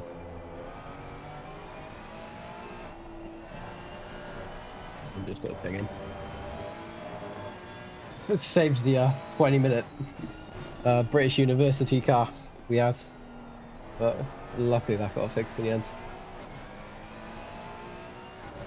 It's a very, I guess, sensitive tool because if you move, I think it's just if you move the mouse or something, or even change your keybind or something, it goes off the auto camera. It's a bit annoying, but it's a really great feature though. But while it's getting fixed, let's just appreciate the detail that the side course Competizione and Kunos have put into the interior, which half of it you don't actually see usually. Like that little 296 logo, the air conditioning, the fire system, the red box, the air conditioning again.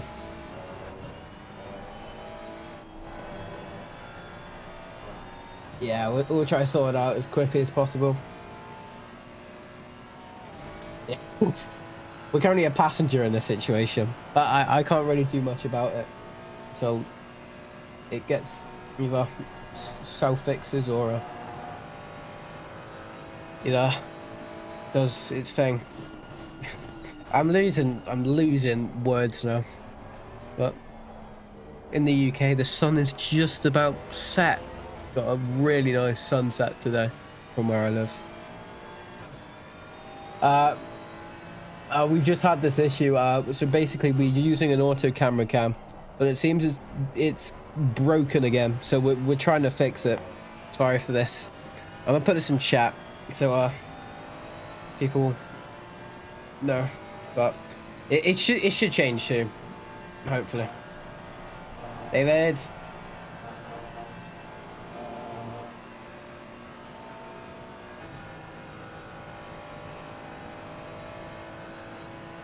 Yeah, it wouldn't have been too bad if it was like a chase camera or a TV cam, but we are practically just looking at a driver's steering wheel and a tiny bit of view. No worries. Thank you for pointing it out again. But it should be sorted very soon.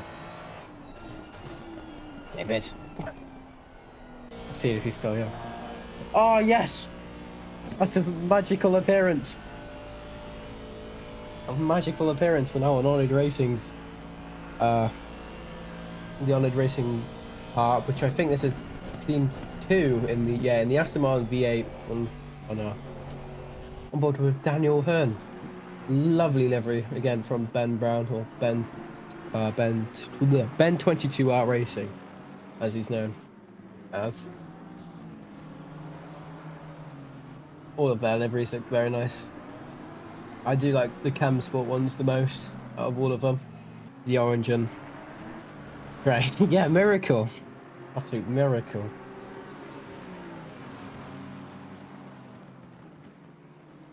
Seems like Daniel Hearn has been penalised with a 30-second penalty. I don't know if that's new, if that's old, but doesn't seem too bad. And we're back on with Omega Motorsports Italia. That's my really bad Italian accent that I shouldn't do on stream. But it looks... That livery looks a lot like... what livery is it? I forgot it. It's in the... it's in... Oh, what's that league called in real life? Oh my days, it's gone straight out of my head. IMSA. It looks like one of the IMSA McLarens.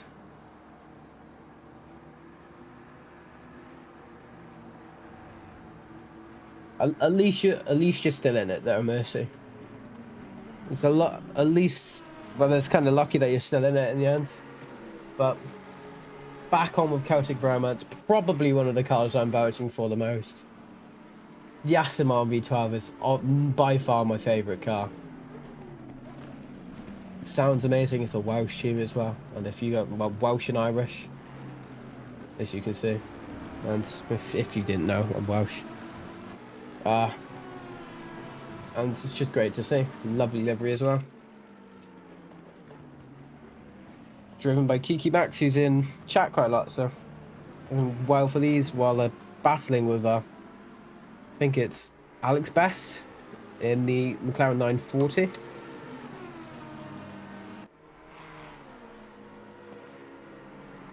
This is a very, yeah, exactly, go V12.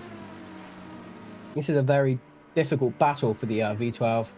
This is basically modern technology versus older technology, because this car's 10 years old now, which is mental. Shame there's no M6s, but it seems the 1.9 has killed it. Same with my Lexus. I want my Lexus back. I want Kudos Lexus back.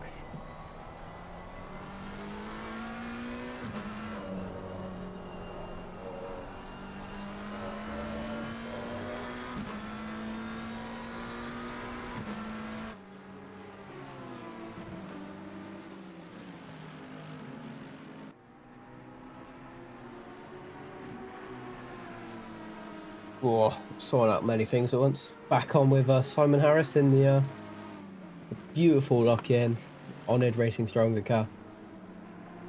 Doing quite well for them right now. I think they're about to change places after they've been in 29th for about an hour or so. They've climbed back up the order. Ben absolutely thrashed me. I was on bad tyres and I had bad luck, so I'd have said I could have kept him on for longer, but I had a lot of damage as well. That's my excuses out.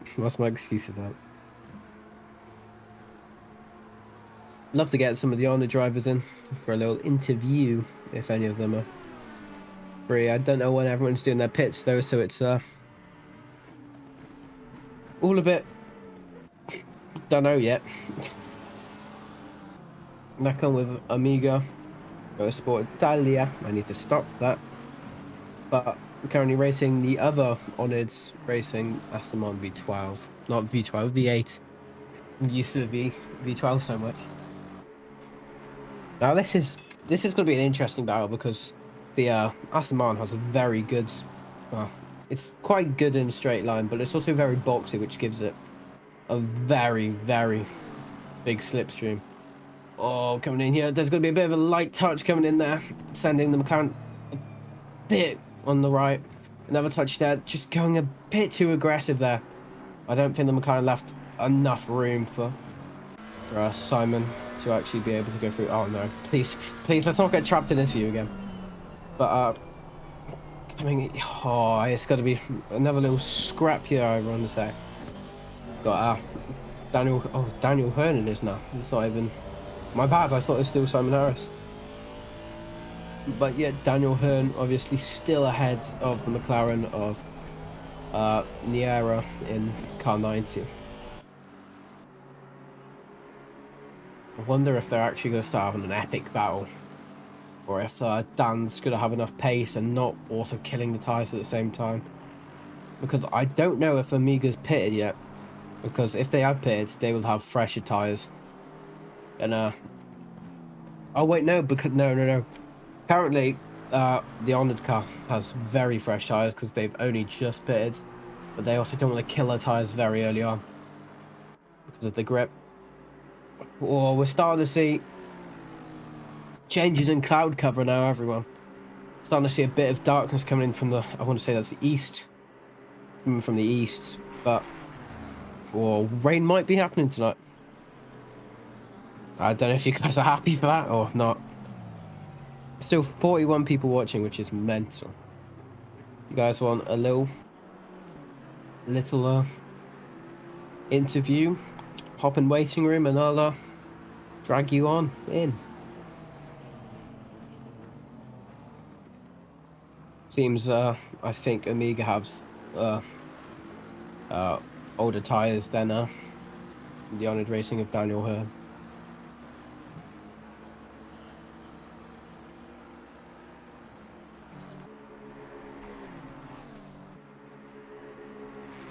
Good to see how many people are still joining the servers.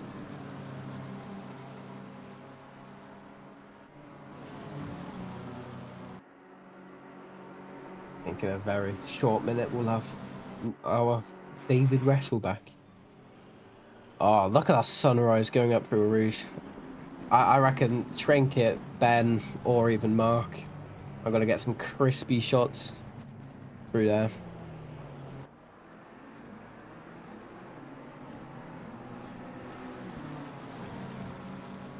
On board with Colin Dunn on the Positive Perception 750 team. I don't know if these are ahead of 751. Never mind, they got no. Oh, big crash there, including, I want to say that's Amiga Racing. Amiga Racing going full on into the barrier. I wish I could give you a replay of that. That was a humongous crash, sending him flying into the wall. That even might be a DNF at that point. That's going to be a lot of damage, and some of it could be unfixable damage if that bug still appears. But that was a bad crash. It seems that I think there might have been a pit maneuver at high speeds there. I'll keep you updated with that in the racing incidents. Oh, we're about to have another little battle here with the Audi R8. Audi R8, and this is Exordium Racing here in a lovely livery.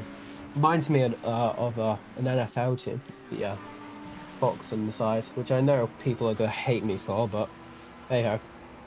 I wonder if the Audi gets a high enough speed going up here and gets in the slipstream and has a bit of a rubber banding, might be able just to get past before the chicane.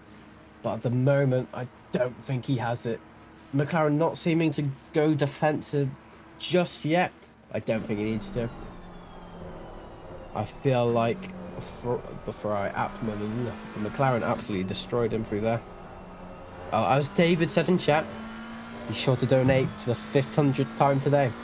It's a very good cause, and you will not be disappointed with your donation. It helps many people out. Here I see Hexagon Nation, who we were just on with Westy. But this isn't Westy, this is both Ramshield of Hex. Looks like he's about to start attacking 751 or 75 or 750 of Colin Dunn.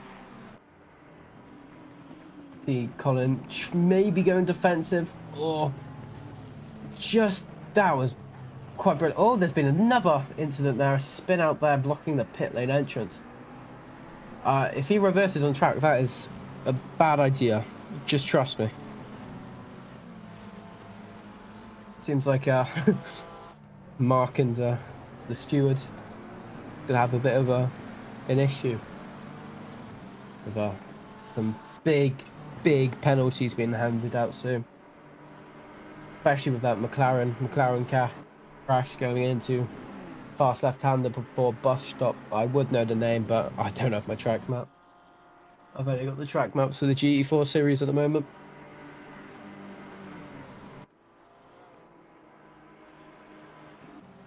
Colin Dunn just still sticking ahead. McLaren, I don't know if Colin's gone into pit yet.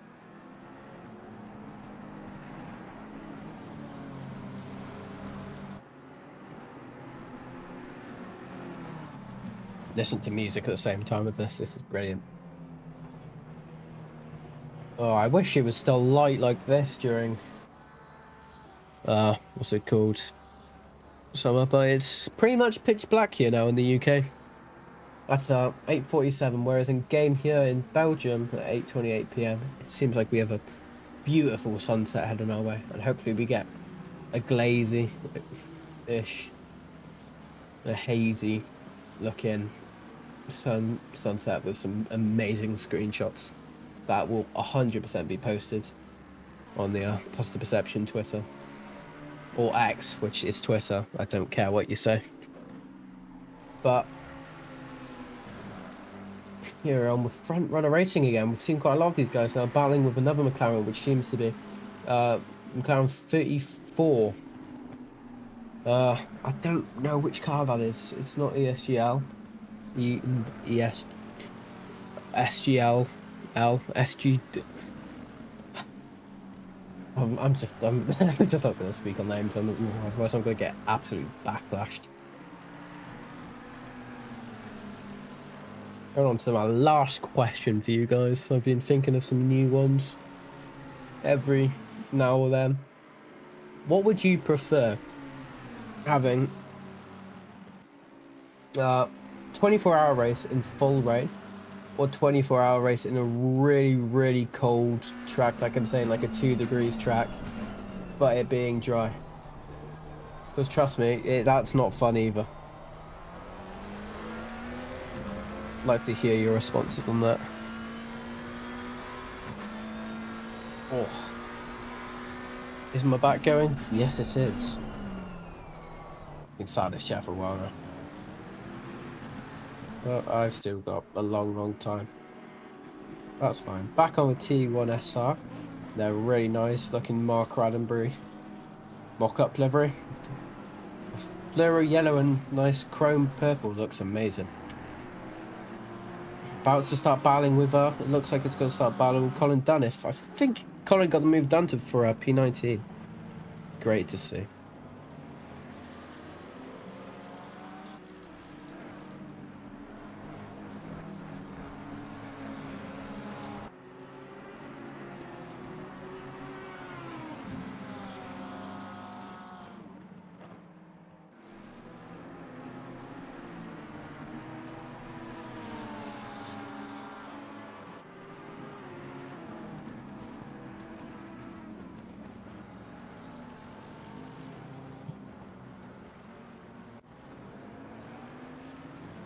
I'm saying quite strong rain. I'm talking maybe it would vary from medium rain to heavy rain, and possibly thunderstorms as well.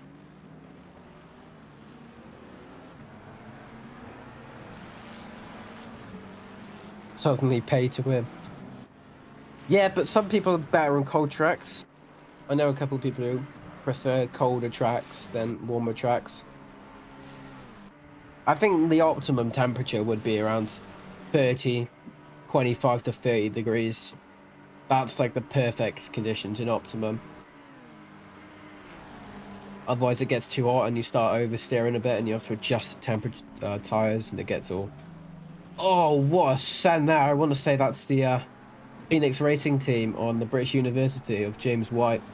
No, yes, yes, I was right in the Phoenix Racing team. What a move that was for P4. Even though I think it hasn't gone through yet. I think the timing charts are a little off, but trust me, he's now P3. It says on the bottom right. The timing into overall seems to be a bit wrong sometimes, but yeah, I do get what you mean though about some people being extremely strong in wet tracks, but yeah. It depends. If you had only, like, let's say, 8 or 9, let's say 12 tyres for the entire race weekend for a 24, that would be painful.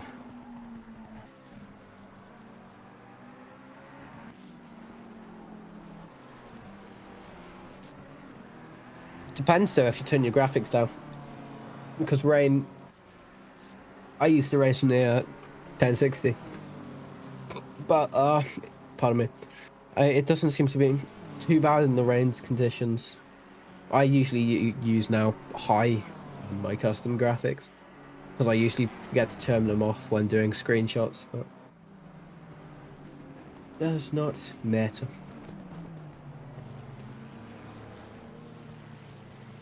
Got another little battle here with Simon Harris back. I think they're different cars. I'm silly. Simon Harris getting... I think he might start getting the attack from the SimTech team. Second SimTech team. Or we go over for Ray from Fry Motorsports. Fry Guys Motorsports. Ooh. Great bunch of people. Robert is currently in my team. I've got your Robert. Unlucky, mate. Don't worry. He's not been held hostage. You're fine.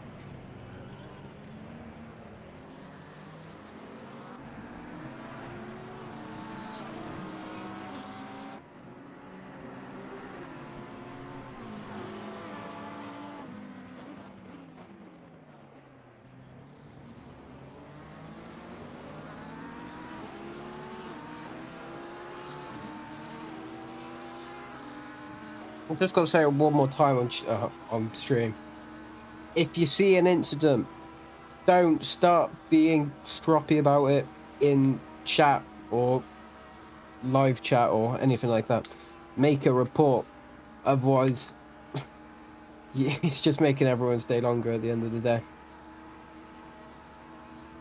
And yeah, you don't achieve anything from verbal abuse really, apart from a kick from a server or a kick from race. But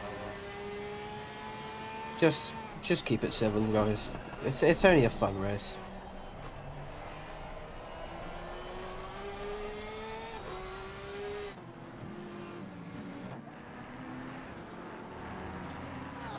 It's back to regular racing, see, because no choice. Haven't tried since. Oh, normal Asai Corsa. I saw I think World Sim Series were hosting a Noise for Life for 24 end of September, which I'm very tempted to do in the Z4 GT3. Very, very tempted. I don't know if I'll find teammates in time, or I just do it solo for a few hours and then retire. Because I do like the Noise for Life, one of my favourite tracks. And I really love the Z4 because it's very steady, especially on the curbs, like Noise for Life. Because it's a front engine car. I think the weakest car around there would probably be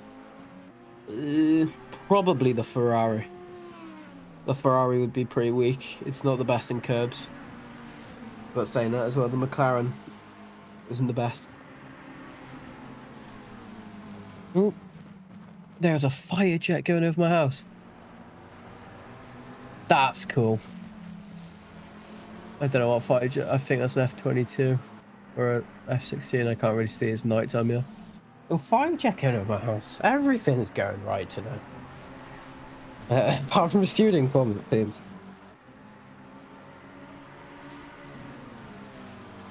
As there's still a lot of people here, I'll ask another question. What do you prefer racing? Either sprint or I think I know the answer to this, but what do you guys prefer, GT3 or GT4 when it comes to racing? Now back on with Lewis Robinson in SimTech. Looks like he's going to start. I think Simon is just pulling away though. It seems like there's a second gap now. Last time I checked, there was about 6 tenths. I don't know if this is approximately the closest battle, but we'll have to see. Wait until the future. Hopefully there's some more battles. Otherwise, we're back in Ace's corner, which is currently what we're doing. I think it's Imre. I think I'm saying that right. If I'm not, please correct me. But G-Force 90s DT. Even though that wasn't an option, I forgive you because I was a brilliant class of racing.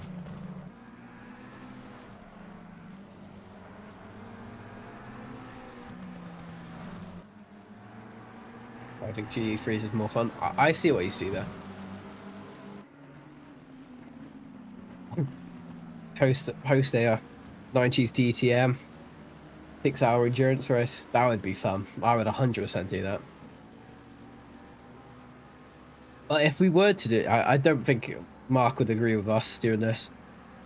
But if we were to do like maybe a solo, or if we can do a set of course, I know you can do a set of course with driver swaps, but I think they're very difficult. What track would you want to do the 90s DTM endurance race on? Because there are a lot of good tracks that can be quite tricky.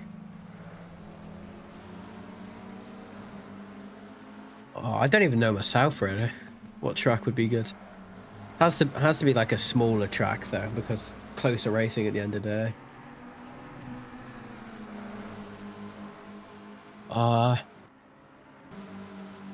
Not kill would be good. Not kill would be amazing. The elevation change, you know.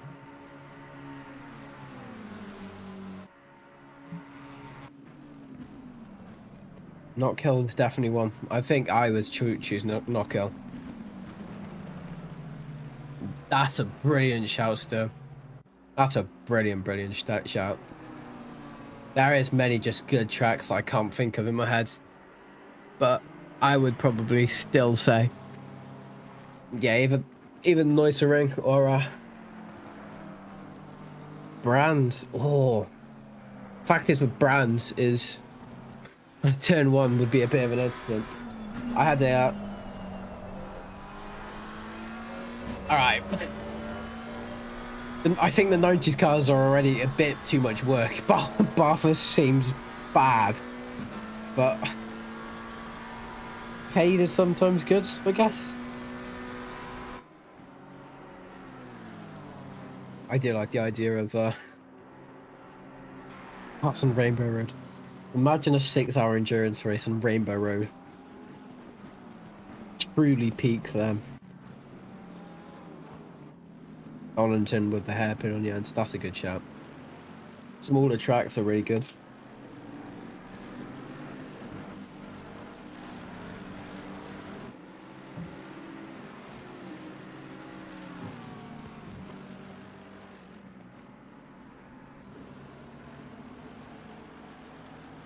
If you had to choose any single racing class, and you can't say GE3s, GE4s, what would you want to race for another endurance race? Because I've seen we're invested in this.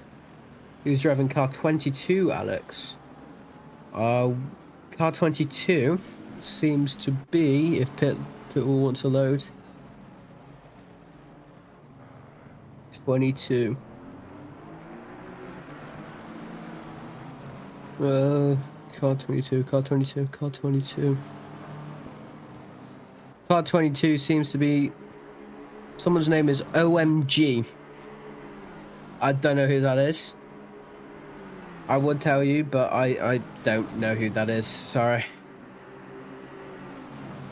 Porsche Cup F3.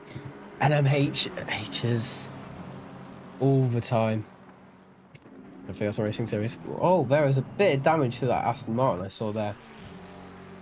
But I think I would probably choose V8 supercars. They're super fun to watch. They're the race. They're very difficult. F3's about around Bathurst. Okay, maybe just dial the tone to like the severity of pain down just a tiny bit. There's a thing I saw on it a couple months ago where is suggestions for the next endurance race, and someone said a 48-hour multi-class Bathurst race, both in GT3s, GT4s, and Cup cars. That is called pain.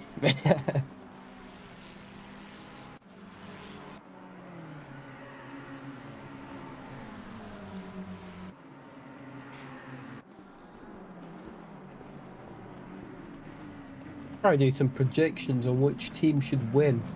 Which team do you think would win? Obviously, let's try not to jinx them. But out of all the teams that we've seen so far, who do you think is most likely to win? It could be, obviously, be a 14 hours and a half left. It could be any team. I've run out of water. Yeah, Mercy, you're that kind of person who would actually do 72 hours, though.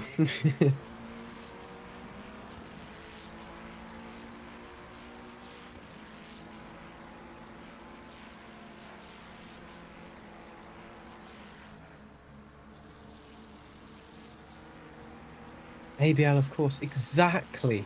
Frankie got the exact spirit. Team, what's it called? Celtic Bromance. I think last time I saw them, they were in P20 something. It seems they are in position They're in position 24 with, of course, Kiki Max in currently. Love that car so much. I think, yeah, that is one of my cars I do want to win. Is that V12 Aston?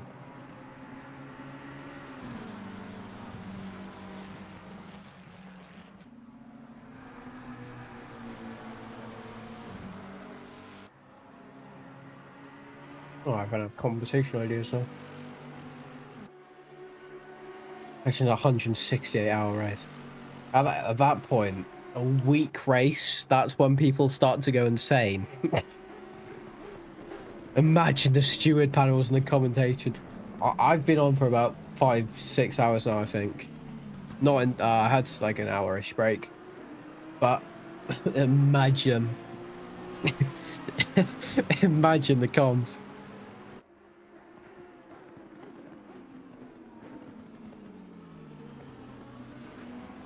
Yeah, they're doing very well, the V12 team. Oh, I don't have any water. To the point where I'm angling my water bottle to get the last sip of water out. I'll volunteer to steward it. Yeah, right, and give everyone ballast penalties except from your team.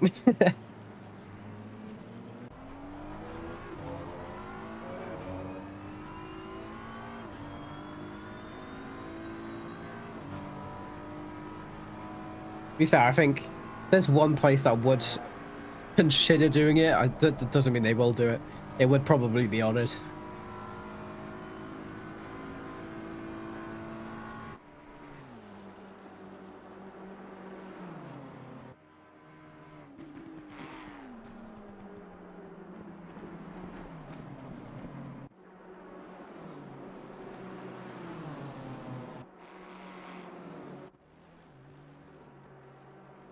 Uh-oh. What's happened in the 17 car? Has both of your teammates disappeared, or are you supposed to do the next step? What's the perception of Mark Cooper currently? Oh. Richard Pixley in a freeway battle, it seems, against 2 Beamers. He's doing so well right now, P35. He's been in for like nine-ish hours now. He's going super strong, hopefully. Tempted to bring it in for a second interview when things slow down a bit. I don't know if Mark didn't, not Mark, David did another one when I was gone, but funnily enough, that Audi balloon, which you just saw there, that one there, the Audi hot air balloon, that's still there.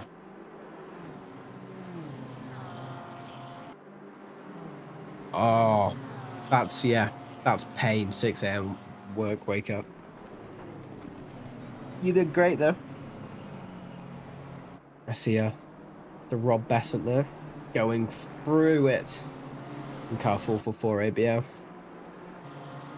There is some exciting news that we will be sharing. I don't know when it is. I will not confirm the date yet until David does so, but there is some cool news coming pretty soon. That will be soonish. I reckon, Job, that he's currently got, let's say, a Home Depot bucket or like just any kind of bucket. He's made a hole in his bucket seat or whatever he uses, and he's got that there, and then he's got a pipe to pee in. I reckon that's his device.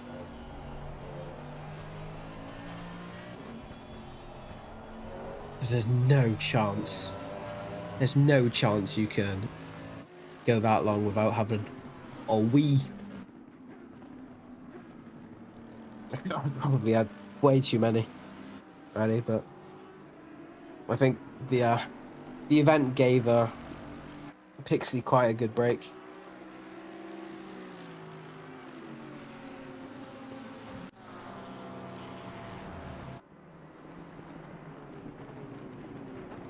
He must do, or Southall misses. Don't think we could share that on the stream.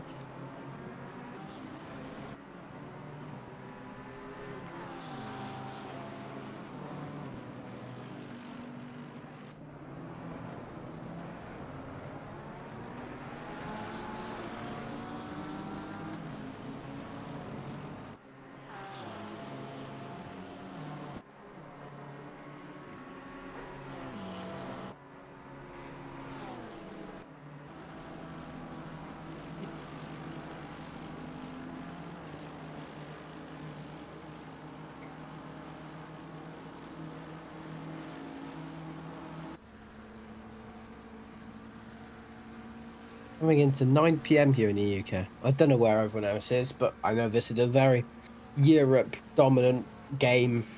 So of course I come to Chile. I know there is the odds American teams like Odyssey Racing League and everyone like that. But here we are with the leaders in that beautiful. Yeah, I love that McLaren. That McLaren's lovely. And that's RR Spa 24 hours. I don't know what RR is, but that is an amazing, amazing livery. Hello, Mr. David Russell. Good evening. How are we? I'm good. I've been on for some time, but I'm enjoying it. I've come back to save you. Don't worry. You can. We've made a little segment for me called Ace's Corner when no one's here and I'm talking to myself. Love that. I mean, to be fair, that's probably what most of us feel like when no one else decides to pitch in. So I know how you feel. I'm actually just checking a few things that I just heard you talking about. I'm going to see if I can find out what the name of that RR team actually is, because it must be something. Same, can you see? I think it was Terry say there's a person called Reckless Racing. That's what they're called. That's a good name, to be fair. Very good name. For them being in first and being reckless, that's an achievement. Yeah, I know. Yeah, it's quite impressive. Can you check the driver of Car 22? The driver of Car 22. Yeah, we don't know who it links to. It says his name's OMG. I've just got Adrian Mack. Oh, they've changed driver, but they one of well, I did have OMG in there before. Let me have a look on. They've got a very high ping as well at the moment. You're on SimGrid and see what I can find. Got house music on in the background for no absolute reason here. Love that. Recline chair. Love that. Where is Matt? Mr. Matt. It's not the right one. His name on SimGrid is just OMG12. Nice. This is me and David's segment again, where we say for you to donate to SiMBA charity. Link will be posted right now when I can spell. Absolutely, little or large, it all makes difference. We're at £1,600 now, so or just short of 1,700. If we can get to 1,700 by the time we ripple over to the other server, that would be the other stream. That would be incredible. Exactly. We've been discussing about an ascetic course or endurance race, and people are saying 162 hours at Bathurst in cars. Love that. I mean, what is 162 hours in days? I think it's a week. Oh, 68 hours is a week, I think. Yeah, that sounds about right. 162 just sounds like one of those time frames that is made up, you know? Yeah, well, either that or it is made up.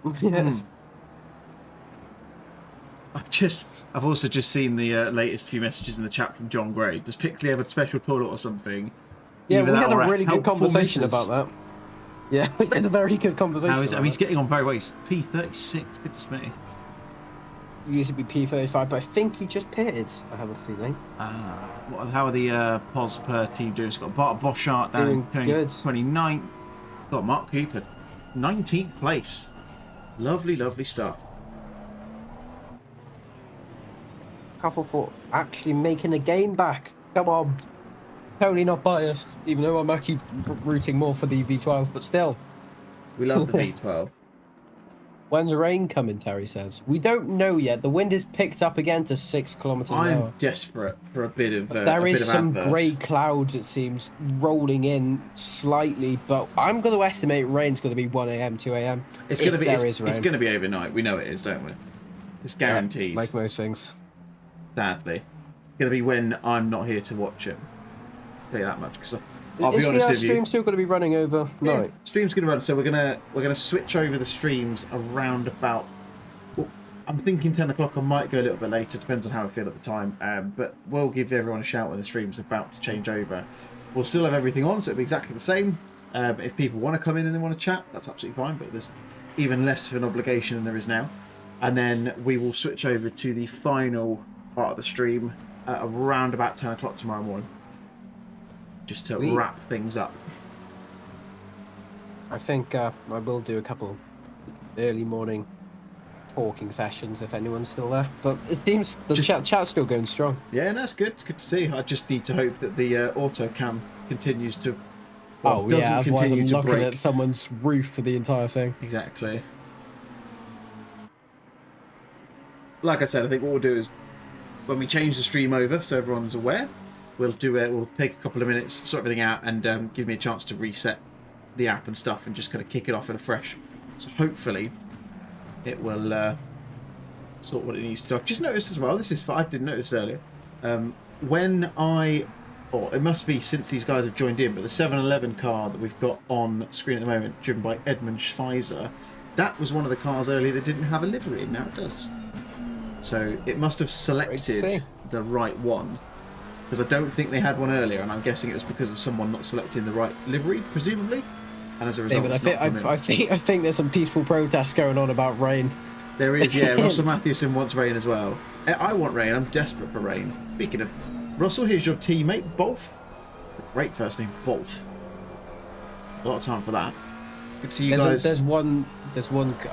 Sorry, but there's one person called, I think it's Matthew Heaven or something. That's a brilliant name. Yeah, they're where are they at the moment? They're up in P2 because Erdmann's driving for them guys at the moment. So yeah, Ben Brown's a pretty good name as well, you know.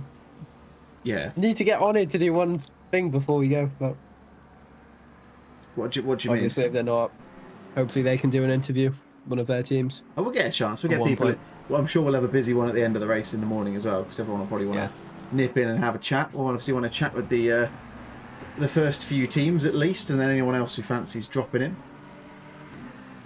That is fair enough. I'll be back in a minute because I'm extremely dehydrated. Yeah, no problem, mate. Take your time. No rush. It's fast. There's a strong chance of rain is coming. That's what I'm hoping, John. I'm desperate for some rain or some adverse weather. No mind when it comes. As long as it comes, I'll be a little bit of changing up so we can spice things beyond their already spicy levels. Could be very important. But yeah, I'm coming in for the back end of the shift. I've got a can of Thatchers. I've got my bourbon biscuits. I'm going to turn my fan on because it's quite warm in here, and we're going to run our way into the evening with this one. Watch the sun go down all together.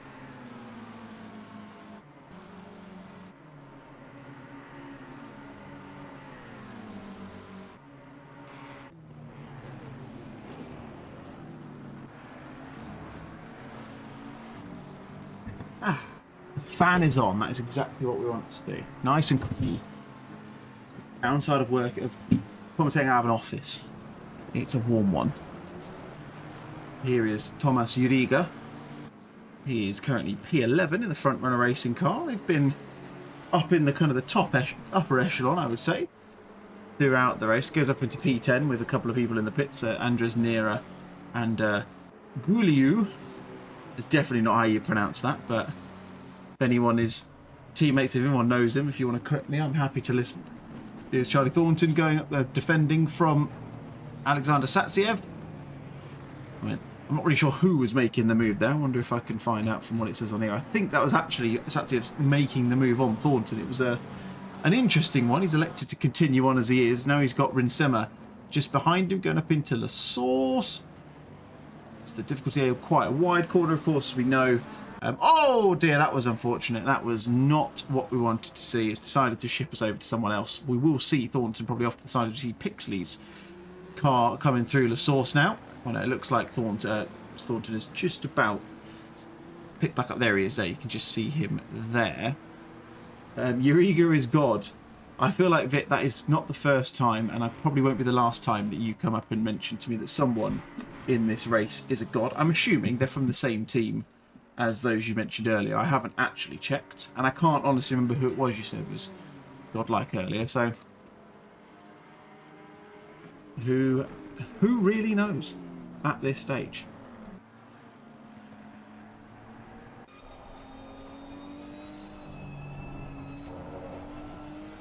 Here's Pixley in that Nissan, as we've said many times already, is running this race solo and doing a fantastic job of it. He's following this man around Brussels, Charlie Thornton for the FG TRL team. Icelandic Charlie Thornton. That's I wouldn't ever have thought I'd hear of an Icelandic person with that name, but learn something new every day.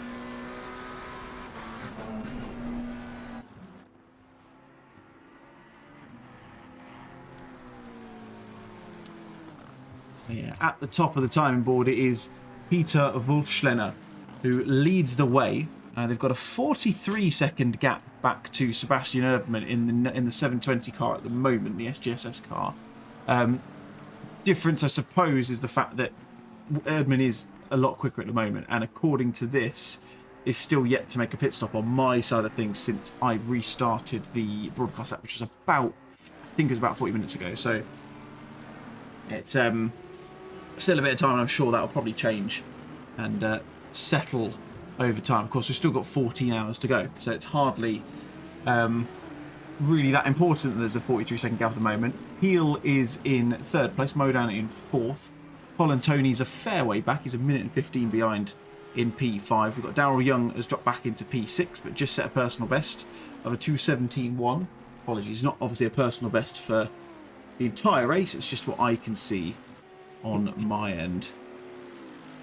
And then we've got Jack, Sietti, Cher and Yuriga, the aforementioned, rounding out your top 10. I'm just going to do the thing that you said you would do at 5 PM, the football recaps. Obviously, the video printer scores. Tottenham absolutely destroyed Burnley, 5-2. And come on, Nottingham Forest against Chelsea, 1-0. Yeah, big result for them. Yeah, Chelsea's in the bin. Yeah, it's not looking good for them, is it? It's not looking good for Lewis Robinson either. He's got Stevie Bain all over the back of him. In the only, I suppose it's the only admin team, knowing who's in that team. We've got the likes of Bain, Benz, Dan Hearns in there as well. Okay, yes, I've just seen confirmation. The 720 car about 10-15 minutes earlier on the pit stop phase. So, yeah, that does make sense, I would argue, in terms of how I'd expect it to kind of settle out. So not too far away from each other. Not the definitely not the 42 or 43 seconds that the broadcast tool currently suggests. Here's Kevin Blanchett following Anderson through Stavelot. This is one of the Turn 1 Sim Racing team car, designed by none other than Mr. Mark Raddenbury. And these guys have, to be fair, I think they probably benefited from the restart. In fairness, Alex, because they weren't really much in it in the first set of the race. I think they got caught up in a few incidents, so they've benefited a bit from here. Speaking of which, how are your team getting on? I haven't seen much on the ABL front. I've got Rob down in 45th at the moment. How are they getting on? Have you spoken to them? Yes. So yeah, I've been chatting to them quite a bit, but obviously I've been doing this and stewarding, so gonna have to balance it all out. I'm in the car again in a bit, but I'm obviously doing stewarding for quite a few hours now. But yeah, I don't know if anyone saw the race restart, the 3rd one I think it was, where I decided that I was going to bin it into the wall. But mate. Before the lights went green. How have you managed that? Most people would say it's the Johnny Ashley, because yeah, he's done that quite a few times. Oh, steady now. I'm so sorry, Johnny. I apologise for that. But there is some Ben Brown memes about that. You've got some support in the chat though. Harry Harnett's in there. I know he's a big Rob Besson fan. Yeah, he's a very rightly pointing out we're almost 10 hours in. Technically yes, although in the grand scheme of things we're about 9 hours in, aren't we? Because obviously having that hour taken out by the D-bags that decided they wanted to attack the server for a charity race of all things. You say that. I've never heard you swear, to be fair. I wouldn't swear on the stream. I'd swear elsewhere, but not on the stream. Got to maintain a public appearance. I think I heard some today. I think I did one in the briefing, but that's different. People in there can hear me. I just can't let the public hear me swear, you know? Got to keep up appearances. During the event, I think that was the most stressed I've ever heard you. That was a bad moment for me. I think a lot of people were stressed about it. I got about 70 DMs from people, so I had to it's block just on my status. No, it's just people wanting to do like pathetic things, sadly. It's for some reason it's part of life. I don't know why they choose to do it, but if that's what gets them up in the morning, then it's just what goes on. It's very difficult to stop people from doing those sorts of things, sadly. It's just, like I say, it's just a big shame that it happened in the way it did and it impacted the race the way it did. Hopefully we will get through the rest of this one. We've put some contingencies in place and hopefully we'll get through the rest of this one without any issues. Back to Adam Anderson. Exactly. Still got Kevin Blanchett close behind him. Looks like There's a Kevin person might... named Stevie. I'm hoping that is Stevie Bain. But stressed when you're P3. Yeah, exactly. I think that's the thing. I think that, like, we totally understand, like, the Discord, for those of you who aren't in there, you would have seen, obviously, the fact that it kind of just went a bit mad, didn't it? Like, when it started, and the problem that we had was that the people who were handling it were in the car, so we had to try and be clever about it. So hence the slight delays. Let's hope that there's no coming together with these guys coming out of the pits. No, there isn't, which is good. So hence the PR stunts we had to do. Yeah, so hence it was all exactly. fine. Got to manage expectations, all that sort of stuff. So no, we've got through it now. That's the main thing. I say, hopefully. I'm gonna have another sweep, so I won't be talking for a bit. That's fine, mate. You do what you need to do. Hopefully, you won't have any of those issues again going forwards, because yeah, people are rubbish. Yeah, probably think of many better words to use than rubbish. Drive-through for this man, Kevin Blanchett. He has got a track limits drive-through penalty as he comes up very close behind Adam Anderson going through Bruxelles. He's got the number 5 car behind him. Whereabouts are they? That is Rolf in the wall almost, pretty much there. Just got a little bit squiggly coming out of no name. Just want to come back to LKZ, what you're saying in the chat there. They're saying that you're about a few tenths slower. I mean, at the moment, Erdmann is pulling the gap a little bit. He's now up to 41, or back to 41 seconds gap now. So he's actually doing a very admirable job, in fairness. He was 1.2 seconds quicker on the last lap than Wolfschleiner was in the 84 McLaren. So don't you give up hope just yet.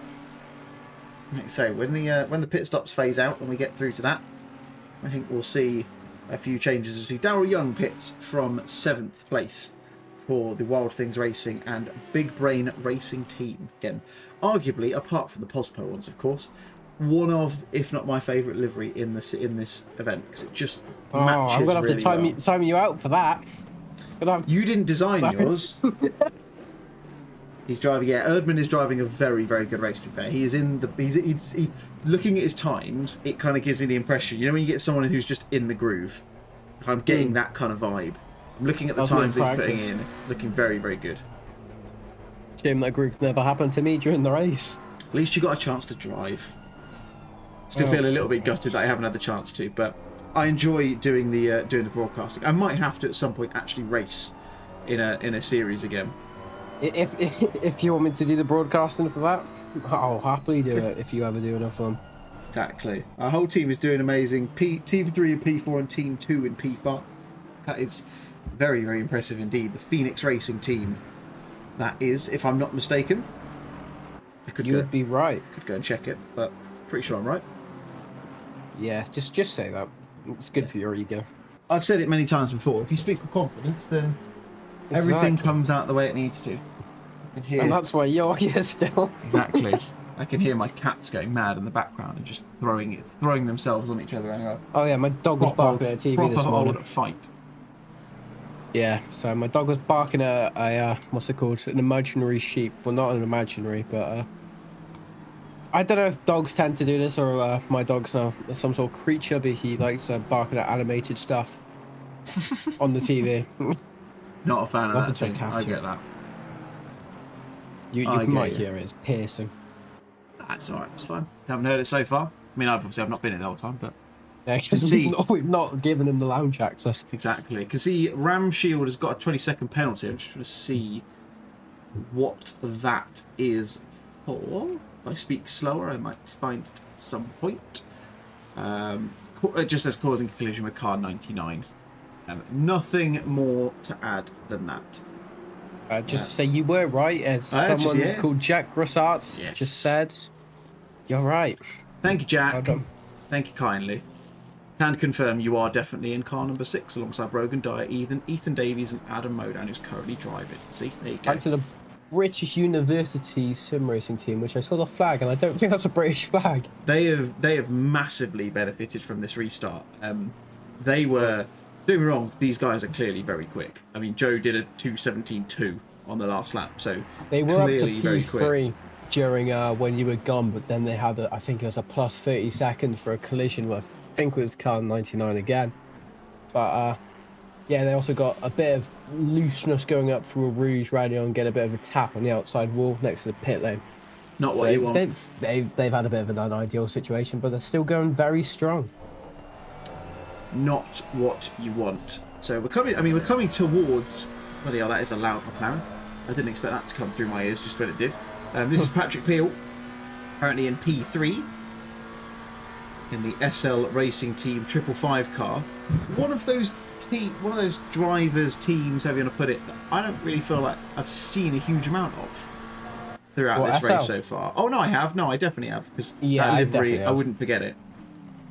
I keep calling it the EMI McLaren on accident. It does look a little bit like the EMI McLaren, to be fair. As you see, a penalty or drive-through cleared for car 615. That's the Odyssey Racing Team car. Currently being driven by Demarschi down in P47. And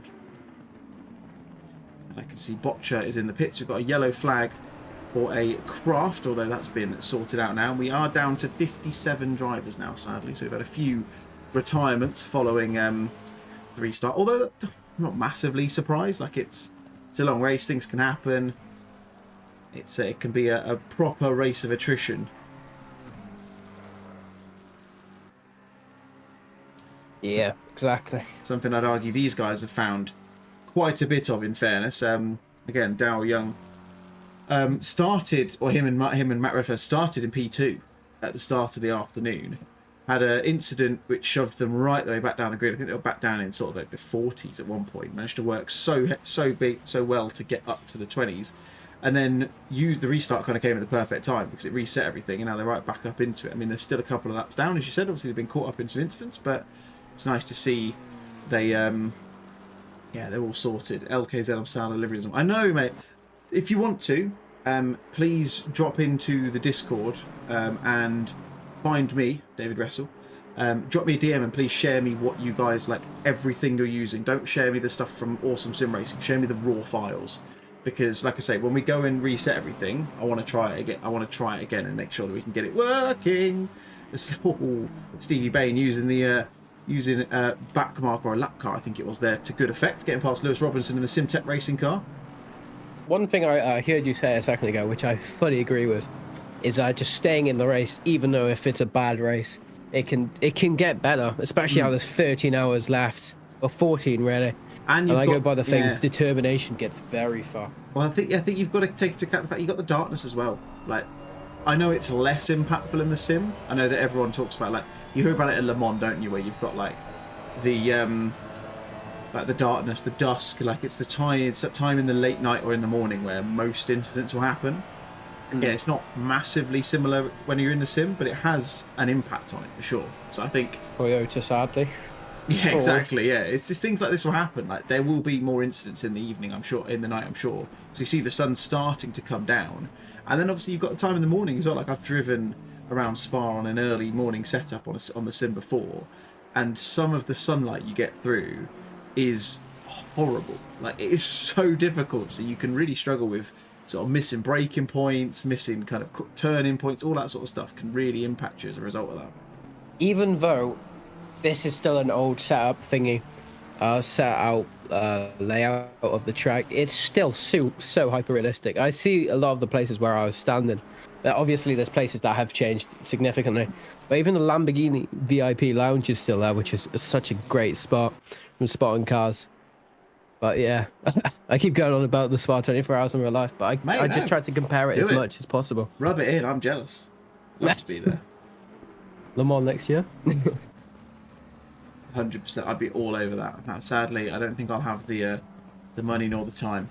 Fortunately, we see a fast slap coming in for car 974. Who is that? That is Daryl Young, isn't it? Yeah, 2:16.8 at this time. Yeah, that's not a surprise though.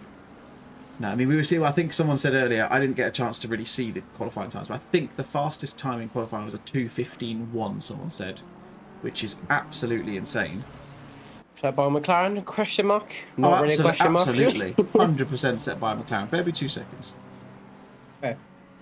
I mean, as we can see, yeah, Bar in the Positive Perception 751 car battling with EOS Esports Racing with Marco Barbieri.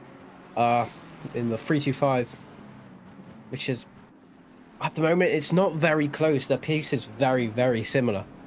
But I reckon if Bart just, I don't know when they both pit, but if Bart just pushes a bit more, even if he's got older tyres, I reckon he can get that move done, especially with the traffic I see here of this Mercedes. If it actually is, yeah, I think it is. But if that, it's going to get spicy here with Bart, because Bart looks like he's been blocked by traffic a tiny bit. If that is traffic, I can tell you what it is. It's traffic. actually, yeah, it's lapping. It's cars going past them, so they've got blue flags to deal with here. So it's Modan and who's the other one? Oh no, it's just Modan at the moment. There's Kraft and Mac who are a little bit further behind, but not involved at the moment. What time does the race properly finish? I think tomorrow? it's 11. It will be probably around about 11:30, I think, because we've got just under 14 hours left, and I'm pretty sure when I calculated it earlier, I think it tripped down to just about 11:30. So that's what you need to keep an eye out for. Essentially, if you want to watch the end of the race, and that's what you're super interested in, and who would blame you, in fairness, tune back in around about 10 a.m. tomorrow. We've got the finale part of the stream set up and ready to go. I'm actually, whilst that's in my head, I'm thinking... A good post that I'm going to probably do is a before and after of the car, because obviously the dirt physics in this game is very fun to watch. Oh, 100%. That might be a good thing for Mark to do later as well. I'm sure he's already got that in his head. I have absolutely no doubt about that. He's always on top of these sorts of things. You know how he is. I mean, you're on top of it as well, to be fair. You're very organised for this. Yeah, sometimes. I did 2 days of practice, mate. Yeah, well, that's your fault. It really isn't my fault. It's a horse's fault. That's what I'm saying. It's not, yeah. Not what I expected you to say, but there you go. Dead on my ankle. No posser. But, you know. That is less than ideal. It is what you want. Right, there we go. Going on with Cronus Racing Team, yeah. These guys actually did an interview earlier, and they're currently wanting to be second in Porsche Cup, as they like to call it. But at the moment, I've been pinged. Give me a minute.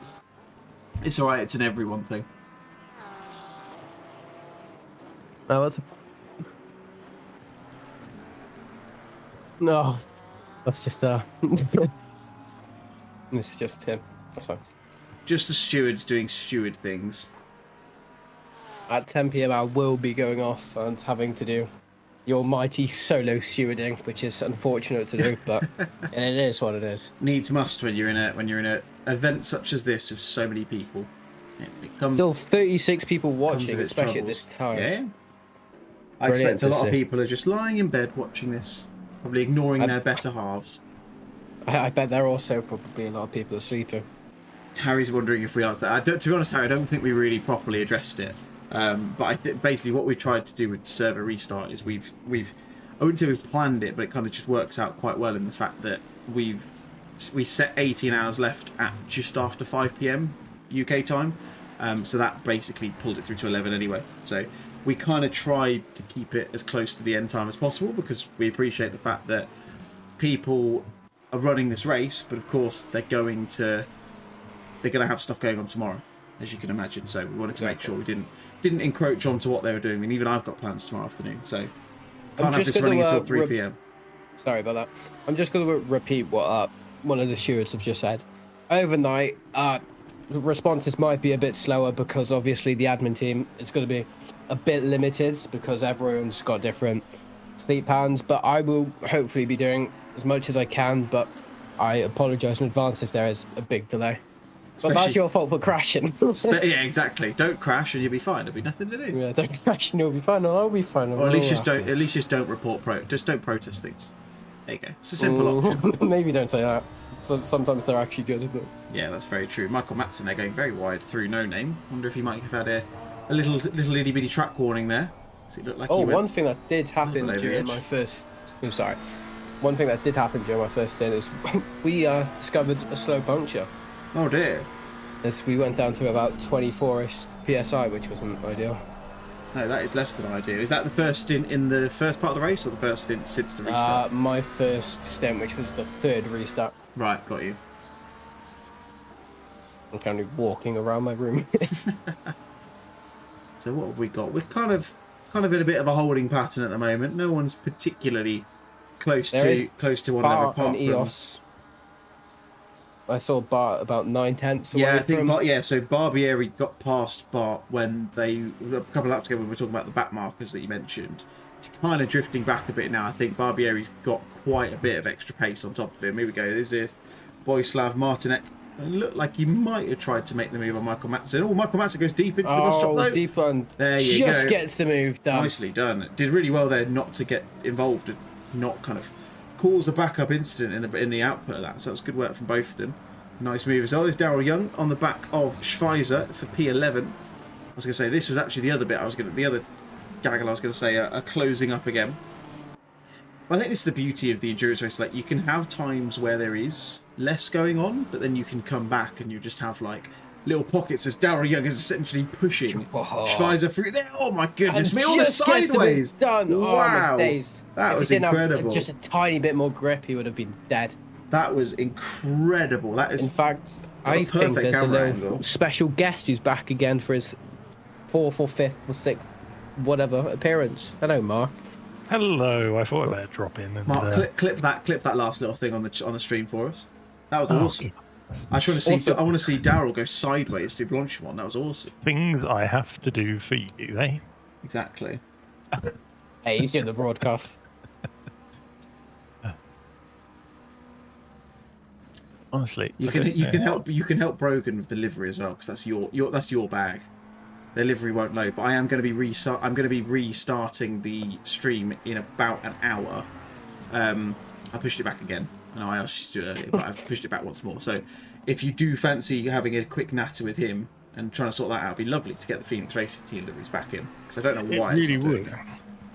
It could just be a DDS issue. Potentially, I've suggested to them in the chat preview. I've suggested to LK's I think he's in the team as well, that they send us the files that they're using. So whoever's loaded the livery in, whoever that is, send us everything you've got. And then what I'll do is I'll load it back in over the break, and hopefully it'll sort itself out. Yeah. Do you know what team they are? Phoenix Racing Team. Phoenix Racing Team. Yeah. Yeah. This stuff I really have to add. I'm trying to remember how to spell Phoenix there. Got it. Phoenix Racing Team. Their livery is definitely in Awesome Sim Racing, but sadly it's not showing up, so I think there must be something that we're missing. I've told them to DM me a zip of their liveries. There we go. Lovely, lovely stuff. And then what I'll do is, like I say, when we get to the point whereby what am I trying to say? We switch everything over. I will reload everything and we'll give it a quick check. Quick old check and balance, as I like to say. Love it. Good stuff. Love it. I've lost this. There's the stream. I was wondering what was going on there. I say, I'd be worried I wasn't sharing the stream again, and Alex side was just by running side, himself. Yeah, Uriga go. This is Uriga fighting with Cradle. Don't really want to see the inside of that. There we go. So Uriga hasn't got the real. Oh no, Uriga has. No, he hasn't got the move done yet. He's still in P9, P10. Sorry. Sim not quite updating itself properly. What's cool to see is P11 has the fastest lap, which is kind of surprising, but I guess they got caught up in incidents at the start. I also think it's because we reset the server as well. I think if we had kept it as it was, I believe the 84 car had the fastest lap before the server had to be reset earlier, which I think is the case. Which wouldn't be surprising because the 84 car is very, very quick. Fair enough. I did just notice then as well, there is still a Porsche in the top 10. That's magnificent. There is. There's a Porsche and a Ferrari in it, yeah. We're actually dropping the number of McLarens we have in the top 20. So we've got. Oh, hold on. This is going to require more maths now. We've got only 12 now. Obviously not your strong point now. It's me. And what I'm doing is I'm trying to note down the number of non-McLaren badges I can see on my broadcast tab. He ran out of fingers. That's what he's really saying. Yeah, exactly. No, there's only 12 of them. As Cradle goes at the inside, there's a bit of sideways action there. Ooh, a little bit of contact as well. Yeah, a little bit naughty there, has to be said. Looked like a little bit of a push to pass from Daniel Cradle. I'm assuming that's how you pronounce his name. Anyway, I'm assuming it's not Krejdler. Cradle sounds. Cradle sounds. Sounds about right, yeah. As I've said to everyone throughout the stream, throughout today, and I say it in every stream I feel like as well, and you guys know this, say it with confidence and people will think you're telling the truth. Exactly. Never fails. Mate, my room is like 1,000 degrees now. Yeah, likewise. I've got my fan on. Apparently, it's actually getting warmer now that I've come back up here, which is lovely. It's your only fan, I believe. PCs on. Yay! Very good. I'm not sure whether you were going for a certain online platform or whether you were going for the fact that I only have one fan. You only have one fan. Oh. Glad we clarified that. We seem to have got an absolute ringer in the 751 BMW, purely by accident as well. It's not you, is it? No, Mr. Bart Boschart, which I've just probably absolutely screwed his surname. His home race, this is. He's doing just solid. Yeah. Low 219s. What You're welcome. Absolute weapon, you know. I'm absolutely putting it in. I feel really bad when I get back in the car now and I'm going to be doing 20s. He is certainly putting it in. Very fast. He was going to do the Tracklicious, what's it? The VCO Tracklicious qualifiers with us, but we just all didn't have the time because you're not allowed to back out of any events, which was pretty mental. No, it was in the middle of summer and it was 6 rounds. What a weapon he is. I probably should hop back to him because I think he's only got about 5 minutes left of his stint. Are you driving next, Mark, or are you? No, I believe it's Bart still in the car. Okay. And then it'll be young Jamie Buchanan. Jamie's back, is he? He'll be back in. Does he find? He's back in, is he? I didn't realise he'd been in yet. Yeah, he was in after Mark Neutling's stint. Ah, right. Then Bart's double stinting, and then we have Jamie, and then me, then Jamie, then me double stinting. Nice. I've just noticed. Sorry to cut across your weight. I was looking at the onboard of that Lamborghini there. Obviously, I think as far as I know, every single car in the server has one of those kind of little virtual mirrors that you can see on the McLaren there next to the dash. The Lamborghini one hangs off the top of the cockpit. I love that. That is fantastic. I think that's a bit of a con though, because that means you have to look up to see it, whereas it's always in the corner of your eye if it's like the one in the McLaren positioning. I think there's only a couple cars that actually have that. Speaking of someone who drives on a daily basis, I would prefer it where the Lamborghini one is because I look naturally up there anyway. Oh. Well, I don't drive, so I can't comment on that. That's why I thought I'd say it. Anyway, right, I'm going to love you and leave you. I'm going to head back to Mr. Bart. Have fun. See you guys on the flip side. Bye-bye.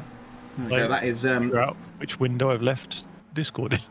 That is a move for Matt High, getting past Charlie Thornton there for P33. And this is Sean Mark Mouse going somewhere. I'm not sure where he was going. Into the wall. Do you guys want to have some more interviews? You know, if you've got people willing, we'll have a chat with people. I'm all ears. Oh, I'm standing up. This isn't good. You want Connor to go? I've just seen in the chat what's going on. I looked at him replying to offer still up, and I was like, what on earth? I just missed it, and then I've realised what you're on about. Yeah, let's get him in. Humongous deal that's going on. I've got to try and remember which car he's in now. There he is. I'll get him in now. Hello, Mr. Crunch. Lovely. Connor, how are you? I'm great, thanks. How are you? All the better for hearing your voice. How is the race going for you? It's going well, actually. I mean, I'm not in server, mate, so I can't spectate. But I believe we've got the BMW in 21st, and we are by far and away, I think, the highest Ferrari. I think you are, yeah, because you're in the top 10, I believe, aren't you? Because you've got Josh, Joe, and James in the Ferrari. Am I right in thinking, at the risk of bringing some contention into the event, that was the one that Angus would have raced in, were it not for what happened last night, I believe? Yes, it would have. It's a shame. I'm glad to see, don't get me wrong, obviously wishing Angus our best and hopefully he's on the mend, but I'm glad to see that you guys still got the chance to run both cars, because when you sent me the liveries last night, or this morning, whenever it was, I saw they were both in there, and I was really glad to see that the Ferrari's in there, and yeah, like you say, doing a really good job. Yeah, I think it's brilliant. I think they're all doing an absolutely fantastic job. I think the restart also helped us quite a bit. Yeah, the Ferrari kind of dipped up and down quite a bit in that first kind of 4 or 5 hours, didn't they? From what I saw. Yeah, that was the case, and with the BMW as well, there was kind of like a half disconnect from the server when we ended our first stint, so about an hour into the server. It was kind of the best way I can describe it is half on, half off. Oh right. Okay. We did a drive. I've never seen the like, and then we did a driver swap. On my end, it was saying the second driver's in the car, but on their end, it was saying that I was in the car, and then they've left and rejoined, and then they made another entry. It was like we were still in the server but disconnected at the same time. Oh, weird. I've never seen anything like it. I've seen similar things, like, you know, when you get the whole thing where it constantly says the person's offline despite the fact they're clearly in the server and that sort of thing, which I've had once or twice, but never something to that level. That is very strange. Well, yeah, like you say, luckily like you say, the restart. I think the restart's benefited and detrimented people in a fairly even way, I would argue. Yeah, it was. That's always going to be the case, isn't it? Yeah, absolutely. So, you're always going to get one or two people who it sadly doesn't rub down well with, shall we say? But there you go. So you've done your best. So, and everybody here has done the best, and the admin team's been brilliant. So you're very kind, saying, like you say, you guys are having a fantastic job as well. Doing a smashing job. When are you next back in the car? I think at like 1:30 in the morning. Ooh. So you're doing the dreaded night shift then, or one of? Yeah, yeah, I am. So I don't know. We'll see how that goes. It's only my second ever 24. How are you in the Both rain? of them all been with BUSR, or British University Sim Racing. So sorry to interrupt again, but how are you in the rain? The rain. Oh, is this foreshadowing? Oh, I love it. I hope so. I really hope right. it is. I'm desperate for it. This is where I can't say I'm all right, because this is where I'm ended up in a barrier, and more foreshadowing. Yeah, I'd like to keep my opinion neutral on that one while we can. So you're so easy come, easy go. Of course. Good stuff. So if it's wet for everyone. Exactly. It's the ultimate leveler, as they all say. It is. So maybe that might knock some McLarens out of the top 10. We don't know. That would be nice to see. To be fair, we were talking about it. So probably about 5-10 minutes before you came and joined us, we were talking about the fact that it has now kind of, they're less saturated than they were. There's only 12 now. I think there was 18 at the start of the race. So we're starting to see a little bit of a resurgence from the other classes, shall we call them? I mean, I've got a few screenshots of the. I don't know if it was quali or mid-race, close to the start of the race. It's McLaren, and then you had the Porsche. Yeah, that Porsche is doing bits, to be fair. Doing a smashing job. Very job. well. I didn't think the Porsche was that quick around Spa. What we found I didn't think it was either. I think the Porsche is very. What's the word? It's very good at handling the aero wash that comes off the back of a car, so it can follow actually really closely. And I think that's really where, I mean, obviously they're benefiting from quick people anyway, but I think they're benefiting from that. Like when they get stuck behind people, they're not actually that much slower. But who knows? Yeah. Maybe they've just got a really good set, but they've got no wing and just steaming down the straights. Porsche being quick in a straight line. I know, I've never heard it. Never heard of that ever. I think the BMW is a bit more like a brick, to be honest. It doesn't move down the straights very quick, from what I've noticed. No, it feels like you're driving like a Chevy or something, doesn't it? Yeah, but then again, you've got a McLaren just zipping past you at 6 billion mile an hour, Mach 47. Stupidly quick. It's ridiculous, aren't they? Talk to us about BUSR then. So who's the kind of the brainchild behind that? If assuming it's not yourself, sorry. So BUSR, British University Sim Racing, has been going for. Oh, I'm not really the right person to speak to this. All right, we'll try and go off memory. I don't need the full pitch. Don't worry. No pressure. It's just a place for university students. It's been going for about 4 or 5 years.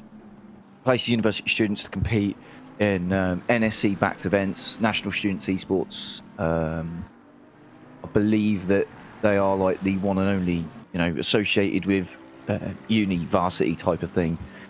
and they get you points towards universities. You have varsity champions and stuff. I've raced for University of Lincoln and University of Birmingham. We welcome everybody in there for students. Even if you're not students, we run one-off events occasionally, which are getting more and more popular. We run student championships on several games, just Dirt Rally, ACC, Formula One, even iRacing recently. Been doing that. We have official, we have unofficial ones. We just have like casual nights, and it's just, to be honest, it's just a really great community to be a part of. It's run by fantastic people. You've got people in there that, like Joe Share, are like top level esports people, and Angus, you know, top drivers. And then you've got people that are picking up a wheel for the first time. Yeah. And they're asking you how to turn the PC on. And yeah, how do I do this? It's a really nice, like, group, almost divide. It's not a divide because everybody's at different stages, so it's kind of, it is more like a massive group. Like it's a community. There you go. No, but you couldn't have put it better. I think anyone would have put it better than you did. It just makes me wish that it was around 10 years ago when I was at university, and then maybe I'd have actually had something to shout about, because I was pretty handy with a wheel back then. Can't say the same thing for it anymore anyway. Oh, amazing. I mean, I've got to drop this in there. I am currently the British University student champion. So I mean, I'm surprised it's taking you that long to mention it, Connor. To be fair, that's a massive call. Just got to drop it in there, you know. Oh, absolutely. If I get the champions tag in the Discord, what's the point of not shouting about it? Exactly. Yeah, 100%. I think we need to put that into your Discord nickname. I think, Phil, as well. Because remind me, I know that Mark did a livery for you quite a while ago. What university is it you're at? Is it Loughborough? Or have I got that wrong? No, that was Birmingham. That was the start of the year. That was in the McLaren. Yes, it was that kind of black and fluoro green one, which looked fantastic to be fair. Yes, it was. That was a last-minute job. All of my liveries seem to be very last-minute and very done. Well, you are. If you're still a student, Connor, that explains a lot. I've finally finished this year after 4 years at university. I've had enough. I want to earn money. I've got no money. I was going to say that was one of the other thing I was going to say. I'm impressed that you lot are all students and still pumping the hours and time and money into the sim racing gig. It's great to see. No, well, student loans and a lot of time. I think that's what students live by. I don't know whether we're all going to get shot at for that, but we move. I mean, you know, we raised quite a bit of money as well, which I was really happy with. I don't know if you've seen the targets. Which one do you mean? I sent in. So I've sent them targets, and I said, hold on, where is it? I think the answer to that is no, I haven't. Right, hold on. I sent them to Mark. Give me a second. Where is it? Basically, a bit of context. I was thinking, how can I get people with their hands in the pockets and, you know, show how good we are? And I thought, being drunk in the middle of the North Sea on a ship. Strong. Again, different story, different stay. For a different day. I went. So, where is it? Here we go. I said 25 quid. I'll do all of my stints shirtless, because we're also part of another community called Shirtless Racing Online. Yeah. So I went to being a true what we call an SRO driver. I know, Shirtless Racing Online. Yeah. I said I'll do all my stints shirtless. So, and then 30 quid, I said I will do them in fancy dress. Nice. I don't know if you should. Oh, this is the shark. This is the shark, isn't it? Oh no, you've seen the picture. Yeah, you put it in the chat when we were going through the restart procedure, didn't you? I saw that. Yeah. So that is me in my shark costume I bought a few days ago for 20 quid. Connor, you streaming the race? I'm not, no, because I tried to get Streamlabs up and it just doesn't. Doesn't want to work. Man, I was going to say, if you were, and next time I saw you in the car, I would have put that on in the little corner. I'd have cropped it just so we could see you in the shark costume. We've actually got Jimmy on the screen at the moment, so Jimmy's the focus of the stream, which is nice to see. We should get a driver change soon. I'm meant to be kind of the manager here, and I'm not very good at managing. Look, honestly, you're speaking to the right guy.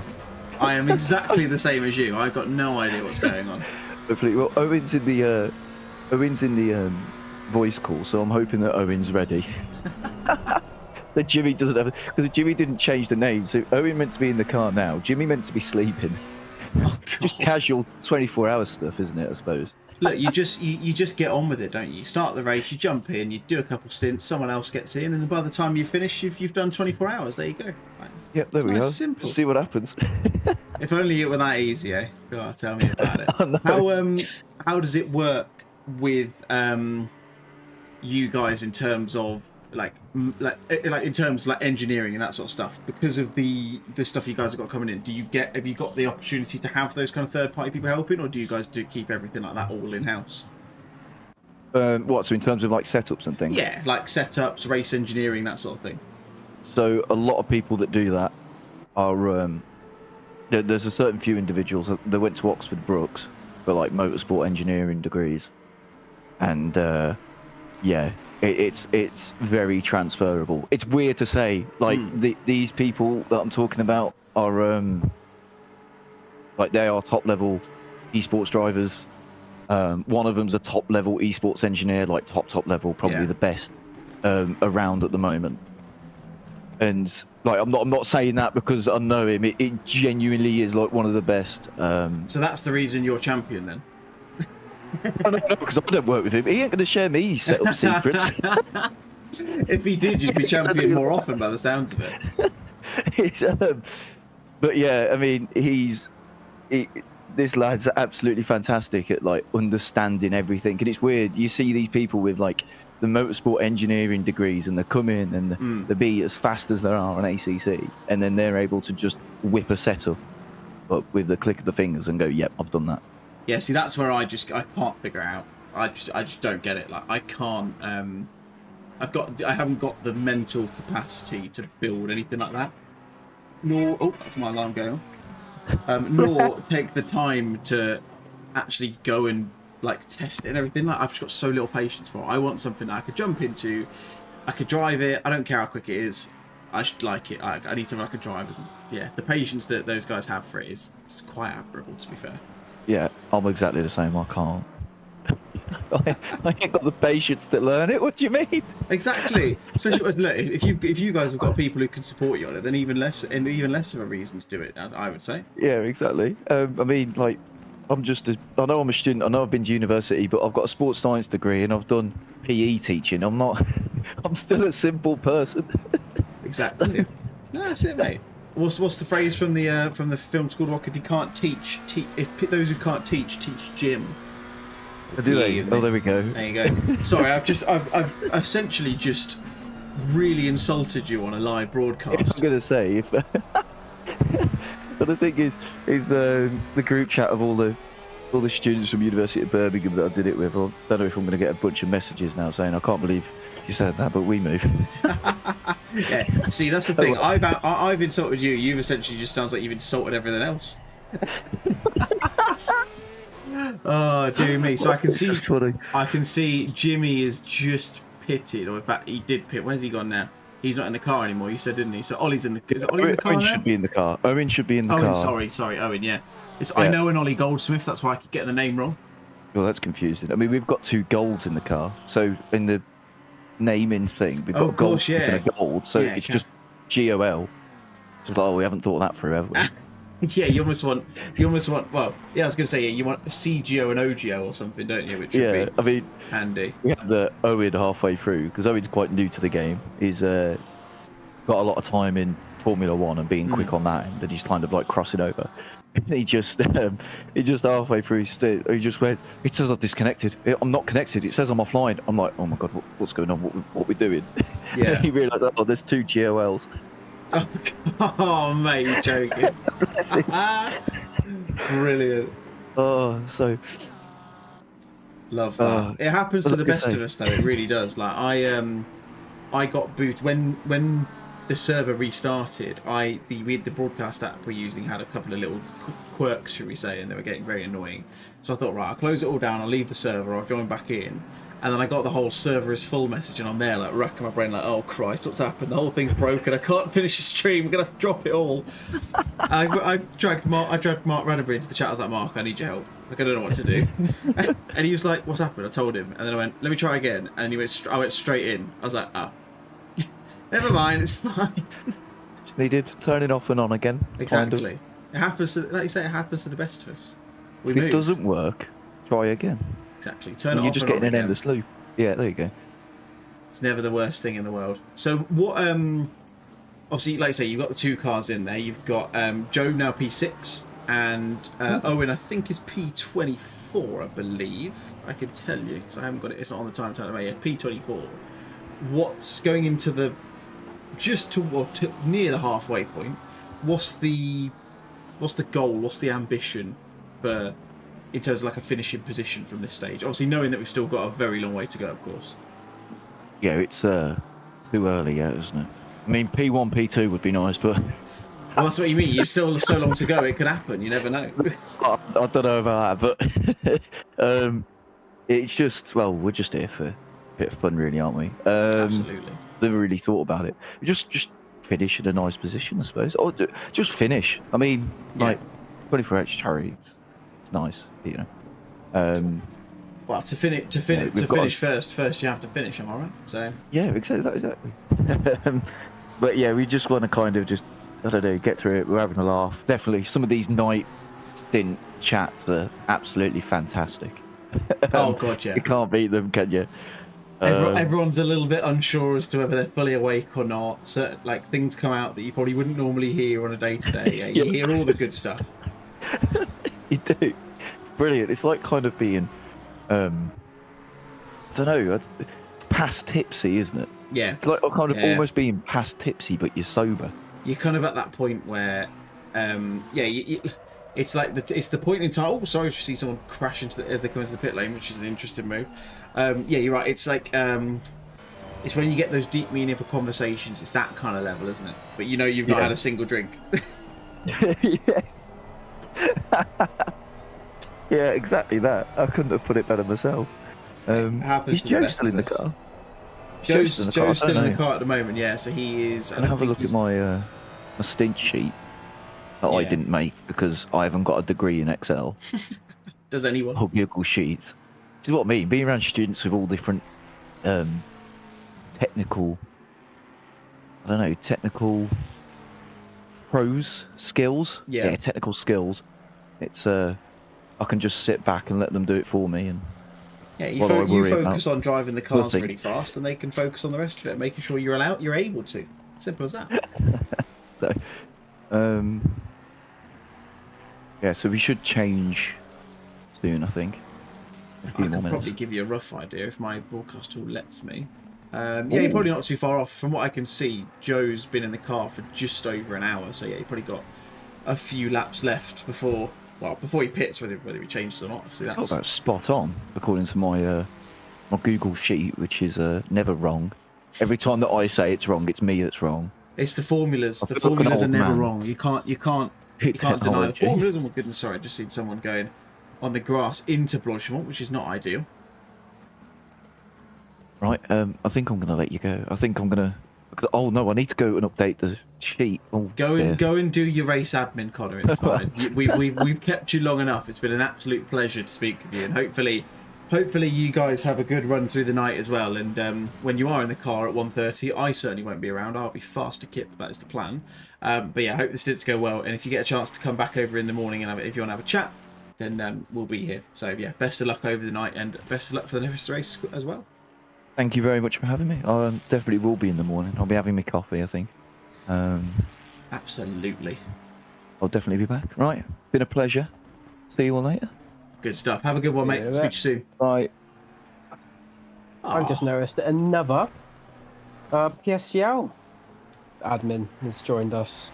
No drink driving. No drink driving, I hope. No, absolutely no drink driving. I'm drink commentating, but that's completely different. I'm on water. I hope it is. You shouldn't be drinking because you're too young. I agree. I hate alcohol. Yeah, that'll change in the next next 4 years. Exactly. Right. I believe you need to go and do some stewarding, don't you? Or have you not been? It seems Mr. thing is just left, and I have just hit the 6 hours of total commentating time. So I'll see you guys in a bit. I'll probably take it easy, mate. do Have some fun later doing stints, what you're but doing, and we'll catch you I'll up later see you in a bit. Ta-ra. Bye bye you, and bye bye PSGL and all the others. Bye bye to everybody watching. There's a lot of you. Lovely stuff. Martins, by the way, thank you for the donation. £20.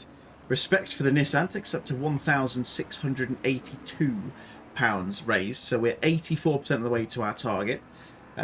Certainly doing a fantastic job. We've probably got, I would say, around about 15-20 minutes left on this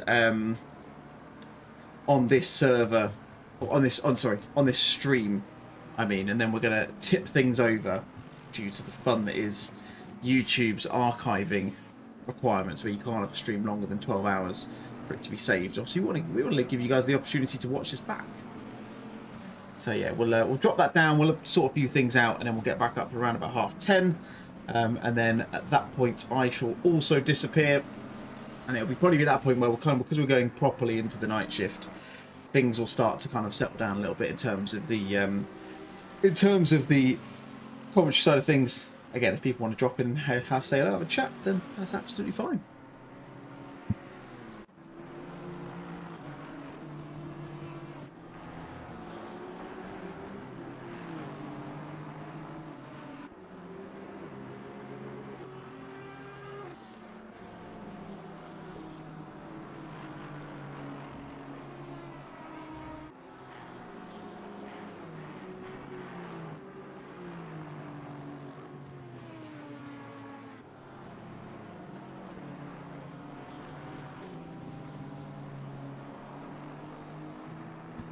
So this is Sergei Folenko racing in the Only SimHound Rookies team.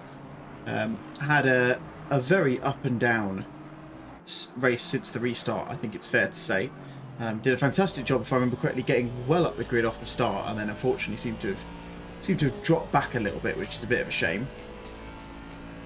But with Sergei in the car now, hopefully he'll be looking for a little bit of change. That Robert Almeida, I think they're quite close together, are they? They're not. It's just so happens that they've appeared next on track. This is from the Podium Hunters car. That is that Lamborghini we were talking about earlier, where it's got that really clever. I do really like that that idea of putting the virtual mirror on the top of the car. Yeah, those of you who've driven a car will know that's probably the right place to put it, but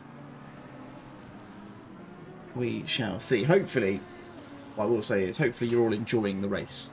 It's been a massive event so far, and we're hoping that through the night into the morning we'll have a fantastic end to things as well.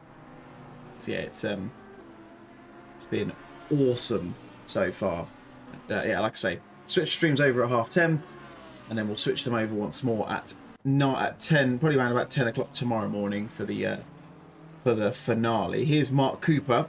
He's got Barbieri from the EOS Esports team behind him, who has been doing a fantastic job in closing a lot of gaps in the last sort of probably half an hour or so. I've seen him overtake a few people. He's very much on the back of Cooper as they go up through Eau Rouge and up onto Radion and onto the Kemmel Straight. See whether that Ferrari has enough in it to hit on the legs, and it looks like he will. Just dips to the inside, going down into Lake Com, under braking, nice and easy. Doesn't look like Mark does too much in the way of defending there, of course, remembering the fact we have still got 13 and a quarter hours left to go. There's no real reason for him to do anything silly, getting too many incidents. And one thing I will mention, as Jan comes back into the chat, that's probably about time that I bring this back up on the screen, just for his sake, because he was the creator of this incredible meme which suggests that there are a lot of McLarens as opposed to all other cars in there. Might leave that on overnight maybe. What was I going to say? Yeah, so the 750 car, which is currently being driven by Mark Cooper, he is in a team with the infamous Colin Dunn, whose friend Leo has offered to donate £1 for every position they are off the last position on the grid. And there has been 62 of them in the race. So at the moment, what are they, P20? That is going to be 42 of his finest English pounds, which is very exciting indeed, and going to be going to a very good cause. With that in mind, we're going to take a very short break. I'm just going to bring up that video once more. Those of you who've been here for the duration, you'll know what video I'm going to bring up, but I want to bring up a little video that SiMBA provided for us, just to give you a bit of an insight into some of the work that the charity does for Alicia, who sadly lost her child Aliana a couple of years ago. So 3 minutes of that, and then we'll get back into the action. Hope you enjoy. I heard something wrong with her heart and something wrong with her brain. She just started listing like all these things that were wrong with my baby. There was so many things that I couldn't bear to hear them. I remember shouting at her to stop. Me and my mum went to the 20-week scan at the hospital. We went in absolutely happy. We walked out after really upset. That was it. Like, I knew in that minute that like I'm not gonna get to have my baby, not this baby. It broke my husband's heart, you know. It broke everyone's heart.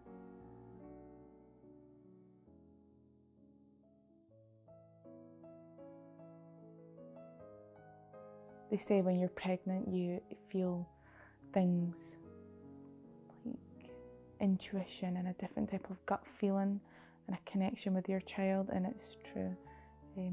I felt time was just coming for her. Peacefully she slipped away, and you're already in so much emotional pain, and now you've got to go through one of the most painful physical things, which is the birth. Like, have I not been through enough already? SiMBA supported me, and I was just welcomed with like love and support. They supported me around the birth, they supported me after. When I gave birth, it was for a minute the pain disappeared. I remember her fingernails. I remember she had like hair going down her spine, a little bit like me. You know, I was just in awe until reality had came in that like she's not moving. Everyone was quiet. The silence was so loud. There was just so much love, but so much pain. And to feel them two things at the same time was really overwhelming. Everything that was a part of her is in this box. It's memories, it's knowing that she existed, that she really mattered, and she was so loved.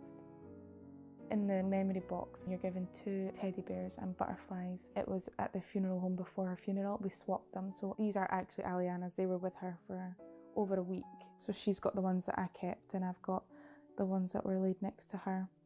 And it's nice, you know, when a baby's born, you give them teddies. Even though she was born fast asleep, she still got a suitable sort of toy for herself.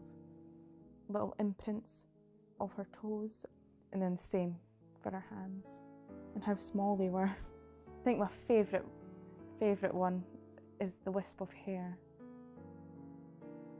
It was like cotton wool. If I went through this without SiMBA support, I would have felt so alone and so lost. I would have had nobody to talk to, nobody to hear experiences from. They say there's no other pain than losing a child. And if it's the worst thing and worst pain you can go through, imagine it with no help or support.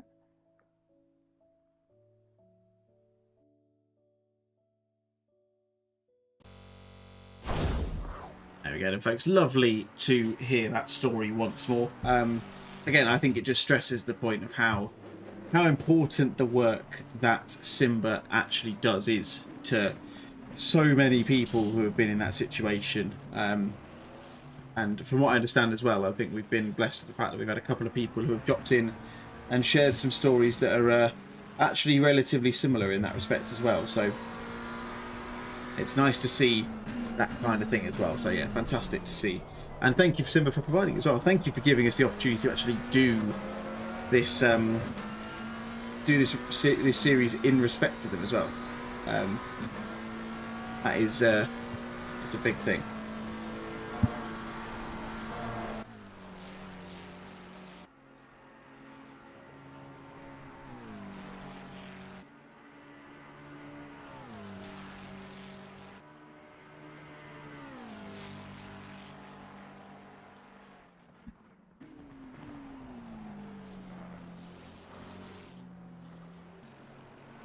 Here's a battle for P7. That's Joe Share going inside into Malmedy. Oh, just got cut off there a little bit by that is Fratellino, who's a new name that I've not seen in that car just yet. Just about nearly got the move done in the Busra Sim Racing or Busra team. Just trying to get past that, get that move done at some point. Is still fighting though. That shows you. We said it before. I was obviously talking to Connor a little while ago as well, and proving the point. These guys are doing a fantastic job in this race. They've had a very much an up and down race so far, but it's looking like it's working out quite well for them as well.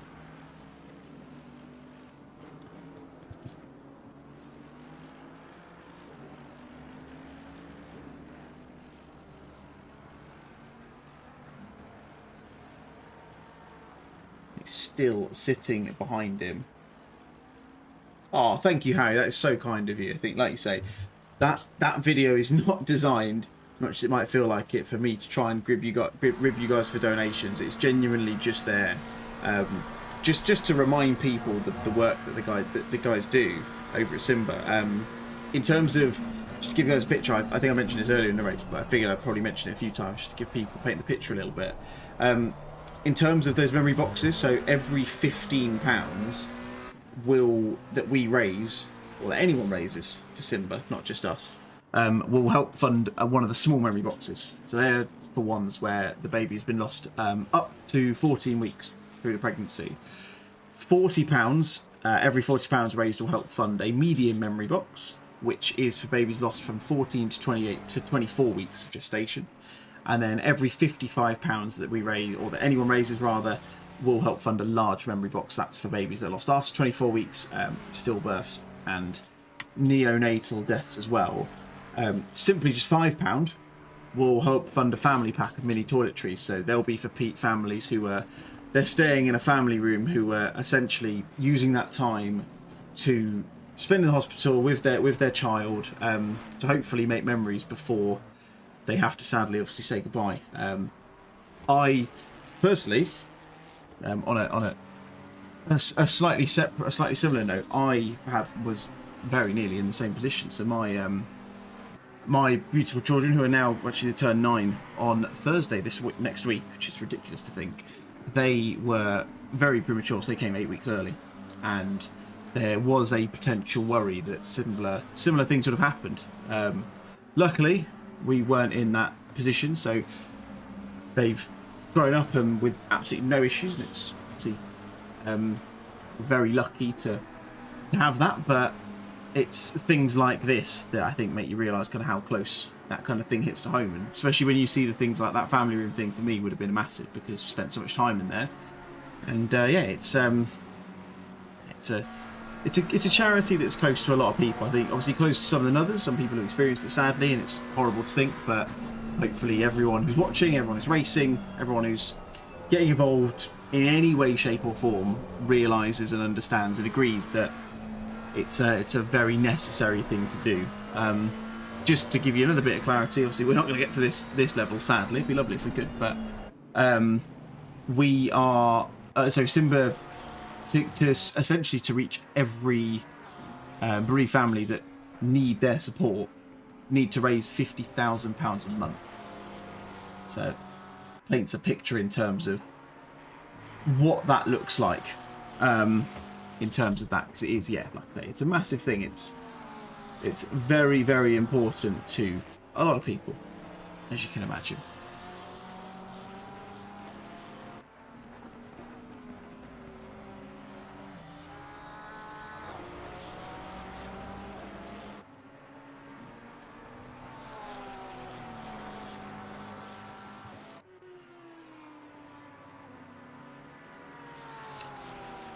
All right, so just over 13 hours to go, and probably around about 8 minutes or so before we flick the streams over, and hopefully, we'll do a little reset on everything, make sure we've got it all set up for the night shift as well.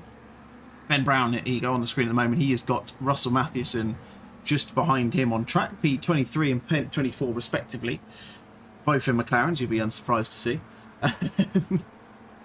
This is battle for P23, so you can see it's really coming. The sun has definitely dropped now, so we're very much into the the darkest part of the race. I've just seen as well, we've got a new fastest lap of the race, or at least fastest lap of the second half of the race, which is from Baccalini in P16. It's a 2:16.7, which is seriously quick. It's 900ths of a second quicker than what Daryl Young did earlier on in the race, who's now up into P5. At the moment, as it stands, we've got Peter Wulschlener in the 84 car. The Reckless Racing machine is currently leading the way and have been, well, they led the entirety of the first part of this race until we obviously had that ridiculous attack from the rather short-minded, kind of monkey-brained people, should we call them. They started back in P5 on the restart because just ACC doing ACC things.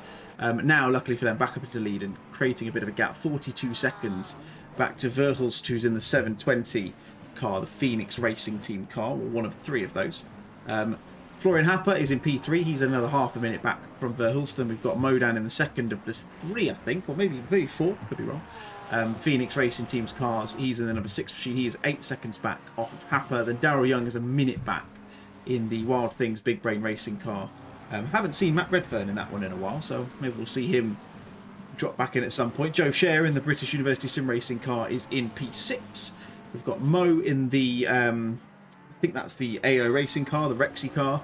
The 69 machine is in P7. Fratellino is in P8. In fact, is just in front of this man, Baptiste Francois, who's in the 4th Phoenix Racing Team machine, I believe. Again, if there's more than that, I apologise. I know you guys did a few. You might have done 5, actually, now I think about it. I'm sure I saw that referenced in the chat earlier. Baptiste is trying to get the position on Mr. Fratellino after, of course, Joe Scher did that a few laps ago.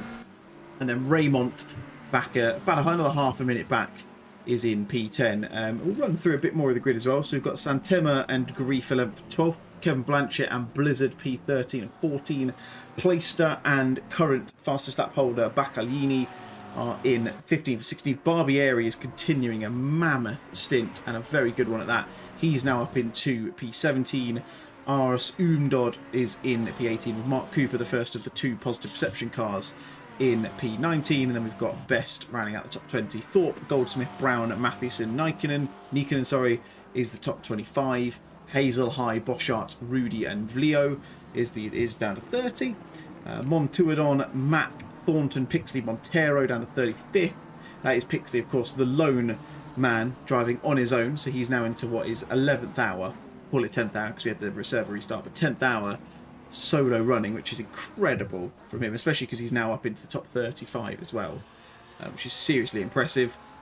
Guider, Rolf, L, Weber and Allen down to 40. Bern, Van Collenberg, Cleaver, Like, Mouse, Stitch, Price, Onyemaki, Mac and Slater are your top, down to 50. We've lost a couple more by the looks of it because it's then Sergei Felenko, Almeida, Ruiz, Wonstas, History Graph. If that's a real name, I don't mean this in a bad way, but that is impressive. Like, that sounds like it's something out of statistics class. And Peugeot is the last of the running cars in P57. 369 clawing his way back. Ivo Van Collenberg is definitely clawing his way back. Who is he in a team with? I want to say that Mr. Van der Strauss will be somewhere in there, I would have thought. Let's have a look at the names. Ah, yes, names that I recognise from the Positive Perception GT3 Championship. Thomas van der Strauss, Gaz Gasolina, Eva van Collenberg and Michael de Groot in that team. I'm assuming... Oh, in fact, apologies, Thomas. I've just noticed it's you in the chat rather than anyone else. My apologies. Should have looked at that, really. Good to see you guys are doing well, unless I've completely missed that and it's actually a different spelling or something that I've not picked up on. If it is, then apologies.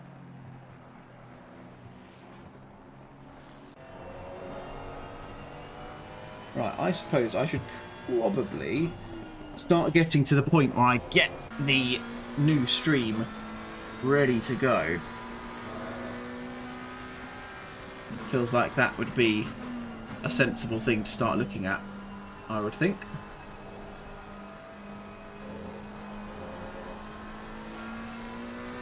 Because we will, like I say, we will be moving across in a matter of moments. Thank you to everyone who has, in the meantime, donated, formed some sort of view on the stream, liked it, subscribed, put a message in the chat, anything like that. We are Honestly, so massively appreciated. And Harry Harnett, thank you for that donation. Oh, sorry, I know you mentioned it earlier, so apologies. I didn't call that out.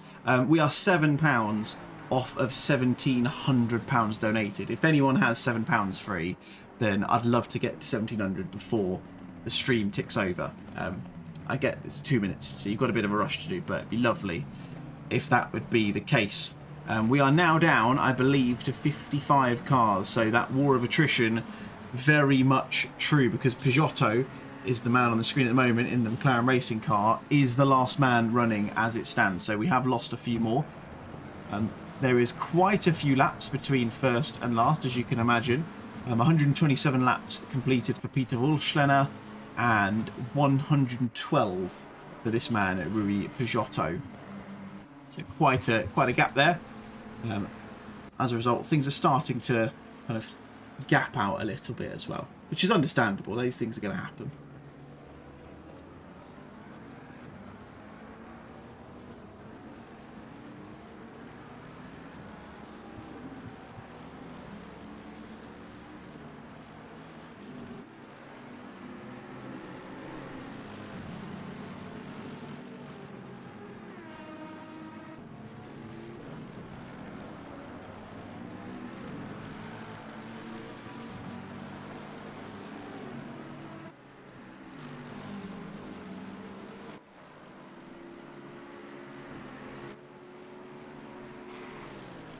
It's Kevin Blanchett. It says he's P12. No, we're going to move away from Kevin quite quickly as soon as I talked about him clearly.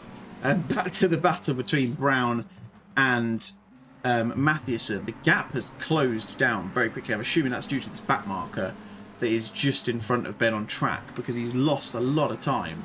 You can see even the relative, or the timing tower says 2 seconds. Now it's down to 0.2 because that is Mathiesen right on the tail of that of one of the many McLarens, the Big Mac as we now call them, when you see a gaggle of McLarens. They're actually kind of splitting out a little bit, to be fair. Admittedly, the top 5 are all McLarens, and then 8 through 11 for all McLarens as well, and then 13 through 15. But still, further down, they're starting to dissipate a little bit, which is always nice to see. Oh, hold on a minute.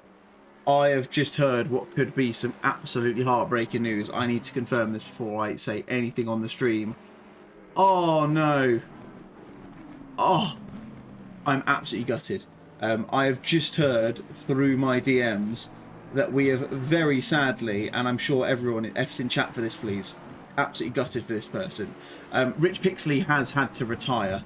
The 10 hours that he has done in that Nissan sadly have apparently overheated his wheelbase and it will not respond for him. So sadly, he has had to retire from this race. I'm absolutely gutted for him. Like, I really am, because I know how much this kind of thing means to him. We're talking to him about it earlier, as you guys may remember.